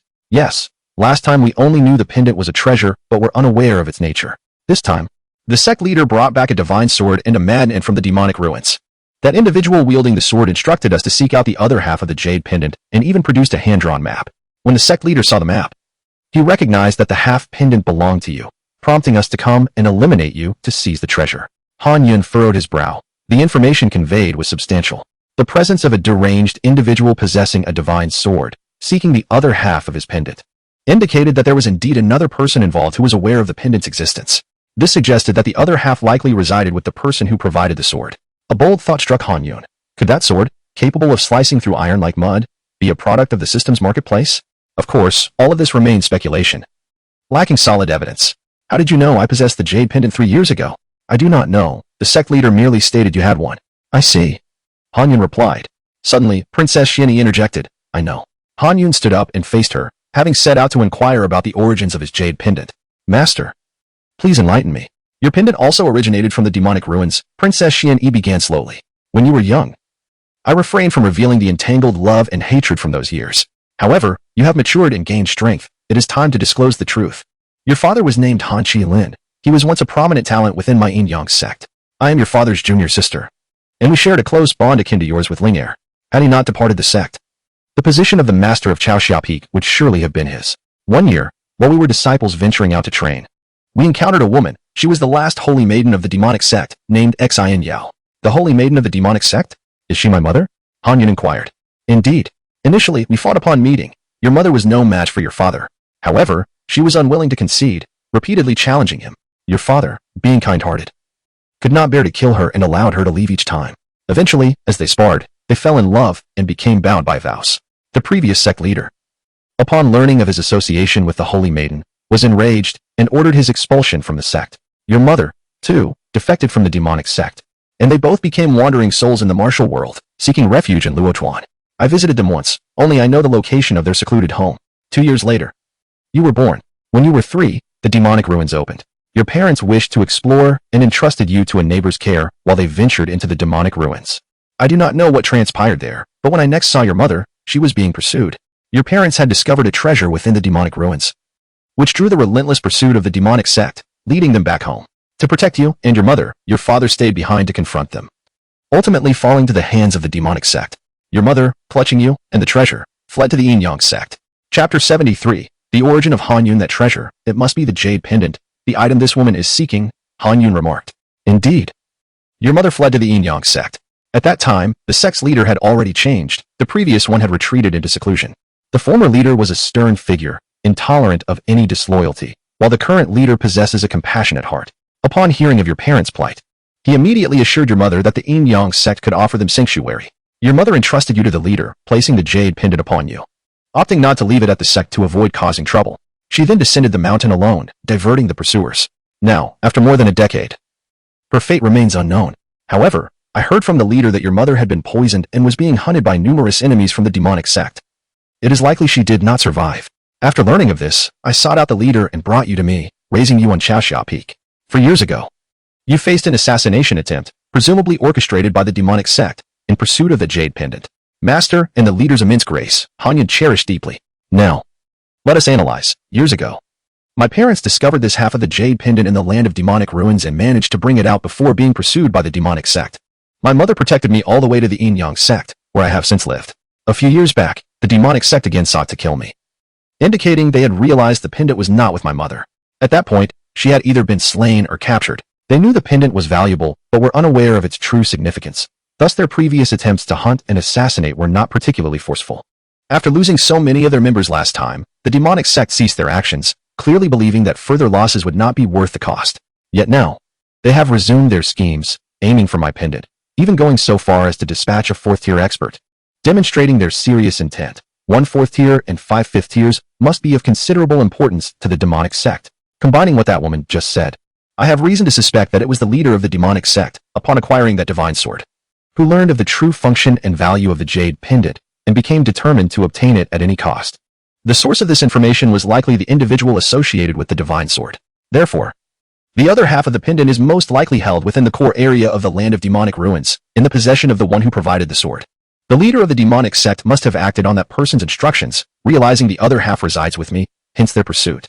Yuner, given your explanation, does the other half of the jade pendant hold great significance for you? What exactly is the purpose of this pendant? Fairy Xian Yi inquired, her brow furrowing.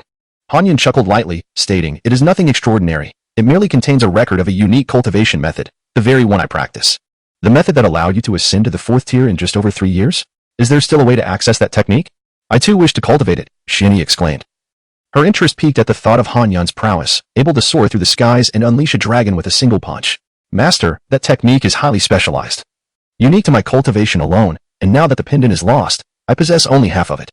The technique recorded within is incomplete, limiting my progress to what I have achieved thus far. The remainder lies in the other half of the pendant. I ventured out today to inquire about the origins of my jade pendant, and these assassins provided me with clues. I see. So you plan to search for the other half of the pendant? Fairy Xian Yi's brows knitted together. Without a doubt, that pendant is of utmost importance to me. However, that location is fraught with peril. The land of demonic ruins is inherently dangerous. This time, its opening will undoubtedly attract factions from across the realm. And with the demonic sect lurking, your journey could be perilous. Upon hearing this, Hanyun sighed. He was acutely aware of the dangers that lay beyond. Were there any feasible alternatives, he would not descend the mountain.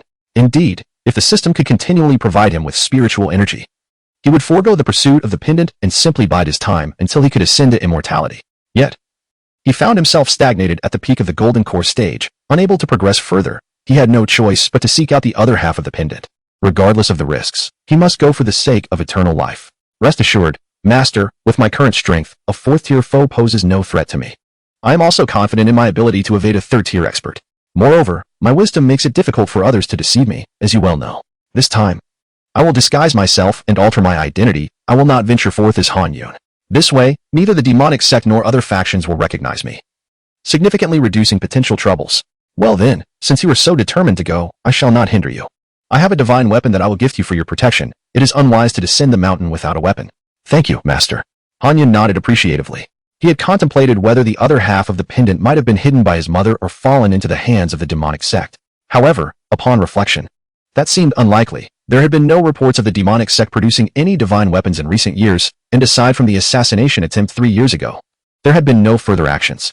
The sudden appearance of a divine weapon prompted the demonic sect to act against him, indicating someone had informed them of the pendant's existence. Coupled with prior intelligence, they deduced the pendant was in his possession. Since they had only recently discovered this, it suggested that the demonic sect did not possess the pendant. No one would be foolish enough to give such a critical item to another. As for whether that individual practiced cultivation or had absorbed the pendant to become a system, that was beyond his concern. His sole focus was to locate that person and eliminate them, leaving the rest to the system. With this in mind, Han Yun crouched down and inquired of the woman, "Your disguise technique is impressive. How did you achieve it?" This technique could deceive even a third-tier master, once learned. He would be free from worry upon descending the mountain. This is not merely a disguise technique. It is a mask crafted from a unique material. Once attuned to its master, it cannot be removed by anyone else unless the master dies. To alter one's appearance, simply soak it in water for 3 days. Then apply it to your face while it is still soft, shaping it to your desired visage, and it will set. Han Yun nodded, reaching out to touch the woman's face, discovering that there were indeed no traces of the mask. Its edges were indistinguishable, and it could neither be torn off nor removed. Given her current state, with all her limbs broken, she was naturally unable to remove it herself. Han Yun raised his hand and struck her on the crown of her head, putting an end to her life. Host has successfully defeated an enemy. Reward, 1,000 achievement points. Han Yun calculated. When he had slain Lu Jing, a 6th-tier cultivator, he had received 100 achievement points. Killing those 5 5th-tier foes granted him 1,000, which amounted to roughly 200 points per foe. Slaying this 4th-tier enemy yielded him 1,000 points. The higher the enemy's realm, the greater the reward in achievement points. Alas, this method of earning achievement points was far too slow, yielding much less than increasing his reputation. His renown had already spread throughout the world, and his reputation points had reached a terrifying height. Chapter 74. The mischievous fairy Xianyi. What are you doing? You startled me. The fairy Xianyi shot a reproachful glance at Han Yun. Why did you kill her? She's a crucial witness. If we capture her alive, we can uncover many secrets of the demonic sect. She could also reveal many of my secrets. She's heard too much. My mesmerism cannot influence her indefinitely. She must die. Upon hearing this, fairy Xianyi suddenly laughed, her eyes glinting playfully as they turned to Han Yun. Seeing her expression, Han Yun sighed, realizing his master was up to her playful antics again. Oh, is that so? Now I know your secret too. Are you, the great Han, going to kill me to keep me silent? Oh dear, as a mere weak woman, I am no match for you, the esteemed Han. Out here in the wilderness at this hour, I can't even call for help. How frightening. Han Yun felt a headache coming on, yet he found himself helpless. She was his master, and of a higher rank. He could not reprimand her. Let's go, he said, picking up the fallen mask from the woman's face and tucking it into his clothes. The matter was settled, and it was indeed time to leave. However, he needed to take the body back with him. What do you need the body for? The commotion from the battle was so loud that the sect leaders must have noticed. If I don't bring the body back, how can I prove that we were outside the sect at this hour? I can't just say you were out here for a rendezvous with me, can I? Your foresight is commendable, master. Han Yun grasped the body and soared into the sky alongside fairy Xianyi, heading towards the Yinyong Sect. Your technique is truly remarkable. A third-tier practitioner can fly freely, yet it consumes a tremendous amount of inner strength and is quite laborious. In most cases, one would choose to ride a horse rather than fly. But you seem to fly so effortlessly, even carrying a person without any strain. Han Yun smiled, but offered no explanation. Third-tier practitioners fly by using their inner strength to stir the air and generate thrust, which is naturally tiring. He, however, employed celestial techniques grounded in the laws of nature, allowing him to soar with ease. If he wished, he could fly all the way to the demonic descent without issue. When do you plan to descend the mountain? In a few days. The disciples have already begun to descend for training. Once most of them, including the junior disciples, have left, I will announce the closure of the Yunwu Hall, waiting for their return before reopening. I will then claim to be in seclusion studying martial arts and will disguise myself when I go out. Are you planning to go alone? Of course. Once I disguise myself, I will no longer be a member of the Yinyong Sect. It would be inappropriate to accompany others from the sect. Only you are aware of my plan. Then let me accompany you. Forget it. If the renowned fairy Xianyi suddenly has an unknown stranger by her side, it would raise suspicion. I prefer to go alone to avoid unnecessary complications. Oh dear. I never expected to be considered a nuisance in the eyes of the esteemed Han. How remarkable you are. I, a mere girl, am unworthy. Here we go again. Han Yun looked at his master's playful grin and her teasing words, feeling an urge to pin her down and give her a couple of playful smacks to curb her mischief. Now that I know your secret and have leverage over you, let me think of what benefits I should demand. From now on, you must comply with my requests. If you dare disobey, I shall reveal your secret to others. Oh. The thrill of bullying the supreme emperor of the Yinyong Sect is truly delightful. As Fairy Shieni spoke, she playfully ruffled Han Yun's hair, turning it into a messy nest. Mind your image. You are the esteemed Fairy Shieni of Chashia Peak, not a 17-year-old girl. What do you know? If I don't make you look disheveled, how can I deceive others? Master, your foresight is indeed admirable. Pfft. Your little cleverness pales in comparison to mine. Suddenly, Han Yun gazed into the distance and exclaimed, Master, grab me and pretend to be flying with me. The sect leaders are coming. Fairy Shieni immediately seized Han Yun's arm and flew forward for a while before spotting the figures of the sect leaders. She mused to herself about Han Yun's impressive technique. She had not noticed their presence, yet he had. Before long, the sect leaders approached Fairy Shieni. Han Yun observed that the individuals behind her were all peak masters. Shieni, what happened? Was there a fight? Is Yuner all right? The sect leader inquired, frowning. Reporting to the sect leader, it was the demonic sect that attempted to capture Han Yun. I pursued them, slaying several of their minions, and chased the enemy chief all the way to the sect's gate. Fortunately, I caught up and rescued Han Yun. This is the enemy's corpse. Hearing this, the sect leader and the peak masters sighed in relief, grateful that Han Yun had been saved. He was far too vital to the Yinyong Sect. Any harm to him was intolerable. Yun, are you alright? I am fine, sect leader. The enemy intended to capture me alive, but did not seek to take my life. This is the enemy's corpse. Please have it buried. Han Yun handed the body to the sect leader. At that moment, Master Chu Tianming flew up, praising him. Good lad. Your courage is commendable. To fly for the first time without fear, remaining calm even while being pursued and captured, speaks volumes of your character. Han Yun chuckled. You flatter me, Master Chu. Each time he heard the man's voice, he would strain to discern whether it resembled that of the branch leader of the Wealthy Merchants Guild, only to find it always did not. Even during their last encounter at the main peak, he had listened intently to the other peak masters, but none matched either. Of course, the Yinyong Sect had more than just masters and peak leaders at the third tier, as a venerable sect that had stood for 1,000 years. Its depth was beyond Han Yun's comprehension. Ha ha ha, this lad possesses the ability to remain unflustered even when faced with calamity. He hardly resembles a 19-year-old boy, but rather an elder. Sect leader, I am 20 now. Very well, 20 it is. You are no longer a child. The sect leader laughed heartily.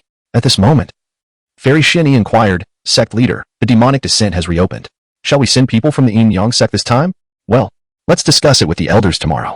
We'll see who wishes to go and find a strong practitioner to lead the expedition. Who knows, we might uncover some treasures. Every time the demonic descent opens, many treasures are unearthed. Participation will be voluntary. Whoever wishes to go may do so. In that case, I shall lead the expedition. Fairy Shieni said earnestly. Oh, I thought you preferred tranquility and shun movement. Why are you so eager to venture out this time? Chapter 75, Preparations before descending the mountain. Han Yun was acutely aware of the reason why Fairy Shieni volunteered to journey to the land of demonic fall. It was for him. Once there, she would be able to protect him and assist in locating the missing half of the jade pendant. Contemplating this, Han Yun felt an overwhelming sense of gratitude. In this world, the only person who unconditionally cared for him, willing to take risks without expecting anything in return, was his master. He intended to politely decline his master's kindness, but in the current situation, he found it difficult to voice his thoughts. Fairy Shieni remarked, having enjoyed the sect's provisions without contributing much, this is an opportune moment for me to explore the world beyond the mountains. Very well, if you wish to go, then go ahead. Tomorrow, we shall convene in the main hall to discuss which elders will be sent along. The sect leader nodded in agreement. At that moment, Chu Tianming chuckled. Fairy Shieni, if you are to venture out, do take care not to be swept away by the young gallants outside. You are a treasure of our Yinyong Sect. Should you marry into the outside world, countless hearts would be shattered. Isn't that right, Master Wang? He added, glancing at the master of Yufeng, whose face flushed with embarrassment. What nonsense are you spouting? How dare you tarnish her reputation? This man was the same one who had flirted with Fairy Shieni in the main hall on New Year's Day. His affection for her was well known within the sect. Fairy Shieni rolled her eyes. Do you think those mundane men outside could catch my eye? Besides, my standards are quite high. Not only the outsiders, but even you old geezers in the sect fail to impress me. Ah. So Fairy Shieni looks down on us old fellows. Since there are no suitable elders, surely there are many talented disciples among us. Chu Tianming laughed heartily, casting a meaningful glance at Han Yun. Everyone was astute enough to understand his implication, and Fairy Shieni's face turned slightly red as she angrily retorted. You shameless old fool. Speak another word, and I shall tear your mouth apart. Han Yun, standing to the side, observed quietly, not daring to utter a word. The sect leader waved his hand, saying, Enough. Enough. Stop causing a ruckus, you bunch of old bones. Today's events serve as a reminder. Han Yun's reputation is spreading, and many factions covet his martial prowess. The demonic sect, however, is bolder and has already resorted to direct action. Other factions might also attempt to act against him. I shall send 2 4th-grade elders tomorrow to guard Han Yun's home day and night for his safety. Han Yun frowned at this. If someone were to monitor him, how could he sneak away down the mountain? There's no need for that, Master. It would be too much trouble for the other elders. Not at all. With your status, having protection is only fitting. It's settled then. Let us return, the sect leader concluded, and everyone turned to soar back towards the Yinyong Sect. As they flew, the sect leader addressed Fairy Xian-Yi. Xian-Yi, you are no longer a child. It is time to find a worthy partner to share your life with. Within our Yinyong Sect, be quiet. Speak another word, and I shall tear your tongue out. Fairy Xian-Yi coldly interjected. The sect leader was taken aback. What had come over the usually gentle Fairy Xian-Yi today? Soon, the group arrived at the Yinyong Sect. After glancing at the 5 corpses on the ground, the sect leader instructed that someone should be sent to handle the matter the following day, and then everyone returned to their homes. Fairy Xian-Yi led Han Yun to her loft. After rummaging through her belongings for a while, she finally emerged holding a sword. Here it is. This sword, named Yinyong, was left to me by my master. Although it is not a top-tier divine weapon, it is forged from mysterious iron and can withstand the internal energy output of a 3rd-grade practitioner. You may use it for now. Han Yun accepted the sword, drawing it out to examine it closely. The blade was entirely black, including the blade and edge, and the hilt was adorned with several dark green gemstones, presumably for grip, giving it an aesthetically pleasing appearance, exuding an air of lethal elegance. Han Yun nodded in satisfaction. While the Yinyong sword was not extraordinary, it would suffice for the time being. Once the system was fully operational, he could exchange for a truly formidable weapon. Thank you, Master. However, you need not accompany me to the land of demonic fall. That place is perilous. It is precisely because it is dangerous that I must go. Once there, I can look after you. After all, you, Han de Taishang, are a treasure of our Yinyong sect.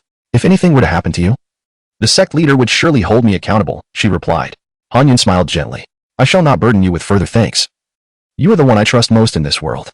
Before descending the mountain, I will create a celestial-grade martial technique for you to keep for self-defense. Fairy Xian-Yi grinned slyly. Very well. As long as you have that intention, first give me the 18 dragon-subduing palms, and you can take your time with the other one. Understood. The manual for the 18 dragon-subduing palms is in the Cloud Martial Hall. I will retrieve it for you now. Let us leave it for tomorrow. It's quite late now. You should return to rest. The sun will rise in 3 hours, she advised. All right then, I shall take my leave. After bidding farewell to Fairy Xian-Yi, Han Yun returned home to organize the information he had gathered that day. It was time to prepare for his descent. He filled a basin with water and immersed the mask he had received, then returned to his room. System. Are there any celestial techniques or divine powers available for me to cultivate? Although he could wield martial techniques using spiritual energy, martial skills were still distinct from celestial arts. He believed that if spiritual energy were employed through celestial techniques, its power would certainly be magnified. Having previously overlooked this, he now recognized his shortcomings in combat and resolved to learn a few divine techniques. Please select the type of divine power, 7 elements type or Taoist celestial arts type. Children make choices. I want both, Han Yun thought. However, the system swiftly dismissed this notion. Simultaneous cultivation is not permitted. There are myriad paths in the world. You may only pursue one. The system has selected the 2 most suitable and powerful routes for you. Please make your choice.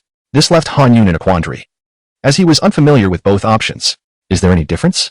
The 7 elements divine powers pertain to the 5 elements, metal, wood, water, fire, earth, thunder, and wind, classified into 7 categories of supreme energy.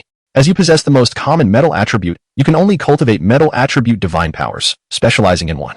Taoist celestial arts divine powers encompass the Yinyong 8 trigrams, the interplay of Tai Chi, and the generation of the 4 symbols into 8 trigrams. Focusing on the 8 rules of heaven and earth, Qian, Kuan, Li, Kan, Jin, Sun, Jin, and Dui, along with talisman arts, sword techniques, and various formations. The system succinctly outlined the differences between the 2 types. After a moment of contemplation, Han Yun decided to choose Taoist celestial arts. The 7 elements route only allowed specialization in one aspect, lacking the versatility of skills. He felt that if he were to solely practice metal attribute divine powers, he would merely be a different form of martial artist, without anything particularly unique. In contrast, the Taoist celestial arts offered boundless mysteries.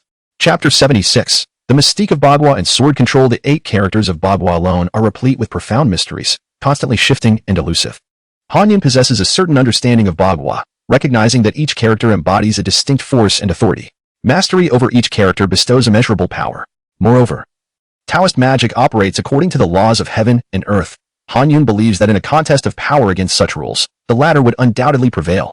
Coupled with talismanic arts, sword control, and formations, his arsenal becomes even more diverse. Another factor influencing his decision is his strong sense of belonging to his sect. The Yinyong Sect, the very place of his upbringing. The Yinyong Sect stands as the foremost Taoist sect of the Great Chuan dynasty, adept at utilizing the arts of Yin, Yang, and Bagua. However, the lack of spiritual energy in this realm renders the sect's magical practices merely supplementary to martial techniques, lacking in true potency. In a world of cultivation, Han Yun is confident that the Yinyong Sect would achieve even greater heights.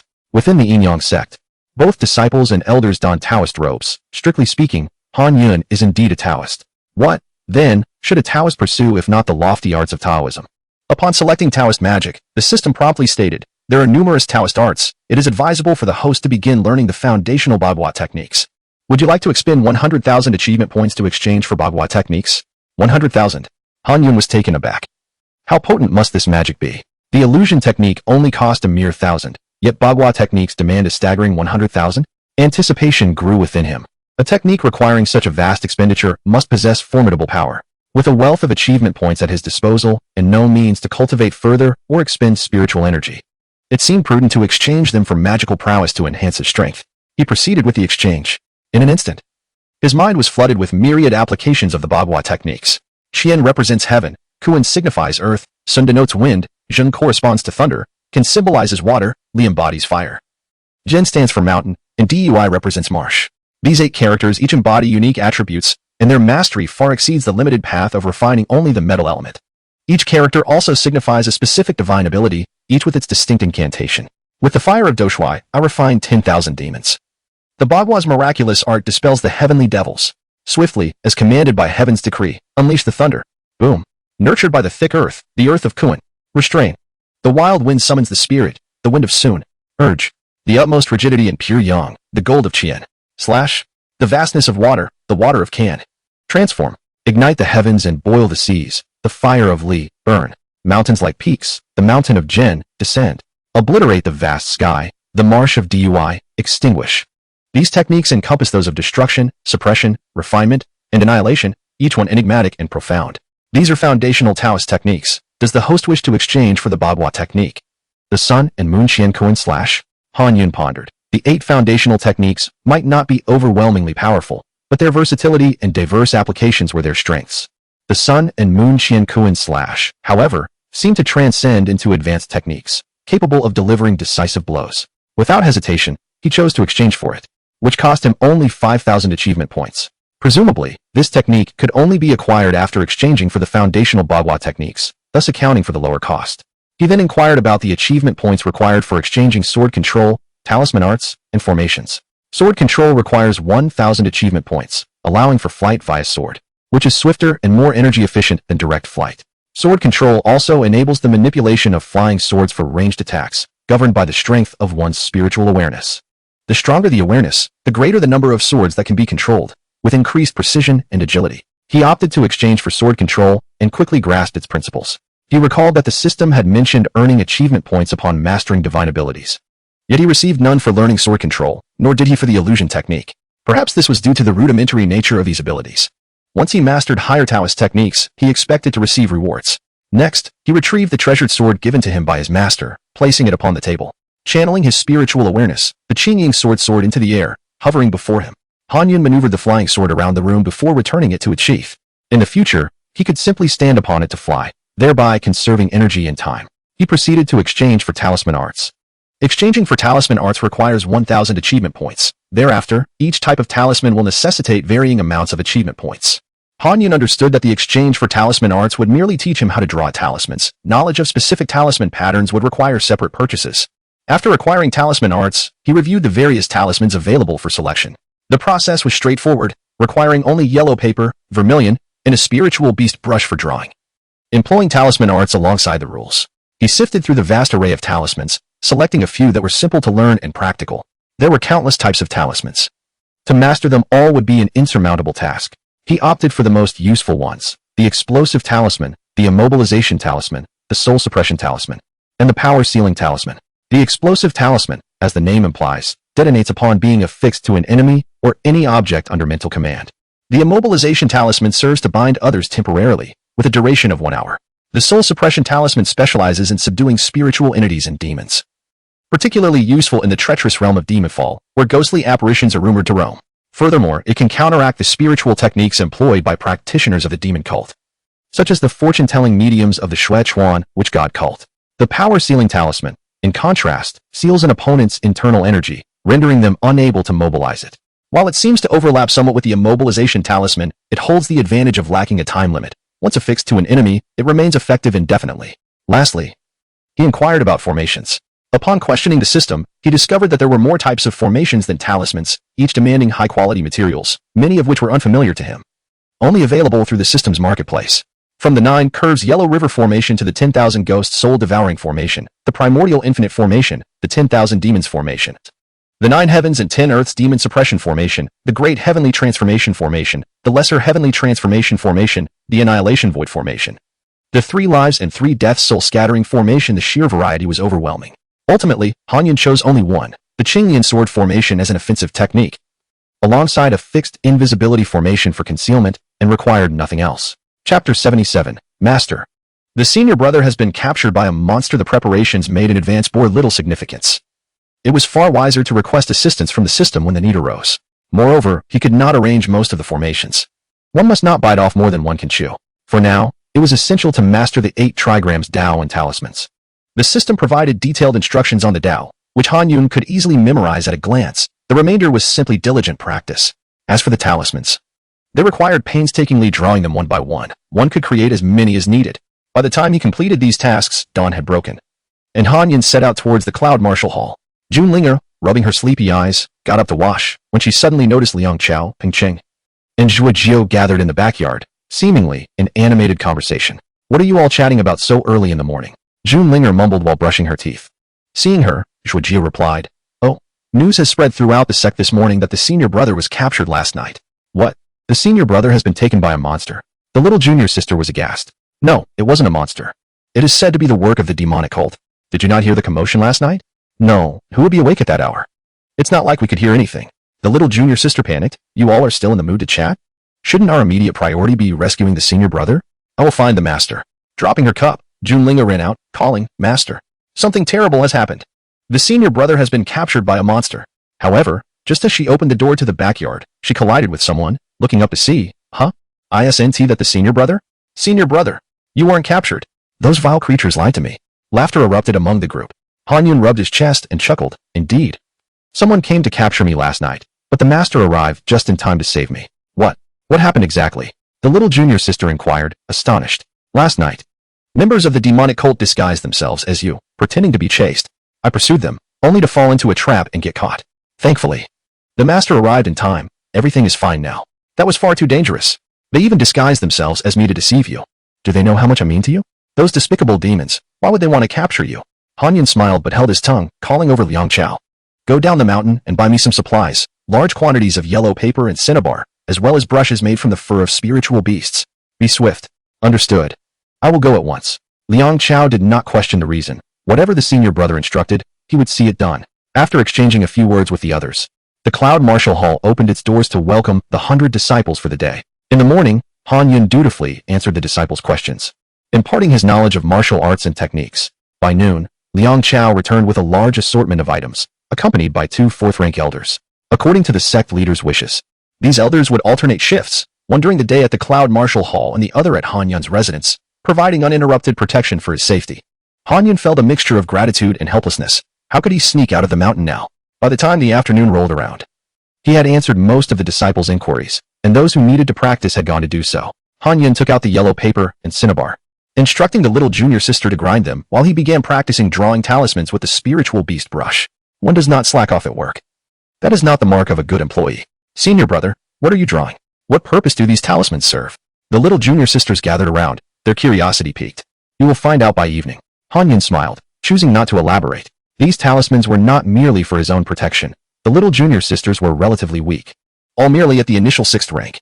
It was inevitable that they would encounter dangers when descending the mountain, and he wished to draw as many talismans as possible in the coming days to ensure their safety. Due to the limited time and his lack of proficiency, By the end of the workday, Han Yun had only managed to draw 10 explosive talismans, 10 immobilization talismans, 5 sealing talismans, and 3 soul-stabilizing talismans.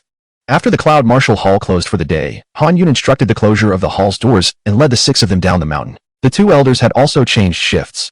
Han Yun's evening protector was an elder named Zheng Zhu. Since they were going down the mountain, Elder Zheng would certainly accompany them. Talismans were not particularly extraordinary in this world.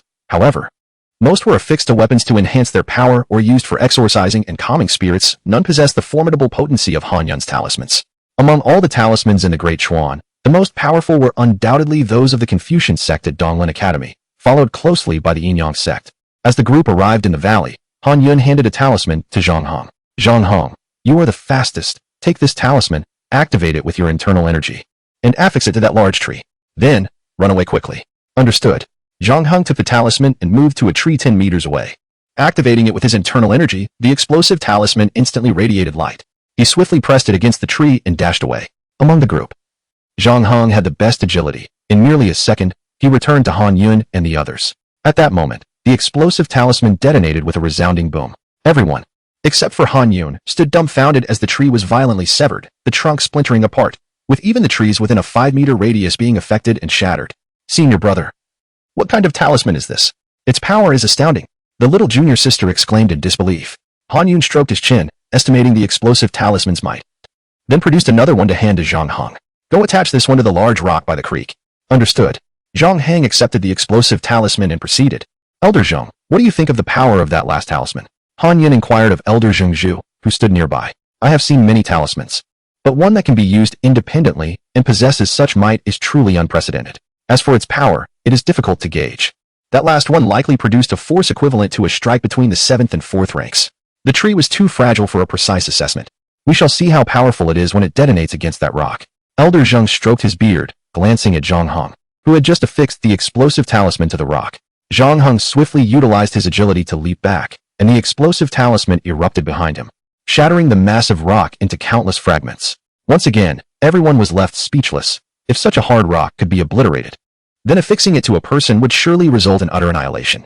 That talisman indeed possesses the power of a 4th-rank strike. It is truly remarkable, Elder Zheng marveled. That is splendid. Han Yun nodded, turning to Peng Cheng. Stand still. Chapter 78. Cultivating the Taoist Immortal Arts. Then, Han Yun produced a binding talisman and affixed it to Peng Cheng. The onlookers were struck with terror and immediately scattered, while Peng Cheng's face reflected sheer panic as he attempted to flee, only to discover that he was utterly immobilized, forced to remain in place.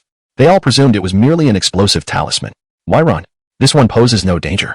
After speaking, Han Yun turned to Peng Cheng and inquired, why not try to move? Yet, the terror etched on Peng Cheng's face appeared frozen. He couldn't even blink. Are you able to speak? Still, there was no response. Ah, this talisman can indeed bind a person? My heavens, how remarkable! The junior sister exclaimed with delight. Han Yun then tore off the binding talisman, allowing Peng Cheng to move once more, while the talisman itself faded to a dull black, rendered useless. Junior Han, what kind of talisman is this? Its power is astonishing. Elder Zheng was utterly astonished, as Han Yun had presented him with an overwhelming number of surprises that day. This is the binding talisman, which can render an individual immobile. Elder Zheng, given that Peng Cheng is at the 6th rank, I wish to test whether this talisman is effective against a 4th-rank expert. Ha ha ha, no issue. Feel free to apply it to me. Elder Zheng replied cheerfully. Han Yun nodded and placed the talisman upon him. The binding talisman is effective for 1 hour. Yet Han Yun doubted that the duration would be the same for an 8th-rank warrior and a 4th-rank expert. The stronger party would undoubtedly possess formidable inner strength and means to break free from the talisman's constraints. Elder Zheng, now exert your full inner strength to counteract this binding force. I wish to observe how long it takes for you to break free. At that moment, Elder Zheng was unable to move, fully engaged in resisting the talisman's power. Han Yun remained calm, watching intently as the red vermilion upon the talisman gradually dimmed. Finally, after 10 minutes, the talisman shattered, and Elder Zheng was able to move again, gasping for breath, utterly exhausted. This binding talisman is extraordinarily powerful. It took me nearly a full cup of tea to break free. In a confrontation, such a duration could very well lead to my demise. Thank you, Elder Zheng. Please try this talisman, Han Yun said, producing a sealing talisman and applying it to Elder Zheng. What is this talisman? I find myself unable to channel even a trace of inner strength. This is the sealing talisman. Its purpose is to seal one's inner strength. What a treasure this is. If the binding and sealing talismans are used together, even a 3rd or 2nd rank expert would find it difficult to escape alive. After all, with one's inner strength sealed, breaking free from the binding talisman becomes impossible. Elder Zheng, with his keen insight, recognized that these two talismans indeed work in tandem. Han Yun tore off the sealing talisman, rendering it unusable. Elder Zhang's eyes sparkled with excitement as he rubbed his hands together, saying, Junior Han, this talisman is truly a marvelous treasure. Considering my cooperation, might you gift me one? No problem, Han Yun replied, handing Elder Zhang a blasting talisman and a binding talisman. Although the blasting talisman may be of little use to you, you could give it to your younger relatives for self-defense. Aha, splendid. This is a valuable treasure indeed. I shall gratefully accept it. Thank you, Junior Han. Han Yun smiled faintly, remaining silent. He could easily discern Elder Zhang's intentions upon acquiring the talismans. The first thing he would likely do is to replicate them, creating more talismans. However, he harbored no concerns. For the crafting of these talismans required the art of talisman making and the communication of spiritual energy with the natural laws, ensuring their efficacy. If others attempted to replicate them, they would merely mimic the form without achieving any real effect. Big brother, I want one too. The junior sister tugged at Han Yun's sleeve, adorably pleading. The others also desired one, wanting to beg, but hesitated, fearing they might annoy their senior brother. You all shall have them. I will create some over the next few days, and when you descend the mountain, I will provide them for your protection. Yay! I knew Big Brother would be the best. The group returned to the Yunwu Hall, and Han Yun returned to his abode. Elder Zhang, tasked with his protective duty, accompanied him, especially diligent after receiving benefits from Han Yun. He sat cross-legged in the courtyard, vigilantly ensuring Han Yun's safety. Once inside, Han Yun requested a concealment array from the system, casually setting it up around himself. He intended to devote the night to cultivating the Taoist immortal arts, striving to master them before descending the mountain. However, he anticipated that the fluctuations of spiritual energy would draw Elder Zhang's attention, making the concealment necessary. As for the creation of talismans, that could be done during idle moments at work. Throughout the night, Han Yun immersed himself in cultivation, mastering 3 of the 8 divine abilities within the 8 trigrams Tao, successfully garnering 3,000 achievement points. Indeed, as he had surmised, the system did not reward achievement points for learning lower-tier divine abilities like sword control. Only the acquisition of higher-level skills would yield such rewards. Early the next morning, Han Yun and Elder Zhang set out for the Yunwu Hall.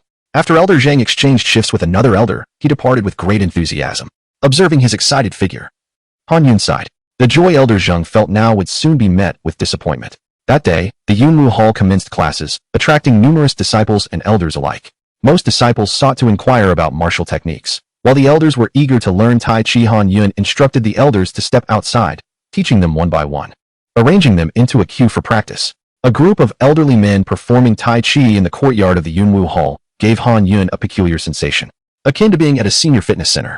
In the afternoon, Han Yun began his usual practice of crafting talismans. While he was at it, the sect leader arrived, accompanied by several elders, including Elder Zhang. Greetings, sect leader. No need for formalities. Yuner, I hear you have been researching talismans? The sect leader inquired with a warm smile. The knowledge of talismans was known only to the junior sister and a few others, and now the sect leader was aware as well, having Elder Zhang in tow, making it clear who had divulged the information.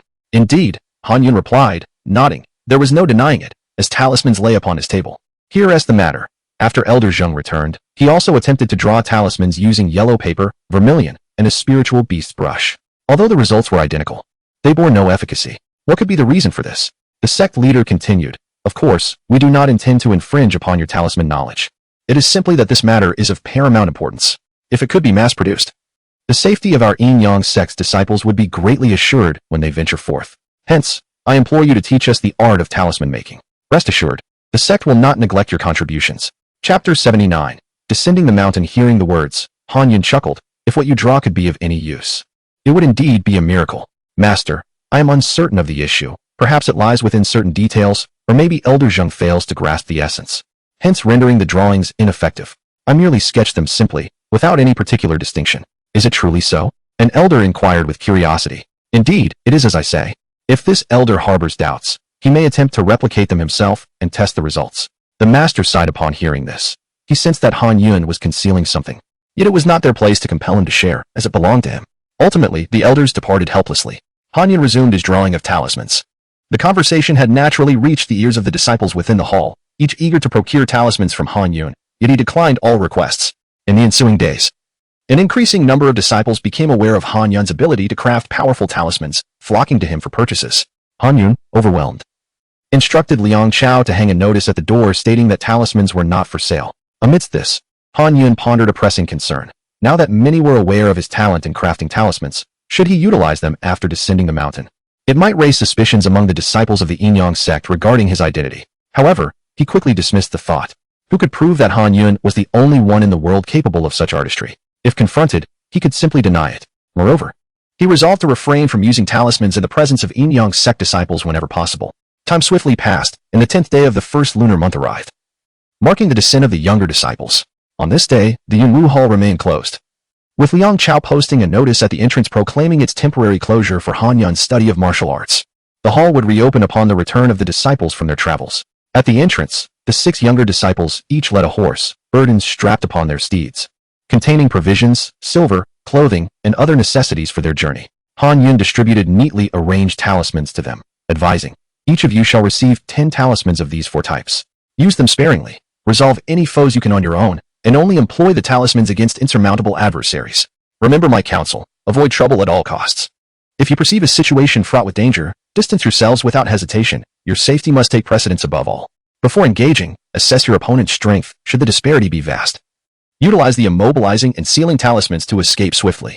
If you can avoid taking a life, do so to prevent drawing attention from others who might inform the enemy as kin or friends.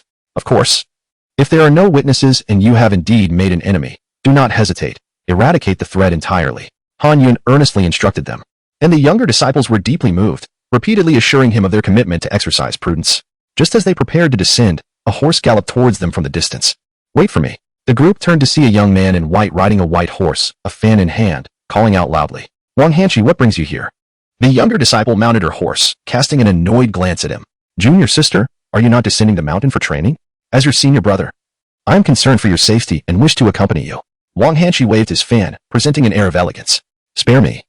We could defeat you in just 2 moves last time. Who is protecting whom remains to be seen." The younger disciple retorted, "That is a misjudgment, junior sister. I have now reached the 6th rank and recently learned a few techniques from Brother Han, achieving a substantial understanding of Tai Chi should a confrontation arise. The outcome may not be as clear-cut as you think." "Oh, is that so? Care for a spar?" As she spoke, she began to dismount. "Junior sister," Han Yun interjected, "I just instructed you to avoid trouble, and here you are, seeking to engage with a fellow disciple before you even set foot off the mountain." "Oh." The younger disciple pouted in grievance.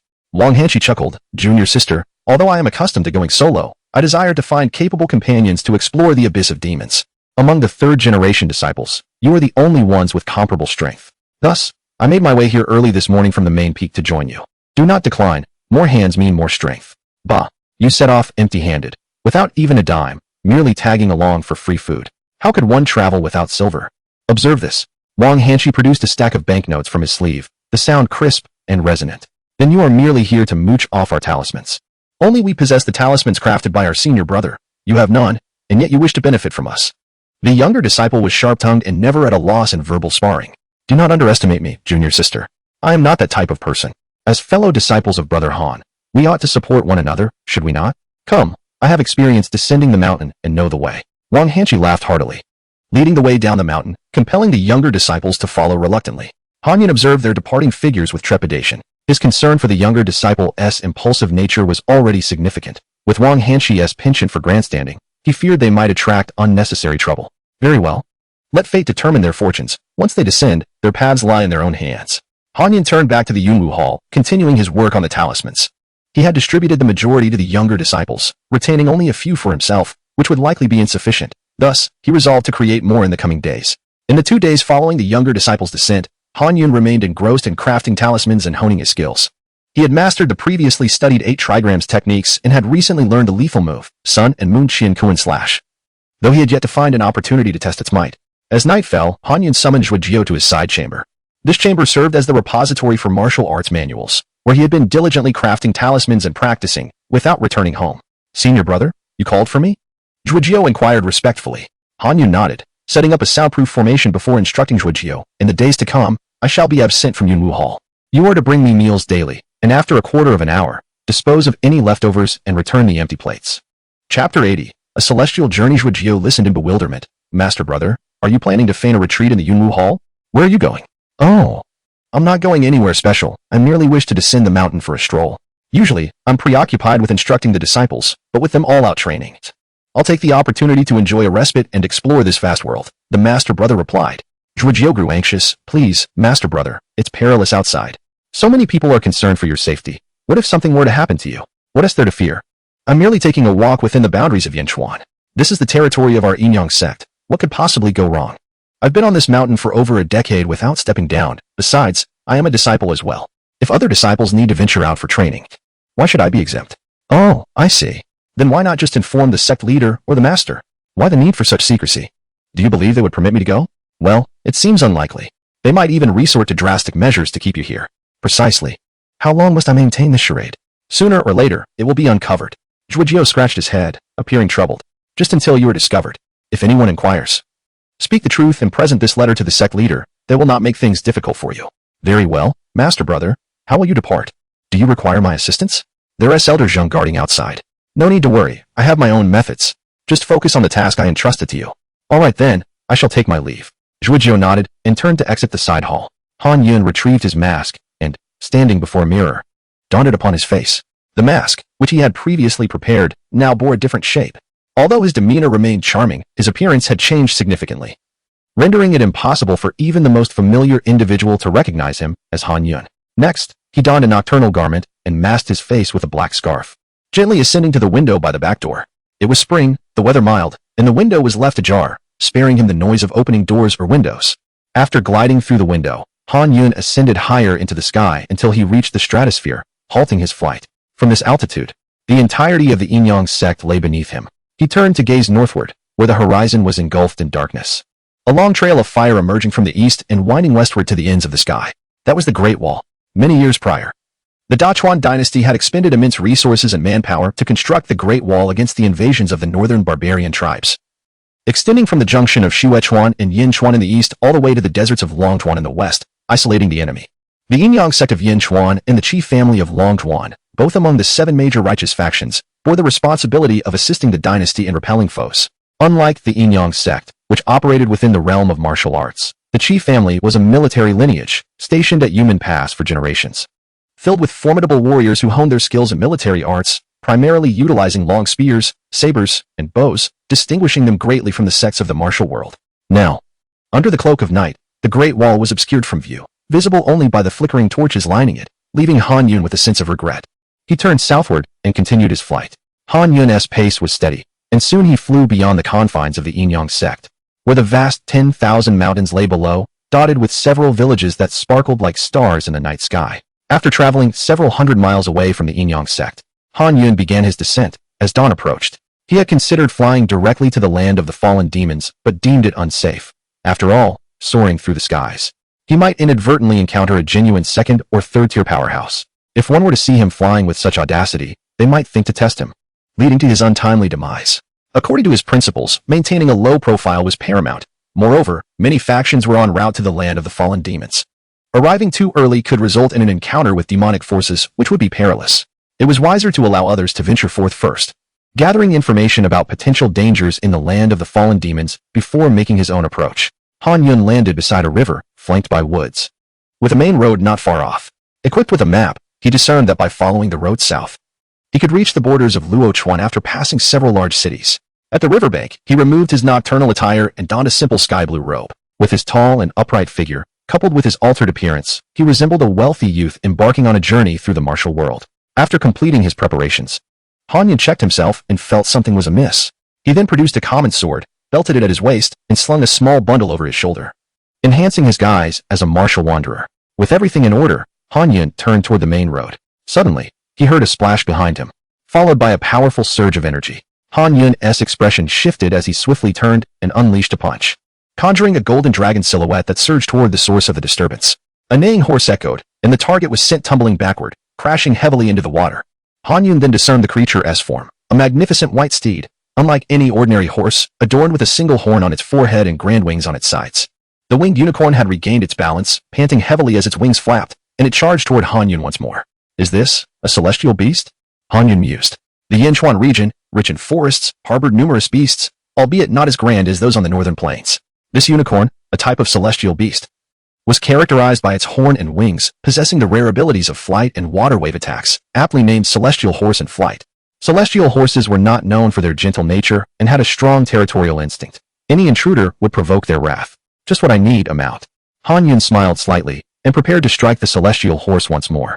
With only a 5th-tier cultivation level, it stood no chance against Han Yun, who had already slain 4th-tier powerhouses.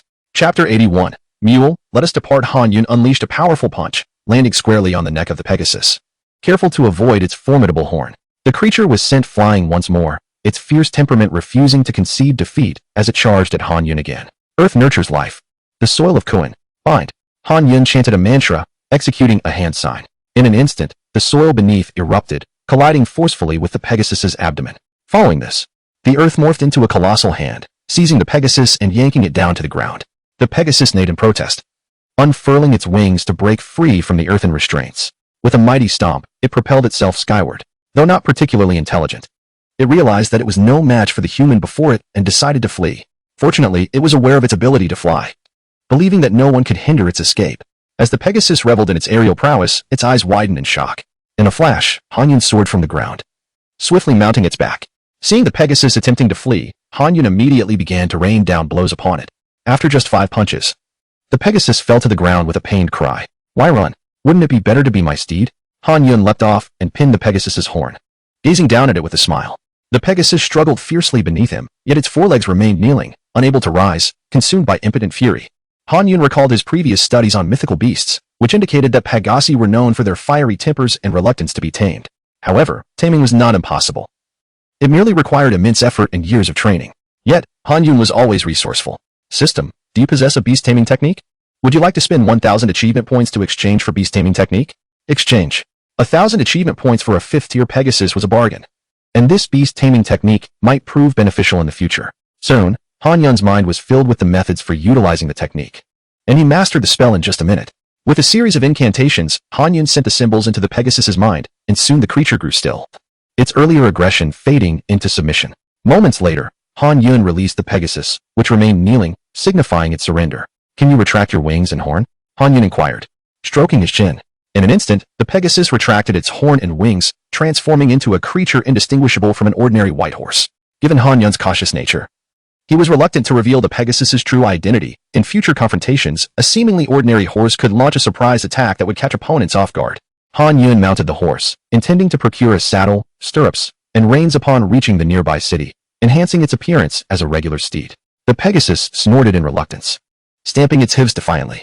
Though under the influence of the taming technique, it was still unwilling to accept its new role as a mount. Come on, let us go, Han Yun remarked nonchalantly. The Pegasus let out a furious neigh, raising its forelegs and attempting to buck off its rider in indignation. What are you doing? Be compliant. You should be grateful for this low-key approach. I can't always call you a Pegasus. That would be too conspicuous. The Pegasus stubbornly refused to listen. Seeing this, Han Yun sighed. All right, how about I call you Little Tion instead? Now, let us proceed along the official road. Indeed, the Pegasus quieted down, its simple intellect finding the name pleasing. Han Yun also found Little Tion quite charming, and thus they embarked together on their journey, following the river.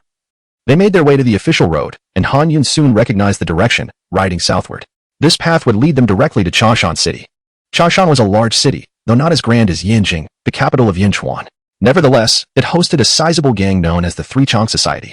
Yinchuan revered the Yinyong Sect, and nearly all gangs in the region operated under its protection, albeit with an annual tribute paid to the sect. After a swift ride, Han Yun finally arrived at Changshan City around noon. At the northern gate, a throng of people lined up to enter and exit, with guards maintaining order. Han Yun dismounted and patiently joined the queue. As the line progressed slowly, Han Yun eventually reached the front. Halt! A guard commanded, blocking his path. Is there an issue? Officer? Han Yun inquired. We do not permit weapons within the city. You must leave your sword behind. Han Yun glanced at his sword, then back at the guard's knowing smile, realization dawning upon him. He produced 2 taels of silver from his sleeve and offered it to the guard. Sir, this is merely a wooden sword for decoration, not a real weapon. I hope you can make an exception. The guard accepted the silver, discreetly tucking it away. Ah, indeed. Just a wooden sword. My mistake. You may pass. Han Yun nodded and strolled forward, his horse obediently following. Once inside the city, he had little interest in exploring its splendor. His sole purpose was to acquire a saddle for his horse. Otherwise, his nature would have kept him away from places that could stir up trouble. After a brief inquiry, Han Yun made his way to the Western Horse Market. Changshan City was vast, and it took him nearly half an hour to navigate to the market. Good sir, are you looking to acquire a saddle for your fine steed? A perceptive attendant approached, having spent years in the market and easily discerning Han Yun's intentions. With a horse already in his possession, he was clearly not there to buy a horse but rather a saddle. Yes, please help me select a suitable one, Han Yun replied. Right this way. We have all kinds of saddles to ensure your satisfaction. Han Yun nodded, casually placing his belongings on the horse's back as he followed the attendant inside. Inside, the shop was brimming with an array of equestrian gear. Sir, a fine horse deserves an equally fine saddle. I can see yours is a purebred, likely from the grassland tribes. This saddle, crafted from premium cowhide, is both soft and durable, ensuring your utmost comfort. Very well, I will take it. Please have it fitted. Han Yun said, opting for the best without hesitation. Chapter 82. Do I resemble a human or an immortal? Very well, allow me to affix the saddle for you. The attendant, cradling the saddle, stepped outside, followed closely by Han Yun. Little thief. The attendant suddenly roared, prompting Han Yun to look up and see a rat-like thief hiding behind his steed. Startled by the attendant's shout, the thief snatched Han Yun's bundle and fled. The attendant hurried after him, but burdened by the saddle, he could not run swiftly and soon gave up the chase. Han Yun gazed incredulously at his celestial steed. How could such a majestic fifth-tier demon beast allow a thief to pilfer his belongings right before his eyes? The steed, sensing Han Yun's gaze, raised its head and cast a disdainful glance at him, and through his mastery of beast taming, Han Yun miraculously understood the steed's thoughts. You're expecting me to carry a saddle and reins for you, yet you hope I will watch your things? The attendant returned, cursing under his breath, and looked at Han Yun in astonishment. Sir, the little thief stole your belongings. Why didn't you pursue him? Oh, it was merely a trifle of no real value. If he has taken it, so be it. Indeed, the bundle contained nothing but a tattered garment and a few dozen taels of silver, which Han Yun had used for disguise, utterly worthless. While he instinctively considered chasing the thief, he hesitated and ultimately restrained himself. This, he thought, could be the beginning of trouble. If he were to confront the thief, reclaiming his bundle would surely summon reinforcements, as such thieves typically have their own backing. Once they arrived, the situation would escalate, forcing him to fight, and the thief's leader might retaliate by calling upon the Three Constant Society, leading to further conflict. Ultimately, he could find himself at odds with the Yinyong Sect, which protects the society, risking a manhunt against himself. All of this chaos, stemming from a mere thief, seemed grossly inappropriate. It was simply too troublesome, so it was best to let it go. I must insist you mount the saddle for me, Han Yun said. Right away. The attendant swiftly secured the saddle and reins, then dashed back inside to retrieve a whip for Han Yun. Esteemed guest, I feel guilty that your possessions were stolen here. So please accept this whip, crafted from pure cowhide, dried and soaked in tung oil for a month. It is remarkably resilient and could serve as a weapon as well. Consider it a gift from our horse market. Thank you. How much do I owe? Han Yun queried, taking the whip and casually attaching it to the saddle. 30 taels of silver, esteemed guest, the attendant replied, grinning at Han Yun. 30 taels could purchase a rather mediocre horse, highlighting the saddle's value. Han Yun nodded. Retrieving a silver note from his possession, the lowest denomination he carried was 100 taels, as he had not brought anything smaller. In truth, the note was retrieved from his storage space, and pulling it from his robe was merely a ruse. The attendant accepted the note with a bow and scurried back inside, returning with 70 taels and change, stating, that Su heir is truly a scoundrel, stealing from our horse market. I shall inform the owner and ensure someone teaches him a lesson. Han Yun remained silent, tucking the silver into his robe before mounting his steed and heading southward. As he departed, the attendant watched Han Yun's retreating figure, sighing enviously to himself, alas, when will I ever lead such a carefree life? Clad in a blue robe on a white horse, roaming the world? Yet, I am burdened by my family's needs. Han Yun rode leisurely toward the southern city gate. But as he passed a fish stall, his celestial steed suddenly became obstinate, refusing to move. What now? Han Yun frowned, finding the steed's disobedience exasperating. You expect me to run without offering me any feed? I've been galloping all day. Shouldn't I be rewarded with some sustenance? Han Yun, sharing a mental connection with the steed, comprehended its thoughts. Oh, I forgot that you are a demon beast and require food. What do you usually eat? I am a water-dwelling demon beast. My preferred food consists of lesser aquatic demon beasts. If those are unavailable, ordinary demon flesh or aquatic creatures will suffice. The fish at this stall would be excellent. Please procure some for me. Oh, but do you eat grass as well? At this, the steed erupted in indignation, as if it might throw Han Yun off in fury. Such an affront. I am a celestial steed, a fifth-tier demon beast. And you suggest I consume grass like a common horse? Han Yun dismounted and purchased 20 to 30 pounds of fish, requesting the vendor to package it in a cloth bag, which finally pacified the steed. He could not allow the celestial beast to eat fish in public. It would be far too shocking. Upon reaching a corner, Han Yun stored the fish in his spatial pouch and bought additional fish from several vendors before setting off towards the city gates. Once outside the city, the duo traveled for over an hour until they stopped in a small grove. Han Yun retrieved a portion of the fish, allowing the celestial steed to feast. After it had its fill, they resumed their journey, proceeding at a leisurely pace towards the south. They traveled slowly, and as night fell, they had still not exited the Changshan territory. As a cultivator, Han Yun required neither food nor rest as long as he had spiritual energy, and the formidable celestial steed was equally resilient, traveling at night posed no hindrance for them. The celestial steed ambled along the main road when suddenly, two horses burst forth from the nearby woods. Halt! The two riders stopped before Han Yun, one brandishing a torch in his left hand and drawing a knife with his right, pointing it threateningly at Han Yun. Recognizing one of the men, Han Yun realized it was Su Er, the very thief who had stolen from him earlier. Brother, it's this fellow. He is a prime target. I stole 30 taels from him today, and he didn't even pursue me. He must have more money to buy saddles. He surely has even more riches. Su Er exclaimed excitedly. Han Yun couldn't help but chuckle, having nearly forgotten about Su Er. He had not intended to seek trouble. Yet the thief had delivered himself right to his doorstep. On this dark and windy night, eliminating them would leave him unburdened by any repercussions. Furthermore, if Su Er referred to the other man as brother, was he perhaps called Suda? Suda sneered, barking, "Kid, be wise and leave your money and horse behind, and I shall spare your miserable life. Otherwise, don't blame me for being ruthless." Han Yun scoffed disdainfully, preparing to strike down the pair when, out of the opposite thicket, a shadow darted forth with lightning speed, swiftly dispatching the two men. As the shadow halted, Han Yun discerned it to be a weasel. The weasel crouched on the ground, blood still dripping from its jaws, yet its eyes sparkled with intelligence as it gazed at Han Yun and asked, "Do I resemble a human or an immortal?" Chapter 83. Borrowing money from you. Han Yun furrowed his brow slightly, recalling a legend he had heard about in the snowy rivers of the northeast. It was said that at night, travelers might encounter a weasel asking for directions. If they answered correctly, they would be blessed, but if they answered incorrectly, they would meet their demise. The weasel had just asked him whether it appeared more human or divine, and now Han Yun was compelled to respond. His answer was, nonsense. What a ridiculous question. He turned his horse around, intending to bypass the two corpses on the ground and continue on his way. If the weasel left him alone, all would be well. If it dared to provoke him again, he would not hesitate to slay it. However, the weasel's gaze remained fixed on him.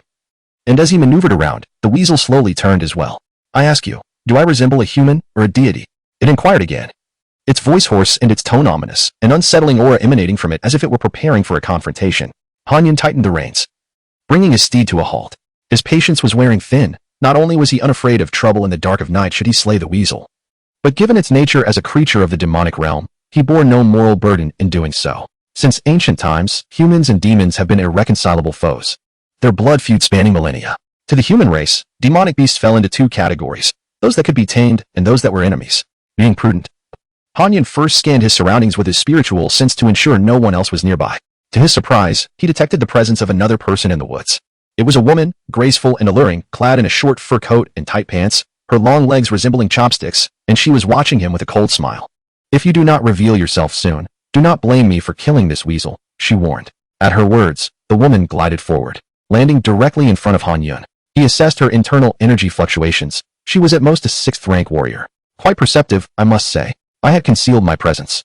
Yet you still discovered me," she remarked, a hint of wickedness gracing her otherwise cold features. "What business do you have here at this late hour? Obstructing my path with your weasel?" Han Yun asked expressionlessly. "Nothing much, just a matter of righteousness. I despise highway robbers and will eliminate them one by one," she declared. "Oh, thank you," Han Yun nodded, urging his horse to move forward. The woman, astonished by his attempt to leave, quickly spread her arms to block his path. "Hey, I saved you. A simple thank you would suffice. What more do you want?" he inquired. "Nothing much, just a little money to borrow," she replied with a cocky demeanor. Han Yun scoffed. "I do not believe we are acquainted, so why would I lend you money?" "Because I saved you," she insisted. "Two insignificant thieves? I needed your help?" he retorted. "Then just say if you will or will not lend me the money. Do not force my hand, for if you do, you will regret it," she threatened. Hands on her hips, looking down at him. "Did you not just say you detest robbers? Why engage in such behavior yourself?" Han Yun had no fondness for this hypocritical individual. "That's different. I am borrowing. They are robbing," she exclaimed. "Oh, will you repay it then?" "I borrowed it through my own means. Why should I repay it?" "Then I shall not lend it," he replied. At this, a murderous glint appeared in her eyes. "Humph. Ungrateful wretch. I offer you a chance to live, yet you refuse. If I kill you, your money shall naturally become mine." Han Yun, ever averse to trouble, found himself cornered. In the dead of night, with his certainty of victory over her, he was not inclined to let this one go. With that, Han Yun made his move. He drew a short blade, and with a swift kick, the woman leapt into the air, charging at him. Han Yun remained unmoving atop his steed, lifting his right hand to channel his energy into his whip, striking at her with precision. "Ah!" she screamed as she was struck mid-air, a flash of light appearing around her before she fell heavily to the ground. "You are surprisingly strong," she exclaimed, quickly rising to her feet, wary of Han Yun. Han Yun was astonished as well, though he had only exerted half his strength. It should have been enough to kill a 6th-rank warrior. It seemed that the flash of light was some form of protective artifact. "Humph. no matter how strong you are. You will still die today? She sneered, raising her voice to chant. As the sun sets behind the mountains and darkness envelopes the sky, let the spirit of Huang Laojun descend. Upon finishing her incantation, the weasel swiftly climbed onto her back, transforming into a beam of light that entered her mind. Her aura intensified, and Han Yun recognized her affiliation. Snowy River Witchcraft. Spirit Medium. She hailed from one of the 7 major righteous sects, the Witchcraft cult, which solidified Han Yun's resolve to eliminate her completely. Should she escape, she might summon numerous experts for revenge. Han Yun had a method to counter the spirit mediums. He produced a soul-binding talisman, casting it onto his whip before striking at her once more. As she lunged at him with her blade, her speed was remarkable, but it could not surpass Han Yun's whip. The talisman struck her directly, igniting instantly, and she screamed as she fell once more. The soul-binding talisman forced the spirit out, and the spectral figure dissipated into ashes amid her cries. You actually killed Huang Laojun.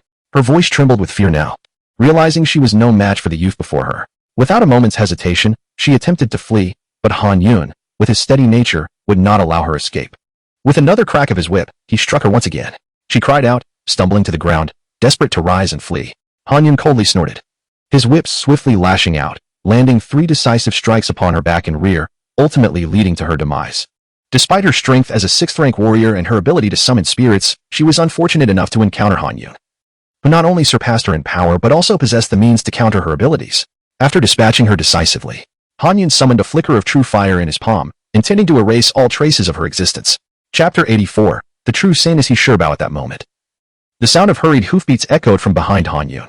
Noticing this, he furrowed his brow, extinguished the flames in his hand, and drew the sword from his waist. It seemed that the first knight descending from the mountain was destined to be a night of bloodshed. 3 horses galloped from behind, swiftly circumventing Han Yun before halting before him. On the horses sat 3 figures clad in voluminous black cloaks, their faces obscured. To Han Yun's astonishment, these 3 did not even spare him a glance. Instead, they dismounted and approached the corpse of He Shirbao, examining it closely. Dead, one of the women stated with indifference. Afterward, the 3 stood up and turned their gaze towards Han Yun. On either side were 2 elderly men, while the woman in the middle bore an uncanny resemblance to He Shirbao, her height and figure identical. Could she be a twin? Had vengeance come?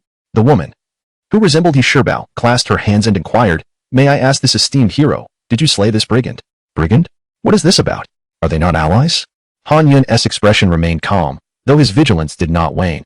He was prepared to strike at any moment. The 3 before him were all of the 5th rank, yet he was confident in his ability to vanquish them all. Hero, do not misunderstand. I am He Shirbao, the saintess of the Witch God Sect. This woman is a traitor who disguised herself as me, committing vile acts. I pursued her here, only to find that you had already dispatched her. I thank you on behalf of the Witch God Sect, the woman explained. Now Han Yun understood, the one he had slain was the impostor, and the true He Shirbao stood before him. However, it struck him as odd that while most women referred to themselves as this humble servant or this little girl, this woman called herself in a manner reminiscent of a man.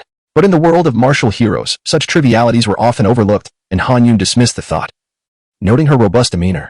Earlier, as I passed through this area, this woman attempted to rob me, and I dealt with her accordingly. No need for excessive formalities. Han Yun replied nonchalantly from atop his horse. This brigand has harmed countless people along her path. We have pursued her relentlessly, yet she has always managed to escape. Fortunately, your esteemed skills have eradicated this menace. Although our Witch God Sect is a reputable faction, we inevitably have our share of miscreants that tarnish our name. He Shirbao said apologetically, yet she showed no inclination to clear the road. At this moment, the elder on the side knelt to examine the corpse of the impostor. He swiftly tore off the mask covering her face, revealing a visage that was merely average, far from the beauty of the true He Shirbao. The elder quickly removed the traitor's clothing and, after assessing her injuries, remarked, "Saintess, the traitor sustained 5 lash wounds, and her protective talisman is shattered. There are traces of having summoned a spirit, yet she still perished. She must have been easily defeated by this friend here. The prowess of this friend is indeed formidable." But the elder's expression shifted to one of concern. He Shirbao frowned and asked, "But what?" The traitor's wounds are concentrated around her posterior. She appears to have been whipped to death, the elder replied. Upon hearing this, He Shirbao was momentarily taken aback, then turned to Han Yun, her gaze becoming both playful and astonished. Han Yun was alarmed, wondering why she was looking at him in such a manner. "I am not a pervert. She was fleeing when I struck her, which is why her injuries are predominantly on her back." Han Yun stammered. "Enough, my friend need not explain. We are all children of the martial world. Who doesn't have their peculiarities?" "We understand," He Shirbao said, giving Han Yun a knowing wink, indicating she would not speak of it further. Han Yun began to suspect that perhaps He Shirbao was indeed rather masculine in her demeanor. "If there is nothing else, I shall take my leave. I have a journey to continue," he declared. "Very well. May I inquire your esteemed name? If you ever have time. Do visit the Witch God Sect. We shall treat you as an honored guest, she replied. That is unnecessary. We are merely passing acquaintances. Farewell. And may our paths not cross again, Han Yun said, guiding his horse around the group and continuing on his way. He Bao observed Han Yun's retreating figure, then produced a long-distance communication talisman, stating, the traitor has been slain by a mysterious hero, whose attack was swift and decisive, leaving the traitor with no chance to resist. As she spoke, the talisman ignited spontaneously, ascending into the sky to turn to ash. This long-distance communication talisman is a local talisman type, serving but one purpose, one-way transmission. After communicating with the headquarters, Bao and her companions poured oil over the traitor's face, ignited it, and rode southward. Han Yun, riding south, soon became aware that the three were following him. He maintained his composure, yet a frown began to form on his face. Have you completed your business? Why do you continue to follow me? Han Yun inquired. We are not following you. This is the only official road south from Chaoshan City. We must head to the land of the fallen demons. It is the only route available, they replied. Were you not pursuing the traitor? Han Yun questioned further. That was merely part of our mission. Our primary goal remains the land of the fallen demons. The main forces of the Witch God Sect have already departed. And we fell behind while chasing the traitor, they explained. Oh, I see. So you are not specifically following me, it is merely coincidental, Han Yun acknowledged. Bao flashed a cunning smile, winking at Han Yun as she continued. Are you also heading to the land of the fallen demons? Not at all. I am merely wandering aimlessly, Han Yun replied, worried that if he mentioned heading to the land of the fallen demons, Bao might insist on accompanying him, which would be quite bothersome. Oh, my friend, the land of the fallen demons has opened. Why not team up with us to explore? I see you possess considerable strength and character. It would be beneficial for us to travel together for mutual support, she suggested. That is not necessary. I am accustomed to a carefree existence and simply wish to enjoy the landscapes without venturing into that perilous place, Han Yun replied. Ah, what a pity. May I ask your esteemed name and whom you are apprenticed to? She pressed. Han Yun felt somewhat helpless. Bao was far too familiar for his liking. Despite his cold demeanor, her enthusiasm showed no signs of waning. He discerned that her warmth was rooted in her amiable nature, rather than any romantic inclination. Ultimately, Han Yun relented, providing a pseudonym, Qingyu, to deflect her curiosity. In the morning, Bao and her companions halted to rest and tend to their horses, granting Han Yun the opportunity to bid them farewell and depart. Chapter 85. The sound of flutes and drums from the painted boat. After bidding farewell to Yishiba and the others, Han Yun hastened southward on horseback, ensuring that they could not catch up. Upon leaving the territory of Changshan, he continued along the official roads, deliberately avoiding cities to minimize potential troubles. Throughout the journey, he refrained from eating or drinking, occasionally stopping at farms to purchase meat to feed his steed, the heavenly horse. The horse, curious about Han Yun's fasting, feared that he might be plotting something drastic, remaining unusually compliant. After 10 days, Han Yun crossed out of Yanchuan and entered Luochuan. He passed by my lake in the afternoon, and after traveling several dozen miles, he reached the Luo River by nightfall. The Luo River, the largest in Luochuan, lent its name to the region. It is said that within its waters dwells a divine maiden named Luo Mi, whose beauty is ethereal, graceful as a startled swan and as serene as a drifting dragon, with lofty hair adorned and pearly teeth that glisten. Beyond the Luo River lies the capital of the Great Chuan Dynasty, Ledu, the epicenter of power, culture, economy, and military might.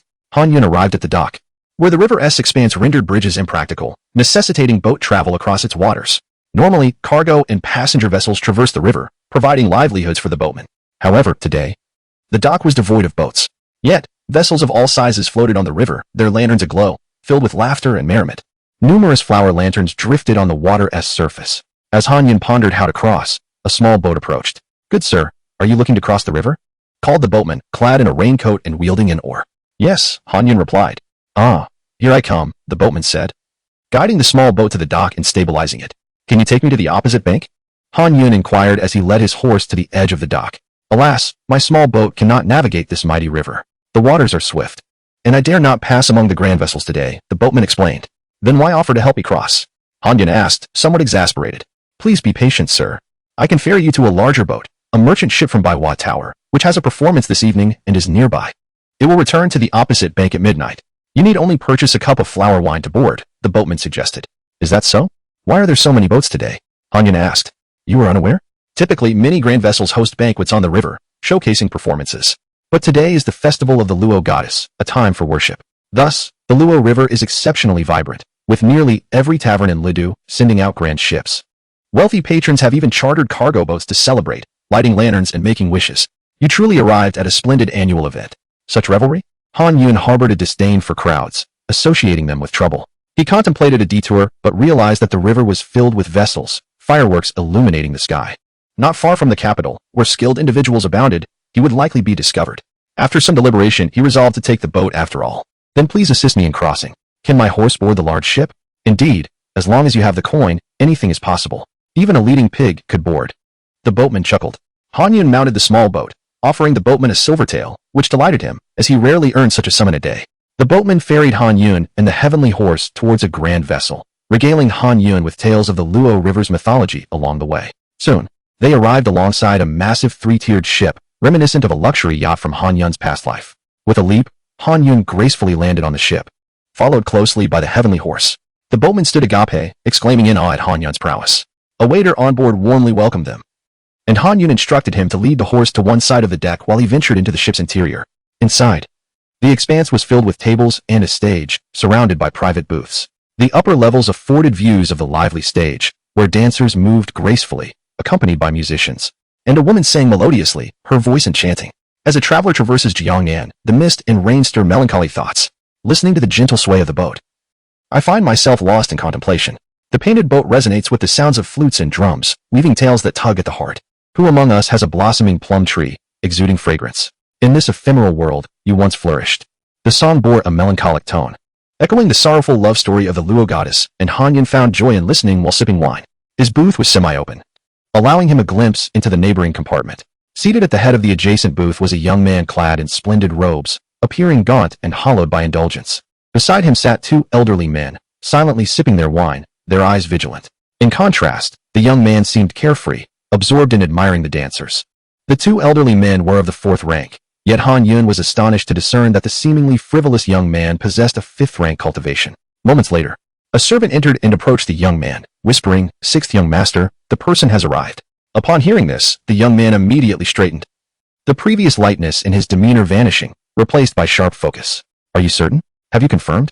"Yes, it is indeed Lu Shirlang from the Ministry of War, and he is meeting with a powerful entity from the Demon Clan."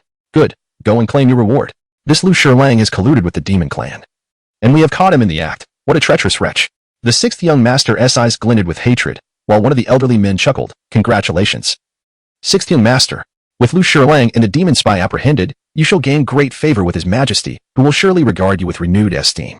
The sixth young master's expression shifted to one of defiance and disdain. "What need have I for accolades from him? I pursue traitors for the sake of the people of Great Chuan, for the peace of the realm, not for his approval." Chapter 86. The great demon hook snake in the adjacent compartment. Han Yun had already extended his spiritual perception, observing the dialogue and facial expressions of sixth master and his subordinates with great clarity. His impression of this seemingly frivolous young master significantly improved, regardless of the man's identity. He was at least willing to personally risk danger to capture human traitors and demon spies, all for the sake of the common people and the tranquility of the realm. Such selfless dedication is indeed worthy of respect. However, from the last words of the other party, Han Yun discerned a profound resentment, one that did not resemble the loyalty a subject should have towards a sovereign, but rather echoed the grievances of a son towards his father. More precisely, it was the discontent and resentment of a son, misunderstood by his father as inept, yet in reality possessing genuine capability and talent. In essence, this seemingly debauched sixth master might very well be the current sixth prince, merely masquerading as a pleasure seeker engrossed in indulgence. Was he, perhaps, concealing his true abilities? Contemplating this, Han Yun couldn't help but lament the ruthlessness of the imperial family. In the royal court, the virtues of filial piety and brotherly affection scarcely exist. A father fears his son's ambition while also doubting his competence. Each prince, from the moment of birth, regards his brothers as rivals for the throne. Han Yun chuckled softly, taking a sip of wine. He held no particular interest in the affairs next door, nor did he wish to assist the sixth master in capturing spies. At most, he found the prince somewhat agreeable. He only hoped that any ensuing conflict would not disrupt him or the ship's course, as he still needed to reach the opposite shore. At that moment, the sixth master had risen, addressing the two fourth-rank experts beside him with a smile. "Gentlemen, let us stretch our limbs. After mobilizing so many men and conducting a covert investigation for half a month, we have finally awaited our quarry. Let us apprehend those traitors and spies and interrogate them regarding their schemes." "Understood, sixth master," the two elders responded, rising to follow him upstairs. Han Yun remained discreet, quietly extending his spiritual perception to encompass the entire ship, ready to observe the unfolding drama.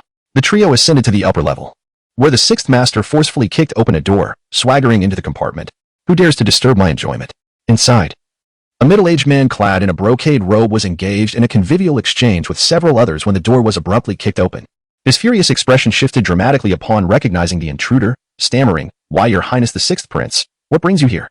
"Ah, Minister Liu? What a coincidence." The Sixth Master swaggered before Minister Liu, adopting a demeanor of a reckless young noble. "What a delightful surprise. Come, Minister Liu, allow me to toast you." He nonchalantly seized a copper wine cup from the table, feigning to raise a toast, only to bring it crashing down upon Liu's head. The cup, heavy and solid, combined with the Sixth Prince's fifth-rank prowess, rendered the unarmed Minister Liu unconscious in an instant. As he struck, the expressions of the demon spies across the table shifted dramatically. Rising to confront them, the spies, fully aware, recognized that the Sixth Prince had uncovered their nefarious plot. Just then, a group of ambushers stationed outside rushed in, and in a coordinated effort with the Sixth Prince and the two fourth-rank experts, they swiftly subdued the demon spies. Observing this, Han Yun chuckled softly. The Sixth Prince exhibited both courage and cunning. Suddenly, one of the bound demon spies sprouted scales, his head transforming into that of a fish.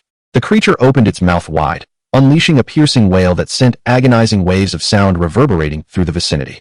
"How dare you resist?" The Sixth Prince roared in anger, delivering a kick that sent the demon sprawling. Just as he prepared to act again, the entire ship lurched violently as an enormous tail, larger than the compartment itself, pierced through the hull, aimed directly at the Sixth Prince. "Get down!" A fourth-rank elder forcefully shoved the Sixth Prince aside, but the giant tail struck him directly, causing him to spit blood and fall. "Water is leaking. We must flee." "What sort of monster is that?" "It's a demon. A demon is attacking." With the immense tail breaching the ship's structure, cracks began to form, and water gushed in, sending the occupants into a panic as they scattered in all directions. Han Yun immediately stood, his perception sweeping over the scene. Below, he spotted a colossal python, its length measuring several dozens of feet, terrifying in appearance, with a bifurcated tail adorned with two menacing hooks. At that moment, the python's other tail whipped around, crashing through the ship's hull. The creature erupted from the water, coiling around the vessel, and with a sudden force, it splintered the ship, sending all aboard plummeting into the depths. The Pegasus, startled, instinctively reverted to its true form and flapped its wings, attempting to flee. "Pegasus, come here," Han Yun called out, leaping onto the creature's back as he landed on the wooden planks. Now that the Pegasus was exposed, he would strive to conceal his own flight abilities. "Help! Someone save me! I can't swim! Help! Cough, cough!" The cries for rescue echoed from the water, as some astute individuals clung to fragments of wood, floating atop the surface, while many others flailed helplessly beneath.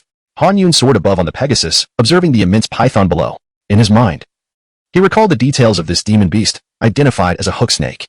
Hook snakes inhabit watery realms, their tails equipped with backward-facing barbs, both the barbs and their fangs laden with deadly venom. Analyzing the creature's energy fluctuations, Han Yun surmised that it must be a fourth-rank demon beast. It appeared that the Sixth Prince's attempt to fish had indeed yielded results, but unfortunately he had caught a man-eating leviathan. "Flee, Sixth Prince! I shall hold off this great demon." The only remaining fourth-rank expert beside the Sixth Prince pushed him away and charged toward the hook snake. Despite its massive size, the snake was remarkably agile, swiftly pivoting at an impossible angle to snap its gaping maw at the elder. Its enormous fangs pierced the elder's body, venom coursing through him. And after a feeble struggle, he fell still. "Curse you, demon beast! I shall fight you." The Sixth Prince, displaying bravery, did not flee but instead launched himself at the great hook snake, propelled by the wooden planks beneath him. As the snake's gaping mouth opened, its massive fangs lunged toward the Sixth Prince, who, even with his fifth-rank prowess, stood no chance against the formidable creature. In that critical moment, a figure clad in azure appeared, riding a white horse, and swiftly pulled the Sixth Prince away, flinging him to safety. Chapter 87. The Cupping Master Wang Fuguwei. After effortlessly flinging the Sixth Prince away, Han Yun, wielding the Qingying sword, struck down upon the fangs of the serpent. Infused with the mightiest of his spiritual power, the formidable strike severed the fangs that towered above him. As Han Yun burst forth on his heavenly steed, he initially intended to flee, for his nature abhors entanglements, especially when the unfolding events bore no relation to him. Engaging would only reveal his formidable prowess. Yet, as he prepared to turn and depart, he hesitated. The serpent, a formidable beast of the fourth tier, was a terrifying presence. At that moment, the river was alive with hundreds of grand vessels, housing tens of thousands of innocent souls. The arrival of the imperial forces was uncertain. They might not even be aware of the crisis at hand. Should the serpent cause havoc, countless lives would surely be endangered. Han Yun found himself torn between instinct and conscience. Just as he grappled with his indecision, the serpent lashed out at the Sixth Prince, its spiked tail hurtling towards him. Han Yun swiftly evaded, propelling himself towards the prince and rescuing him in the process. After tossing the prince to safety, the serpent, enraged, unleashed a torrent of venom towards Han Yun. With no choice left, Han Yun resolved to act. The enemy was upon him, since he had already revealed himself. He might as well eliminate the serpent before departing. At the very least, he could save the princess' life. He veered his steed aside, dodging the serpent's poisonous assault while unleashing a wave of sword energy that struck the beast. His strength far surpassed that of the fourth-tier elder with a single strike. He repelled the serpent. However, being a mythical creature, the serpent's tough skin rendered it resilient, and the water, its domain, only amplified its agility. With a furious roar, the serpent whipped its tail, sending a colossal wave crashing towards Han Yun, toppling nearby vessels. Braving the onslaught, Han Yun ascended to the serpent's back, retrieving a binding talisman while simultaneously seeking an opportunity to affix it to the beast. Yet, the serpent's thick hide proved impervious to his ordinary strikes, and its agility in the water made it doubly challenging. At that moment, the sixth prince, having steadied himself on a wooden plank and armed with a sword, leapt forward, charging at the serpent. "Fear not, hero. I shall assist you. I, Wang Fugue, will repay your life-saving grace." Wang Fugue? Han Yun was taken aback. What kind of prince bore such a name? As the sixth prince leapt onto the serpent's back and swung his sword, he found his fifth-tier strength utterly ineffective, producing only sparks upon impact. Initially, Han Yun felt a flicker of admiration for the princess' bravery, but soon, he grew irritated. The princess' feeble attempts were more akin to a superficial treatment than a genuine assault, serving only to distract Han Yun from the imminent danger. Frustration mounting. Han Yun thought it foolish for the prince to engage in battle when he was clearly outmatched. Just then, the serpent's tail darted toward the sixth prince. Han Yun, on the verge of finding the opportunity to apply his talisman, realized that if he pursued that route, the prince would undoubtedly perish. With gritted teeth, he charged forward, cleaving the incoming tail and tossing the overly ambitious sixth prince aside. "What are you doing? Step aside and cease your interference." The throne prince looked utterly bewildered. What? Interference? The realization struck him, and his face flushed with embarrassment as he grasped the humiliation. Han Yun readied the talisman once more, seeking the perfect moment to affix it to the serpent. However, the serpent, now displaying cunning intelligence, noticed Han Yun brandishing the talisman and dove beneath the surface. Lying in wait, Han Yun understood that, as an aquatic creature, the serpent would gain a substantial advantage in its element. Recklessly pursuing it would lead to his downfall. Fortunately, Han Yun possessed divine techniques. "Clear the way," he bellowed, beginning to chant incantations with one hand. Hearing himself called interference once again, the sixth prince's complexion oscillated between shades of green and white as he cursed and leapt away to a distant plank, refining myriad demons with the fire of the heavens, banishing the celestial fiends, swiftly as the law commands. The vastness of water, the waters of Can, transform. As Han Yun intoned the spell, he raised his hand sharply, summoning a towering column of water that erupted from the river, hurling the serpent upwards. Seizing the moment, Han Yun leaped from his steed, landing atop the serpent's body, and forcefully affixed the binding talisman to it. Instantly, the struggling serpent became still, and Han Yun produced a sealing talisman, applying it to the creature to seal its demonic power. Now, stripped of its capacity to resist, Han Yun prepared to unleash his lethal strike. He hurled the Yinyong sword towards the serpent's head, tracing a circle around it. Brilliant light erupted from within the circle, transforming the sword into a radiant arc, manifesting 5 sword lights that simultaneously surged toward the serpent's head. This was one of Han Yun's ultimate techniques, the Qinglian sword array.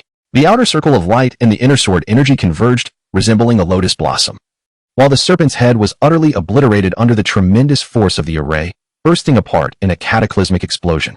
Enemy defeated successfully, rewarded with 1,000 achievement points.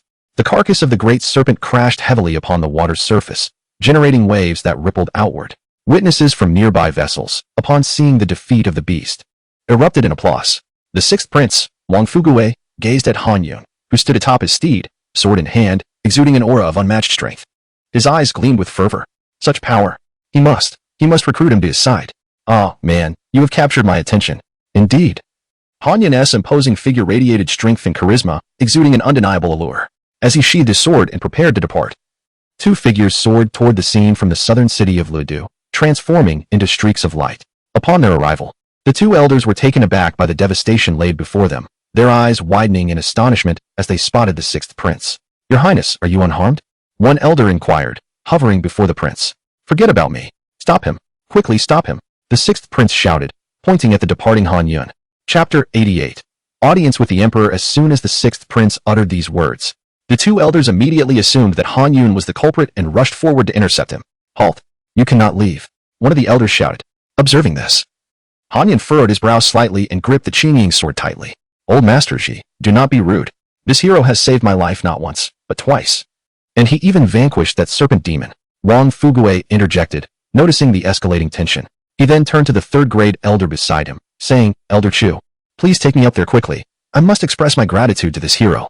The third-grade elder complied, grabbing Wang Fugui and soaring toward Han Yun. Upon reaching Han Yun, Wang Fugui clasped his hands in gratitude and said, "Thank you, young hero, for saving my life. I am eternally grateful. May I ask your esteemed name? I would be honored to host you at my humble abode, where I can prepare a modest banquet to show my appreciation." "There is no need for that. I merely acted out of convenience. Step aside. I have places to go," Han Yun replied, maintaining a stoic expression as he sat atop his celestial steed. "Wait, young hero, do you know who I am?" Wang Fugui exclaimed. Han Yun pondered for a moment before responding earnestly. "Someone who scrapes the back in a bathhouse?" Wang Fugui's face reddened with fury. "What nonsense about scraping backs? You are the one scraping backs. Your entire family is. I have referred to myself as this prince, and you still cannot figure it out? I am the sixth prince of the current dynasty." "Oh," Han Yun replied coolly, nodding slightly. This left Wang Fugui utterly flabbergasted. Typically, when individuals learned of his identity, they would bow in reverence, or those of higher status would mock him as a spoiled noble. But Han Yun's indifferent conveyed a complete lack of interest. "This hero, it is well known that I, the prince, cherish friendships. Moreover, my royal family places great importance on etiquette. If my father were to discover that I failed to express gratitude to my savior, he would surely rebuke me. Let us at least be friends," the sixth prince urged sincerely, his gaze earnest as he extended an invitation to Han Yun. Of course, he could not openly express his intentions to recruit Han Yun in front of the two palace elders. If word of this reached the emperor's ears, questions would arise regarding the prince's motives. Would he seek rebellion? Did he wish to endanger his own life? "Not interested." "Step aside," Han Yun stated coldly. "Oh, so you are playing hard to get, are you? Young man, you have piqued my interest," the sixth prince remarked, seeing the potential in Han Yun and unwilling to let such a formidable figure slip away. Just as he was about to speak, Elder Ji interjected, "My friend, I must ask you to wait a moment longer. This matter has attracted the emperor's attention, and until a thorough investigation is conducted, no one may leave, including you and the sixth prince. That is your concern, not mine." Han Yun's gaze darkened. Were he determined to leave, these two elders would not be able to stop him. However, such an action would surely lead to confrontation, resulting in injuries or even a bounty on his head, a cost not worth incurring. At that moment, a figure clad in black, wielding a sword, approached gracefully across the water's surface, eventually landing on a wooden plank. He bowed and reported, "I respectfully inform both elders that the situation has been clarified. The sixth prince, for reasons unknown, engaged in conflict with Minister Liu, attempting to apprehend him. However, Minister Liu's companion was a demon, who summoned a great underwater beast. During the ensuing battle, this valiant rider on a white steed clashed with the beast, and the sixth prince also intervened but was saved by this hero, who ultimately slew the great demon. Withdraw." Elder Ji commanded.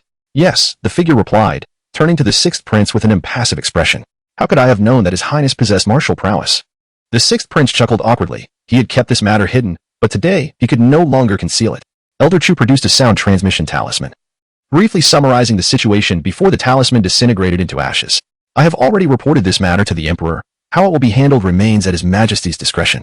"Elder Chu, this is a trivial matter. There is no need to trouble his majesty over it," Wang Fugui remarked awkwardly. "Humph." Outside the city of Luodu, a great demon has appeared, resulting in numerous deaths. Does the sixth prince consider this a trivial matter?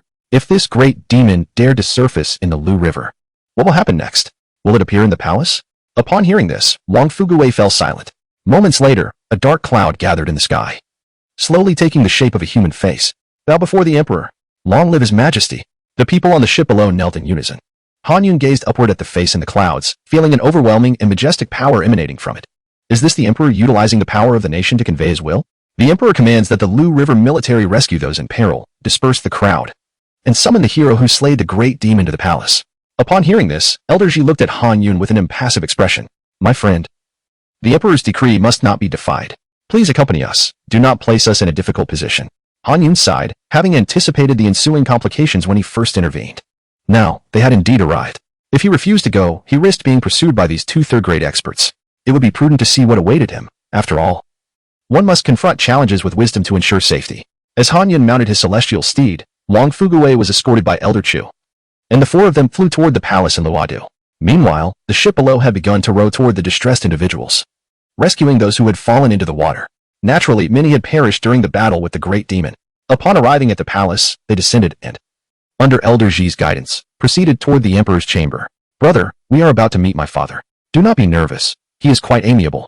Though he has been known to annihilate entire clans over minor disagreements, Wang Fugui attempted to reassure Han Yun, who remained mounted. "I am not nervous, rather, I sense that you are the one who is anxious, Han Yun replied coolly. I am not nervous at all. Then why are you trembling? You are soaked in water at this late hour. Oh. Upon reaching the emperor's chamber, Han Yun dismounted. After Elder Ji reported in, they were allowed entrance.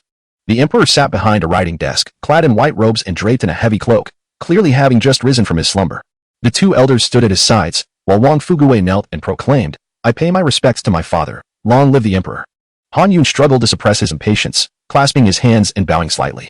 Commoner pays respects to your majesty. This casual display startled the sixth prince. His father was known for his irascibility and had been dubbed the most formidable emperor in 5 centuries. Han Yun's nonchalance left him fearful that the emperor might execute Han Yun on the spot. Chapter 89. The emperor's heart. Han Yun was indifferent to such matters. As a cultivator, he had his own aspirations, and in his eyes, the emperor was merely an ordinary mortal. Please rise, the old emperor said, lifting his head. Han Yun observed him closely. The emperor appeared to be in his 50s, yet his hair was already streaked with gray. Whether he was a good emperor was uncertain. But it was evident that he was a ruler who toiled tirelessly. Indeed, heroes emerge in their youth. This young friend possesses the remarkable ability to slay a 4th-tier demon. His future is boundless. What is your name, and to which sect do you belong? I am Qingyu, a commoner without sect or master. Merely a wandering soul of the Jianghu, he replied. Oh, a wanderer without a sect, yet you have attained the 4th-tier realm. Your talent is extraordinary, the emperor noted. In light of your valor in slaying the demon and rescuing the 6th prince, I bestow upon you the title of Commander of the Imperial Guard. You may also seek guidance from these 2 esteemed scholars, and the palace shall provide you with resources for cultivation and a generous monthly stipend. Additionally, I shall grant you a residence. What say you? Hearing this, Han Yun's lips twitched. I saved your son out of goodwill. Yet you wish for me to serve you like a dog? Why does your majesty repay kindness with enmity? Thank you for your graciousness, your majesty. I am but a wanderer, accustomed to a free-spirited life. I cannot bear such a position of command. I humbly request that you retract your decree. The emperor was not surprised by this response. He seemed to have anticipated it. Qingyu, there is a vast difference between having a mentor and being self-taught. Systematic instruction is far superior to solitary exploration. As the saying goes, skills in literature and martial arts are valuable to the imperial family. Those with ability should contribute to their nation. Please reconsider. Your majesty, I seek only freedom. I desire nothing else. There is no need for rewards. Slaying demons and ridding evil is an obligation every citizen of Dachuan should fulfill. As for rescuing the 6th prince, it was merely a matter of convenience. At that moment, I was unaware he was a prince. I would have saved anyone in his position. Upon hearing this, the old emperor sighed, stroking his beard. Ah, well said. Your awareness is indeed commendable. If every citizen of Dachuan shared your sentiments, we would have no fear of the demon clan and would have long since crossed the Great Wall to eradicate them. However, failing to reward merit would invite accusations of injustice, which is not the conduct befitting a ruler. Since you refuse the position, I shall grant you 1,000 taels of gold and a nominal title as a palace scholar, along with an identity token. You may wander freely, and should you encounter trouble, you can present the token to local authorities for assistance or request troops as needed. Han Yun nodded, having already declined the emperor once. To refuse again would seem ungrateful. As for the 1,000 taels of gold, it was merely the equivalent of 10,000 taels of silver, not an insignificant sum. Thank you. Your majesty. Very well, shortly, Elder Ji will escort you to receive your reward. The old emperor then turned his attention to the 6th prince.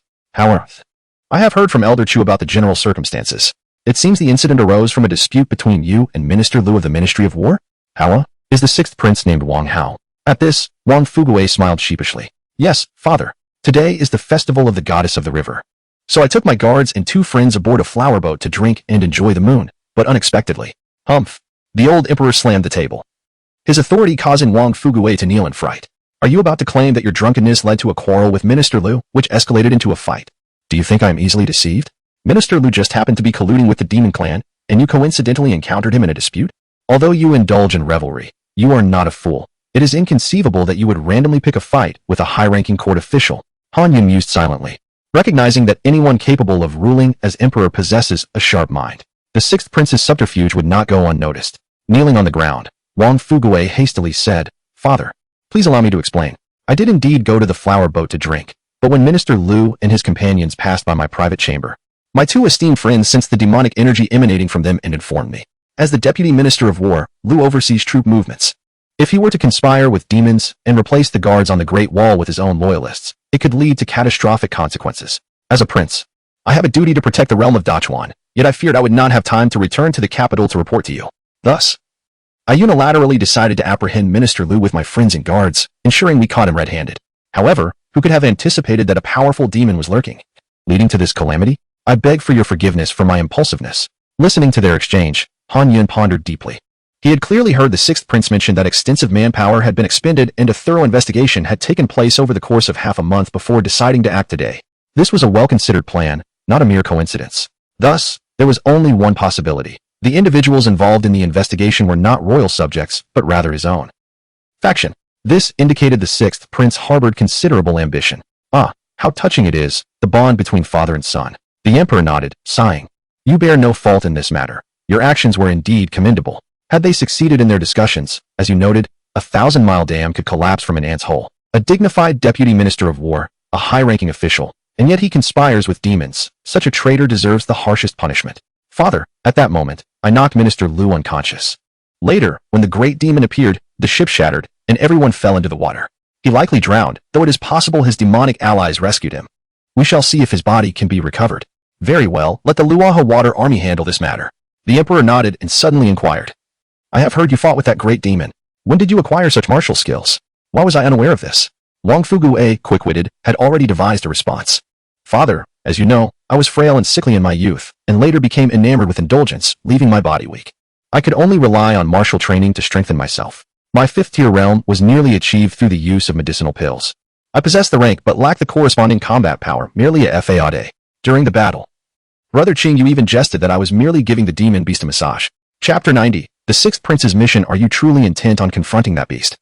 Fully aware that you are but a mere ornament? You must recognize that as a prince, should any misfortune befall you, how deeply it would grieve your father. Sighed the emperor. It is my fault for causing you worry, father, yet it is precisely because I am a prince that I bear the responsibility to safeguard the people. The sixth prince replied. At that moment, hundreds of vessels and tens of thousands of lives were present by the river. If that beast had wreaked havoc, countless innocent lives would have been lost. I would rather sacrifice myself than allow the common folk to perish. Fortunately, Brother Qingyu was there to rescue me and vanquish the great demon, thus preventing a calamity. He continued. Indeed, your concern is commendable. You truly are my son. The emperor acknowledged. However, the sixth prince abruptly shifted his tone, adding, I possess neither the military prowess of my elder brother nor the governance skills of my second brother. I am merely a leisurely prince, my life of little value. Upon hearing this, the emperor was momentarily taken aback, while Han Yun's eyes narrowed sharply. The sixth prince displayed remarkable depth. Had he continued to speak of serving the nation and its people, the emperor might have dismissed him as insincere. Yet, this subtle and appropriate lamenting aligned perfectly with the persona of a marginalized prince. After all, which prince would not desire to be valued and to showcase their abilities? If he were truly to indulge in a life of excess, appearing indifferent to the world, the emperor might suspect ulterior motives. A little complaining now, and then would set the emperor at ease. Of course, such words could provoke ire if directed at a foolish ruler. But this emperor was a wise and enlightened sovereign, capable of comprehending the sixth prince's grievances. Indeed, the emperor chuckled heartily, exclaiming, What nonsense is this? Are you lamenting that I do not assign you tasks? Very well, I happen to have a mission that suits you. If you perform well, I shall consider appointing you to the 6 ministries upon your return. I would not dare to complain, father. Whatever task you assign me, I shall endeavor to complete it to the best of my ability, though I fear my capabilities may not suffice and hinder your grand plans, Wang Fugue said. Rising and clasping his hands, it is nothing of great import. The abyss of demonic descent has recently reopened, and various factions from the martial world have sent representatives to explore. Our royal family has yet to dispatch anyone. Given your martial skills and willingness to battle the beasts to protect our people, you shall be the one to go. Should you uncover anything valuable, you may keep it or turn it in. The court will reward you. Regardless of your success, you shall be credited with a significant achievement upon your return. Wang Fugue's heart soared with joy. In the capital, with countless eyes scrutinizing him, he felt constrained in his ambitions. If he could be dispatched, he could unleash his potential and pursue his desires. Though elated within, Wang Fugue feigned a troubled expression. Ah? To the abyss of demonic descent? Father, are you aware of the dangers that lie there? It would be tantamount to sending me to my doom. Nonsense. I shall not send you unprotected. I will assign Elder Ji and Elder Chu to accompany you, the emperor countered. No. That would expose my identity. It would be akin to inscribing I am a prince. Come and slay me across my forehead. While my princely status is esteemed among the common folk, it holds little value among those in the martial world. How about this, father? I shall travel incognito with a guard, leaving Elder Ji and Elder Chu behind. This would be far safer. With your limited skills, are you not afraid to venture alone? Fear not, father. Brother Qingyu is with me. He possesses remarkable martial prowess and can dispatch a 4th-tier demon with ease. With him by my side, I am assured of my safety. Wang Fugue boasted confidently, while Han Yun shot him a sidelong glance, thinking, when did I ever say I would accompany you? The emperor turned to Han Yun. Then back to Wang Fuguwei with a smile. Though Qingyu has pledged his service to our royal family, I have made it clear that he acts at his own discretion. I cannot compel him. If you manage to persuade him to guard you, that speaks to your own capabilities. If you cannot, do not blame him. I understand. However, father, I have accomplished a noteworthy feat this time. Might it be possible for me to receive a reward? Wang Fuguwei grinned, shamelessly seeking favor. Oh? You were already asking for a reward? Very well, I am in a good mood today. Speak of what you desire. I have seen Brother Qingyu's steed, the heavenly horse. And I am envious. I desire a fine mount, for the journey from Luodu to the abyss of demonic descent is long, and without a capable steed, I cannot undertake it. Please grant me one, father. Upon hearing Wang Fuguwei's request, Han Yun mentally nodded. The sixth prince displayed a commendable balance, subtly revealing his ambition while ensuring the emperor felt at ease. As the saying goes, there is no person devoid of desires. If such a person existed, their aspirations would surely be even grander. A mount, you say? Very well. We have 2 newly bred iron-eating beasts from the beast garden over the past 2 years. You may have one. Han Yun recalled the information about the beasts. The iron-eating beast, a bear-like creature with thick fur of black and white, possessed a gentle temperament, yet boasted formidable biting and gripping strength. It was the national beast of the Dachuan dynasty. Isn't that akin to a giant panda? Securing one as a mount would be quite an exquisite choice, he mused. However, Wang Fuguwei grimaced, Father, it is well known that the iron-eating beast is the exclusive steed of our royal family and the national beast of Dachuan. If I were to ride it, it would merely serve to highlight my princely status. Moreover, the iron-eating beast is only awarded to those of great merit. My meager contributions hardly warrant such a grand beast. Perhaps, instead, grant me a heavenly horse. While its combat prowess may not be formidable, it can fly, and in times of peril, it could carry me to safety. Additionally, heavenly horses are more plentiful, and granting me one would raise fewer eyebrows. At this moment, Han Yun regarded Wang Fuguwei with newfound admiration. The sixth prince displayed restraint and a keen understanding of the importance of self-preservation. He was truly in alignment with Han Yun's temperament. Of course, this newfound appreciation did not imply Han Yun was willing to carry such a burden on their journey. The secrets surrounding Wang Fuguwei were far too numerous, making his presence a potential complication. Very well, I shall grant you a heavenly horse. Whatever others possess, my son shall have as well. Now go and claim your reward. Thank you, father, for your graciousness, Wang Fuguwei exclaimed, bowing deeply in gratitude.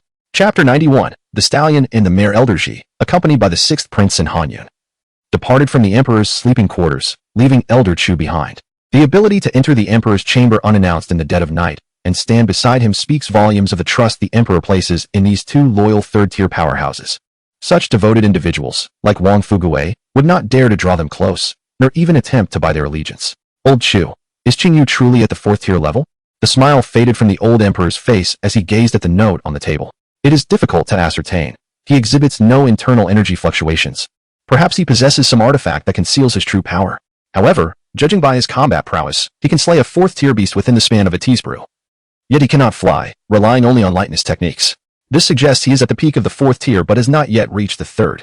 Of course, this only pertains to his combat tier. Certain artifacts, secret methods, talismans, and Taoist Confucian techniques can enhance one's strength in mysterious ways. His abilities are indeed peculiar. Thus I can only conclude he is at the 4th tier. Indeed, judging by his appearance, he is likely around 20 years of age. With such a level of prowess at such a young age, he is bound to become a formidable force. If only he could serve our royal family. Your Majesty, should I send someone to keep an eye on him and the sixth prince? There's no need. He cherishes his freedom and is astute. If he discovers he is being followed, he might even eliminate the pursuer, which would breed resentment towards our royal family, a loss we cannot afford. The sixth prince is no simpleton either. While he may seem frivolous, he harbors hidden depths. It remains uncertain whether his modesty is a means of self-preservation from the second prince's threats, or if he has ulterior motives. Let the sixth prince handle Qingyu. If he can win him over, then he is his ally. If not, it matters little, as our royal family has also forged a good rapport with him. As they reached the palace gates, the palace eunuchs had prepared Han Yun's rewards, and someone from the beast garden brought forth a heavenly steed. Han Yun accepted the silver notes without a glance, stuffing them into his garment, but scrutinized the token closely.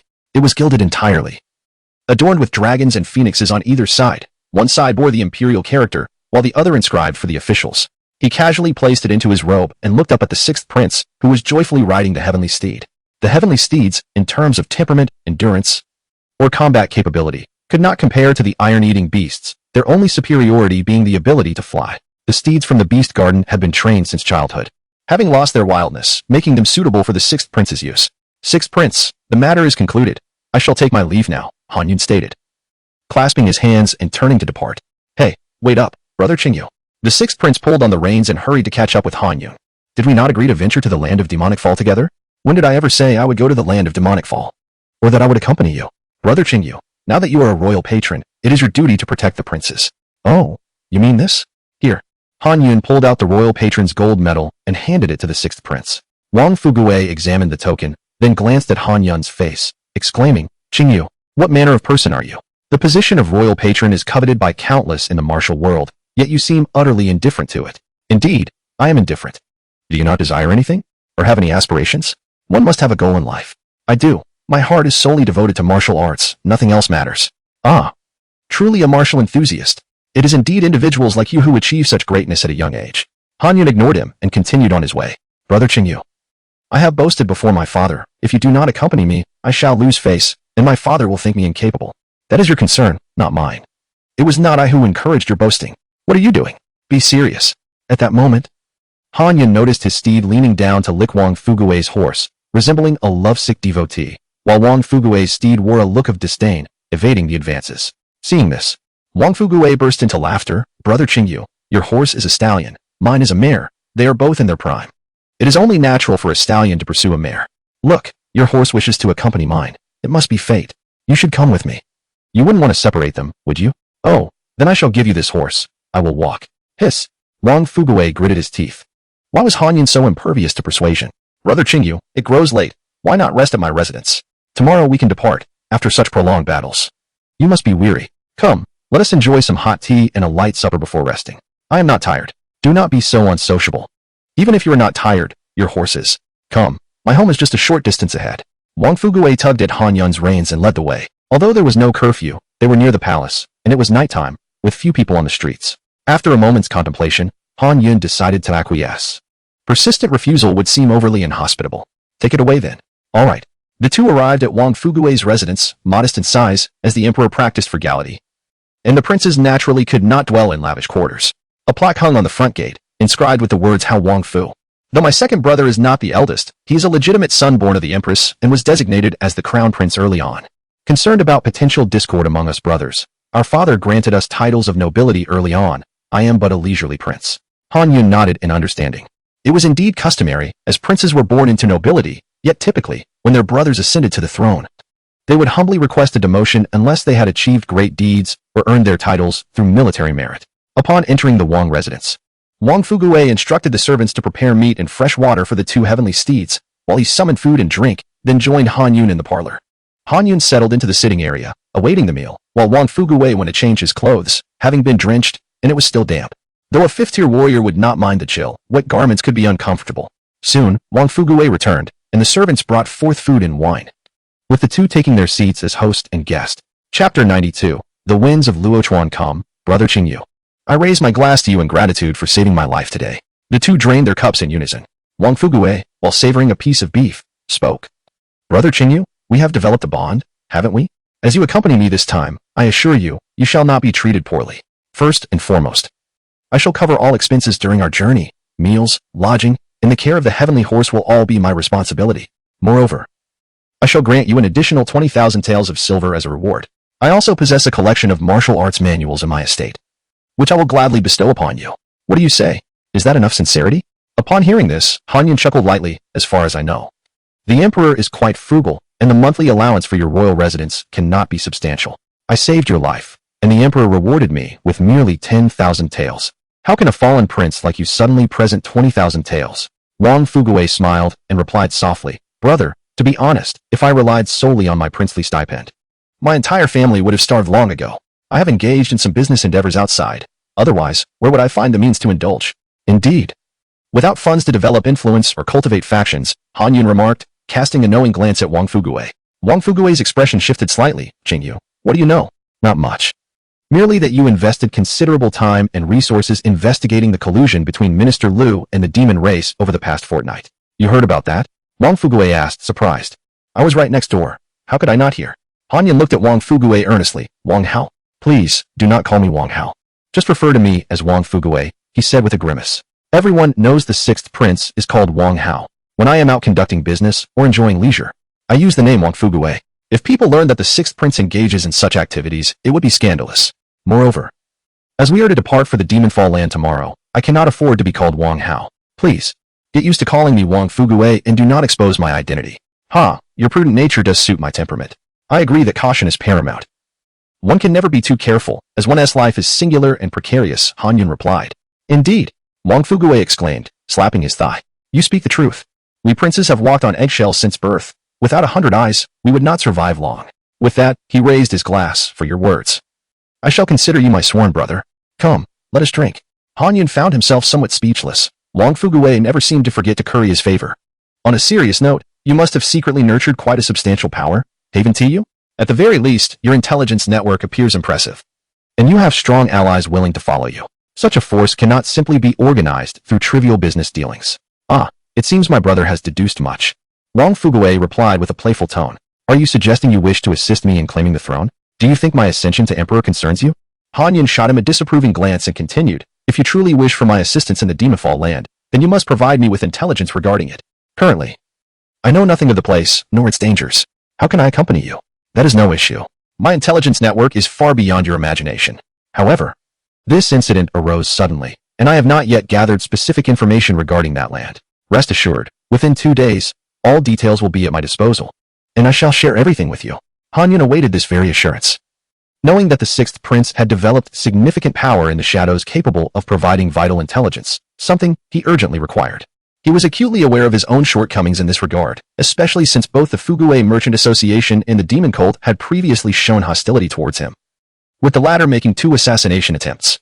He needed a reliable intelligence network to keep track of these forces. Additionally, he sought information about the Demon Fall land and the fragmented Jade Pendant. He was completely in the dark on these matters. If Wang Fuguei could furnish him with this knowledge, then bringing him along for protection would not be a disadvantage. Despite his ambitions and cunning, Wang Fuguei's character was commendable. Of course, Han Yun would not openly express his need for information, as that would reveal his vulnerabilities and grant Wang Fuguei leverage over him. By allowing Wang Fuguei to offer the information, he could maintain a position of strength. Feigning contemplation, Han Yun finally said, Very well, since you can provide intelligence. I shall accompany you on this journey, but let it be clear that I am in charge. You must not act recklessly. Rest assured, brother. You know how much I value my life, Wang Fuguei replied, lifting his cup. I hope Brother Qingyu will assist me along the way. That evening, Han Yun rested in the guest room of the Hao Wang residence, and the next morning, they prepared to set out. Observing the entourage following Wang Fuguei, Han Yun remarked, Do you really need to bring so many people? They are all merely of the 6th or 7th rank. What good will they serve in a crisis? Ah, Brother Qingyu, one always requires some aids while traveling. Besides, if you wish for intelligence, I must send people to gather it. There must be workers to do the tasks. Rest assured, these 10 are all my trusted confidants. If I commanded them to slay my father, they would march from the Hao Wang residence to the palace without batting an eye. Oh, if they don't blink, won't their eyes dry out? The 2 set off with their guards. Wang Fuguei noticed that Han Yun had concealed the unicorn and wings of his heavenly horse, which he deemed a wise decision, and had his own horse follow suit. Han Yun carried an ordinary sword at his waist, but the Qingying sword was already exposed. Fearing he could not explain its presence to Wang Fuguei if he stored it away, he wrapped it in cloth and slung it across his back. Wang Fuguei also had a sword at his side, and without the entourage behind them, they could easily be mistaken for wandering heroes. Departing from the Wang residence, they headed south through the city. Along the way, they encountered numerous figures from the martial world. Typically, the capital of Luochuan did not host so many martial artists. But with the opening of the Demafall land, various factions were stirring, and those from the northern region seeking the Yunchuan could only pass through Luochuan. Consequently, the city had become a melting pot of martial practitioners. These individuals were brash and hot-blooded, some harboring grudges against one another, making friction inevitable, which kept the city guards quite busy. Wang Fuguei, riding leisurely, explained the happenings in the city to Han Yun. These people are merely passing through. They will likely leave after a day. What major incidents could arise? Chapter 93. My name is Qi Xiaoyua. You may not be aware of this, but within the realm of martial artists, there exists a long-standing tradition of a decisive battle atop the Forbidden City. Although they cannot enter the Imperial Palace, the geographical advantage of Luodu, situated in the heart of the Great River, makes it a favored battleground for many. Do you see those scholars over there? Do you know who they are? Wang Fuguei pointed towards a group of young men, dressed in scholarly attire and clutching scrolls, yet incongruously adorned with swords at their waists. Are they also martial artists? Indeed, they unmistakably belong to the Donglin Academy, one of the 7 major factions. I see. Han Yun nodded, refraining from further comment, while Wang Fuguei, brimming with enthusiasm, continued.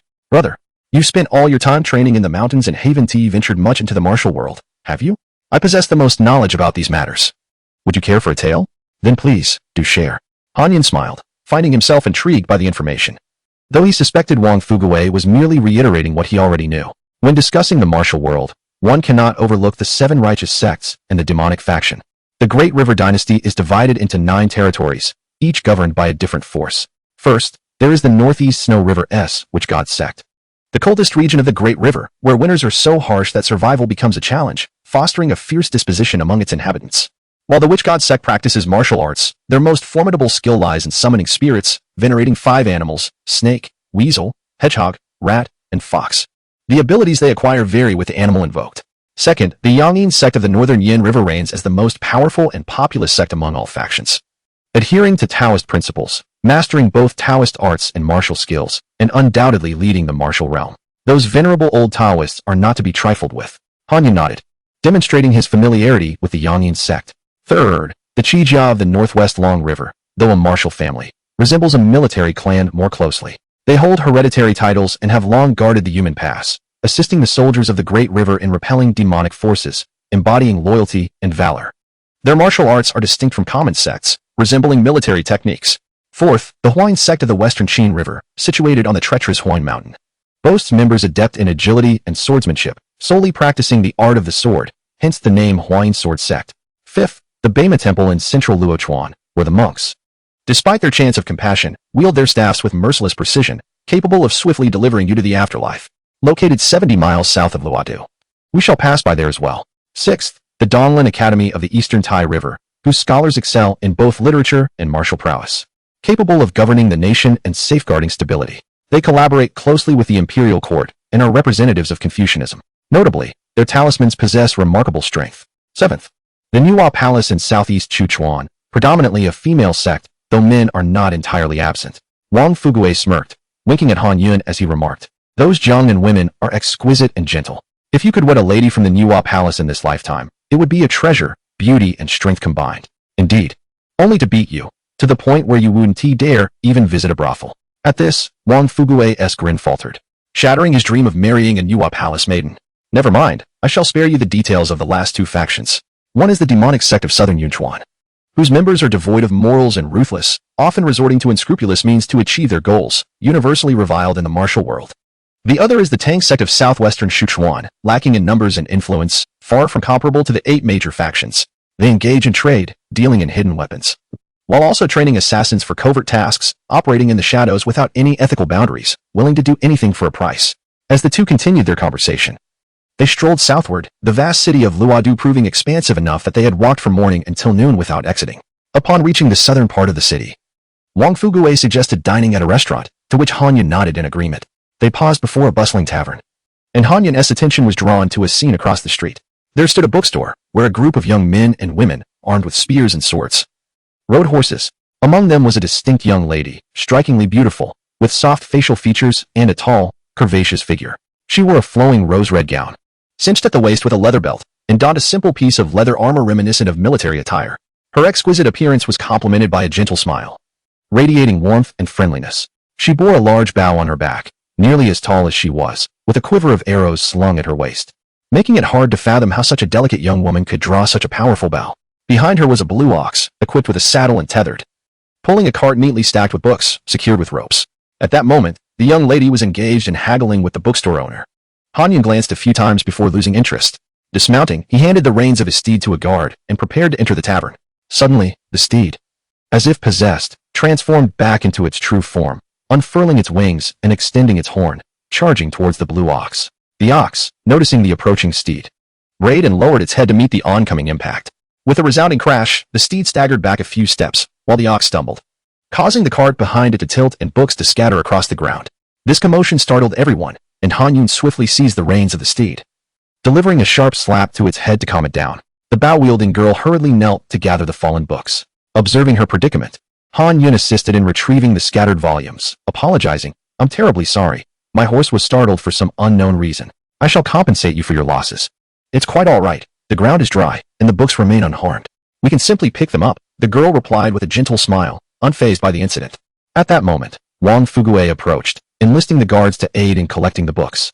He took note of the girl's attire and her companions, chuckling. "Might I inquire if the young lady hails from the Qijia of Longchuan?" Yes, indeed. My name is Chi Xiaoyu, she replied, lifting her head with a polite smile that radiated warmth and sincerity. Her pure gaze and heartwarming smile were akin to a violet blooming under the morning sun, enveloping one in a refreshing breeze. Chapter 94. The kind and gentle girl. Upon hearing the words, Wang Fuguwei clasped his hands together and said, "Ah. So you are indeed from the chief family of Longtuan. My apologies for my ignorance. The chief family has guarded the human past for generations, resisting the demon race and safeguarding the peace of the Central Plains. Their merits are unparalleled. Not at all, it is merely our duty. There is no need for accolades." Chi Xiaoyu replied with a smile as she rose to dust off the books before neatly arranging them. "My dear girl, why do you purchase so many books?" Hanyan inquired while picking up the scattered volumes. "Well, you see, in our region, many children cannot afford to attend school. I have established a school specifically to teach orphans who have lost their parents. Most of those children's parents were heroes who perished in battle against the demon beasts. I wish to provide them with the opportunity to read and write," she explained. Human Pass is located in a desolate and harsh land, although the Silk Road passes through. The merchants typically bring only porcelain and tea, and there are no books for sale. Thus, I seized this opportunity to buy more books during my visit to the Central Plains and arrange for them to be transported back, so the children there will have something to read. Upon hearing her words, Hanyan felt a deep respect for this woman. The care for the orphans of fallen soldiers has historically been a formidable challenge, often ignored by many nations. Her willingness to assist these children clearly indicated her kind and considerate nature. In an age when education is often undervalued, Han Yun, a traveler and an educator of countless disciples, understood the significance of education. "Why do you not transport them yourself? Or is there some matter you must attend to in the Central Plains?" he asked. "Indeed, there is a matter. We are embarking on an expedition to the land of Demon Falls, and I cannot carry so many books with me," she replied. Han Yun nodded in acknowledgement. Choosing not to pursue the topic further, he approached the bookstore owner and quietly asked, "How much for these books?" 125 taels of silver in total. The bookstore owner, pleased that Han Yun was ready to pay, happily revealed the original price, knowing that the woman had haggled down to 100 taels. Han Yun produced 2 100-tael silver notes from his sleeve and handed them to the owner, who cheerfully went to fetch his change. "Chi Xiaoyu, are you ready yet? You always dawdle. We are leaving." A young man from Chi Xiaoyu's group called impatiently from ahead. Earlier, when the books had fallen, none of them had offered to help. "Chi Tian, wait for me. I will be right there," Chi Xiaoyu replied, her smile fading as she hurried to finish packing the books. "Xiao Tian, come here." Han Yun beckoned, and the celestial steed trotted over eagerly. Seeing this, the young man named Chi Tian's expression changed slightly, and he whispered to his companion, "That is a celestial steed. This man must also be a swordsman. Could he be the hero who fought the demon beast on the Luo River last night?" "He does bear a resemblance," his companion replied. After pondering for a moment, Chi Tian gently urged his horse forward and approached Han Yun. "Excuse me, good sir. May I inquire if you are the hero who battled the hook snake on the Luo River last night?" "Not at all. You have mistaken me for someone else," Han Yun replied, his focus still on calming the celestial steed. "You have not erred. I am from the chief family, and I witnessed your battle while drinking aboard a flower boat. I saw you take on that demon beast, and this gentleman beside you was also present." "I recognized you both," a chief family member interjected. At his words, the crowds gazed toward Han Yun, and Wang Fuguwei transformed into one of profound admiration. Young people often idolize the strong. The tale of the battle on the Luo River had spread, and everyone knew of the hero on the celestial steed who had slain a 4th-grade hook snake in less than the time it takes to brew tea. The fact that he had dispatched a water-dwelling demon beast only further attested to his prowess. As the news spread, many curious citizens and martial artists gathered around Han Yun, their eyes filled with admiration. Is it truly him, the hero? How young he is, to possess such skill at such a tender age. I heard it was a 4th-grade demon beast. A snake of that size would be difficult to defeat unless one is at least 3rd grade. By the heavens, I must ensure my son practices martial arts diligently upon returning home. If he slacks off, I shall discipline him severely. What is your name, brave hero? My brother was aboard that grand ship last night. Were it not for your valor in slaying that great demon, he might have been devoured. I am eternally grateful for your kindness." In the realm of the Chuan, where martial prowess is revered, children often vie for the roles of heroes in their games, donning bed linens as capes and wielding wooden swords while shouting odes of heroism. Thus, when the people learned of Han Yun's identity, their respect for him grew immensely. Han Yun, who found gatherings to be rather bothersome, quickly maneuvered through the crowd with Wang Fuguwei and entered the tavern, where their guards secured the celestial steed before following them inside. "As men of our generation, we ought to be like him." Chi Tian observed Han Yun's retreating figure and nodded resolutely. "He is truly formidable." Chi Xiaoyu also paused her task, reflecting on her newfound admiration. Chapter 95. Encountering Chiao Yu again, Han Yun gazed at the table laden with dishes before him and sighed. He had initially planned to forego meals, but since partnering with Wang Fuguwei, daily dining had become an inevitable routine. It was not that he disliked food. Rather, It was the complications that accompanied it that he found bothersome. Firstly, there was the necessity to ascertain whether the food was poisoned or laced with sedatives. Secondly, consuming food meant engaging in the cycle of life, where one could not simply take in without expelling, thus adding to the inconvenience. Lastly, traveling through desolate wilderness meant one had to seek out secluded spots to relieve oneself. In the face of danger, would one prioritize pulling up their trousers or wiping? Naturally, one would reach for their sword first, leading to an unthinkable scenario. Alas, Qingyu, what prompted your steed's frenzy earlier? Wang Fugui inquired, intrigued. Oh, it spotted that azure bull, which is also a beast, and thought to display its valor before your mare, provoking the bull. To its surprise, the bull was no pushover and ended up suffering a setback, Han Yun explained. Wang Fugui was taken aback. Is the world of demonic beasts truly this thrilling? Haha. Brother Qingyu, how about this? I shall take the initiative. You provide a token of engagement, and I will betroth my steed to yours, allowing them to indulge their desires as normal beings. Wang Fugui laughed so heartily that he could hardly stand upright. No need for that. Have you not noticed that your steed has ceased to shun mine today? They are practically inseparable, their faces almost touching. What is going on? Were those two steeds housed in the same stable last night? Perhaps they engaged in some amusing antics. Upon hearing this, Wang Fugui froze momentarily before slamming his chopsticks down. His face flushed with embarrassment. Damn, what a loss. Witnessing their master's embarrassment, the guards nearby burst into laughter. Though a prince, Wang Fugui was approachable and affable.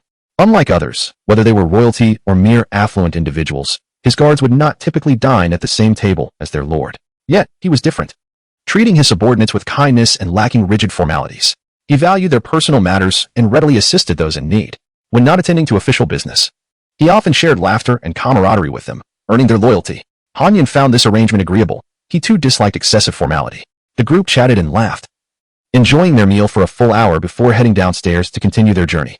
The previous night, they had prepared tents and provisions, distributing them among the horses without much burden. Exiting the city of Luodu, they proceeded southward at a leisurely pace. This was Han Yun's intention. He preferred not to rush and wanted others to scout the path ahead. As for the jade pendant, he trusted that the other half of the system's holder would not be easily dispatched. The horses trotted along the official road, traveling several dozen miles throughout the afternoon. As night fell, they located an inn. Such establishments, situated along the main roads, catered specifically to travelers and merchants. Given the prosperity of Dazhou, these inns were plentiful. With many heading south towards the land of demons, the first floor of the inn was nearly full, with patrons at every table. Before entering, Han Yun spotted a familiar azure bowl outside. Could it be that Qiu Xiaoyu was also here? Upon entering the inn, he indeed found her seated alone at a large table in the corner. Esteemed guests, how many of you are here? Will you be dining or lodging? The innkeeper approached, perspiring heavily, indicating his busyness. Do you have any rooms available? Please arrange a few for us, Wang Fugui requested. Ah, esteemed guest, only 2 rooms remain. With your number, you will have to squeeze in, replied the innkeeper. Very well, when traveling, one cannot be too particular. Bring us some fine wine and dishes. And please ensure the horses outside are fed. Esteemed guest, if you wish to dine, it may take a little while as we are fully occupied. You can either wait for other guests to finish or retire to your rooms. I can bring your meals there, the innkeeper hesitated. No need. Just serve the dishes to that table over there. We shall dine together, Wang Fugui stated, noticing Qiu Xiaoyu. Esteemed guest, that may not be proper. She is but a young lady, the innkeeper began. No worries, we are acquainted, Wang Fugui reassured him before leading the group directly to Qiu Xiaoyu's table. Miss Xiaoyu, how have you been?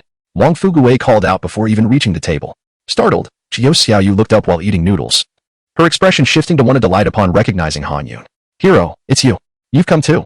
Wang Fugui observed Han Yun, then glanced at Qiu Xiaoyu, whose eyes sparkled solely for Han Yun, furrowing his brow.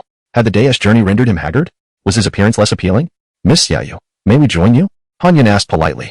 Of course, please sit, she replied, gesturing to the spacious table. The group settled in a circle, with Han Yun and Wang Fugui on either side of Qiu Xiaoyu. Suddenly recalling something, Qiu Xiaoyu hastily retrieved a stack of banknotes from her bosom. After counting out 125 taels, she handed them to Han Yun. Noticing that her stack was rather thin, with just 20 or 30 taels remaining, Han Yun shook his head. There's no need. This is my compensation for you. You owe me nothing. The books are all in good condition. They were my purchases, and I cannot let others bear the cost. Consider it my donation to the children. They are quite unfortunate, and I wish to do my part, Han Yun insisted, refusing to accept the money. He admired the young lady and preferred not to owe anyone anything. Well, all right then. When I return, I will tell them these books were gifted by an elder brother named Qingyu. Qiu Xiaoyu agreed, albeit reluctantly. At that moment, the food and drinks arrived. Wang Fugui encouraged everyone, come, let us eat. Miss Qiu, Join us. Don't just eat noodles. It won't fill you up. It's fine. Noodles are delicious. Many children at Human Pass don't even get to eat noodles. Xiao Xiaoyu responded, shaking her head as she continued her meal. Wang Fugui frowned at her words. Doesn't the court allocate funds annually for the families of fallen soldiers? How could they not even afford food? Chapter 96. Little Rain. The person I admire most is Han Yun. Upon hearing this, Qi Xiaoyu sighed. The court does allocate funds. Yet these resources must first pass through the Ministry of Revenue to the Ministry of War, which then forwards them to the governor of Longtuan, who further distributes them to the general at Human Pass, with each layer extracting a portion. By the time 10,000 taels of silver reach those children, they would be lucky to receive even 100 taels, especially with so many to share. Furthermore, even military expenses are often embezzled, leaving many soldiers to subsist on just 2 meals a day, and during peacetime, they still struggle to fill their stomachs. Military salaries are frequently delayed, and when they are dispensed, they are often insufficient. Upon hearing this, Wang Fugui exclaimed in anger, these wretches. The soldiers on the front lines are risking their lives to combat the demon race, while these scoundrels line their pockets in secret, engaging in corruption.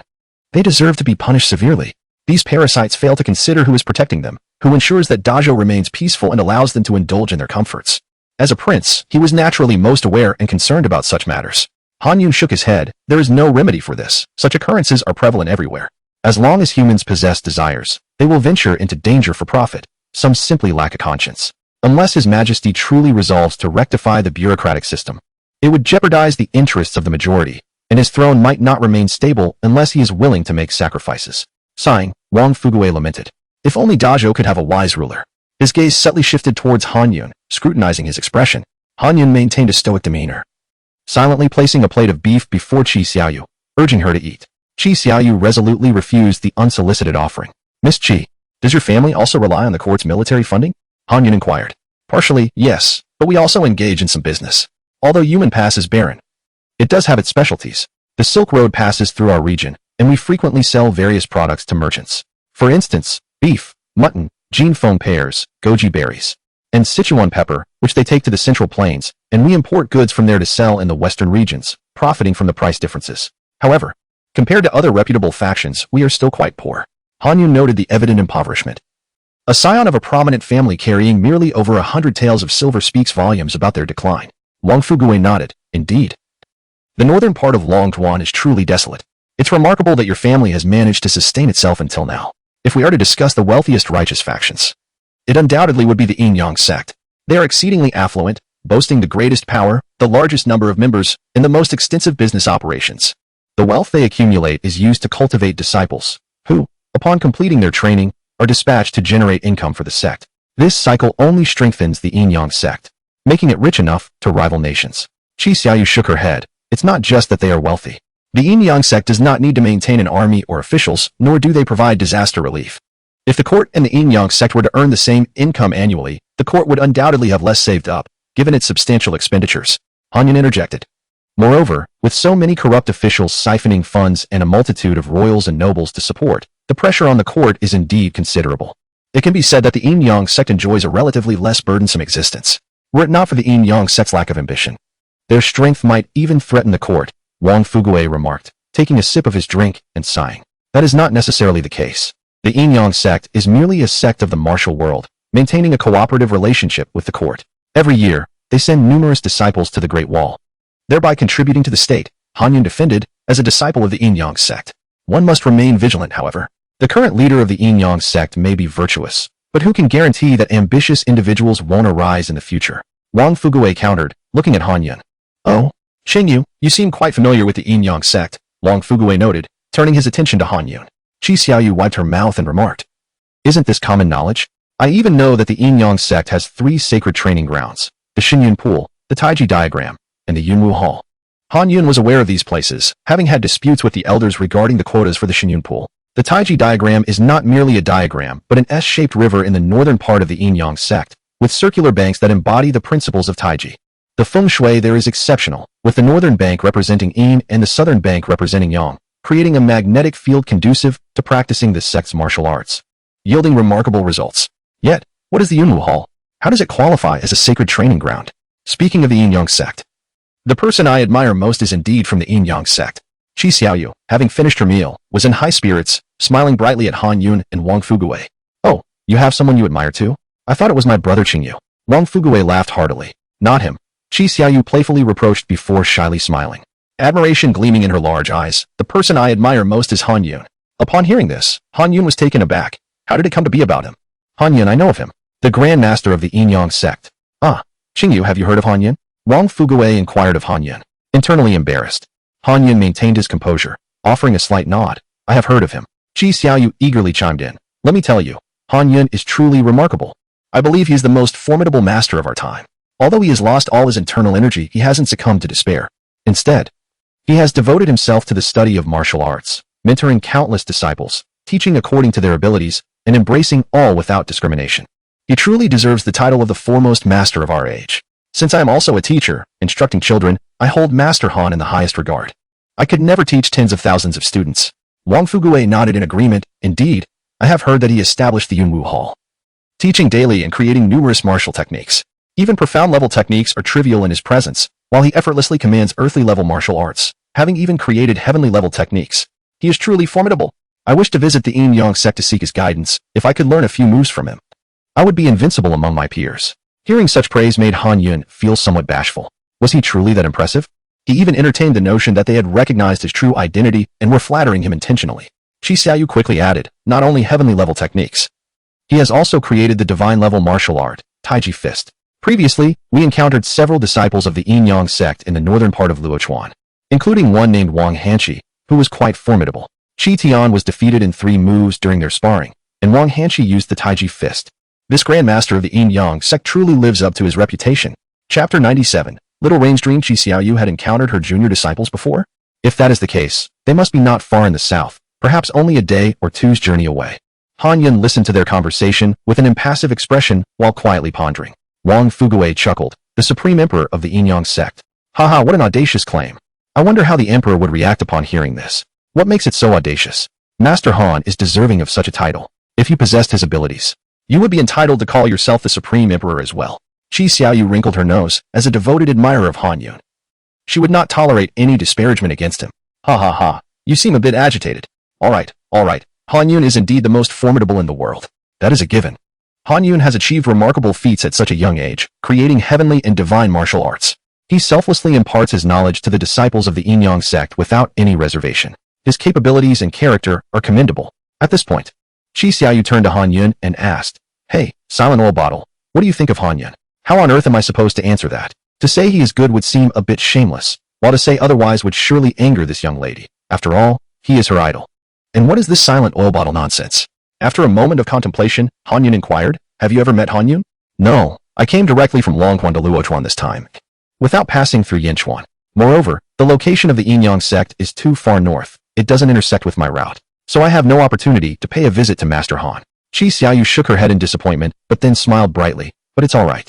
Once I am less busy, I will definitely visit the Yinyong Sect to request a few martial arts manuals to bring back for the children. A peculiar thought crossed Han Yun's mind. He whimsically imagined the day Qi Xiaoyu arrives at the Yinyong Sect, seeks him out in the Cloud Martial Hall, and he reveals that Han Yun is actually Qingyu. What would her expression be?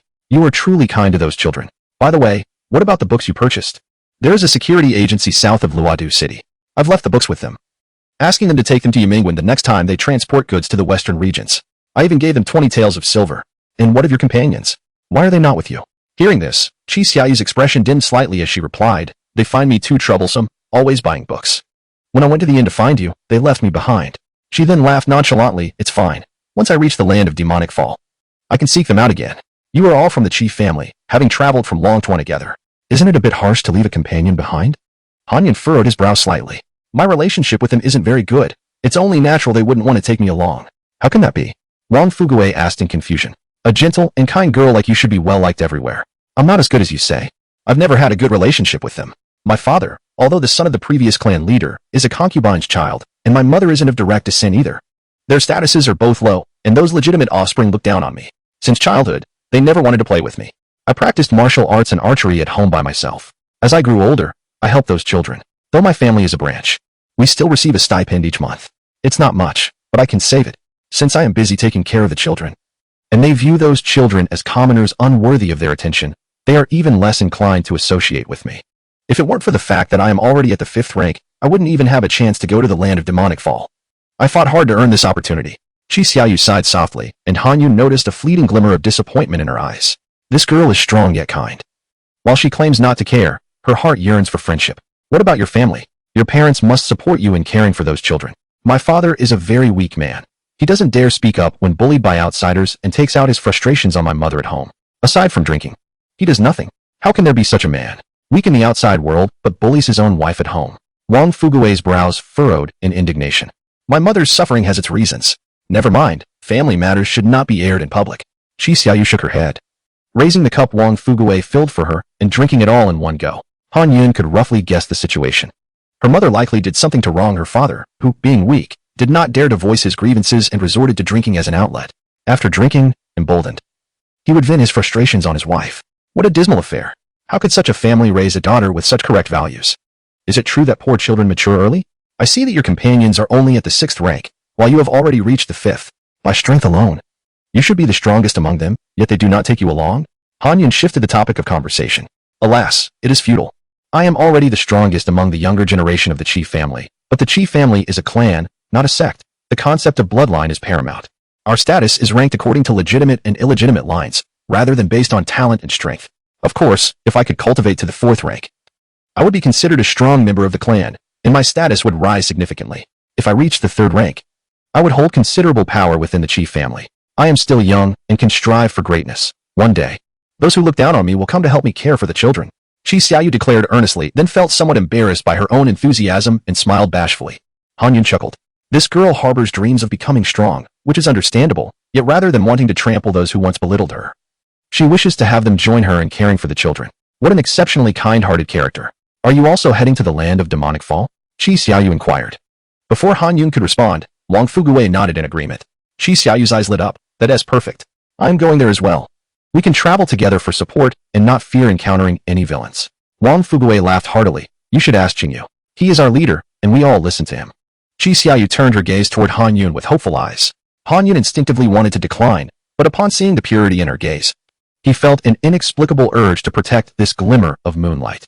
She is a good girl, venturing alone to such a perilous place. The risks are far too great. Chapter 98. Intelligence of the Fallen Land. My dear girl, said Han Yun, you fear encountering nefarious individuals, yet we are a band of men. Are you not concerned that we might be the villains in this tale? Perhaps the very danger you dread lurks right beside you. He took a sip from his cup. How could that be? Chi Xiaoyu replied with a gentle smile. You are a valiant hero who slays monstrous beasts. You even offered to compensate me for the book your horse knocked over and are willing to aid those unfortunate children. I cannot fathom any reason that would paint you as a villain. In truth, Chi Xiaoyu rarely shared so much with strangers, but for some inexplicable reason, she found Han Yun to be affable and kind. Though you speak little, I sense your goodness. You must frequently assist others, am I not correct? Indeed, Han Yun often lent his aid, having helped thousands of disciples in his time. Yes, he frequently helps others. Wang Fugui chimed in with animated gestures. He even saved me. One fateful night, when a great demon appeared, I battled it fiercely, just as its gaping maw was about to consume me. A gallant hero on a white steed descended from the heavens, rescuing me from certain doom. As Wang Fugui recounted his tale with exuberance, Chi Xiaoyu's eyes sparkled with delight. After their hearty meal, the group ascended to their quarters for rest. Chi Xiaoyu, having arrived early, secured a room for herself, while Han Yun and his 12 companions were left to squeeze into 2 cramped rooms. Without needing further instruction from Wang Fugui, the guards promptly divided, 6 retreating to one room while the remaining 4 accompanied Han Yun and Wang Fugui into another. Inside, there was but a single bed. As a prince accustomed to luxury, Wang Fugui insisted on taking the bed, while the 4 guards made do with 2 sleeping mats, pairing off to alternate between resting and keeping watch. Fortunately, they had brought their own bedding, and the weather was mild. Han Yun settled into a chair, legs crossed, and began to meditate, channeling the essence of the Tai Xian Ling Long Ju. Jingyu, come, share the bed with me. Wang Fugui beckoned from his side of the bed, his voice dripping with charm. Not a chance. That's repulsive, Han Yun replied, opening his eyes with a hint of disdain. Come on. We need our rest for tomorrow's journey. My bed is quite warm, Wang Fugui teased, unable to suppress a chuckle at the end. Han Yun ignored him. Oh, Jingyu, did you know that when a general returns to court after a great victory, the emperor often shares a bed with him to show trust and favor? It's quite normal. When I become emperor, I shall appoint you as a grand general, Wang Fugui continued. Han Yun regarded him with an impassive expression. Am I to disrobe my war robes and share a warm spring night in a hibiscus tent with the general? Wang Fugui paused, bewildered. Why do your poetic lines sound so revolting when they come from you? Tomorrow, have your men investigate Chi Xiaoyu's background. We must ascertain the truth of her claims. Han Yun instructed. What? Do you suspect this girl? Wang Fugui inquired. One must always be cautious. A wary heart navigates the seas safely. It is prudent to know the origins of those who join our ranks, Han Yun remarked. Very well, I shall see to it. Zhao Tao sent a message. Wang Fugui commanded one of the guards. He then turned to Han Yun with a contemplative look. In fact, the most enigmatic presence among us might very well be you. Qingyu. The night passed in silence. The next morning, Han Yun and his companions vacated their rooms and gathered downstairs for breakfast. How did you sleep, Miss Qi? Wang Fugui inquired while savoring his bowl of spicy soup mixed with tofu. In Luochuan, the spicy soup and noodles are unmatched, yet Wang Fugui has a penchant for tofu. He mused. In places where people squabbled over sweet or savory tofu, Wang Fugui found a perfect solution. He enjoyed it spicy, blending it with the soup. Garnished with scallions and coriander, accompanied by freshly baked scallion pancakes, a culinary delight. I slept well. And you, Brother Qingyu? Qi Xiaoyu turned to Han Yun. I, too, rested adequately. He nodded. After their meal, Wang Fugui asked again, Miss Qi, are you full? I am indeed. And you, Brother Qingyu? She asked once more. I am satisfied. Han Yun replied, leaving Wang Fugui with a furrowed brow as he glanced at his reflection in a mirror, pondering if his looks had suffered due to a restless night. Once mounted, Qi Xiaoyu rode her azure ox, and the group resumed their journey. It wasn't long before Han Yun noticed Qi Xiaoyu pulling out a book. Engrossed in her reading without a care for the path ahead. Are you not concerned about colliding with a tree while reading on the move? He asked, observing her focused expression. With a light smile, Qi Xiaoyu replied, not at all. My azure ox is of the 6th tier realm, possessing intelligence. It knows how to navigate. And I simply need to let it follow your path. Do you truly love reading that much? Han Yun inquired. Books themselves are not paramount. It is the knowledge within that holds value. Books must be delved into to become one's own, Qi Xiaoyu explained earnestly. Books may be fleeting, but knowledge endures. Indeed. Quite profound, Han Yun thought, momentarily at a loss for words, taken aback by her wisdom. As they traveled, Wang Fugui engaged Han Yun in casual conversation. They continued on until midday, when they paused to eat their provisions. At that moment, a horse appeared on the official road, galloping forth and halting before them. The rider, dusty and weary, clutched a document resembling a report, kneeling before Wang Fugui. Sixth Master, the intelligence you requested, he reported. Thank you, you have my gratitude. Return safely. Wang Fugui replied. At your command, the rider acknowledged. Wang Fugui opened the document, his expression turning serious. Meanwhile, Han Yun sat on a stone beneath a large tree. Wang Fugui approached, making room for him as he handed the document over. Han Yun opened it and began to read intently. What are you all reading? Qi Xiaoyu inquired as she approached, curiosity evident in her eyes. The intelligence regarding the fallen land, Wang Fugui replied. May I take a look? Let's read it together. Qi Xiaoyu suggested, undeterred by Wang Fugui's indifference to sharing the information, considering they were companions bound for the same destination. Qi Xiaoyu settled beside Han Yun, nudging him toward Wang Fugui, unintentionally adding weight to the stone beneath them. Feeling the warmth from her presence against his right arm, Han Yun felt a twinge of awkwardness but knew that any further movement would topple Wang Fugui off the edge. Thus, he resigned himself to the situation.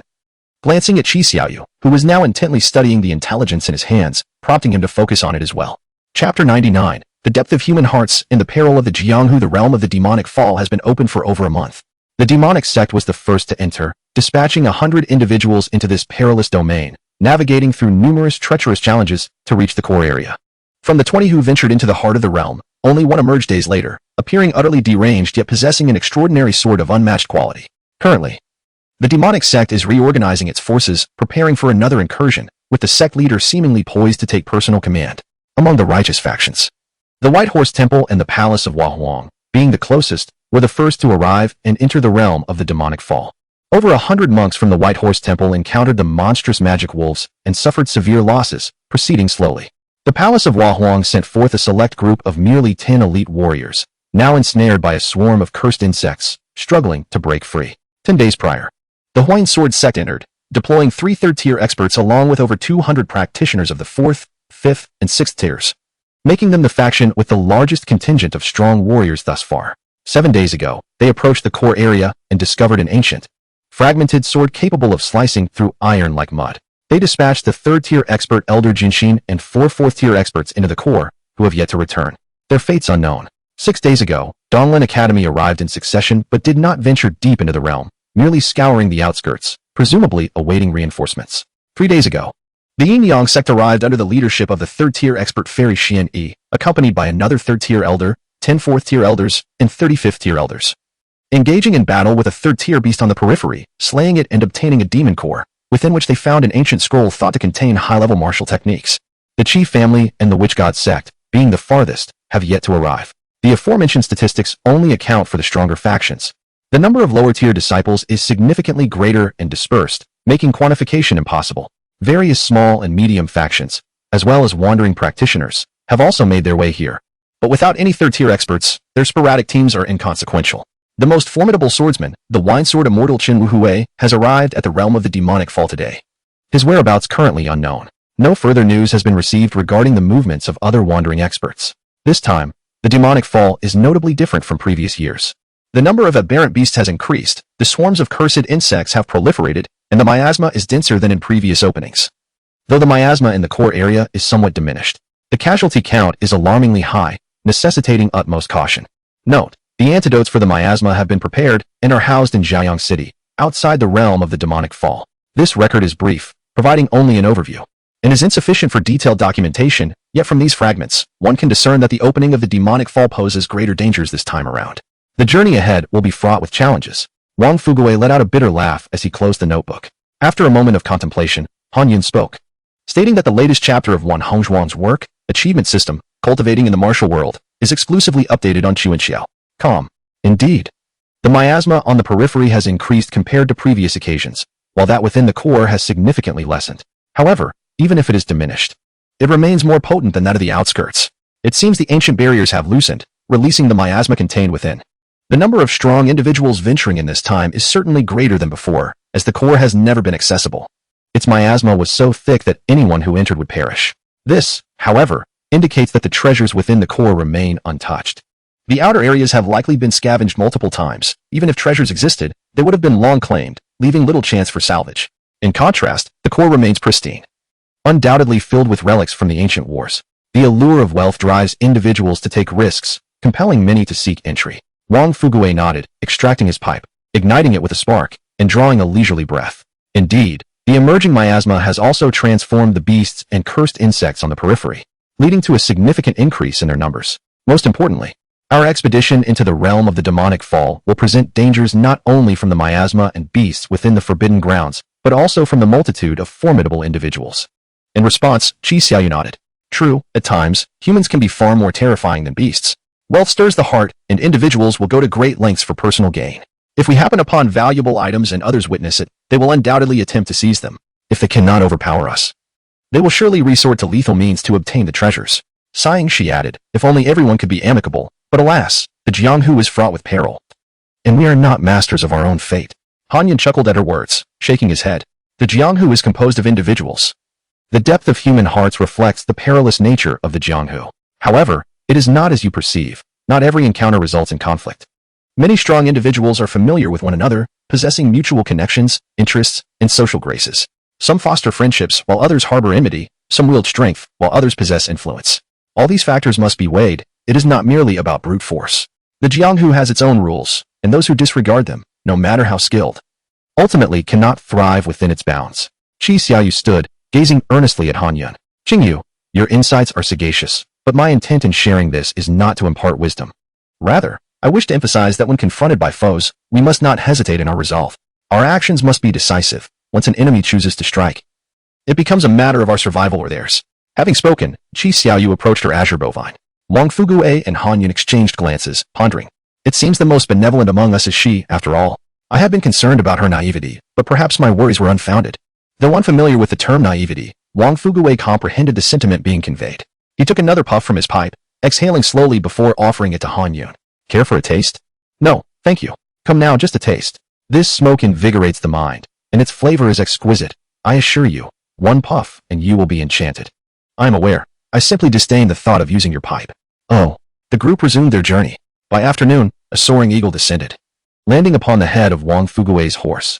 He exhibited no surprise as he untied a message from the eagle's leg, allowing it to take flight once more. Is this your trained eagle delivering messages? Han Yun inquired, intrigued. Indeed. The cost of long-distance communication talismans is exorbitant. We rely on carrier pigeons, trained eagles, and human messengers for daily correspondence. Carrier pigeons can only traverse fixed routes between 2 points. Should the destination vanish, they become useless. However, these specially trained eagles possess exceptional vision, capable of spotting a mere insect from a kilometer above. and they can track their prey with remarkable precision. After departing the inn, carrier pigeons lost our trail, but the eagle can still find us. With that, Wang Fugui extended the message he held toward Han Yun. Chapter 100. The Arrow of the Wind. Han Yun received the cloth strip and examined it closely. It detailed the origins of Qi Xiaoyu. Indeed, she was as she claimed, a legitimate daughter of the Qi family, possessing extraordinary talent and recognized as the foremost among the younger generation of the Qi clan. Her benevolent heart led her to adopt over 100 orphans of martyrs, establishing a school to educate the children. The document also mentioned that Qi Xiaoyu's mother often returned home late at night, but her whereabouts remained a mystery. Han Yun was astonished, not by Qi Xiaoyu herself, but by the impressive intelligence work of Wang Fugui. A letter dispatched via carrier pigeon just last night had already garnered a response from Long Huan by this afternoon.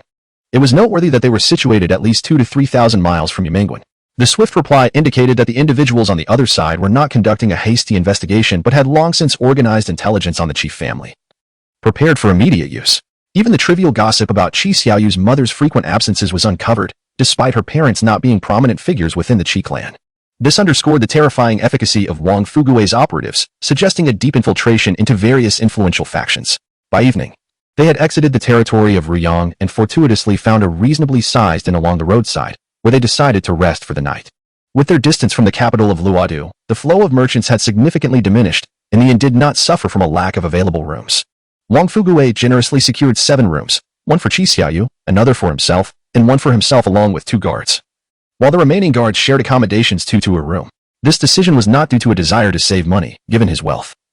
Purchasing the entire inn would have been a trivial matter.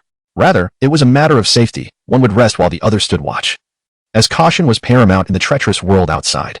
During dinner, Qi Xiaoyu noticed Wang Fugui and his companions testing their food for poison with silver needles and curiously inquired, "You tested the food for poison last night, and you were doing so again today. Is this how you approach every meal when dining out?" "Of course," Wang Fugui replied with a smile. "As long as the food isn't brought from home, one must be cautious." "No, what I mean is, you all seem rather fearful of death, as if someone is always lurking to harm you. What exactly are your identities that have cultivated such a cautious demeanor?" "I am a wealthy young master," Wang Fugui stated. "I am a wandering hero of the Jianghu," Han Yun added simultaneously. Qi Xiaoyu curled her lips slightly, while kind-hearted. She was not naive and could discern that they were deceiving her. Throughout their journey, their secretive nature and heightened vigilance hinted at an undisclosed identity. Wang Fugui, being a prince, had developed a cautious personality from a young age, as many had sought his life since the day he was born. Han Yun's situation was even more perilous. If anyone were to discover his true identity, be it from demonic sects or righteous factions, they would mobilize en masse to capture or eliminate him. In the realm of survival, these two were in perfect accord. Upon returning to their rooms, Han Yun secured the doors and windows, releasing his consciousness to scan his room and those of his companions for any potential dangers. Upon confirming their safety, he retracted his awareness as Qi Xiaoyu began preparing hot water for a bath. This was a habitual practice of his. He would periodically extend his consciousness to detect any lurking threats. Naturally, he could not maintain this vigilance indefinitely, as it would greatly deplete his mental energy. Once assured of their safety, Han Yun retrieved ink, brush, paper, and inkstone from his storage space. After preparing the ink, he began to write on the paper. The cover adorned with the 4 characters, the Arrow of the Wind. This technique was conceived after verifying Qi Xiaoyu's identity, a form of Earth-level martial arts. He held a favorable impression of the kind-hearted girl and was inclined to assist her. As a team, her growth would enhance their collective strength, allowing her to contribute as a ranged combatant. Furthermore, imparting martial skills to her would also yield achievement points for himself, a dual benefit. In the Yinyong Sect, he embraced a philosophy of inclusivity, generously sharing his knowledge with disciples regardless of their disposition, which had become a well-established habit. Moreover, Qi Xiaoyu was someone he found quite agreeable, akin to Wang Fugui.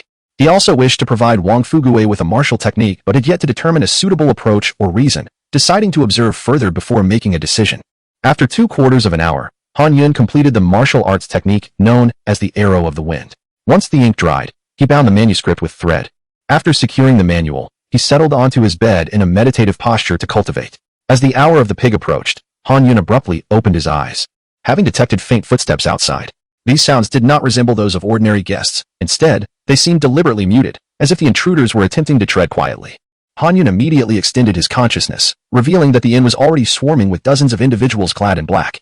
On the second floor, where they resided, 20 black-clad figures had stealthily ascended the stairs, while outside the inn, several others were attempting to steal horses from the stable. Each of these intruders was armed with a type of narcotic incense, which, when ignited and thrown through a punctured hole in the window paper, would induce a deep slumber. The romanticized notion of blowing the incense was utterly farcical. A single misstep would spell disaster for the assailant themselves. Although the black-clad assailants were not particularly formidable, Han Yun initially considered eradicating them with his consciousness. However, upon witnessing the scene next door, he reconsidered. The girl was not in a deep slumber. Instead, she stood by her bed, clad in nightwear, bow drawn and arrow nocked, aiming at the window. She had also detected the intruders and was prepared for battle, displaying remarkable alertness. Realizing Qi Xiaoyu had already spotted the enemies, Han Yun abandoned his plan to eliminate them with his consciousness. If the assailants were to perish mysteriously without any visible wounds, her keen intellect would undoubtedly lead her to suspect him, the strongest among them. While he could deny involvement, it was unnecessary. His combat prowess was sufficient to handle these foes directly. The two leading black-clad figures halted outside Qi Xiaoyu's window and gestured to their comrades, who immediately dispersed toward other rooms to deploy the narcotic incense. Remember, kill the men for their valuables and incapacitate the women for abduction. Speed is of the essence. Chapter 101.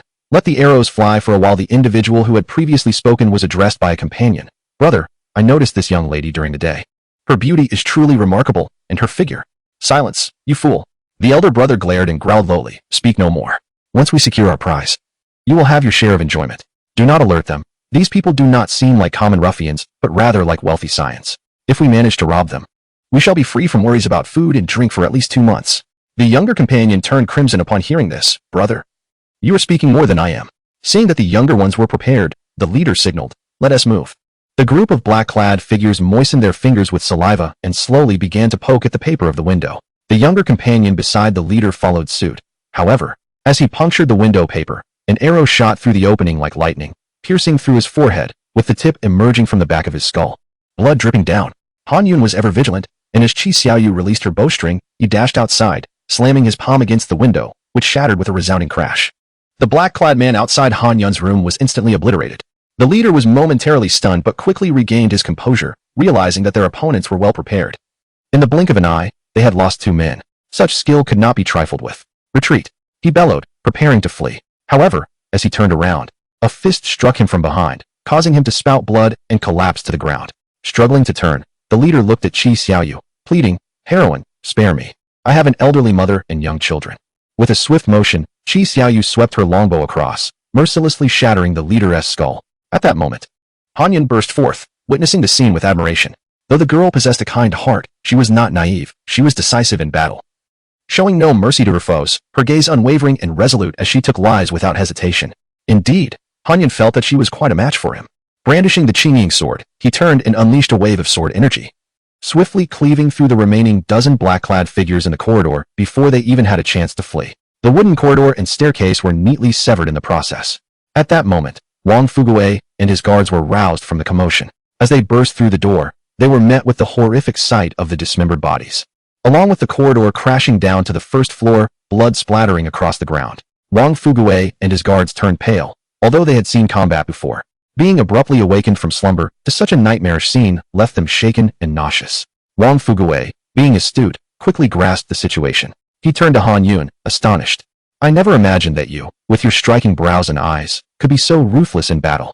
There are more downstairs. Follow me to confront the enemies, Han Yun declared, leaping down the stairs and charging outside, with Qi Xiaoyu closely behind. What are you waiting for? Let us go. Wang Fugui, without even putting on his shoes, grabbed a sword and jumped down, his guards following suit. Outside, the bandits, having heard the commotion, recognized their leader's call to retreat. Realizing the dire situation they were in, they hastily abandoned their attempts to steal horses and mounted their steeds, galloping away. As they dashed out of the stable, they ran directly into Han Yun, 2 reckless ones charging at him, while the wiser bandits veered away, fleeing in all directions. With a swift strike, Han Yun severed the heads of the 2 fools and continued to unleash his sword against the fleeing bandits.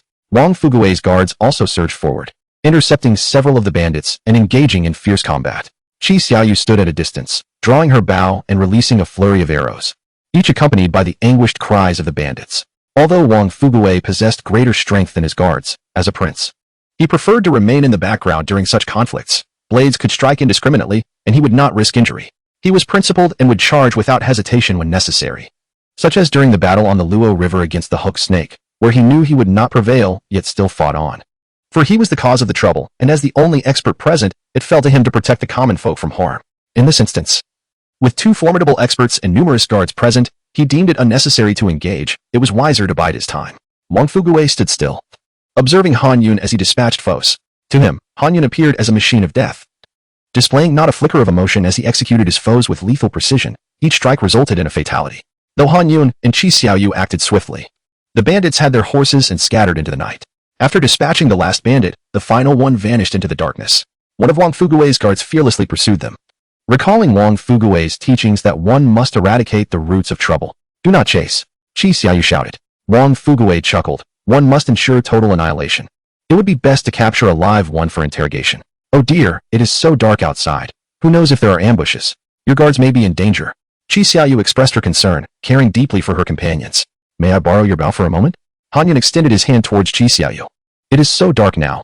How can you still hit anything? Qi Xiaoyu replied, yet she handed him her large and ornate bow. Han Yun took the bow, knocked an arrow, and without much apparent aim, released the arrow into the night. The air fell silent, and after a few seconds, Wang Fugui queried, did you miss? Let the arrow fly for a while, Han Yun responded. As soon as the words left his lips, a heart-wrenching scream echoed from the darkness. This display left those around him in a state of astonishment. The distance was great, and it was the dead of night, with scarcely a silhouette in sight. Yet Qingyu had effortlessly struck a moving target with a single arrow. This was beyond the capabilities of mere mortals. It was nothing short of miraculous. Wang Fugui stroked his chin, his eyes narrowing slightly as he pondered. Qi Xiaoyu exclaimed, Brother Qingyu, that shot was incredible, far surpassing my own skills. I had no idea you were so adept at archery. Why do you not carry a bow with you? Han Yun smiled gently. Each person has their strengths. One excels in certain skills. Some are masters of hand-to-hand combat, others with blades, while some can shoot with unfailing accuracy from great distances. It suffices to hone one's skill. Overextending oneself leads to failure. Oh, then what are you particularly skilled at? I have a bit of knowledge in many areas. Chapter 102 Brother Qingyu. Is it truly possible? Qi Xiaoyu was momentarily taken aback. Although Han Yun spoke with humility, she could still detect a hint of boasting in his tone. Surely, I must have misheard. How could such a modest person as Brother Qingyu ever brag? He was merely recounting a common fact, oblivious to the fact that what he deemed ordinary was, in the eyes of others, utterly astonishing. Wang Fugui, standing behind Han Yun, gazed at him with growing fervor. This Qingyu is indeed a treasure. The more one interacts with him, the more one uncovers his remarkable talents. The journey ahead is long, and he is bound to reveal even more of his strengths. Regardless, we must certainly recruit him. Brother Qingyu, I previously thought you to be kind and gentle. I even worried that you might show mercy to your foes. I never expected you to be so decisive and merciless in action. Truly impressive. The cool, aloof girl smiled and gave a thumbs up. Han Yun felt somewhat speechless. Those words should have been directed at him instead. Wang Fugui chuckled heartily, saying so. What do you think? I told you Qingyu is formidable. Isn't he even more so than your esteemed Han Hall Master? That's a different matter altogether. Brother Qingyu and Hall Master Han are fundamentally different individuals. Hall Master Han possesses a compassionate heart, esteemed virtue, and exemplary talent, treating all disciples with fairness, truly a contemporary master. Meanwhile, Brother Qingyu is a man of the martial world, decisive in action, cautious in demeanor, and ruthless in eliminating threats. This is the essence of his character. Both Hall Master Han and Brother Qingyu are exceptional, yet they are entirely dissimilar. Qi Xiaoyu spoke with sincerity, leaving Han Yun feeling somewhat embarrassed. Do I truly possess such contrasting facets? Yet, this was not entirely unwelcome. When she embodied Han Yun, she was the gentle and kind Hall Master. And when she became Qingyu, she transformed into the cold and heartless wanderer. With a mask on, no one recognized her. Thus, as Qingyu, she could be a merciless assassin. Once the mask was removed, she returned to being the revered Hall Master of Yunwu. At that moment, Wang Fugui's guard rode back, holding a corpse. Sixth Master. I just pursued this individual. Suddenly, an arrow flew from behind, striking him squarely in the heart. He is dead, with no survivors left. The guard held the corpse aloft. And in the flickering torchlight at the entrance, everyone beheld the arrow embedded in the heart, their astonishment deepening. How far did you chase him? Wang Fugui inquired. I pursued for at least 2 li, the guard replied. The leader of the 6th grade guard exclaimed, hiss. To hit a mounted man in the heart from 2 li away in the darkness, such skill. Young Master Qingyu is indeed a remarkable individual. The surrounding guards expressed their admiration. And Han Yun returned the bow he had borrowed to Qi Xiaoyu. At that moment, the previously slumbering innkeeper and his staff finally emerged. They had awakened during the commotion but had been too frightened to come out until the battle had concluded. Ah, thank you, heroes, thank you. The old innkeeper approached Han Yun and the others, bowing deeply. These brigands have long occupied Huiyang Mountain, frequently descending to plunder passing merchants and farmers. They even stole our guests' horses at times. The common folk have suffered greatly. Today, you heroes have rid us of this scourge. I wish to express my gratitude on behalf of the people. Please accept this token of appreciation. The old innkeeper trembled as he offered several banknotes to Wang Fugui. The old man was in a bind. Though the bandits were fearsome, these martial heroes were even more intimidating. What if they pursued him for compensation, he wondered. After all, the attack had occurred in his inn. It was best to be prudent and offer some recompense in hopes of averting disaster. Old man, do not thank me. It was Brother Qingyu who vanquished them. If you must express gratitude, direct it towards him. Wang Fugui laughed heartily, while Han Yun shot him a glare. Why reveal my name? Where's your discretion? Your caution? Even though that name is also a pseudonym. Thank you, Hero Qing. The innkeeper exclaimed. There is no need for thanks. We shall take our leave now. You may repair the inn yourself. We won't cover the damages. Han Yun remarked before heading inside. Heroes, how could I possibly let you bear the costs? You have saved our lives. The innkeeper protested. The staircase and half the corridor on their side had collapsed, but fortunately, they were skilled enough to leap lightly to the second floor. Meanwhile, many guests stood in the opposite corridor, drawn by the earlier commotion. Curiosity filled their eyes as they observed the corpse on the ground and Han Yun's group. After returning to their rooms, Han Yun and his companions resumed their rest. The old innkeeper instructed his staff to remove the body, preparing to report the incident to the authorities the next day. Wang Fugui, carefree, soon fell asleep. While Han Yun sat cross-legged, continuing his cultivation. The last bandit he dispatched had indeed needed to be eliminated without question. There was no need for interrogation. From the conversation he had overheard, it was clear that these were merely opportunistic bandits, not part of any grand scheme, nor were there any hidden masterminds. Moreover, questioning them might lead to disclosures about their lair and its numbers, prompting Wang Fugui and Qi Xiaoyu to suggest a campaign against the bandits. They posed no real threat to him, and he could not be bothered with them. Thus, he had simply silenced them with a single arrow. The next morning, Han Yun and the others awoke and descended the stairs. The inn was in disarray, making it impossible to eat. Hence, they set off directly. As they traveled, the guards chattered about the previous night's events, while Qi Xiaoyu occasionally let out a yawn, appearing lethargic. Miss Qi, did you not rest well last night? Wang Fugui inquired with a smile. Qi Xiaoyu nodded, sighing. I could hardly sleep. Every time I closed my eyes, I was consumed by thoughts of Brother Qingyu's breathtaking arrow. As an archer myself, you must understand how profoundly that arrow impacted me. I have trained for over a decade and consider myself quite talented. Yet I know I could never replicate such a feat, even if given another 20 years. The more she contemplated, the more agitated she became. Caught in a whirlwind of self-doubt and awe, unable to find sleep. Ha ha ha, I thought it was something significant. Is that all? What are you laughing at? You cannot possibly comprehend the monumental significance of that arrow to me. Qi Xiaoyu's brow furrowed, feeling as though she was being ridiculed. It's simple. Just ask Qingyu to teach you. It's not a big deal. Upon hearing this, Qi Xiaoyu's eyes widened with hope as she turned to Han Yun. Brother Qingyu, is it truly possible? Chapter 103, Brother Qingyu, one should not beseech in such a manner, especially when you two are an archer. It is evident that Qingyu possesses a top-tier martial skill. Such a precious technique, akin to a family heirloom, would never be relinquished easily. Wang Fugui remarked with a mischievous grin. Qi Xiaoyu began to ponder what she might offer in exchange for Qingyu's archery skills. After considerable reflection, she realized she had neither wealth nor precious manuscripts to trade, nothing of value at all. The worth of his martial arts was immeasurable, and she found herself devoid of anything to reciprocate. I'm truly sorry. I possess nothing that could possibly sway Brother Qingyu. Perhaps when I acquire something precious in the future, I will seek to exchange with him then, she muttered, her gaze cast downward, clearly dejected. It was apparent she yearned to master that skill, yet her empty pockets thwarted her aspirations. Wang Fugui chuckled. I have a method that might endear you to him. Han Yun, who stood between them, could not help but smile at their banter. What method is that? Qi Xiaoyu inquired, lifting her head just in time to catch Wang Fugui's sly expression, which made her cheeks flush with embarrassment. I cannot offer myself as a bargain. That is out of the question. Who said anything about that? It's not as if Brother Qingyu would be interested in such a proposal. Come, let me show you. Wang Fugui, perched upon his horse, wrapped his arms around Han Yun, his eyes glazed with an exaggerated allure, his voice dripping with insincerity. Oh, Brother Qingyu, please teach me. I implore you. You are the best. Han Yun, taken aback by the absurdity, pushed Wang Fugui off the horse.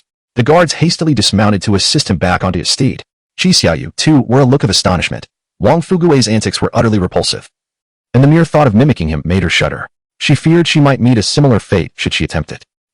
Brother Qingyu, Qi Xiaoyu began, but Han Yun interrupted by pulling out a booklet from his robes and handing it to her. This manual is intended for you. I simply awaited your request, he said nonchalantly. Taking the booklet, Qi Xiaoyu exclaimed, the arrow of wind's whisper. Is this the technique you practice? Such a valuable item, I cannot accept it. Then return it to me, Han Yun replied coolly. Qi Xiaoyu found herself at an impasse. She was reluctant to return it, yet she had nothing of equal worth to offer in exchange. Observing her uncomfortable predicament, Han Yun chuckled, and Wang Fugui burst into laughter as well. Go on, mock me, Qi Xiaoyu retorted, her face flushed with embarrassment, revealing a side of her that was quite endearing. Consider this a debt owed to me. In the future, should you acquire treasures or rare manuscripts, you may repay me, Han Yun suggested. That need not be. Let it suffice as a personal favor. I seek neither manuscripts nor treasures, he added. Indeed, with Brother Qingyu's caliber, he surely lacks for neither. What could I possibly offer in return? Qi Xiaoyu mused, flipping through the manual with eager anticipation. It felt as though this tome had unveiled a gateway to a new realm. As she rode, she immersed herself in its contents, asking, Brother Qingyu, what does Arrow of Wind's whisper signify? Does it harness the power of the wind? Precisely. Once the arrow is released, it no longer remains under your control. It is the wind that guides it. Your task is to master the wind's might, to observe its speed and direction, thus making it an ally to your aim. Han Yun elucidated. And what does subtle mastery imply? Subtle mastery refers to profound observation. When you attain the pinnacle of your training, the arrow will move at your will. The enemy will not be perceived through the eyes but through intent, as the arrow responds not to your hand but to your will. Master this principle, and you shall achieve perfect accuracy. I employed this technique last night. Oh, I see. Then what of spirit passage? It is the second application of the Arrow of Wind's whisper, infusing inner strength into the arrow, condensing it to a single point. Upon impact, the inner energy erupts, creating explosive damage, significantly amplifying the arrow's lethality. Even if you miss the vital spot, the explosion may still claim your foe's life. Previously, inner strength merely augmented the force of the bow, allowing for greater distance and power. My method directly enhances the arrow itself. I comprehend now. And what about demon breaking? Demon breaking employs runes, the most challenging of techniques. It involves etching runes within the arrow using inner strength, akin to talismans, capable of breaching an opponent's defensive techniques and artifacts, and inflicting greater harm upon spiritual or demonic entities. Later, provide me with some arrows, and I shall inscribe the runes for you, saving you the time needed to etch them with your inner strength. Of course, once you become proficient, you could inscribe them in a mere breath, rendering the prior method unnecessary. Understood. Thank you, Brother Qingyu. Qi Xiaoyu nodded, then suddenly looked up at Han Yun with surprise. What are you staring at? And nothing. I simply feel that the present you is entirely different from who you were last night. You exhibit such patience and gentleness now, providing detailed instruction. You seem less like Qingyu and more akin to the Han Hall master I envision in my mind. Ah, it seems my professional habits resurface whenever I teach. Han Yun remarked, rubbing his nose. Oh, if that is the case, I am even more intrigued by the Han Hall master. I must seek him out one day to discern who possesses the superior teaching prowess, he or I, Han Yun replied with a smile. Ah, you cannot possibly compare. The Han Hall master is my idol, a true master of his craft, Qi Xiaoyu beamed, returning her focus to the martial arts manual. As they continued their journey southward, the horses trotted at a comfortable pace. By day, Qi Xiaoyu practiced archery while on the road, and by night, they lodged at inns when available. Otherwise, they camped under the stars. Finally, after a fortnight, they arrived at Luoyang City, at the confluence of Luochuan and Yunchuan. Their provisions were running low, so they entered the city to replenish their supplies. Qi Xiaoyu also purchased a few arrows, as her practice along the way had depleted her stock significantly. Han Yun observed the wastefulness of it all. While ordinary archers could recover their arrows, those with greater strength often rendered theirs unusable after a single shot. Chapter 104. Han Yun, am I listening to my own lecture? The quiver at my side holds no more than 20 or 30 arrows, and once they are spent, there will be no more, making it impossible to ensure a continuous output. It seems the time has come to explore the creation of energy arrows. Perhaps ones formed from spiritual energy or internal power. Having entered the city, indulging in a sumptuous lunch is a must. The group chose a popular restaurant, and upon entering the private room, the food and drinks were quickly served. Just as they were exchanging toasts, a young man knocked and entered, kneeling before Wang Fuguwei to pay his respects before handing him a note and promptly departing. Han Yun's heart stirred, and with a sweep of his consciousness, he locked onto the young man who had just left. He had long wished to confirm something, having arrived in Luoyang City and fortuitously encountering Wang Fuguwei's informant. He could not allow the individual to escape without clarity. Wang Fuguwei opened the note, chuckling. Qingyu, your gift has arrived. A gift? Han Yun was taken aback. He had paid little attention to the man's entrance, assuming he was merely delivering information, not realizing it was a present from Wang Fuguwei. Indeed. Can you guess what it is? Wang Fuguwei folded the note, smiling mysteriously. What splendid treasure could you possibly bestow upon me? A weapon? A precious item? Surely not a martial arts manual? Han Yun replied with a light chuckle, keeping his consciousness firmly fixed on the young man. You guessed incorrectly. Try again. If you guess right, I shall present you with your gift. Wang Fuguwei continued to tease, his face adorned with a smug smile, clearly confident that his gift would impress Han Yun. With a slight smile, Han Yun then moved with lightning speed, his hand darting like a flash, snatching the note from Wang Fuguwei's grasp in an instant. Wang Fuguwei stood momentarily dumbfounded. I know you're fast and powerful, but is it really necessary to snatch a note at such speed? Han Yun leisurely unfolded the note, only to find himself equally astonished. A seat to listen to lectures at the Cloud Martial Hall? At this, Qi Xiaoyu, who had been engrossed in her meal, suddenly lifted her head. Her big eyes filled with shock and longing. Wang Fuguwei laughed heartily, patting Han Yun on the shoulder. Yes, I once asked you about your aspirations or goals. And you mentioned your disinterest in power and status, solely wishing to pursue martial arts. That piqued my interest. In this world, when it comes to understanding martial arts, you are undoubtedly the foremost. ISNT Miss Qi always praising you, saying how remarkable you are and how profound your comprehension of martial arts is. So, I had my subordinates arrange this matter. This is a seat sold by a disciple of an affiliated force of the Yinyong Sect. And it cost a hefty 50,000 taels of silver. You must cherish it. Once you're at the Cloud Martial Hall, be sure to seek guidance from the esteemed Lord Han. You only have one day. Such an opportunity is rare. Ask everything you can. And perhaps try to glean a few martial techniques, ideally earth-level ones. Heaven-level techniques are unlikely to be taught to outsiders. Han Yun was genuinely taken aback. He could never have imagined that Wang Fuguwei would gift him a seat at the Cloud Martial Hall. What kind of nonsense is this? Am I to listen to my own lectures? You actually spent 50,000 taels of silver? Who on earth is this fool? As for the arrangement for disciples of the affiliated forces to attend lectures at the Cloud Martial Hall, Han Yun was well aware that it was a decision made by the sect leader. Among those affiliated forces, there were indeed prodigious disciples. And after Han Yun's reputation grew, these forces clamored to send their exceptional disciples to attend. Due to face-saving reasons, the sect leader could not refuse, thus establishing a limit of 5 outsiders allowed per day, albeit at a steep price, with all proceeds going to the Cloud Martial Hall, which Han Yun had agreed to. However, the notion of trading these seats was unexpected but understandable. Where there is profit, various transactions will emerge. It seems I shall have to discuss this with the sect leader upon my return, advocating for stricter scrutiny of the identities of external disciples seeking to learn. Look at you, speechless with surprise. I told you this gift would be splendid, haha. No need to thank me. We are brothers, after all. However, it is certain you cannot go now. The Cloud Martial Hall is currently closed. We must wait for the disciples returning from the Demon's Fall land before it reopens. And by then, we will have emerged from there ourselves. Han Yun found the situation amusing. Had it been another gift, it might have had some utility. But this was a rare opportunity for anyone else, and yet for him, it was utterly useless. Nevertheless, he felt a genuine sense of gratitude for Wang Fuguwei's goodwill and sincerity, and he had already contemplated how to reciprocate. Although Han Yun was a cold-blooded killer devoid of emotional ties, he was always loyal to his relationships. Whenever someone treated him well, he remembered it and sought to repay them in kind. He was fully aware of the kindness others showed him and would never utter nonsensical words like, "I didn't ask for this." Just as his junior sister had always supported him, he first thought of her when he developed new martial techniques, later bestowing upon her countless martial skills. During his battles against Lu Jing's disciples, he remembered how Peng Chong, Liang Chao, Yu Ming, Zhang Hong, and Zhang Yuan stood up for him, later ensuring they found roles at the Cloud Martial Hall, where he taught them heavenly martial arts and numerous techniques, treating them exceptionally well. Fairy Xian, he nurtured him, supporting him in every endeavor. She was the one he trusted most, and he similarly imparted martial knowledge to her. Yet he did not believe that such acts could ever repay her kindness. The sect leader had always treated him with trust, and in return, he gifted the entire sect with Tai Chi, aiding the sect leader in realizing the vision of revitalizing the sect. For every kindness shown to him, he would repay it doubly, and when faced with enemies, he was equally decisive in vengeance, the epitome of his swift justice. "Very well, thank you," Han Yun said, tucking the note into his pocket, which contained the disciple's force, name, and contact details along with the meeting time and location. As he turned, he caught sight of Qi Xiaoyu's eager, longing gaze. Remembering her admiration for Lord Han, Han Yun smiled slightly. "Do you want one too? Is that even a question? Just look at her eyes. They are about to swallow the note whole." Wang Fuguwei laughed, glancing at Qi Xiaoyu. "What a pity. This disciple is male. If I gave it to you, you wouldn't be able to disguise yourself. There aren't many willing to sell their seats. I'll keep an eye out.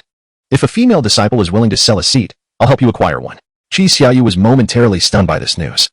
She had intended to mention her ability to disguise herself, but upon glancing down at her ample bosom, she abandoned that thought.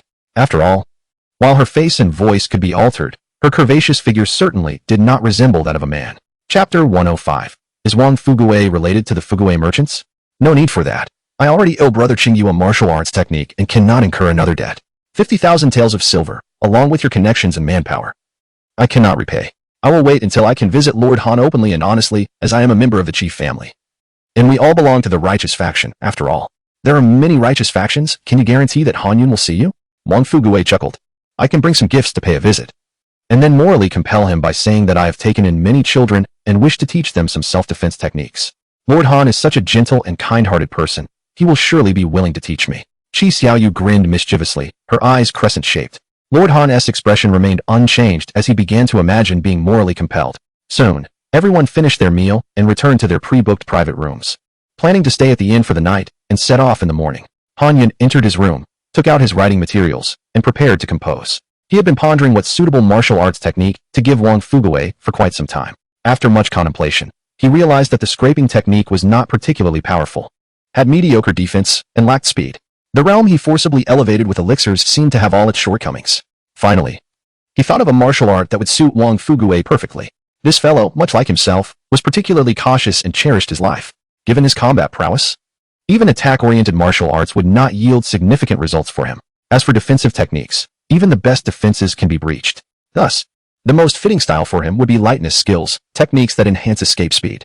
He had considered the martial art long ago, but due to their shared living conditions and tents, he had not found the opportunity to write it down.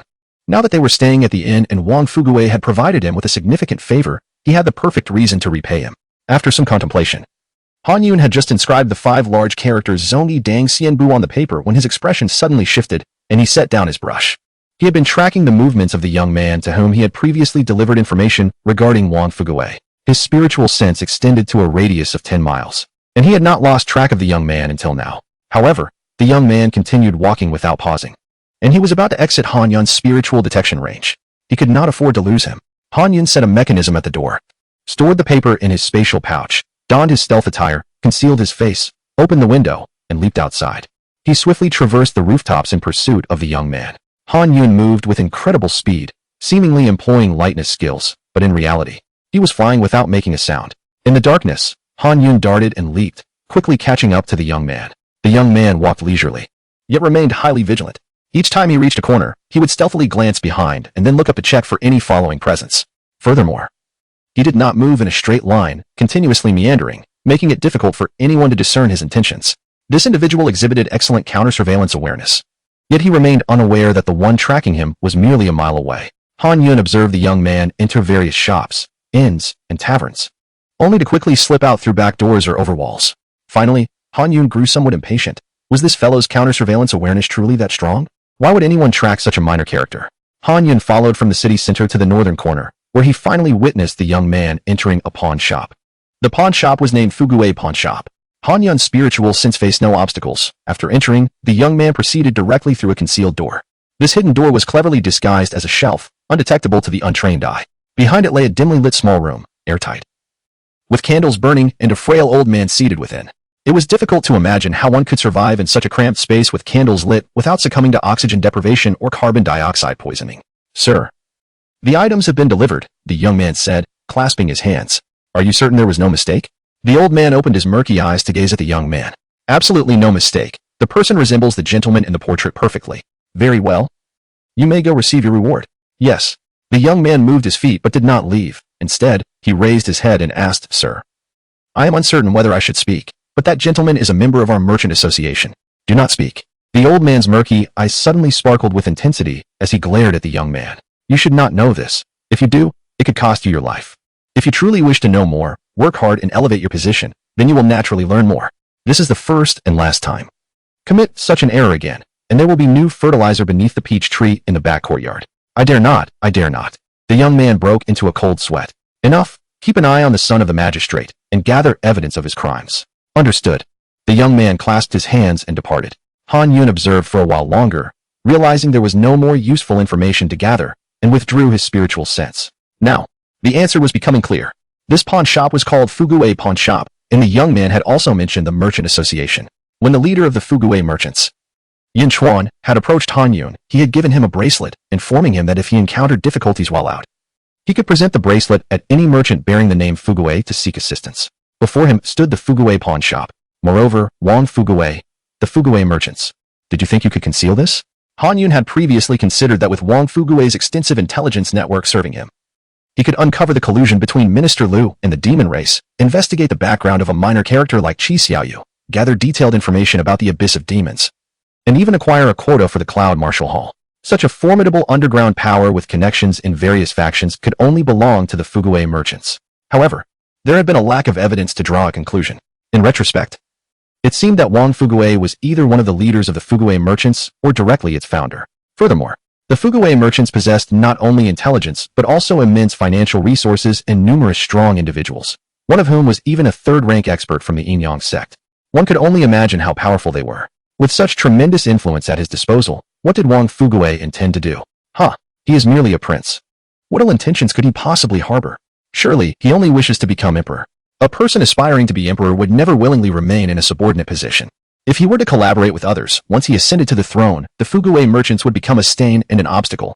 Thus, Wang Fuguwei must undoubtedly be the leader of the Fuguwei merchants. A faint smile graced Han Yun's lips. This situation was becoming increasingly intriguing. In embarking on this journey, he had encountered a friend who turned out to be the very leader of the Fuguwei merchants he had been investigating. Oh, why are all my fans such adorable young ladies? Is this a novel for girls? Additionally, I would like to express my gratitude to my dear brother Wang Fuguwei for his generous support of 230 yuan. He is my most respected elder brother, a mentor and friend who has taught me how to write. Thank you. The first male supporting character in the book, Wang Fuguwei, is based on him. Also, please stop vying for the top spot. It's not worth it. Don't fight over it. Chapter 106. A gift for Wang Fuguwei. Han Yun rose and hastily made his way back to the tavern, returning shortly.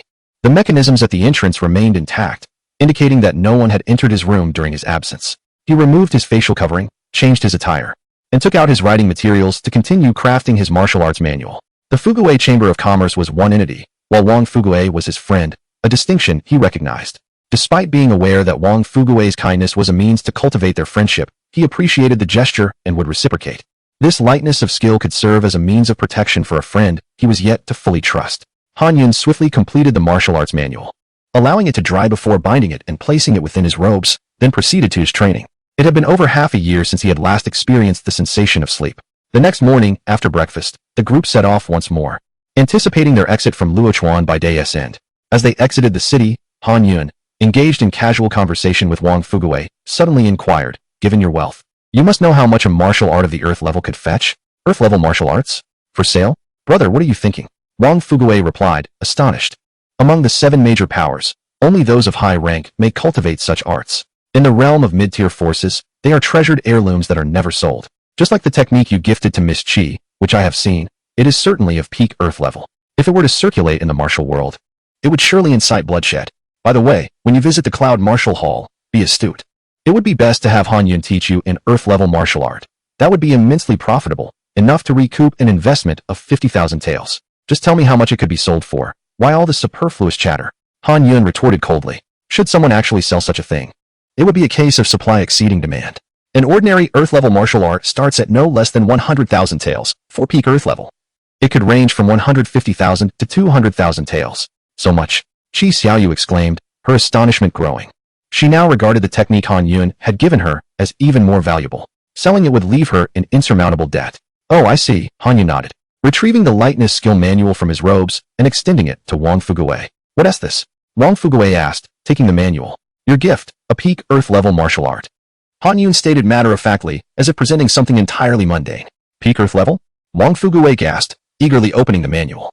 Unlike Qi Xiaoyu, who was preoccupied with the notion of repayment, he was a perceptive individual aware that relationships flourish through reciprocal exchanges. He had given Qingyu a grand gift, and Qingyu had returned the favor with another, deepening their bond in the process. Wang Fuguwei had no fear of indebtedness, even among common folk. Familial ties are often maintained through the exchange of gifts. If one were to avoid such exchanges, it would lead to estrangement. However, the gift of a peak earth-level martial art genuinely astonished him. It was indeed a significant gesture. This is a technique of lightness, knowing you value your life. I present you with a means of self-preservation. When faced with formidable foes, simply flee, preserve the green mountains, and you need not worry about firewood. Ah, you truly understand me. Wang Fuguwei exclaimed with delight. While his Chamber of Commerce possessed various lightness techniques, none were of peak earth level. Even the strong individuals he had recruited would not part with their most treasured skills. Suddenly, Wang Fuguwei shouted to his guard behind him, "Quick, prepare 800 gifts. Each gift includes a peak earth-level martial art. This is a windfall. Ha ha ha." His guards, well aware of his jest, understood the rarity of earth-level martial arts, and that Xingyu could not possibly produce 800 copies. Wang Fuguwei, with the manual in his left hand, reached for Han Yun's clothing with his right. "What are you doing? Show some respect." Han Yun pushed away Wang Fuguwei's hand. "I'm checking to see if you have any other martial arts manuals on you." "Goodness, you revealed one peak earth-level technique days ago, and now another? You must have plenty more." "I do not, truly. Just these two." "How did you acquire this manual?" Wang Fuguwei asked, intrigued. "Oh, a few years back. I accidentally fell off a cliff and discovered several manuals in a cave. I've been practicing them ever since. They must have been left by some esteemed predecessor. And in that cave, was there also a reclusive female warrior who, seeing your kindness and humility, kindly taught you martial arts, leading you both to a carefree life together? Wang Fuguwei replied, skeptical. That sounds like a scene straight from a script, without a single alteration. There was no female warrior, just a Pegasus as my companion. And you lived a carefree life with the Pegasus? Come on, are these the only 2 manuals you brought with you? Indeed. Stop kidding around. The ink is still damp.